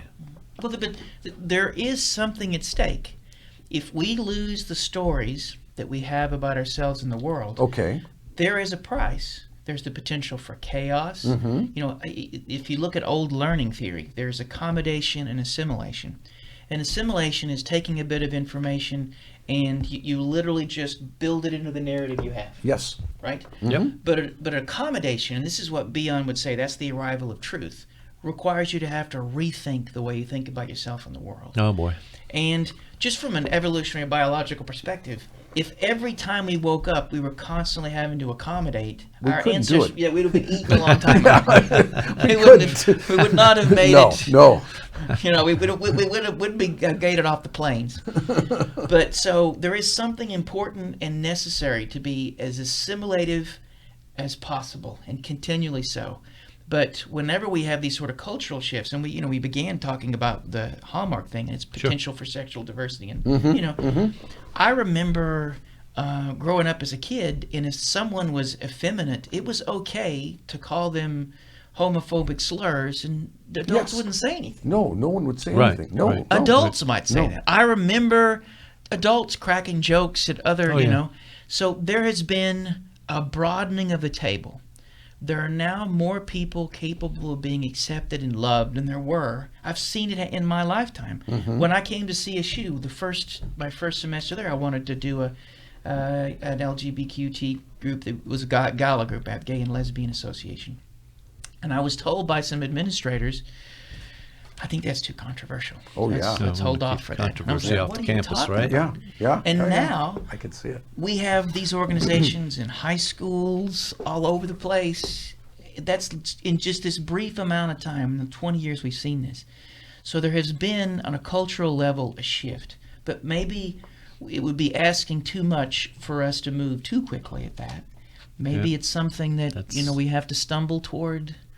Maybe, I think so.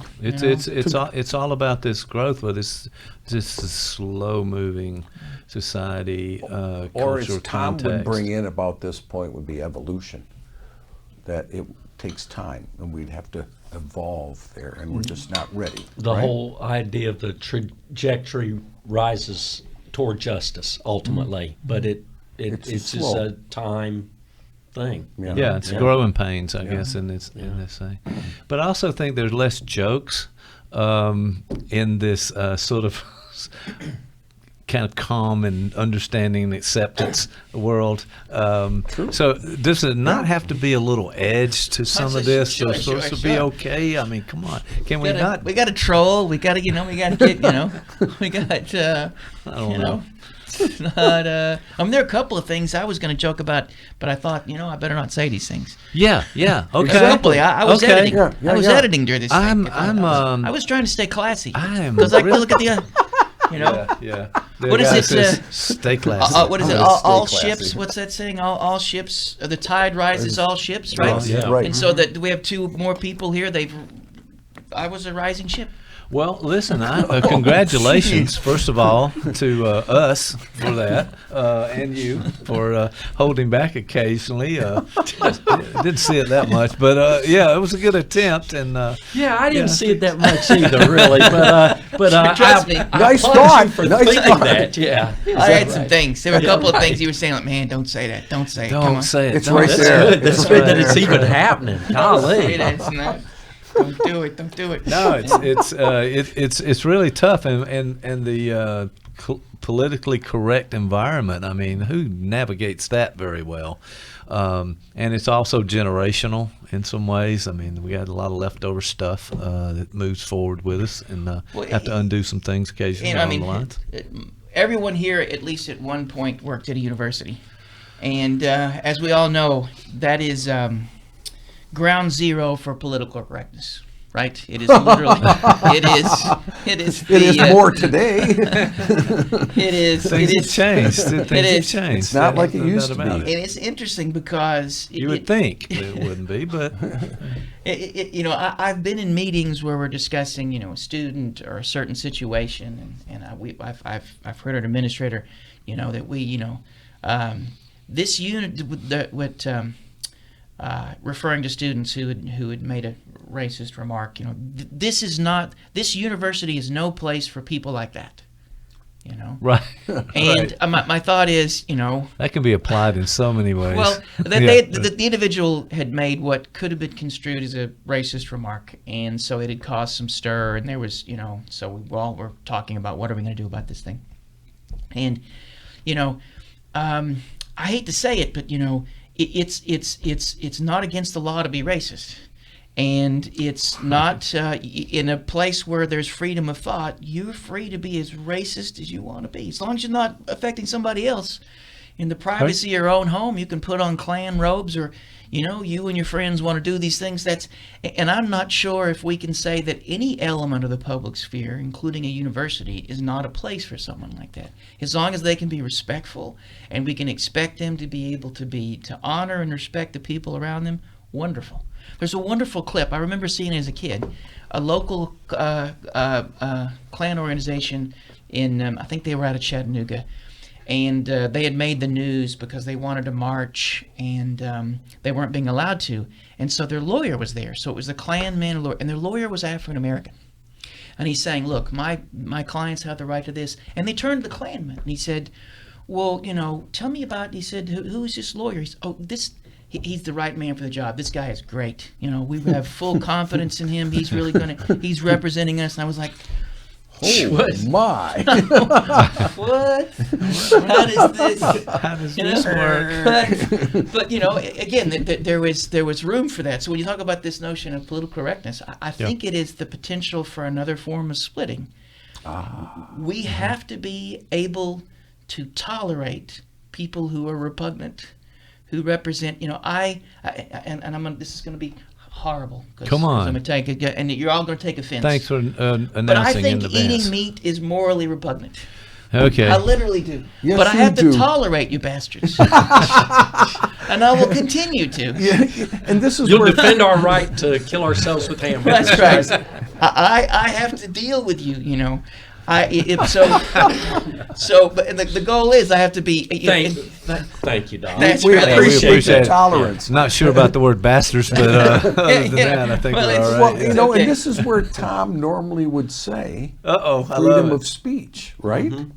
And people's ability to say what they feel. Yeah. Well, okay. All right. You guys, you're on target again. However, I think it's basically using that university reference. Not so much tolerance anymore. No. In lots of ways. A professor can say something in a classroom and they're out. Yeah. Tenure. Jeff says often tenure's not what it used to be. It's not. And so I'm thinking sometimes it sounds like that is the sort of the great space for all of these developmental things to happen, these kind of progressive things to happen, and people to really have a voice. I'm not so sure. I wish it were. Well, I remember when I was at UT. This was in 85, 86 is my first year at UT, and I would walk on campus, and there was a section of campus where, as you're walking between UT Knoxville is huge, and there would be all these speakers, and there would be somebody on literally standing on a soapbox talking about Karl Marx. And then about 50 feet from him would be this evangelical telling us we're all going to hell. I remember saying over and over again, if a woman can put a cigarette in her mouth, she can put anything in there. I'm like, what the? And literally every and I'm like, it was like this melting pot of all these sorts of ideas. And I was like, okay, it's gotta. Yeah. I will say though that I think that there's still a grain of truth in this. There's an attempt to navigate how to keep people at the table that used to be marginalized, and it used to be okay to make fun of, but at the same time create a space that people can speak about all sorts of things. And it's true that because I work with students, and they'll often have a teacher who doesn't realize it, but in an act of speaking their opinion, they often aren't aware of their place there as an authority figure. Okay. So when they make statements about that, we've had professors at CSU who've made some remarks about, transsexual individuals or sexual diversity, and they'll make comments. Right. Not just there, but a lot of places. It isn't that they shouldn't be able to say those things, but when they're up in front of a class and they command attention and authority, the words that they say mean something different than if they were standing on that soapbox on my way to class. Does that make sense? Mm-hmm. Yes, it does. And I think that, but so how can they still say these things? Because I think they should be able to say it, but also be aware of their place, the authority, and to be able to get this going. And I think that's the difficult part. And I can see where we probably succeed more than we fail, but I've seen spectacular failures where I've seen either a student is not represented maybe the way he needs to be, or I've seen where a faculty member or a staff member has suddenly been villainized for just simply stepping. It just happened to be Monday. That if this had happened on a Wednesday, no one would have batted an eye. But it happened to happen on a Monday. So. Yeah, it's really difficult to navigate all of this, and I think we have to have some level of understanding that we all have these vulnerabilities. We all say the things that you shouldn't say or have these feelings based on our own experience, life experience, and culture and context and so forth. But hey, we got to try harder. Maybe I don't know. I think we need to try a little bit harder to there's understand a takeaway the other from all this. Point of view. And maybe this is a way to round it back to our conversation at hand, because this is what I'll throw my 2 cents in. All right, go. Is that part of what's asked of us in these political correct conversations or Hallmark or whatever? I think it goes back to Beyond's notion is we have to find a way to grow. That there's a saying in the that those of us who are not digital natives, we have what's known as a Gutenberg mind. We're used to the printed text. Yes. Right? Yeah, let's take a picture of one of them right now. There we go. All right, and back. I'm not going to say, okay, boomer. I'm not going to do it. You almost did. I almost did. Yeah, I'm not calling you a boomer, okay? I think you did. And I'm going to get a meat sandwich right after this. All right, so you take that to the instead of bread, it's going to be like 2 pork chops with meatloaf in between. with a prime rib in the middle. Yeah, that'll be great. Nothing but meat. Yeah. All right. And your colon just takes a look at that and just starts to. Speaking of that, all right. So, but you see, you can't bring a certain group of guys together here and put mics in front of them. Things happen. Those things happen. But those folk, like my son, he has a digital mind. Like for him, a book is a very different thing, and so you can already see Antique. that he is built to navigate a space that I am already out of step in. Right. And so we have to grow. I like that notion when Beyond says that we have to continue to grow the mind that we need for the world to come. And everything we're talking about to some degree is how we as a society and individuals grow to meet this world that's coming. Mm-hmm. And that's not easy. If there was a takeaway from this, what is it? There's one of my favorite lyrics from, or maybe it's from the album liner note for one of my favorite hardcore punk bands, Husker Du. Anybody a Husker Du fan here? Bob Mould, Grant Hart, any of those guys? Okay. No. Well, it said, revolution should begin at home, preferably in front of the bathroom mirror. And so maybe the goal is, as individuals, we have to be able to find a way to own and navigate and attempt to understand our own emotional reactions. So maybe there is a personal need, and then as a group, to be able to do something better with the things that we feel. Maybe? Yeah. I'm with you on that. Beyond. Always good to bring up Beyond. Well, I appreciate this discussion today. It's been great, and that's about it.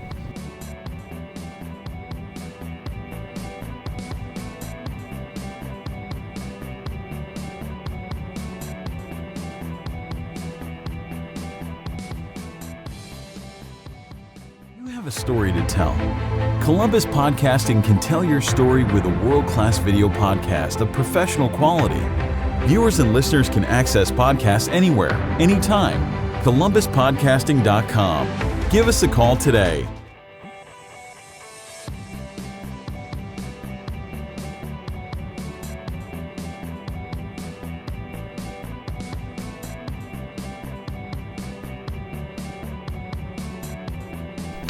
All right, so it's always great to be in the studio. It's a Saturday morning. Dr. Dan Rose, how are you, my friend? What's going on? It is the new year. It is the new year. And it may be the last year. Yeah. Just saying. So we were talking about World War III. All Everybody's right, talking about that. We could be, that's, could be the big one. This is not the big one.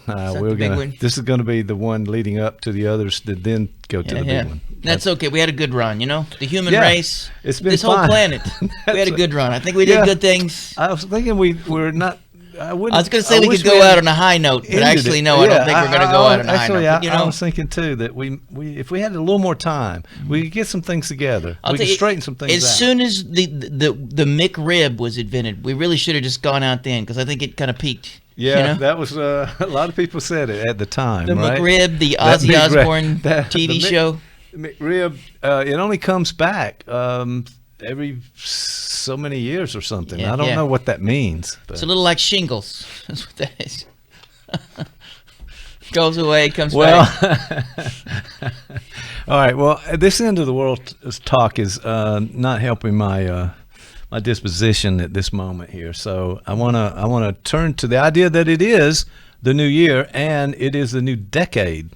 So it's 2020. It's a great year. It's a great year. A cousin of mine who indulges in, let's just say, Mother Nature, as the hippies used to say. Okay, there you go. He's really happy about the fact that there's going to be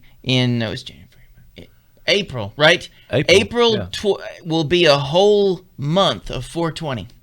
And he is April of 420. How does that work? January, February, March, April. So 420. It's 4 and then the 2. So Okay. You know what 420 is? He should put down the bong long enough to do the math on that. I'm not really sure, but I think that's in April on the 20th. But he's going to stretch it out. I can understand. I can understand where your cousin is going. Yeah, it's my cousin. Yeah. It's actually my mom. Who am I kidding? Tell the truth about this.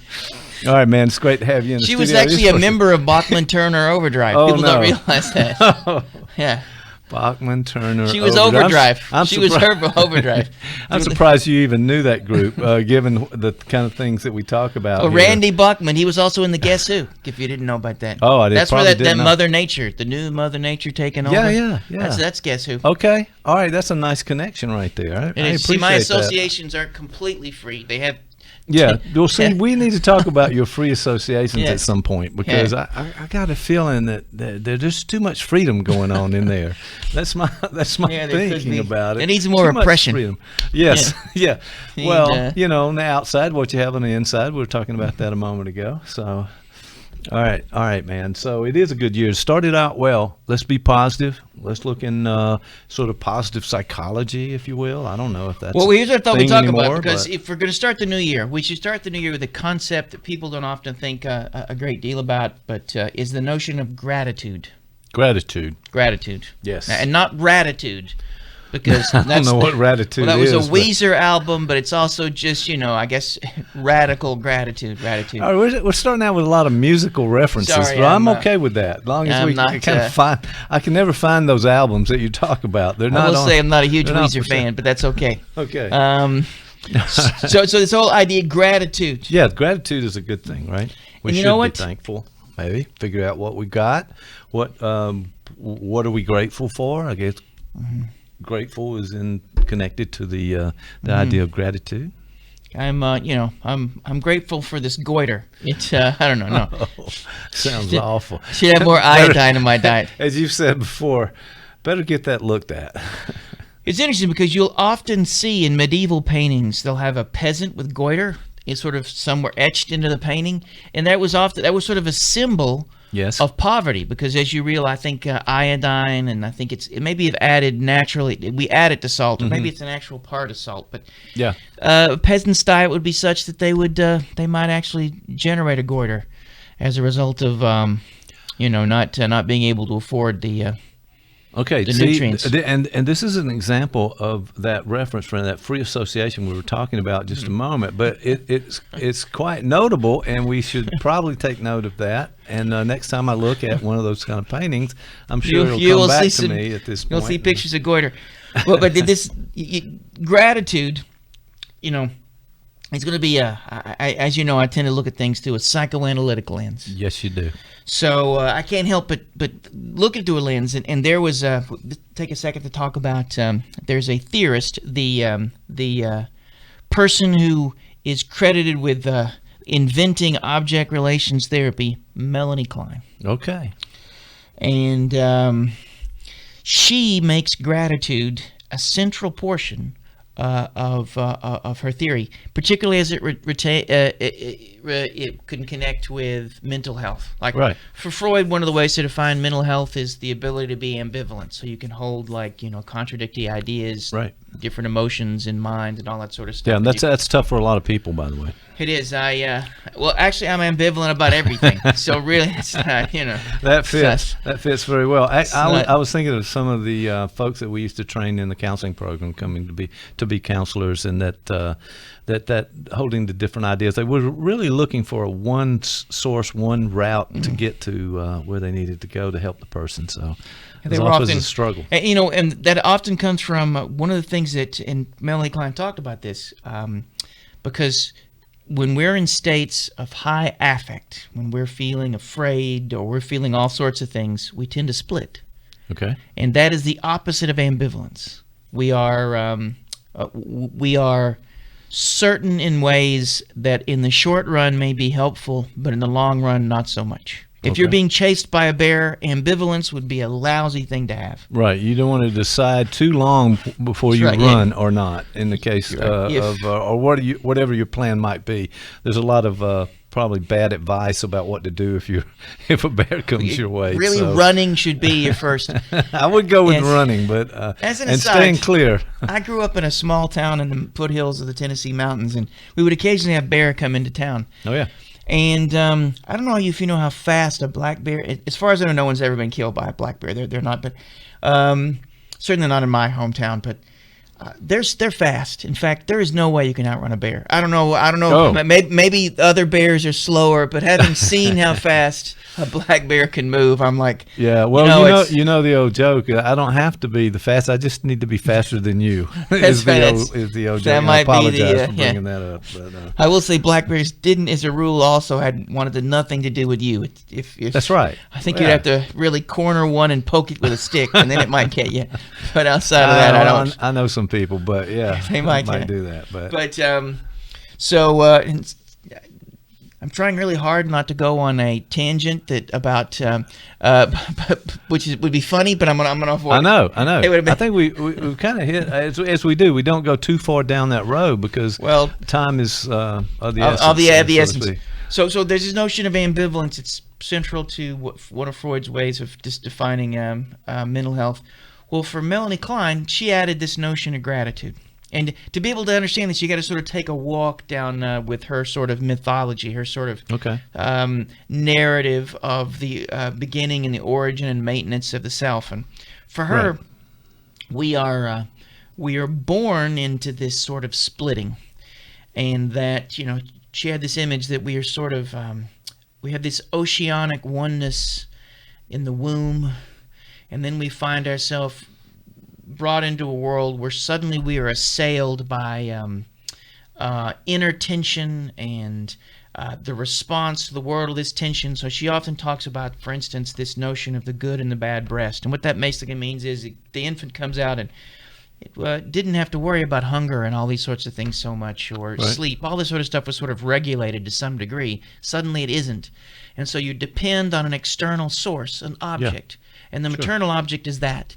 And there is the mom that arrives just in time, and there's the mom that waits too long, and so your hunger begins to grow inside your gut, and it feels like it's the end of the world.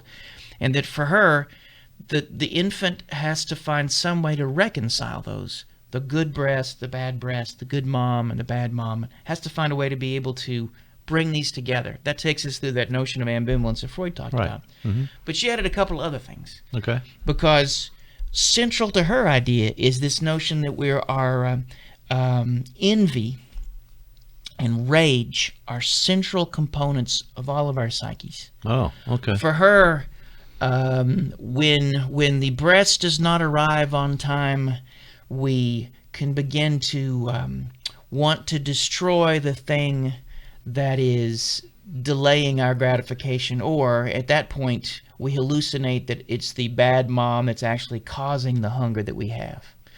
And so for her, we all have a seething undercurrent of envy and rage, and it's always there. And that we often find ourselves in fantasy with this notion of punishing the world for doing us wrong. Okay. And that and it is there, at least consciously or unconsciously. And so for her, when we can move to a place of reconciliation, all right, and say the mom is both good and bad, yep, and then we can forgive ourselves for the anger we had toward the mom that we now see as both good and bad, okay, then we have the possibility of reparation, and we can be grateful for the thing that is in front of us, as opposed to envious of the thing we don't have, or rageful at the thing that we think is attacking us. Does that make sense? Yeah, it does. I mean, it's almost anchor in a way of our personality development, the ability to incorporate these two different and disparate kinds of notions and develop a personality that can not just swing one way or another, but maybe with both of those things. And think about this notion of the anchor, because if you take the most mundane example, I think I've used this before, but you are, your cat coughed up a hairball on your pants, and as a result, you're now 4 minutes late for work. Okay. You've got in the car and you're driving. It sounds like from your real true experience here, so we'll go along. Yeah. We'll keep going. I'm sorry. I got a couple of cats. 47 actually, as a matter of fact. It's diagnostic. Yeah, it's there, Right. But actually, to fix this hairball thing, I just shaved them all. I don't know if you realize this, but once you shave a cat, you also want to keep it covered in olive oil. So my cats are shaved and they glisten with that olive oil. It smells nice. I'm just hoping I don't get a meme that looks like that, because I do get cat memes from you occasionally. I do. I am it's one of those things. I'm a fan of cat memes. But so you're on your way to work, 4 minutes late. Yep. Somebody pulls out in front of you, they're really slow. Okay. And so for a moment, you may suddenly become incredibly angry at them. You could feel something rise in your chest, and it's fire. Right? And then you might also get angry. Why do I live in a world where these sorts of things happen? Right. God hates me. The world hates me. Yeah. Suddenly you're in this place, and this is the opposite of gratitude. It is a place of being overwhelmed, and you move to that paranoid, schizoid sort of splitting position. You're no longer mentalizing the person in front of you. And so the goal would be, and we can sort of think about this sort of as we move into the new year, how do we stay in a place that is the opposite of what I just described? Because you could, for Klein, your ability to be able to say in that moment, wait a minute, what's going on here? I am late. It's not the end of the world. The person in front of me, who knows why they're moving slow? Wait a minute. And this often happens since we live in a military town. Really? It's a tag with a Purple Heart on it, and they have and so it's a military veteran. They're probably elderly, and so suddenly you feel really bad that you've been like, what kind of monster am I? Cool your jets a little bit there. Like, try to help out, maybe figure it out. At that moment, you're able to move into a space that allows you to be able to see the world more completely, both yourself, the person in front of you, and the world. Yeah. You begin to see yourself, okay, it's not, I'm late, what's the worst thing that's going to happen? The person in front of me may be moving slow for their very own reason. They're doing the best they can. You know what? The world, there are people in the world right now who have it a whole lot worse than I do, so maybe this, I need to put this in perspective. That almost needs to be a switch that people go to really fast in some of these situations. It would be a lot less stress and anxiety and tension that they have to deal with if they could kind of go to that space and say, wait, this is interrupting me, but they're okay. Well, I remember I was talking with my wife. We just moved into our house, and we were in there, and it has this pool in the backyard. We're in the pool, and she was like, we're in the pool, and she goes, I hate this. We need to resurface this pool. This really bothers me. And then I said to her, these are some remarkable first world problems we have here. She goes, you're right. We're floating in a pool. With the sun shining and everything, flowers growing, everything. It suddenly puts it in perspective. But in that moment, you could look at the surface of your pool, and the pool does need resurfacing. Yeah, there you go. That's a thing. She's not psychotic. Right. But in that moment, she married me. So there's questions about that choice. She has questionable. There are a number of things about her cognition that could be placed into. But more about you than maybe her, but we'll continue. But at that moment, she moved into a space where, at least temporarily, she was feeling the weight of existence was a little too much. Just like when the car pulls out from out in front of you, and then suddenly you're flooded with this. And so, for Klein, there's a narrative. You have to be lost. You have to move to a place of inner turmoil. You have to find the person across from you, and then the world itself, all in a state of tension. Right. And then there is a moment where there's the possibility of grasping it all as a whole and then accepting it. Yes. Gratitude is saying, well, this may not be the best of all things, but it is this thing, and it's the best of what is in front of me now, and I accept it. There is this movement, this narrative tension that one gets to. And this is very different than, because one could take this too far, and I think that's what makes Klein interesting, because we are never without envy. We are never, what's the famous Oscar Wilde quote? I've quoted it before. Every time one of your friends succeeds, a small part of you dies. Right. And it's so sad, by the way, but yeah, I kind of understand it given the context of what Well, you go on Facebook, and like, this goes back to my house. Yeah. And, I always wanted a house with a pool I could just sit by, So I finally got that. I'm sitting there at my and it's a nice spring day. And everything. I got some water, and I'm reading a book, and I'm out there, and I say, I haven't, I need to check on this. I haven't checked my Facebook in a while. Let me check. And I open it up, and there's a friend of mine who's posting pictures of him in Italy. Yes.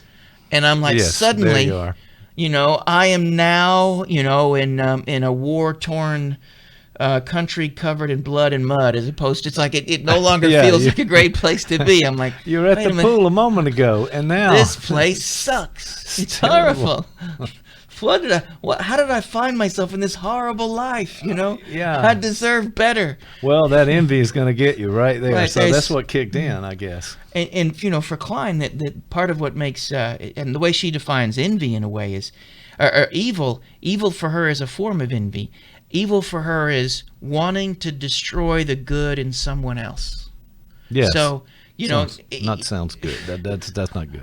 And it could be, and there are lots of reasons why people post photos on Facebook. I'll give my friend the benefit of the doubt. He was really happy he was in Italy. I'm really happy. And I'm like, going to show up those other guys that may don't have been, have it as great as I do. It may have been right? his intent. But if we give him the benefit of the doubt, he was like, wow, my family and I finally made it to this place. We're enjoying this. Right. Let me show you how cool this is. It wasn't just to kind of get at you or get back at you, man. And I could have said, wow, I could have enjoyed the good in him. I could have said, look how happy he seems. Everybody in that picture seems happy.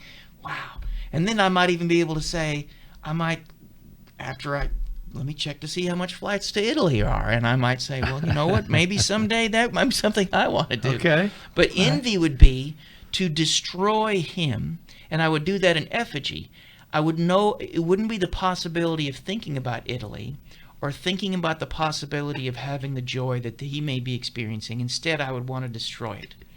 So in some sense, evil for Klein is envy unbound.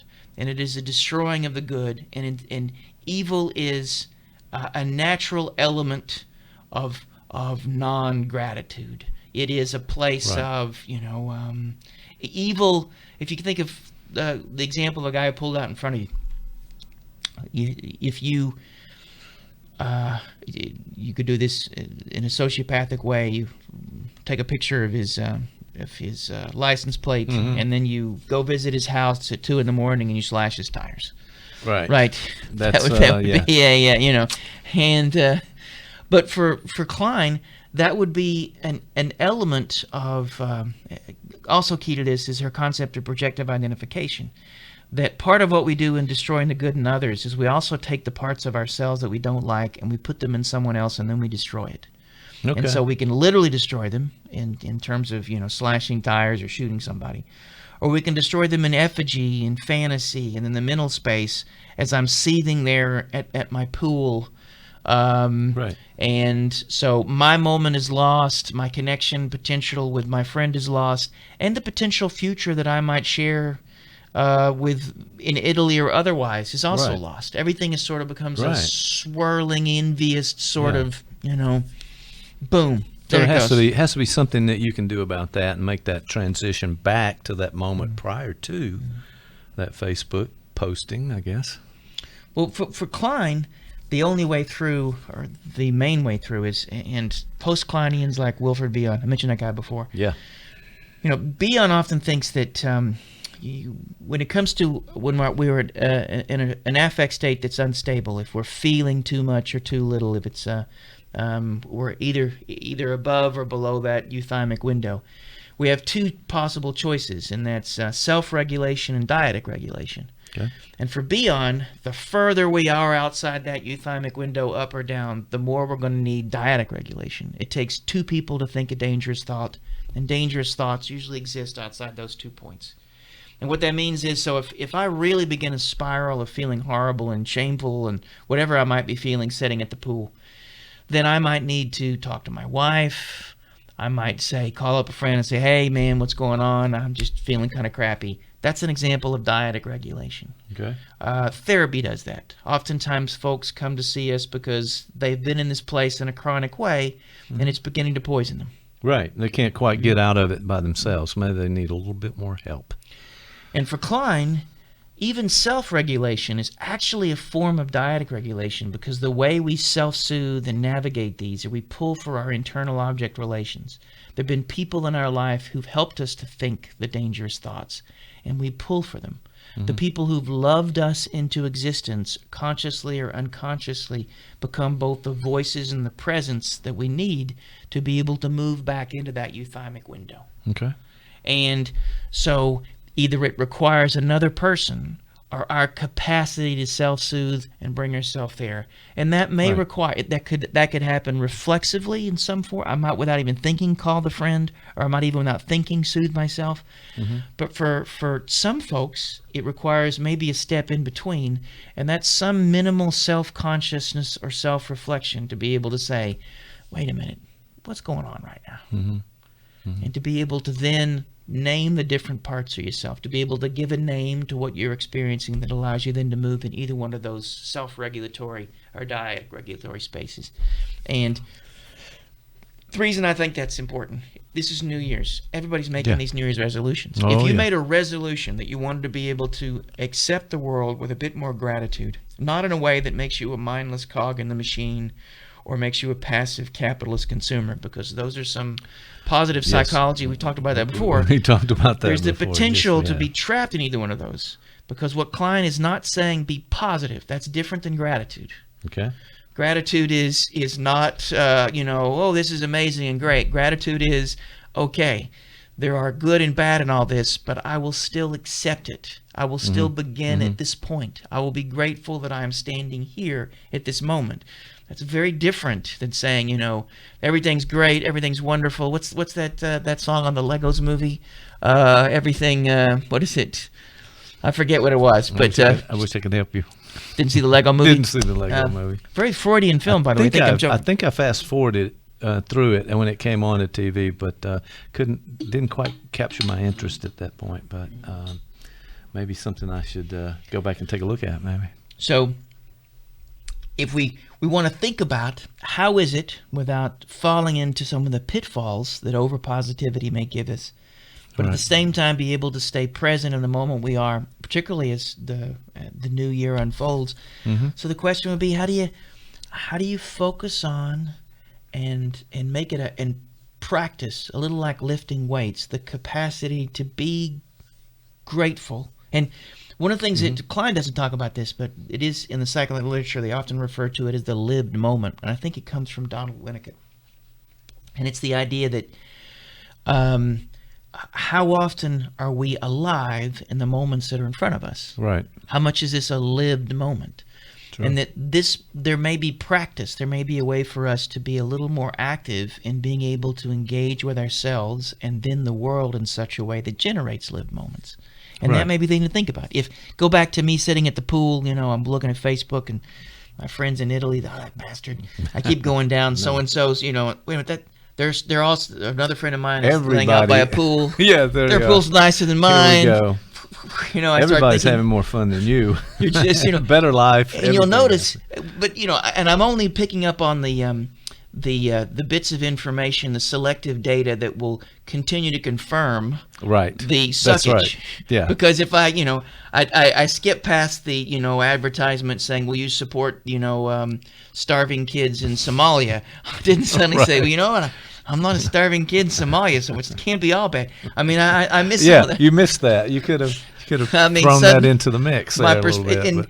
And I think that's part of... It's almost the intensity of it, though, right? I mean, some of it just really clicks with maybe some previous experiences or your doubts about yourself or what you're dealing with at work and at home and those kind of things. So you're already primed, right? And it even falls back into this, the neuropsychology of it, the neurophysiology.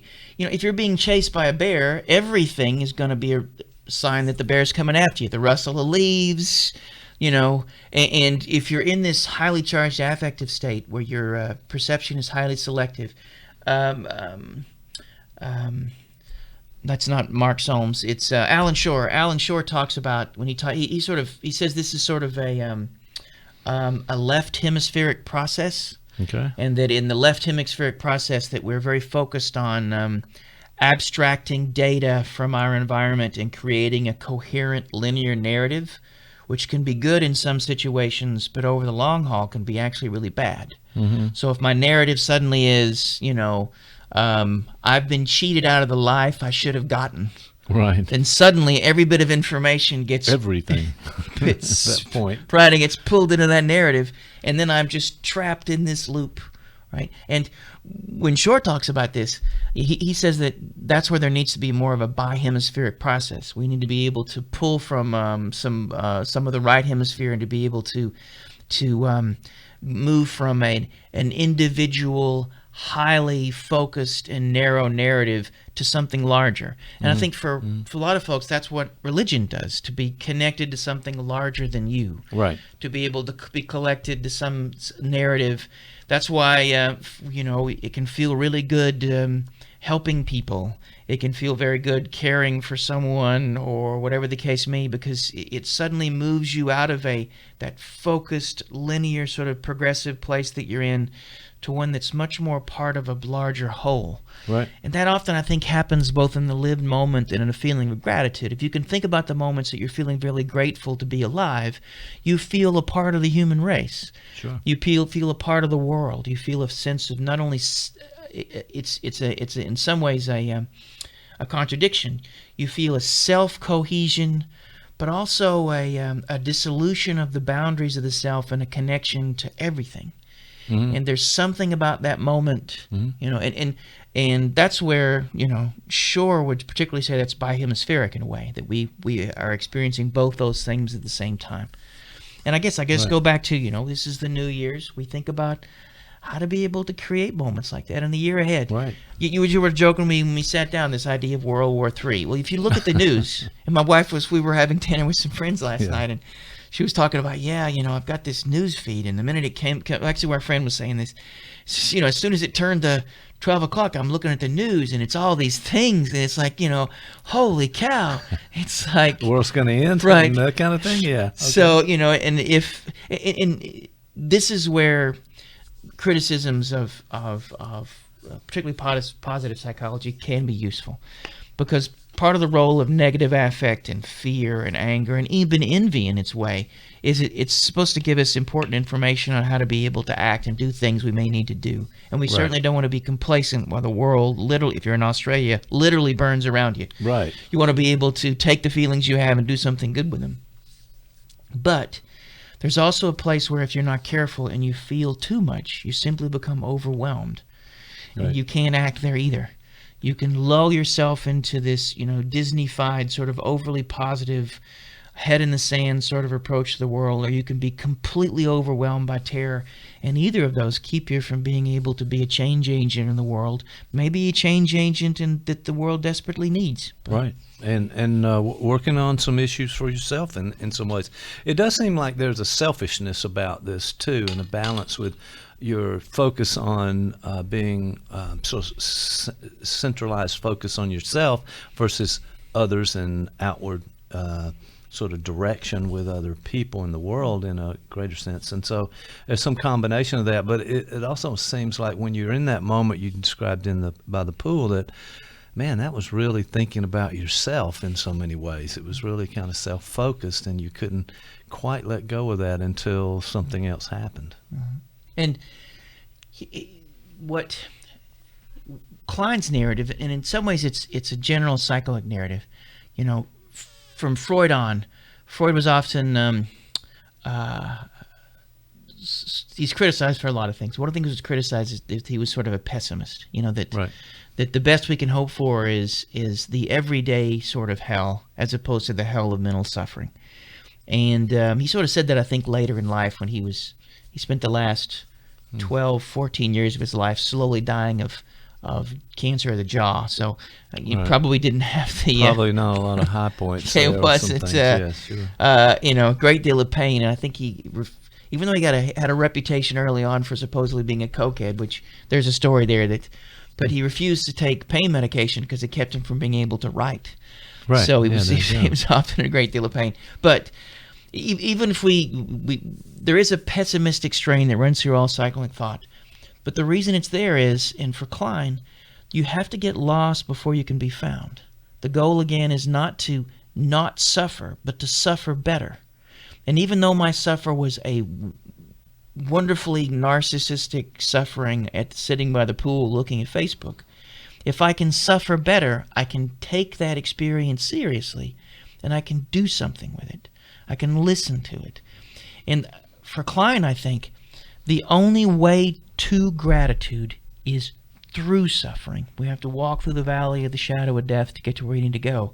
And any attempt to shortcut that keeps us from being able to get to the place we need to go. And there are all sorts of counterfeit forms of gratitude.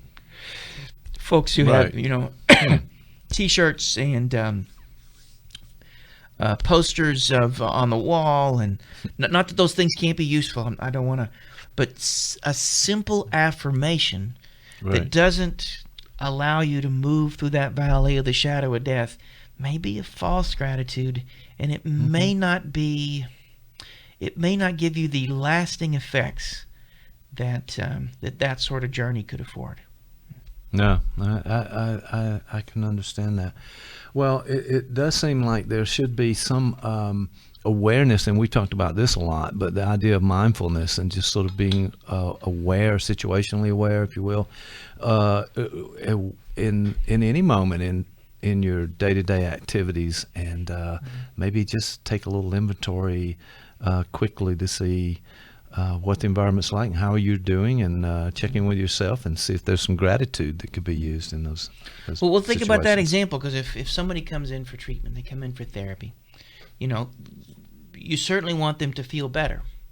But if they sit down and they tell me, you know what, my mom, who was my only parent, and she's dying of terminal cancer.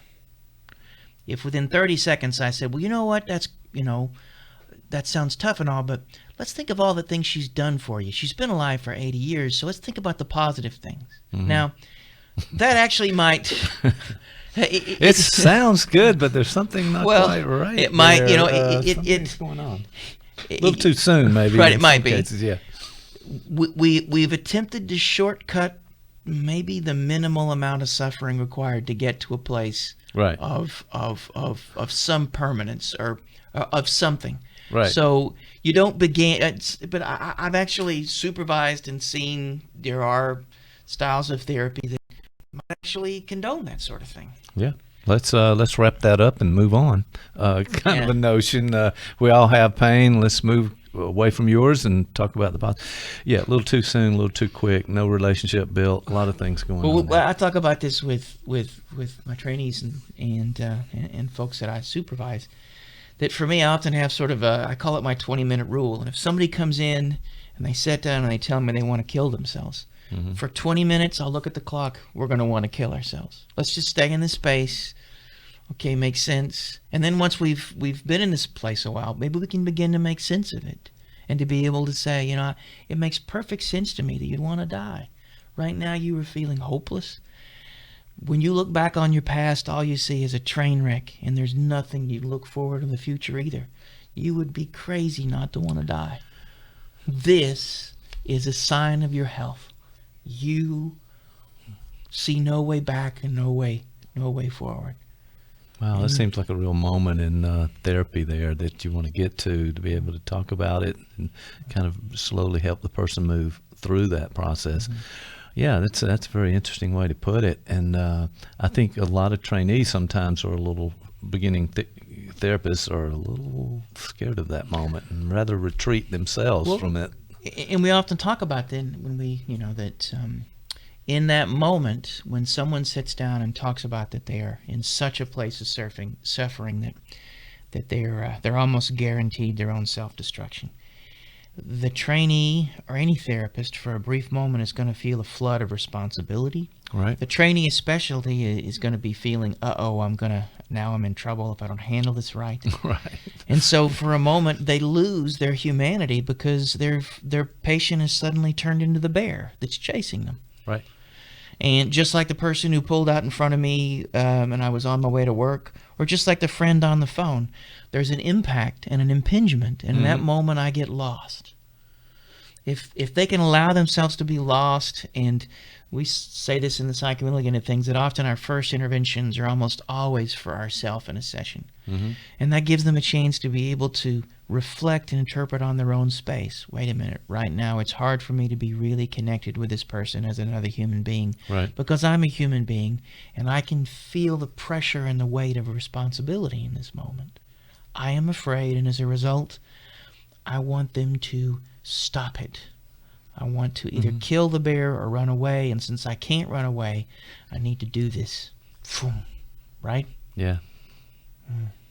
And there could be even a place of a moment of gratitude there, because it could be that the new therapist could say, how privileged and honored I should be that someone would make themselves so vulnerable as to say these things that are on their mind and in their heart.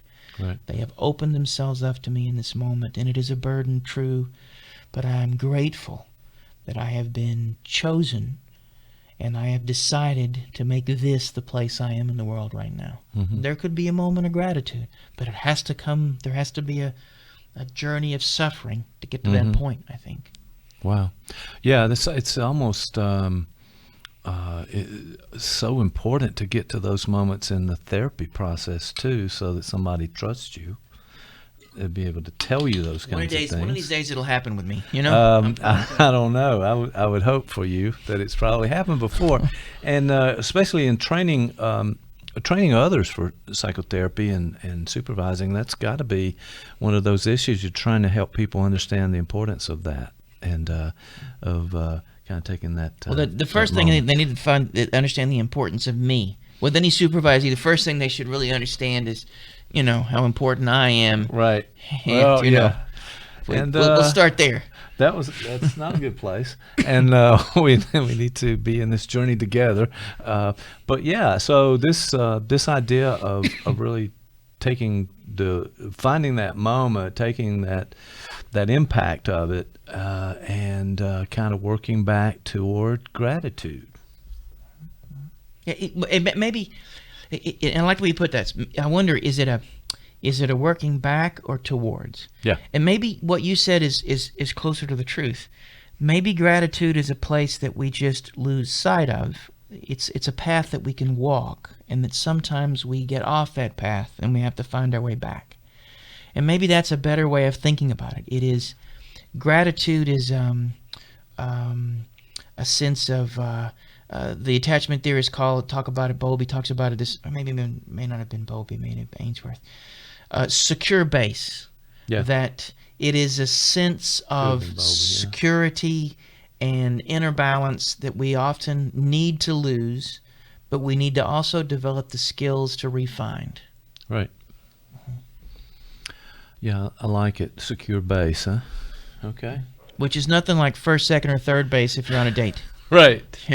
Right. So, that's a topic for another completely different episode when we get to that.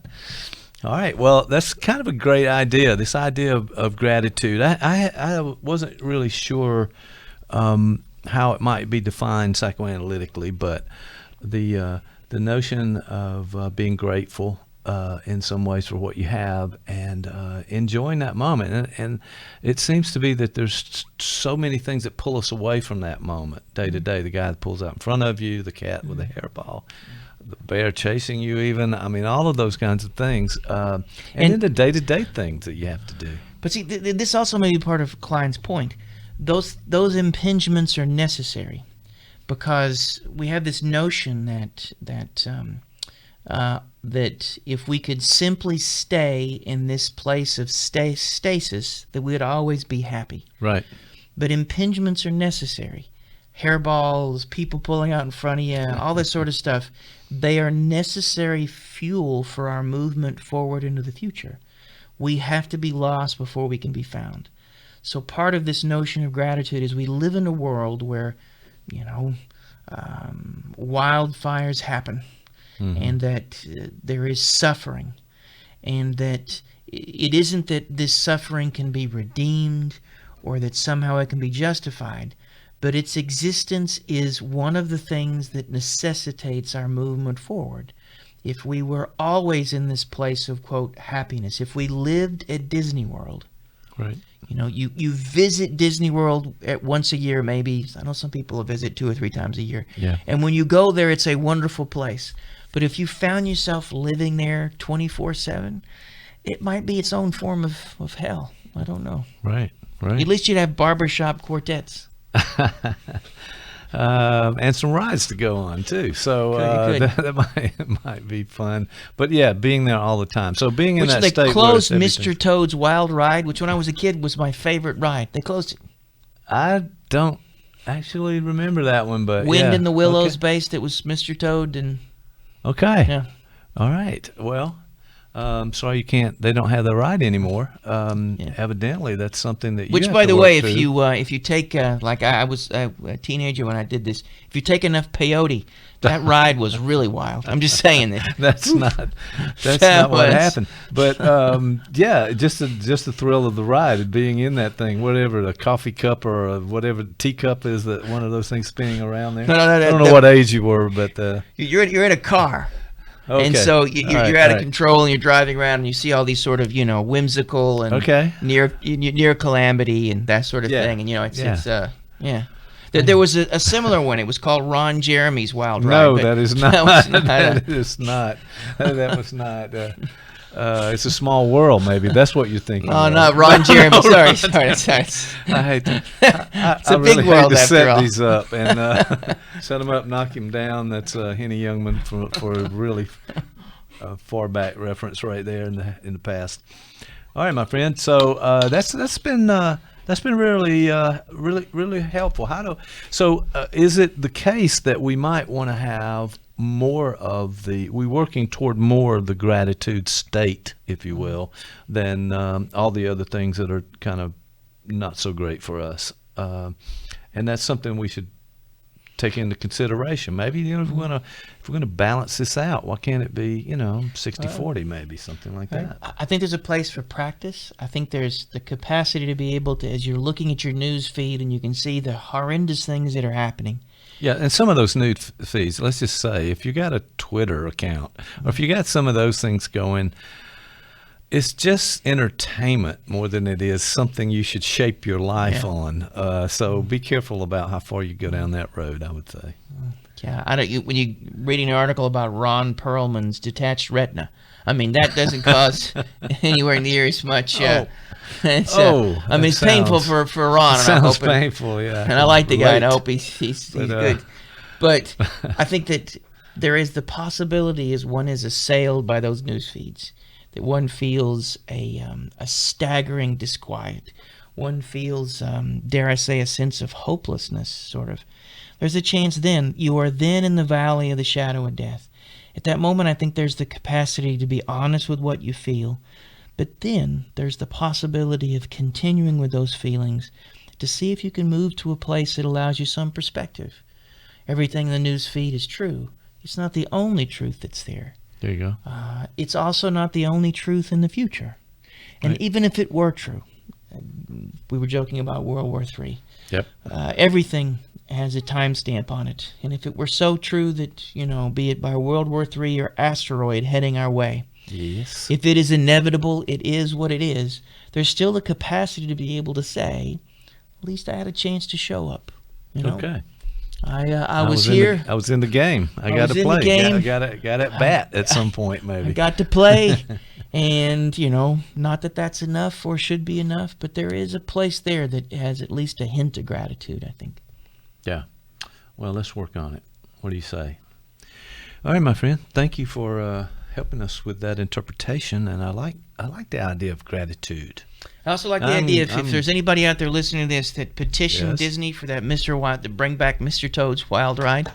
No. I want that thing. All right, I still have some peyote saved up. Yeah, from, that was last unfortunate. Time I was there, you were misled back in the days. So, well, let's get that petition going. You can stand out in front of a Publix somewhere and get some signatures on that, and try to get that ride back. Don't think it's going to happen anytime More like soon. standing outside Vape City.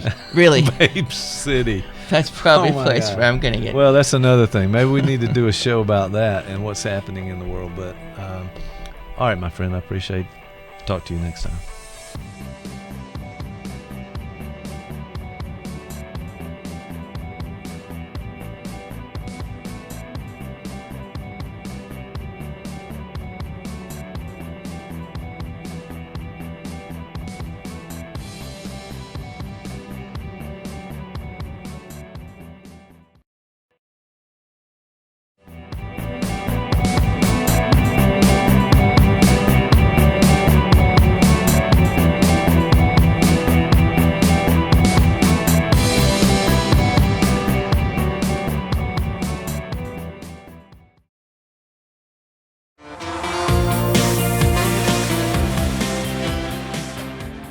How are you doing, sir? Doing good. All right, I'm glad to have you here in the studio. We've kicked off this thing. We've got everything. If I can check around, everything is actually in the red and it's rolling. So welcome to the studio. What's on your mind today, my friend? Well, we had talked a lot about the whole idea that the new digital world has all this promise. It's the new industrial revolution. And then there are all these other concepts. You referred to some earlier today where we talked about the whole idea that, well, artificial intelligence is coming. It's going to be to the level to where it takes away every human job. Humans will be left without jobs. And I think there's a book by Harari that makes that point, that ultimately there'll be an elite that runs technology, and that everyone else will just be sitting there and living off the government dole. That's sort of some of the conventional wisdom that's out there. So ultimately, is it true? And I'm asking your thoughts on this because you're the big technology guy and do all the. Sorry about that. Go ahead. So is it in fact true that that technology has achieved all this promise and has radically altered our life in a way that's increased our productivity? Well, now you just sent me a loaded question over here, and I saw all of the different things that you just threw into that question to make it more complicated, because Is technology moving and changing our environment? Yes. Are robots taking our jobs? Yes. As a matter of fact, if you go in the manufacturing warehouses these days, you don't see immigrants working. You see robots working. Yeah. Maybe somebody had called them immigrant robots. Mm-hmm. They've come in with the sort of political climate there. They've come in, and that's where do the people go? So that's a serious problem. So in a way, the technology is actually canceling out some of our gains. The progress and moving toward that is going to make life better. Yeah, it is going to make life better. It has already. It's made it more complicated. I'm no expert at this. I can only tell you from personal experience and things I've come across. But the technology can be a double-edged sword. It can be a friend or foe. Yeah. And I think the promises is part of the problem. Now, so this is a part of your question. We're going to rewind that question and look at it later maybe. But it was like I said, it was a loaded question. But there's a piece of it that these are promises. Hey, your life's going to be easier. That's right. Well, wait a second. What? And be specific about that. You're going to have a flying car. Remember that one. Right. I think we're going to talk more about that whole idea. Yeah. Title of an article, which I think you've said and I think I've said at some point, where's my flying car?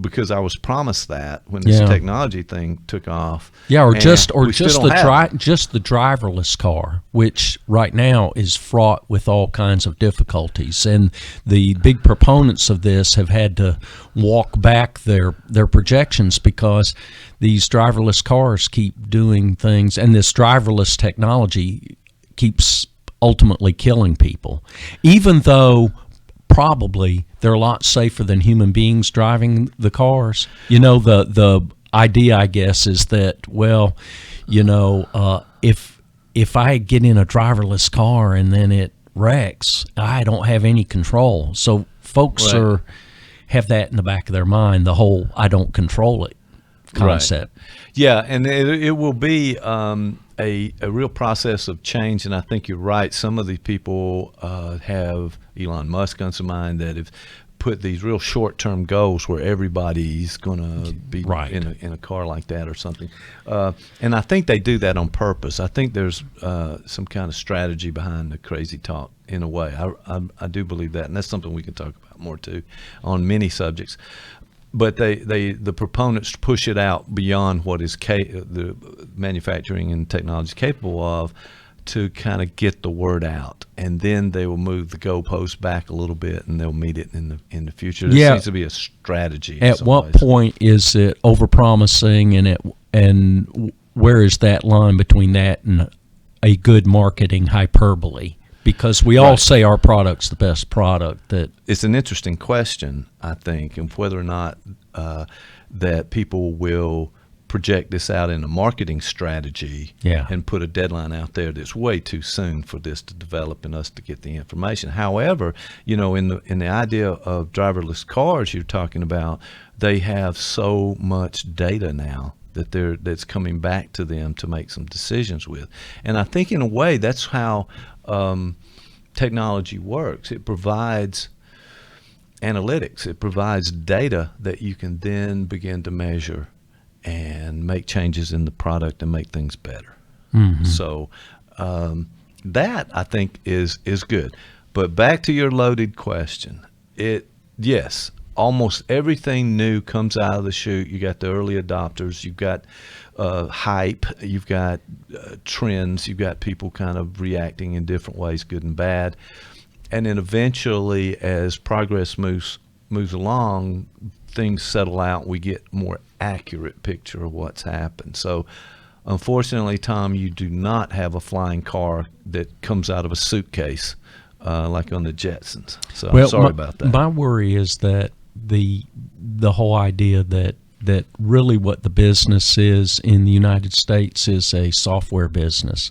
The majority of venture capitalism goes to 3 or 4 cities, and it goes all into software.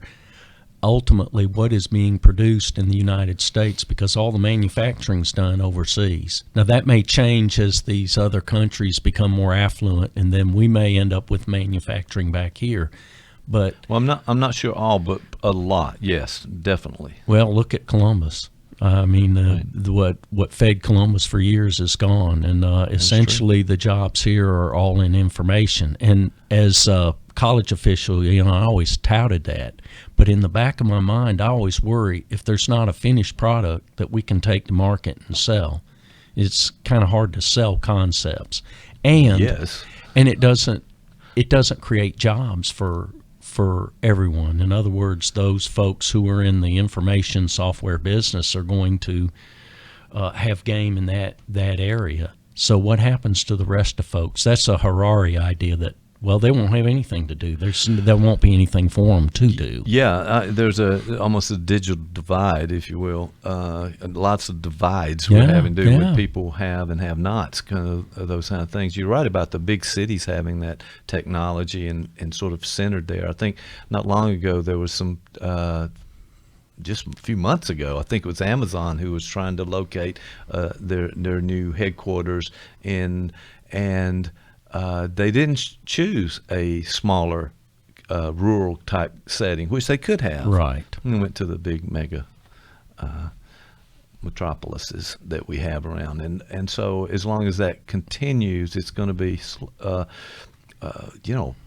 perilous kind of journey, because we're going to have that divide. And if some folks don't have an opportunity, then we're going to have a real problem. It should be that everybody has an opportunity, but hey, that's another concept too. Make your own way. This is America. Pull yourself up by the bootstraps. Everybody's can be president or whatever. Those kind of things still are in people's minds. So it may be a boomer idea, but on the other hand, how should technology go? Should people have access? Should people have the opportunity to build? So you've got that going on with what you also just said, which was the idea of being centered in one location, and then another person who's not in that location doesn't have the opportunities in that. Where does it go from there? That's kind of the question. How do we, let me just say this. Part of the issue has been that technology came on. Jeff Conklin talks about this. It came on before we were ready. Mm-hmm. We didn't know what to do with it. Here's this shiny new toy that's going to make everything wonderful, but we hadn't processed what it's like, how would it affect our lives, what do we really want out of technology. So these things move fast in that way. We're all of a sudden having to catch up, and there's a book coming out. I forget the author's name. Sorry, but the title is "The Future Is Faster Than You Think." Right. At this end of this month. Yeah. And this guy the author describes just how we're not ready and what we need to do about that. And I think that's going to be a big question. Well, it's sort of hard to predict how things are going to. So we're operating in a vacuum, in a sense, that we don't have the data to really understand what the consequences of all these things that are happening now. And I think that's true throughout history. If Kurt Vonnegut was going to write this whole scenario, he would go back and say, well, if technology takes all the jobs, then in his story, I would think there would be something like a grassroots revolution, and the government would have to tell technology to take a hike, and we're going to go back to manufacturing and manipulate all that, Right, I think. And, the idea, too, and somebody said this just the other day, and it just kind of hit me like a brick, but 2/3 of Americans have a high school education. Right. Only 1/3 have beyond high school. That doesn't prepare you to work on at these levels that require so much math and the kind of computer skills and all of the service skills that we have in this industry now and have in the world, in our society certainly, and others. You're not prepared for them, so you have to do that. You've talked about education a lot and trying to get out, and you did some work in what is at CSU to try to reach out to those who typically don't have an opportunity to come to college and all that. That was a big issue and an important one. It just seems like all these boats have to rise at the same time, and I don't know. Well, here's the other thing. What are we teaching in college? So if ultimately everything's going to go the technological direction, shouldn't university higher ed be basically about coding and computer science and technological? Certainly have the math and science and that kind of thing, but right. Well, all these other things we teach in college, should we just sort of forget about that? Because really, ultimately, it doesn't prepare you either. And the same thing's true in public schools. We have this huge canon of things we teach because we have this American ethos where you're building the better citizen, the voter, and everything. But now, are we in a new age, or their new set of skills? For a while, the buzzword, everybody was studying critical thinking and soft skills. That was going to be the new thing. Right. But now I think we're off that too. So I'm not sure where we're headed with that. It really is hard to know, but it just keeps moving. Yeah. And if this the technology sector moves faster than everything else, all the other sectors, then we haven't figured this out yet. But I want to reframe it in some ways, because I want to see this in a positive way. That's kind of my take on it. Most things, but this is an exciting challenge. So what are you going to do with it? Mm-hmm. You can frame it in different ways, but listen, we enjoy our phones, and we're all, connected to the grid, and we're doing these things, and we feel like we're smarter now, maybe, or we have more access to information. This dissemination of this conversation, for example, we're doing a lot of things now that we've never been able to do before. So I want to say this might be the opportunity, if we can manage this right and not shoot ourselves in the foot, and make something out of this revolution. And yes, it's going to be gains and backpedaling and moving forward, 2 steps forward, 1 step back, and all those kind of things. But I want to see this in a positive way. I'm that kind of guy that we can work through problems, and we're in a country that work through a lot of problems. So why not this? And how do we make it better? Do you see it as an issue that the ubiquity of some of these technologies has, in a way, made us disconnected from each other? Yeah, I think. Yes, we've had a similar conversation around that question. We need more work with it to try to answer and get a good answer with it, because I think there are always losses with these gains. It's never a total. On the positive side, on the black side instead of the red, if you're looking at the accounting. But the notion is that we do have to manufacture things.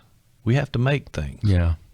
Somebody's got to do the plumbing and the electrical and the building. And right. We're making things, right? Yeah. So we have to have that in our world. We have to have a balance with this service industry where everything's on a screen in front of us, and you need to know software and programming and coding and things like that. Well, that's just another piece of the puzzle. It's not everything, and it shouldn't be. We've got to adopt some basic skills that we talked about in here a lot, and that is accommodation, empathy, being who you are, being authentic, appreciating other people and all that. Those counseling things you hear me talk about occasionally, but that needs to be involved in this whole process, so that we look at what our values are and those things that are of value to us, and we can go ahead and project out to a point, at least to a certain extent, of where we want to be. We got some vital questions to answer before we get to that. But I think we need to pose that question. Where do we want to go with all this? Where do we want to end up? It's kind of like retirement. That's something you and I both can talk about. Yeah. But what you want retirement to be, well, retirement is ongoing. I don't think we've ever really intentionally asked those questions. As you say, the future is whatever the title of the book is. The future is here now. Yeah, the future's faster than you think, or whatever. I don't know about that. So here's the present. it's Thanksgiving. All the family comes over. There are the grandchildren. There's mom and dad around the table. There's the grandparents around the table. The grandchildren all have their phones or pads out.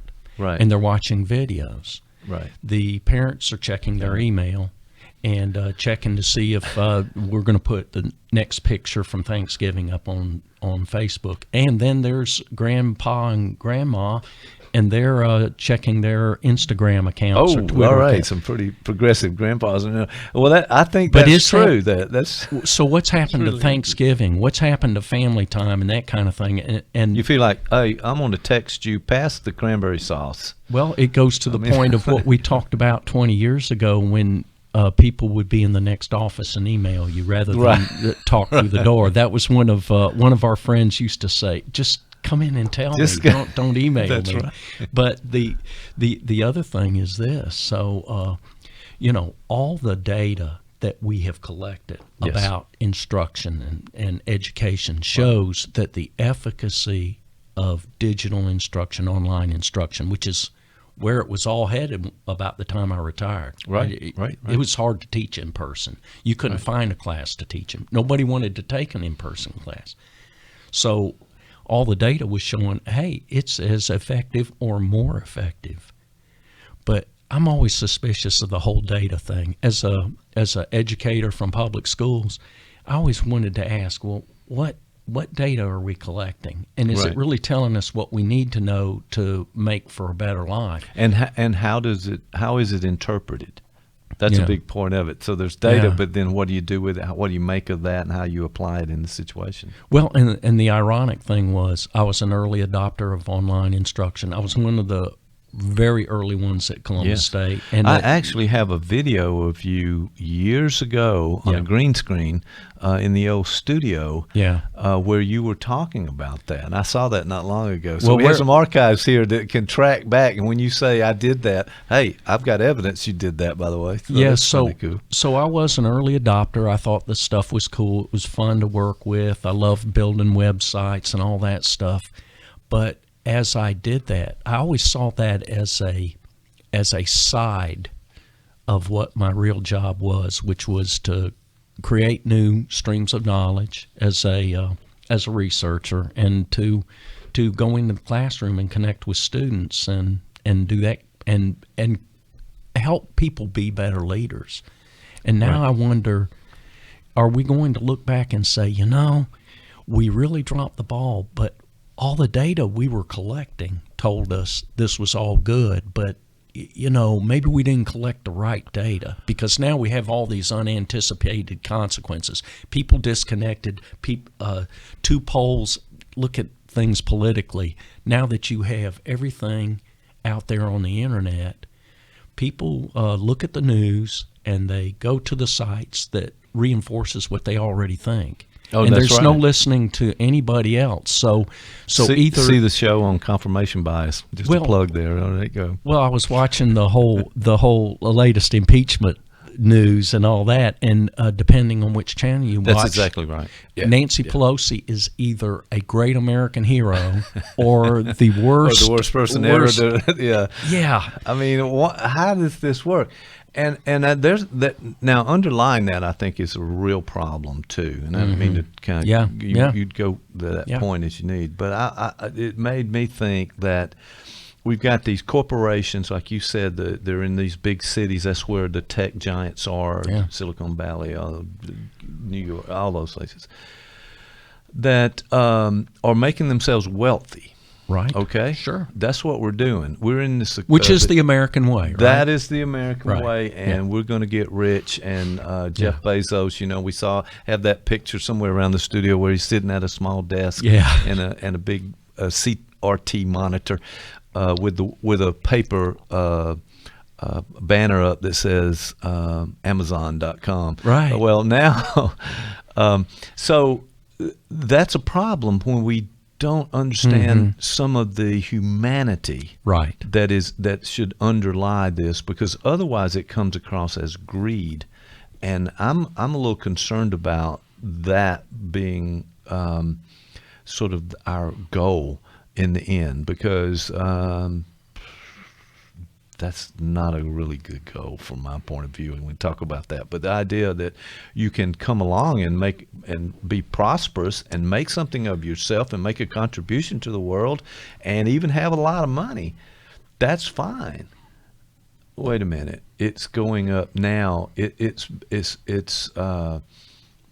just exploding to the point that it's impossible for people to get ahead, and it's really, really easy for others to get ahead. And there's something wrong with that system. I'm not sure how to articulate that very well. And really understand, I'm not down on technology. I'm just wondering if we're utilizing technology to meet the needs of humanity that exist right now. And right. to that point, here's the things I constantly sort of think about as existential threats. One is the proliferation of weapons of mass destruction, which is a technological issue. How do we come to terms with that? But the other one, even more and seemingly even more pressing, is the whole idea of global climate change. And could we, as a global society, take a look at how do we utilize science and technology to replace the present technologies that essentially global climate change is being caused by, the whole idea of creating energy, and right. You need more and more energy, and right. You have more and more people, and that's been good to us. But now, how do we transform those things into new kinds of energy producing entities that don't impact the climate so drastically? Right. And those could create jobs too. So I think that may be potentially a goal for us. I wish that governments would promote those kinds of things instead of argue about whether it's happening, Right. It almost seems like some of this is being talked about on the sidelines, but for me, that's the key point. The thing you just said is that we need to make that direction change with technology that can capture carbon out of the atmosphere, right? And make that we talked about solar energy and right. Solar powered. I mean, Peggy, my wife wants our house to be solar run. Yeah. She wants those panels up and right. and all those kinds. She's talked about it for a long time. So other people. So I think really that there's an opportunity, and it may just be a generational issue. That maybe our generation, as we come along, we did a lot of good things, but we need to hand this off to people and the new technologies. And and I'm taking a developmental look here, and maybe a hopeful one too. But the idea that this new innovation, this new approach, not just to getting a chip that's faster and compute faster, but that actually is aimed at something that we really need to address. And if that happens, we may not see it, but it's going to be a good thing, maybe. Do you know, maybe it's a new perspective for me too, because for so many years I was tied up with doing administrative work and earning a living and raising kids and that kind of thing. What you have to do, right? And I didn't really, in a lot of ways, see the big picture. I saw a picture as it related to the entities where I was working, right, and tried to address the issues that I saw coming down the pike, and I tried to be futures oriented too. Yeah. But it's interesting to me that that since I've retired, I see the world in an entirely different way. I see it more in the sense of, well, what will be happening in 50 years? Now, I won't be here. Right. So I'm not sure why that's happened, but I've become this sort of neo-progressive that says, hey, we don't have our eye on the ball that's coming at us down the plate. Now, it may be that the future is coming faster than we think, but maybe the future's not what we think. In other words, we may be distracted by all the play pretties and coolie deals, and we may be missing the fact that Venice is underwater. I mean, Venice is currently underwater. And it's almost like we go, well, yeah, that's terrible for them. But what happens when it's Miami? Which, incidentally, by the way, some of the streets are flooding there. They are flooding in Miami, and my thought is ultimately on that deal. I wrote an article years ago, and it was about technology. It was about what a Wechselblatt disaster is. Okay. The idea is that you develop a technology, and the very technology you develop makes the problem you have worse. Oh. The example I used, there were a lot of examples, but the example I used was Katrina. Mm-hmm. The very technologies that were supposed to keep the water out kept the water in, right? So it created a Wechselblatt disaster. Well, now, my worry is, certainly over the next 20, 30 years, we can keep water out of New Orleans, but what happens when the ocean continues to rise? Right. And that kind of thing, and whether it is that coal burning industries or cars or whatever are creating this or not, the point is it's happening. So what are we going to do about it? And that discussion, rather than needs to be more goals oriented, I guess. That's the neo-progressive in me. No, I like it, and I like what you said too, because it fits with. When I was in graduate school, I had to take a course. And I didn't know much about it, but it was called adult development. Yeah. And this was psychology courses and counseling, that kind of thing. But the idea was, hey, first of all, there is adult development. You just don't get to age 21 and then you stop and you got the rest of your life. So we're not washed up. No, we're not. Saying. We're not. Definitely not. And the idea, too, I think, is that we're constantly – and they're talking about stages, and I wanted to mention this. This is something you said, that when you retired, now you can begin to see. Well, it's almost in a way unfortunate that we have to wait till after the job cycle and we're in retirement to look at the whole of the picture that we are involved in. And I'm hoping with this, again, but the intellectual and the digital revolution that we're in is going to inform people earlier in that development so that they make better choices, both individually and both as companies and corporations, to be able to address some of these things and see what's important. Money is one thing. We all want to make money, but hey, there's some things that are more important than that. Sorry to say. Well, certainly that promise is there. This whole idea of looking for the ball coming out of the pitcher's hand. This whole kind of metaphor I was working around. I think if I had the last 20 years to do over again. Right. Oh boy, that's a big one right there. I would spend a good bit more time, especially in a leadership role, leading people to have the discussion, what should we be doing, rather than the discussion being about, well, what is University of Georgia doing? What is this mandate that we've been handed down to fulfill, and without any really a discussion about it at all? Yeah, because really, ultimately, all these things are happening around us, but we almost are looking to the past to drive what we're doing. We want to be today's.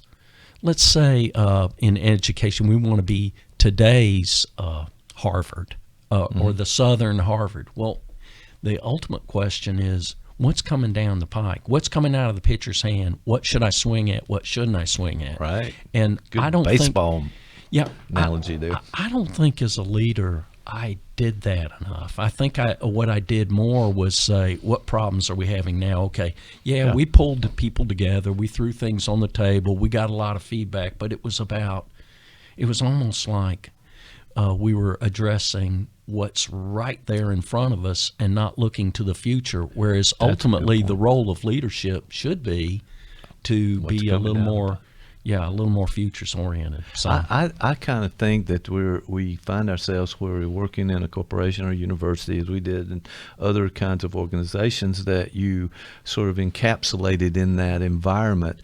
You're breathing the air. You're seeing it from that perspective, and you're sort of have some blinders on to what's going out there, because you got to take care of your own, and so to speak. You've got a job to do. Your boss is asking you to do these tasks. You're doing that task. You're not saying, hey, does this fit into my philosophy of what we should be doing in this environment? No, you don't have that luxury. You're in that corral, and that's what you have to work with. So the big questions at that point don't seem to be very important to the people around you or the organization that you're in. Well, and you're interesting. You're in a routine, so this is year 5 of your credit, and it's comfortable. Yeah, routines are comfortable. Well, and you're in year 5, let's say, and it's of your accreditation. Well, you got to start working on that report. Then you also know you have a budget. Don't remind me. And you're going to send in the budget that you essentially sent in last year, tweaked for whether you have more or less money coming down the pipe projected. Right. Yeah. So you know you're going to do that. You know you're going to have your regular monthly meetings, and you need to prepare for that so you don't look silly or unprepared. And you're doing all that. Right. But it's not doing what you want to be doing, which is saying, okay, gang, here's the future, and it's coming faster than you think. Let's talk about what it might look like and come up with some alternatives that we might try to see if this takes us in the right direction. And that's really, I think, I'm working with Bridget Markwood, who I worked with on some projects at Columbus State University. We're talking a lot about what does education need to be down the road. And a lot of what we've come up with is what we're doing is really what we've been doing. And we've been doing it for years and years and years. And we don't even have defined what we think education should be doing. So we just keep doing what you're on that treadmill and you're starting to run, and that's what you do, and that's what you know, and so you get back on that treadmill, keep rolling with what you've done before, and you're going to do that tomorrow. That's a challenge. But I have to say one thing I like about what you've done in the past that was significant for me as a faculty member when you were department chair, and you had us read books and come into a faculty meeting instead of going over various technologies or something we had to do for the chancellor or something, but that we had to think, we had to read, think, and then discuss things. And I always thought that was great when you went over like a lead balloon with some folks. So, I tell you what, they didn't. They should have rethought that, because it was like I finished graduate school. What is it? What is this about? And, hey, no more learning here. What are you talking about? Yeah, I'll bring the book in to the meeting and show it. But I don't know if. Well, I have to admit, I had a lot of those little sticky notes sticking out of the page, so you would know that I've actually looked at the book. But for me, you're right. We don't have in those systems. There's not a time, and maybe that's different in some corporations and some settings where you do have the time to think about the big issues. I like to think that they're doing that at these Google and Amazon and all these big places. They're actually thinking about the impact, particularly like Facebook now, the whole political thing where Zuckerberg got really burned by some things that had happened. Wow. Mm-hmm. There's some real concerns here, because one that came up for me was this idea of free speech, which we want to have free speech, but what about paid speech?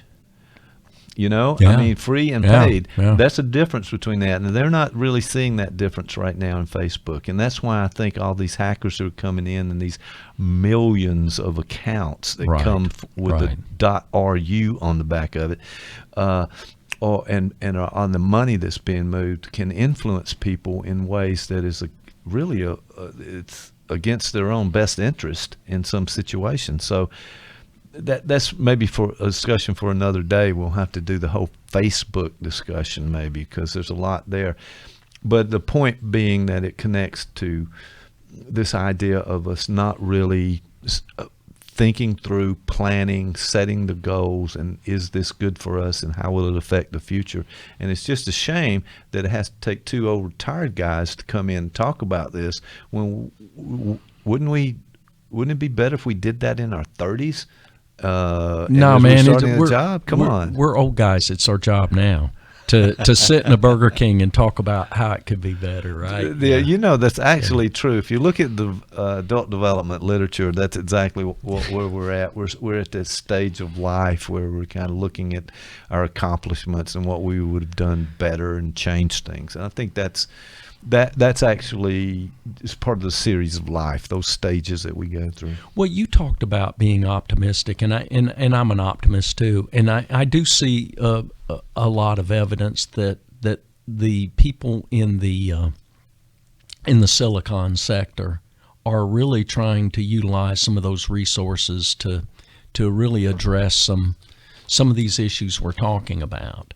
At the same time, you realize, well, we're a capitalist economy, and yes, really you got to ultimately be about making money and earning a living too. So somewhere in the middle is a balance.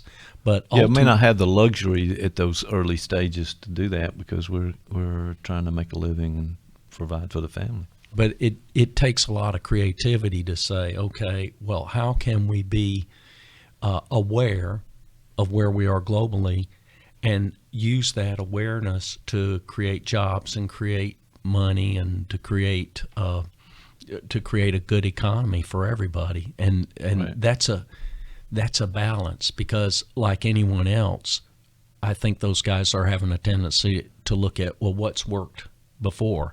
You know, when somebody says we don't need to reinvent the wheel, I've heard that my whole life. I've said it probably. My question is, why don't we need to reinvent the wheel? Isn't there something better? Do we actually need to touch the ground?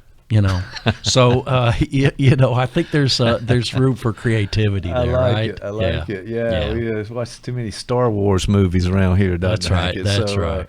Those little gliders are always above the ground, right? Yeah.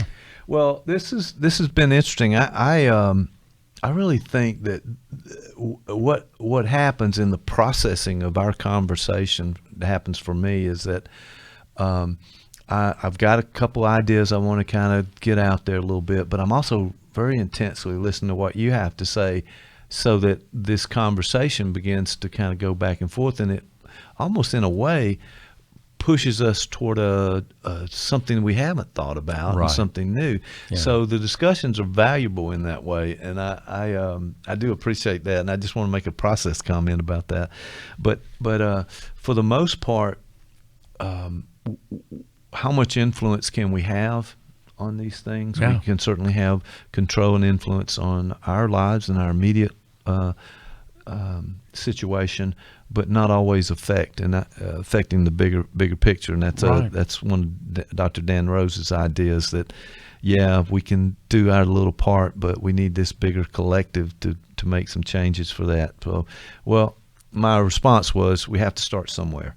So that's true. Yeah. Let's kind of get that going. All right, sir. Well, what else is going on? Final words on this idea of technology, and are we making good decisions for ourselves, and the promises of technology that didn't quite come to pass? Your suitcase flying car. Yeah. I'm sorry you didn't get that. Well, I think ultimately it's not that the promise hadn't come to pass, it's that we're not there yet, but right. that at least we're having these discussions and these thoughts, and someone is going to make some huge discovery that's going to create that Thomas Kuhn leap, right. the paradigm shift, Absolutely. the jump in, we all know when we look at statistics, we see curves and then we see leaps. And that's right. That's a common phenomenon. We don't talk about it a lot. We act as if there's a curving trajectory always up, but typically it's it spikes up. There are spikes up and down, and there are plateaus, but then there are sudden leaps. I think that's going to happen. And we have a tendency also to look back at the past, and we're able to, in retrospect, see always. Those leaps. And we were a part of those, but we're not seeing what's happening now. So it's that's just human nature. No, right? but I mean that's a big point, because just look at how much information we have at our disposal on our phones, and bombarded with information, and content that we're not able to process so much. And we've had this discussion as well. I need to get Jeff Conklin in here for this one. But the idea is that it's creep in a way. This information availability now that we have from all of these different sources are we're just accepting. But if you look back 10, 15, 20 years ago, we didn't have any of this available to us. Now, if something happens around the globe, we know about it. Right. And the ability to evaluate it, to talk about it, to share it, to make some sense out of it. We've never had that before as we have now. And that's going to continue to move. And I think it's going to force us to make those choices that you were talking about earlier. Yeah, and Faulkner talked about this years and years ago about people tended to be pessimistic at the time of his Nobel speech with the proliferation of nuclear weapons and the two world wars and all those things. And Faulkner said, he really was sort of optimistic about where the future would go because he believed in the human spirit. And it's funny, a lot of times folks see his work as sort of not dark but depressing sometimes because he was really cognizant of the human condition. Right. But at the same time, there's always that room for redemption. So I sort of a fan of the Faulknerian point of view on all that. So I guess that would be my final word on where we were today. All right, so we went with Faulkner. We started out with Derek Thompson talking about Where's My Flying Car? Where's My Flying Car? Good article. Great article. Very thought-provoking. Don't know if I drink all the Kool-Aid. There we go. Good stuff, You're good. I'm glad you're not drinking all that Kool-Aid. A couple sips here and there, I think we'll be fine with it. Well, Tom, it's been a pleasure. And I tell you what, we'll do this again, and I'll see you next time. See you next time, Mike.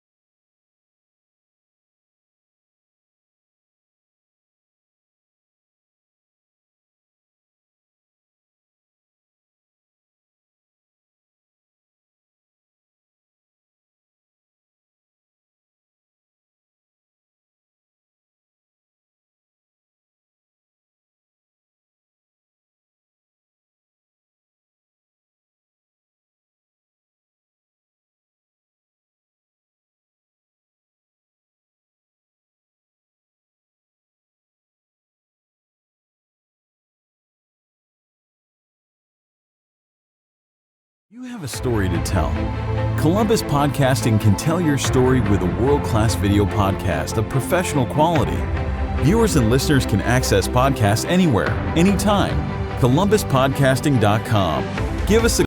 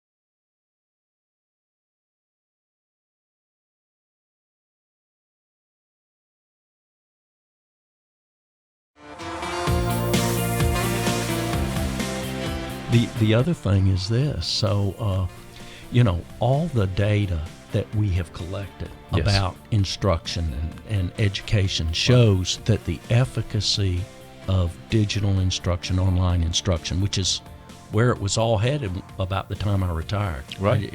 It was hard to teach in person. You couldn't find a class to teach in. Nobody wanted to take an in-person class. So all the data was showing, hey, it's as effective or more effective. But I'm always suspicious of the whole data thing. As a educator from public schools, I always wanted to ask, well, what data are we collecting, and is it really telling us what we need to know to make for a better life? And how is it interpreted? That's a big point of it. So there's data, but then what do you do with it? What do you make of that, and how you apply it in the situation? Well, and the ironic thing was, I was an early adopter of online instruction. I was one of the very early ones at Columbus State. And I actually have a video of you years ago on a green screen in the old studio where you were talking about that. And I saw that not long ago. So we have some archives here that can track back. And when you say I did that, hey, I've got evidence you did that, by the way. So cool. So I was an early adopter. I thought this stuff was cool. It was fun to work with. I loved building websites and all that stuff. But as I did that, I always saw that as a side of what my real job was, which was to create new streams of knowledge as a researcher, and to go into the classroom and connect with students and do that and help people be better leaders. And now I wonder, are we going to look back and say, we really dropped the ball, but all the data we were collecting told us this was all good, but maybe we didn't collect the right data, because now we have all these unanticipated consequences. People disconnected, two poles look at things politically. Now that you have everything out there on the internet, people look at the news and they go to the sites that reinforces what they already think. And there's no listening to anybody else. So either see the show on confirmation bias.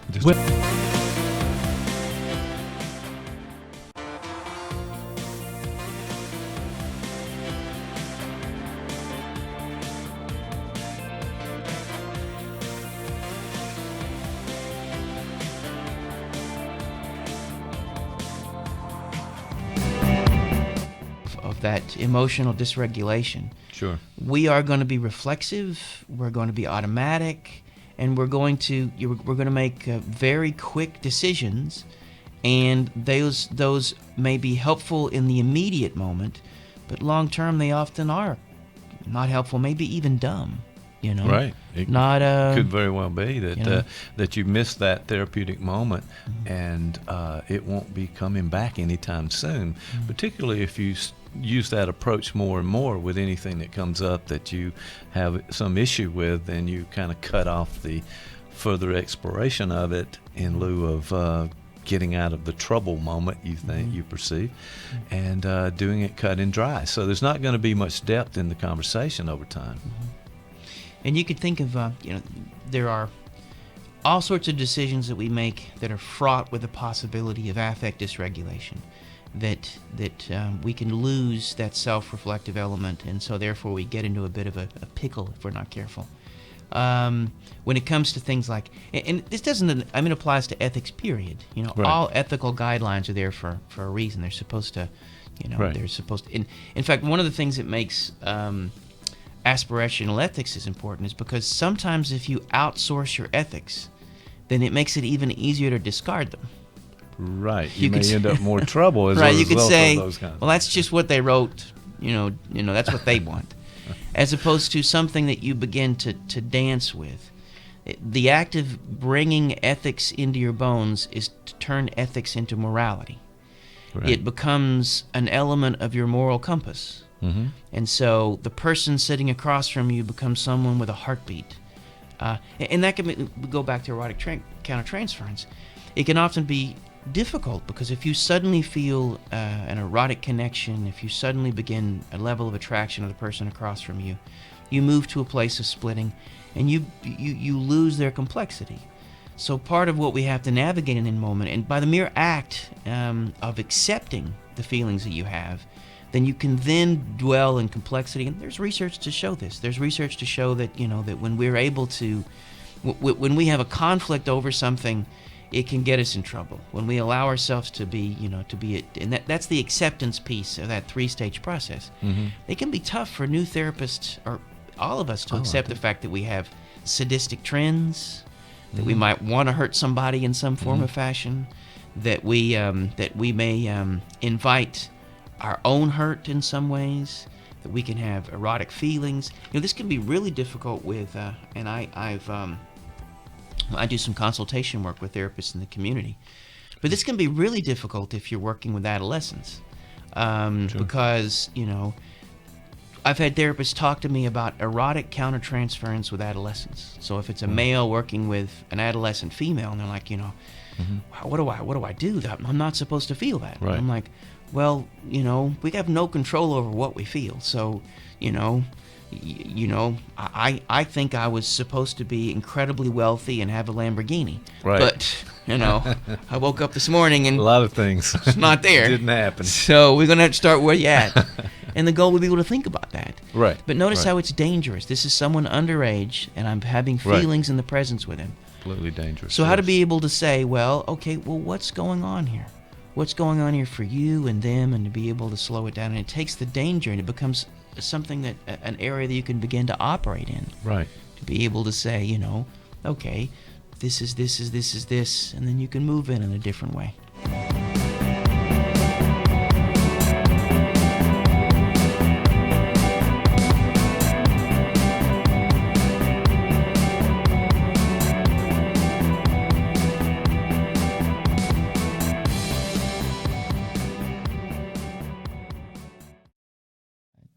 GJAC is ultimately, I think, pushes for a collective action. Part of why he still maintains the label communist is not because there are various communisms, but at the core of all of them, even the ones that went horribly awry, is the idea that somehow we need to be in this together.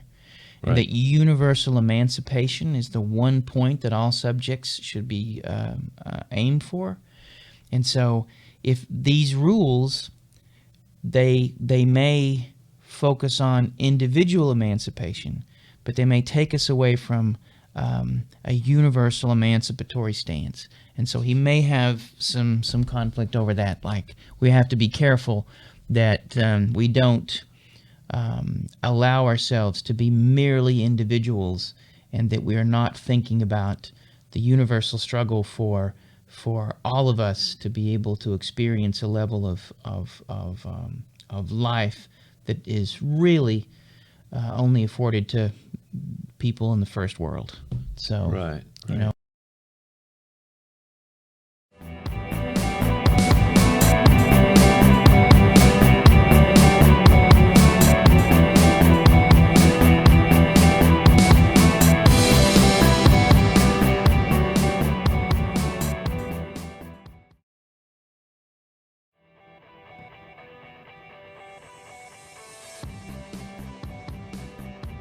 All right, where were we? We're saying that resolutions, people make them, they don't continue. We just do that. It may set up for some reason some counterproductive parameters in one's life.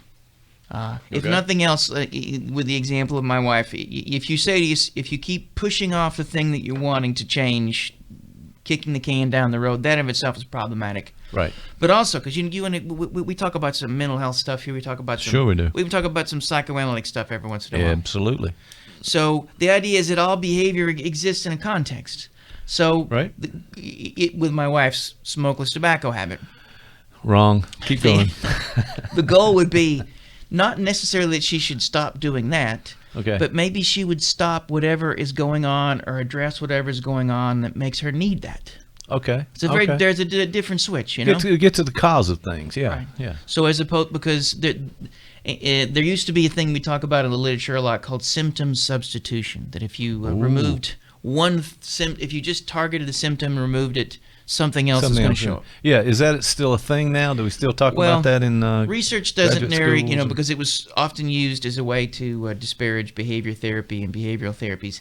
Oh, that's right. The fight between psychoanalytic and behavior therapies. Right. Actually, a book. Wachtell wrote that book. That was a great book to read. But I have met and hung out with Wachtell. Yeah, I have. Yeah, but he was a guy who thought that they could be merged. Wrong, evidently. well, but well, maybe so. I mean, I not long this morning, as a matter of fact, I told a story about a therapy in a therapy situation with a couple who were very intellectual and gained a lot of insight and looked at things, but it was only the behavioral method that seemed to make a difference with them. So some kind of joining between those two things, maybe not a bad way to go.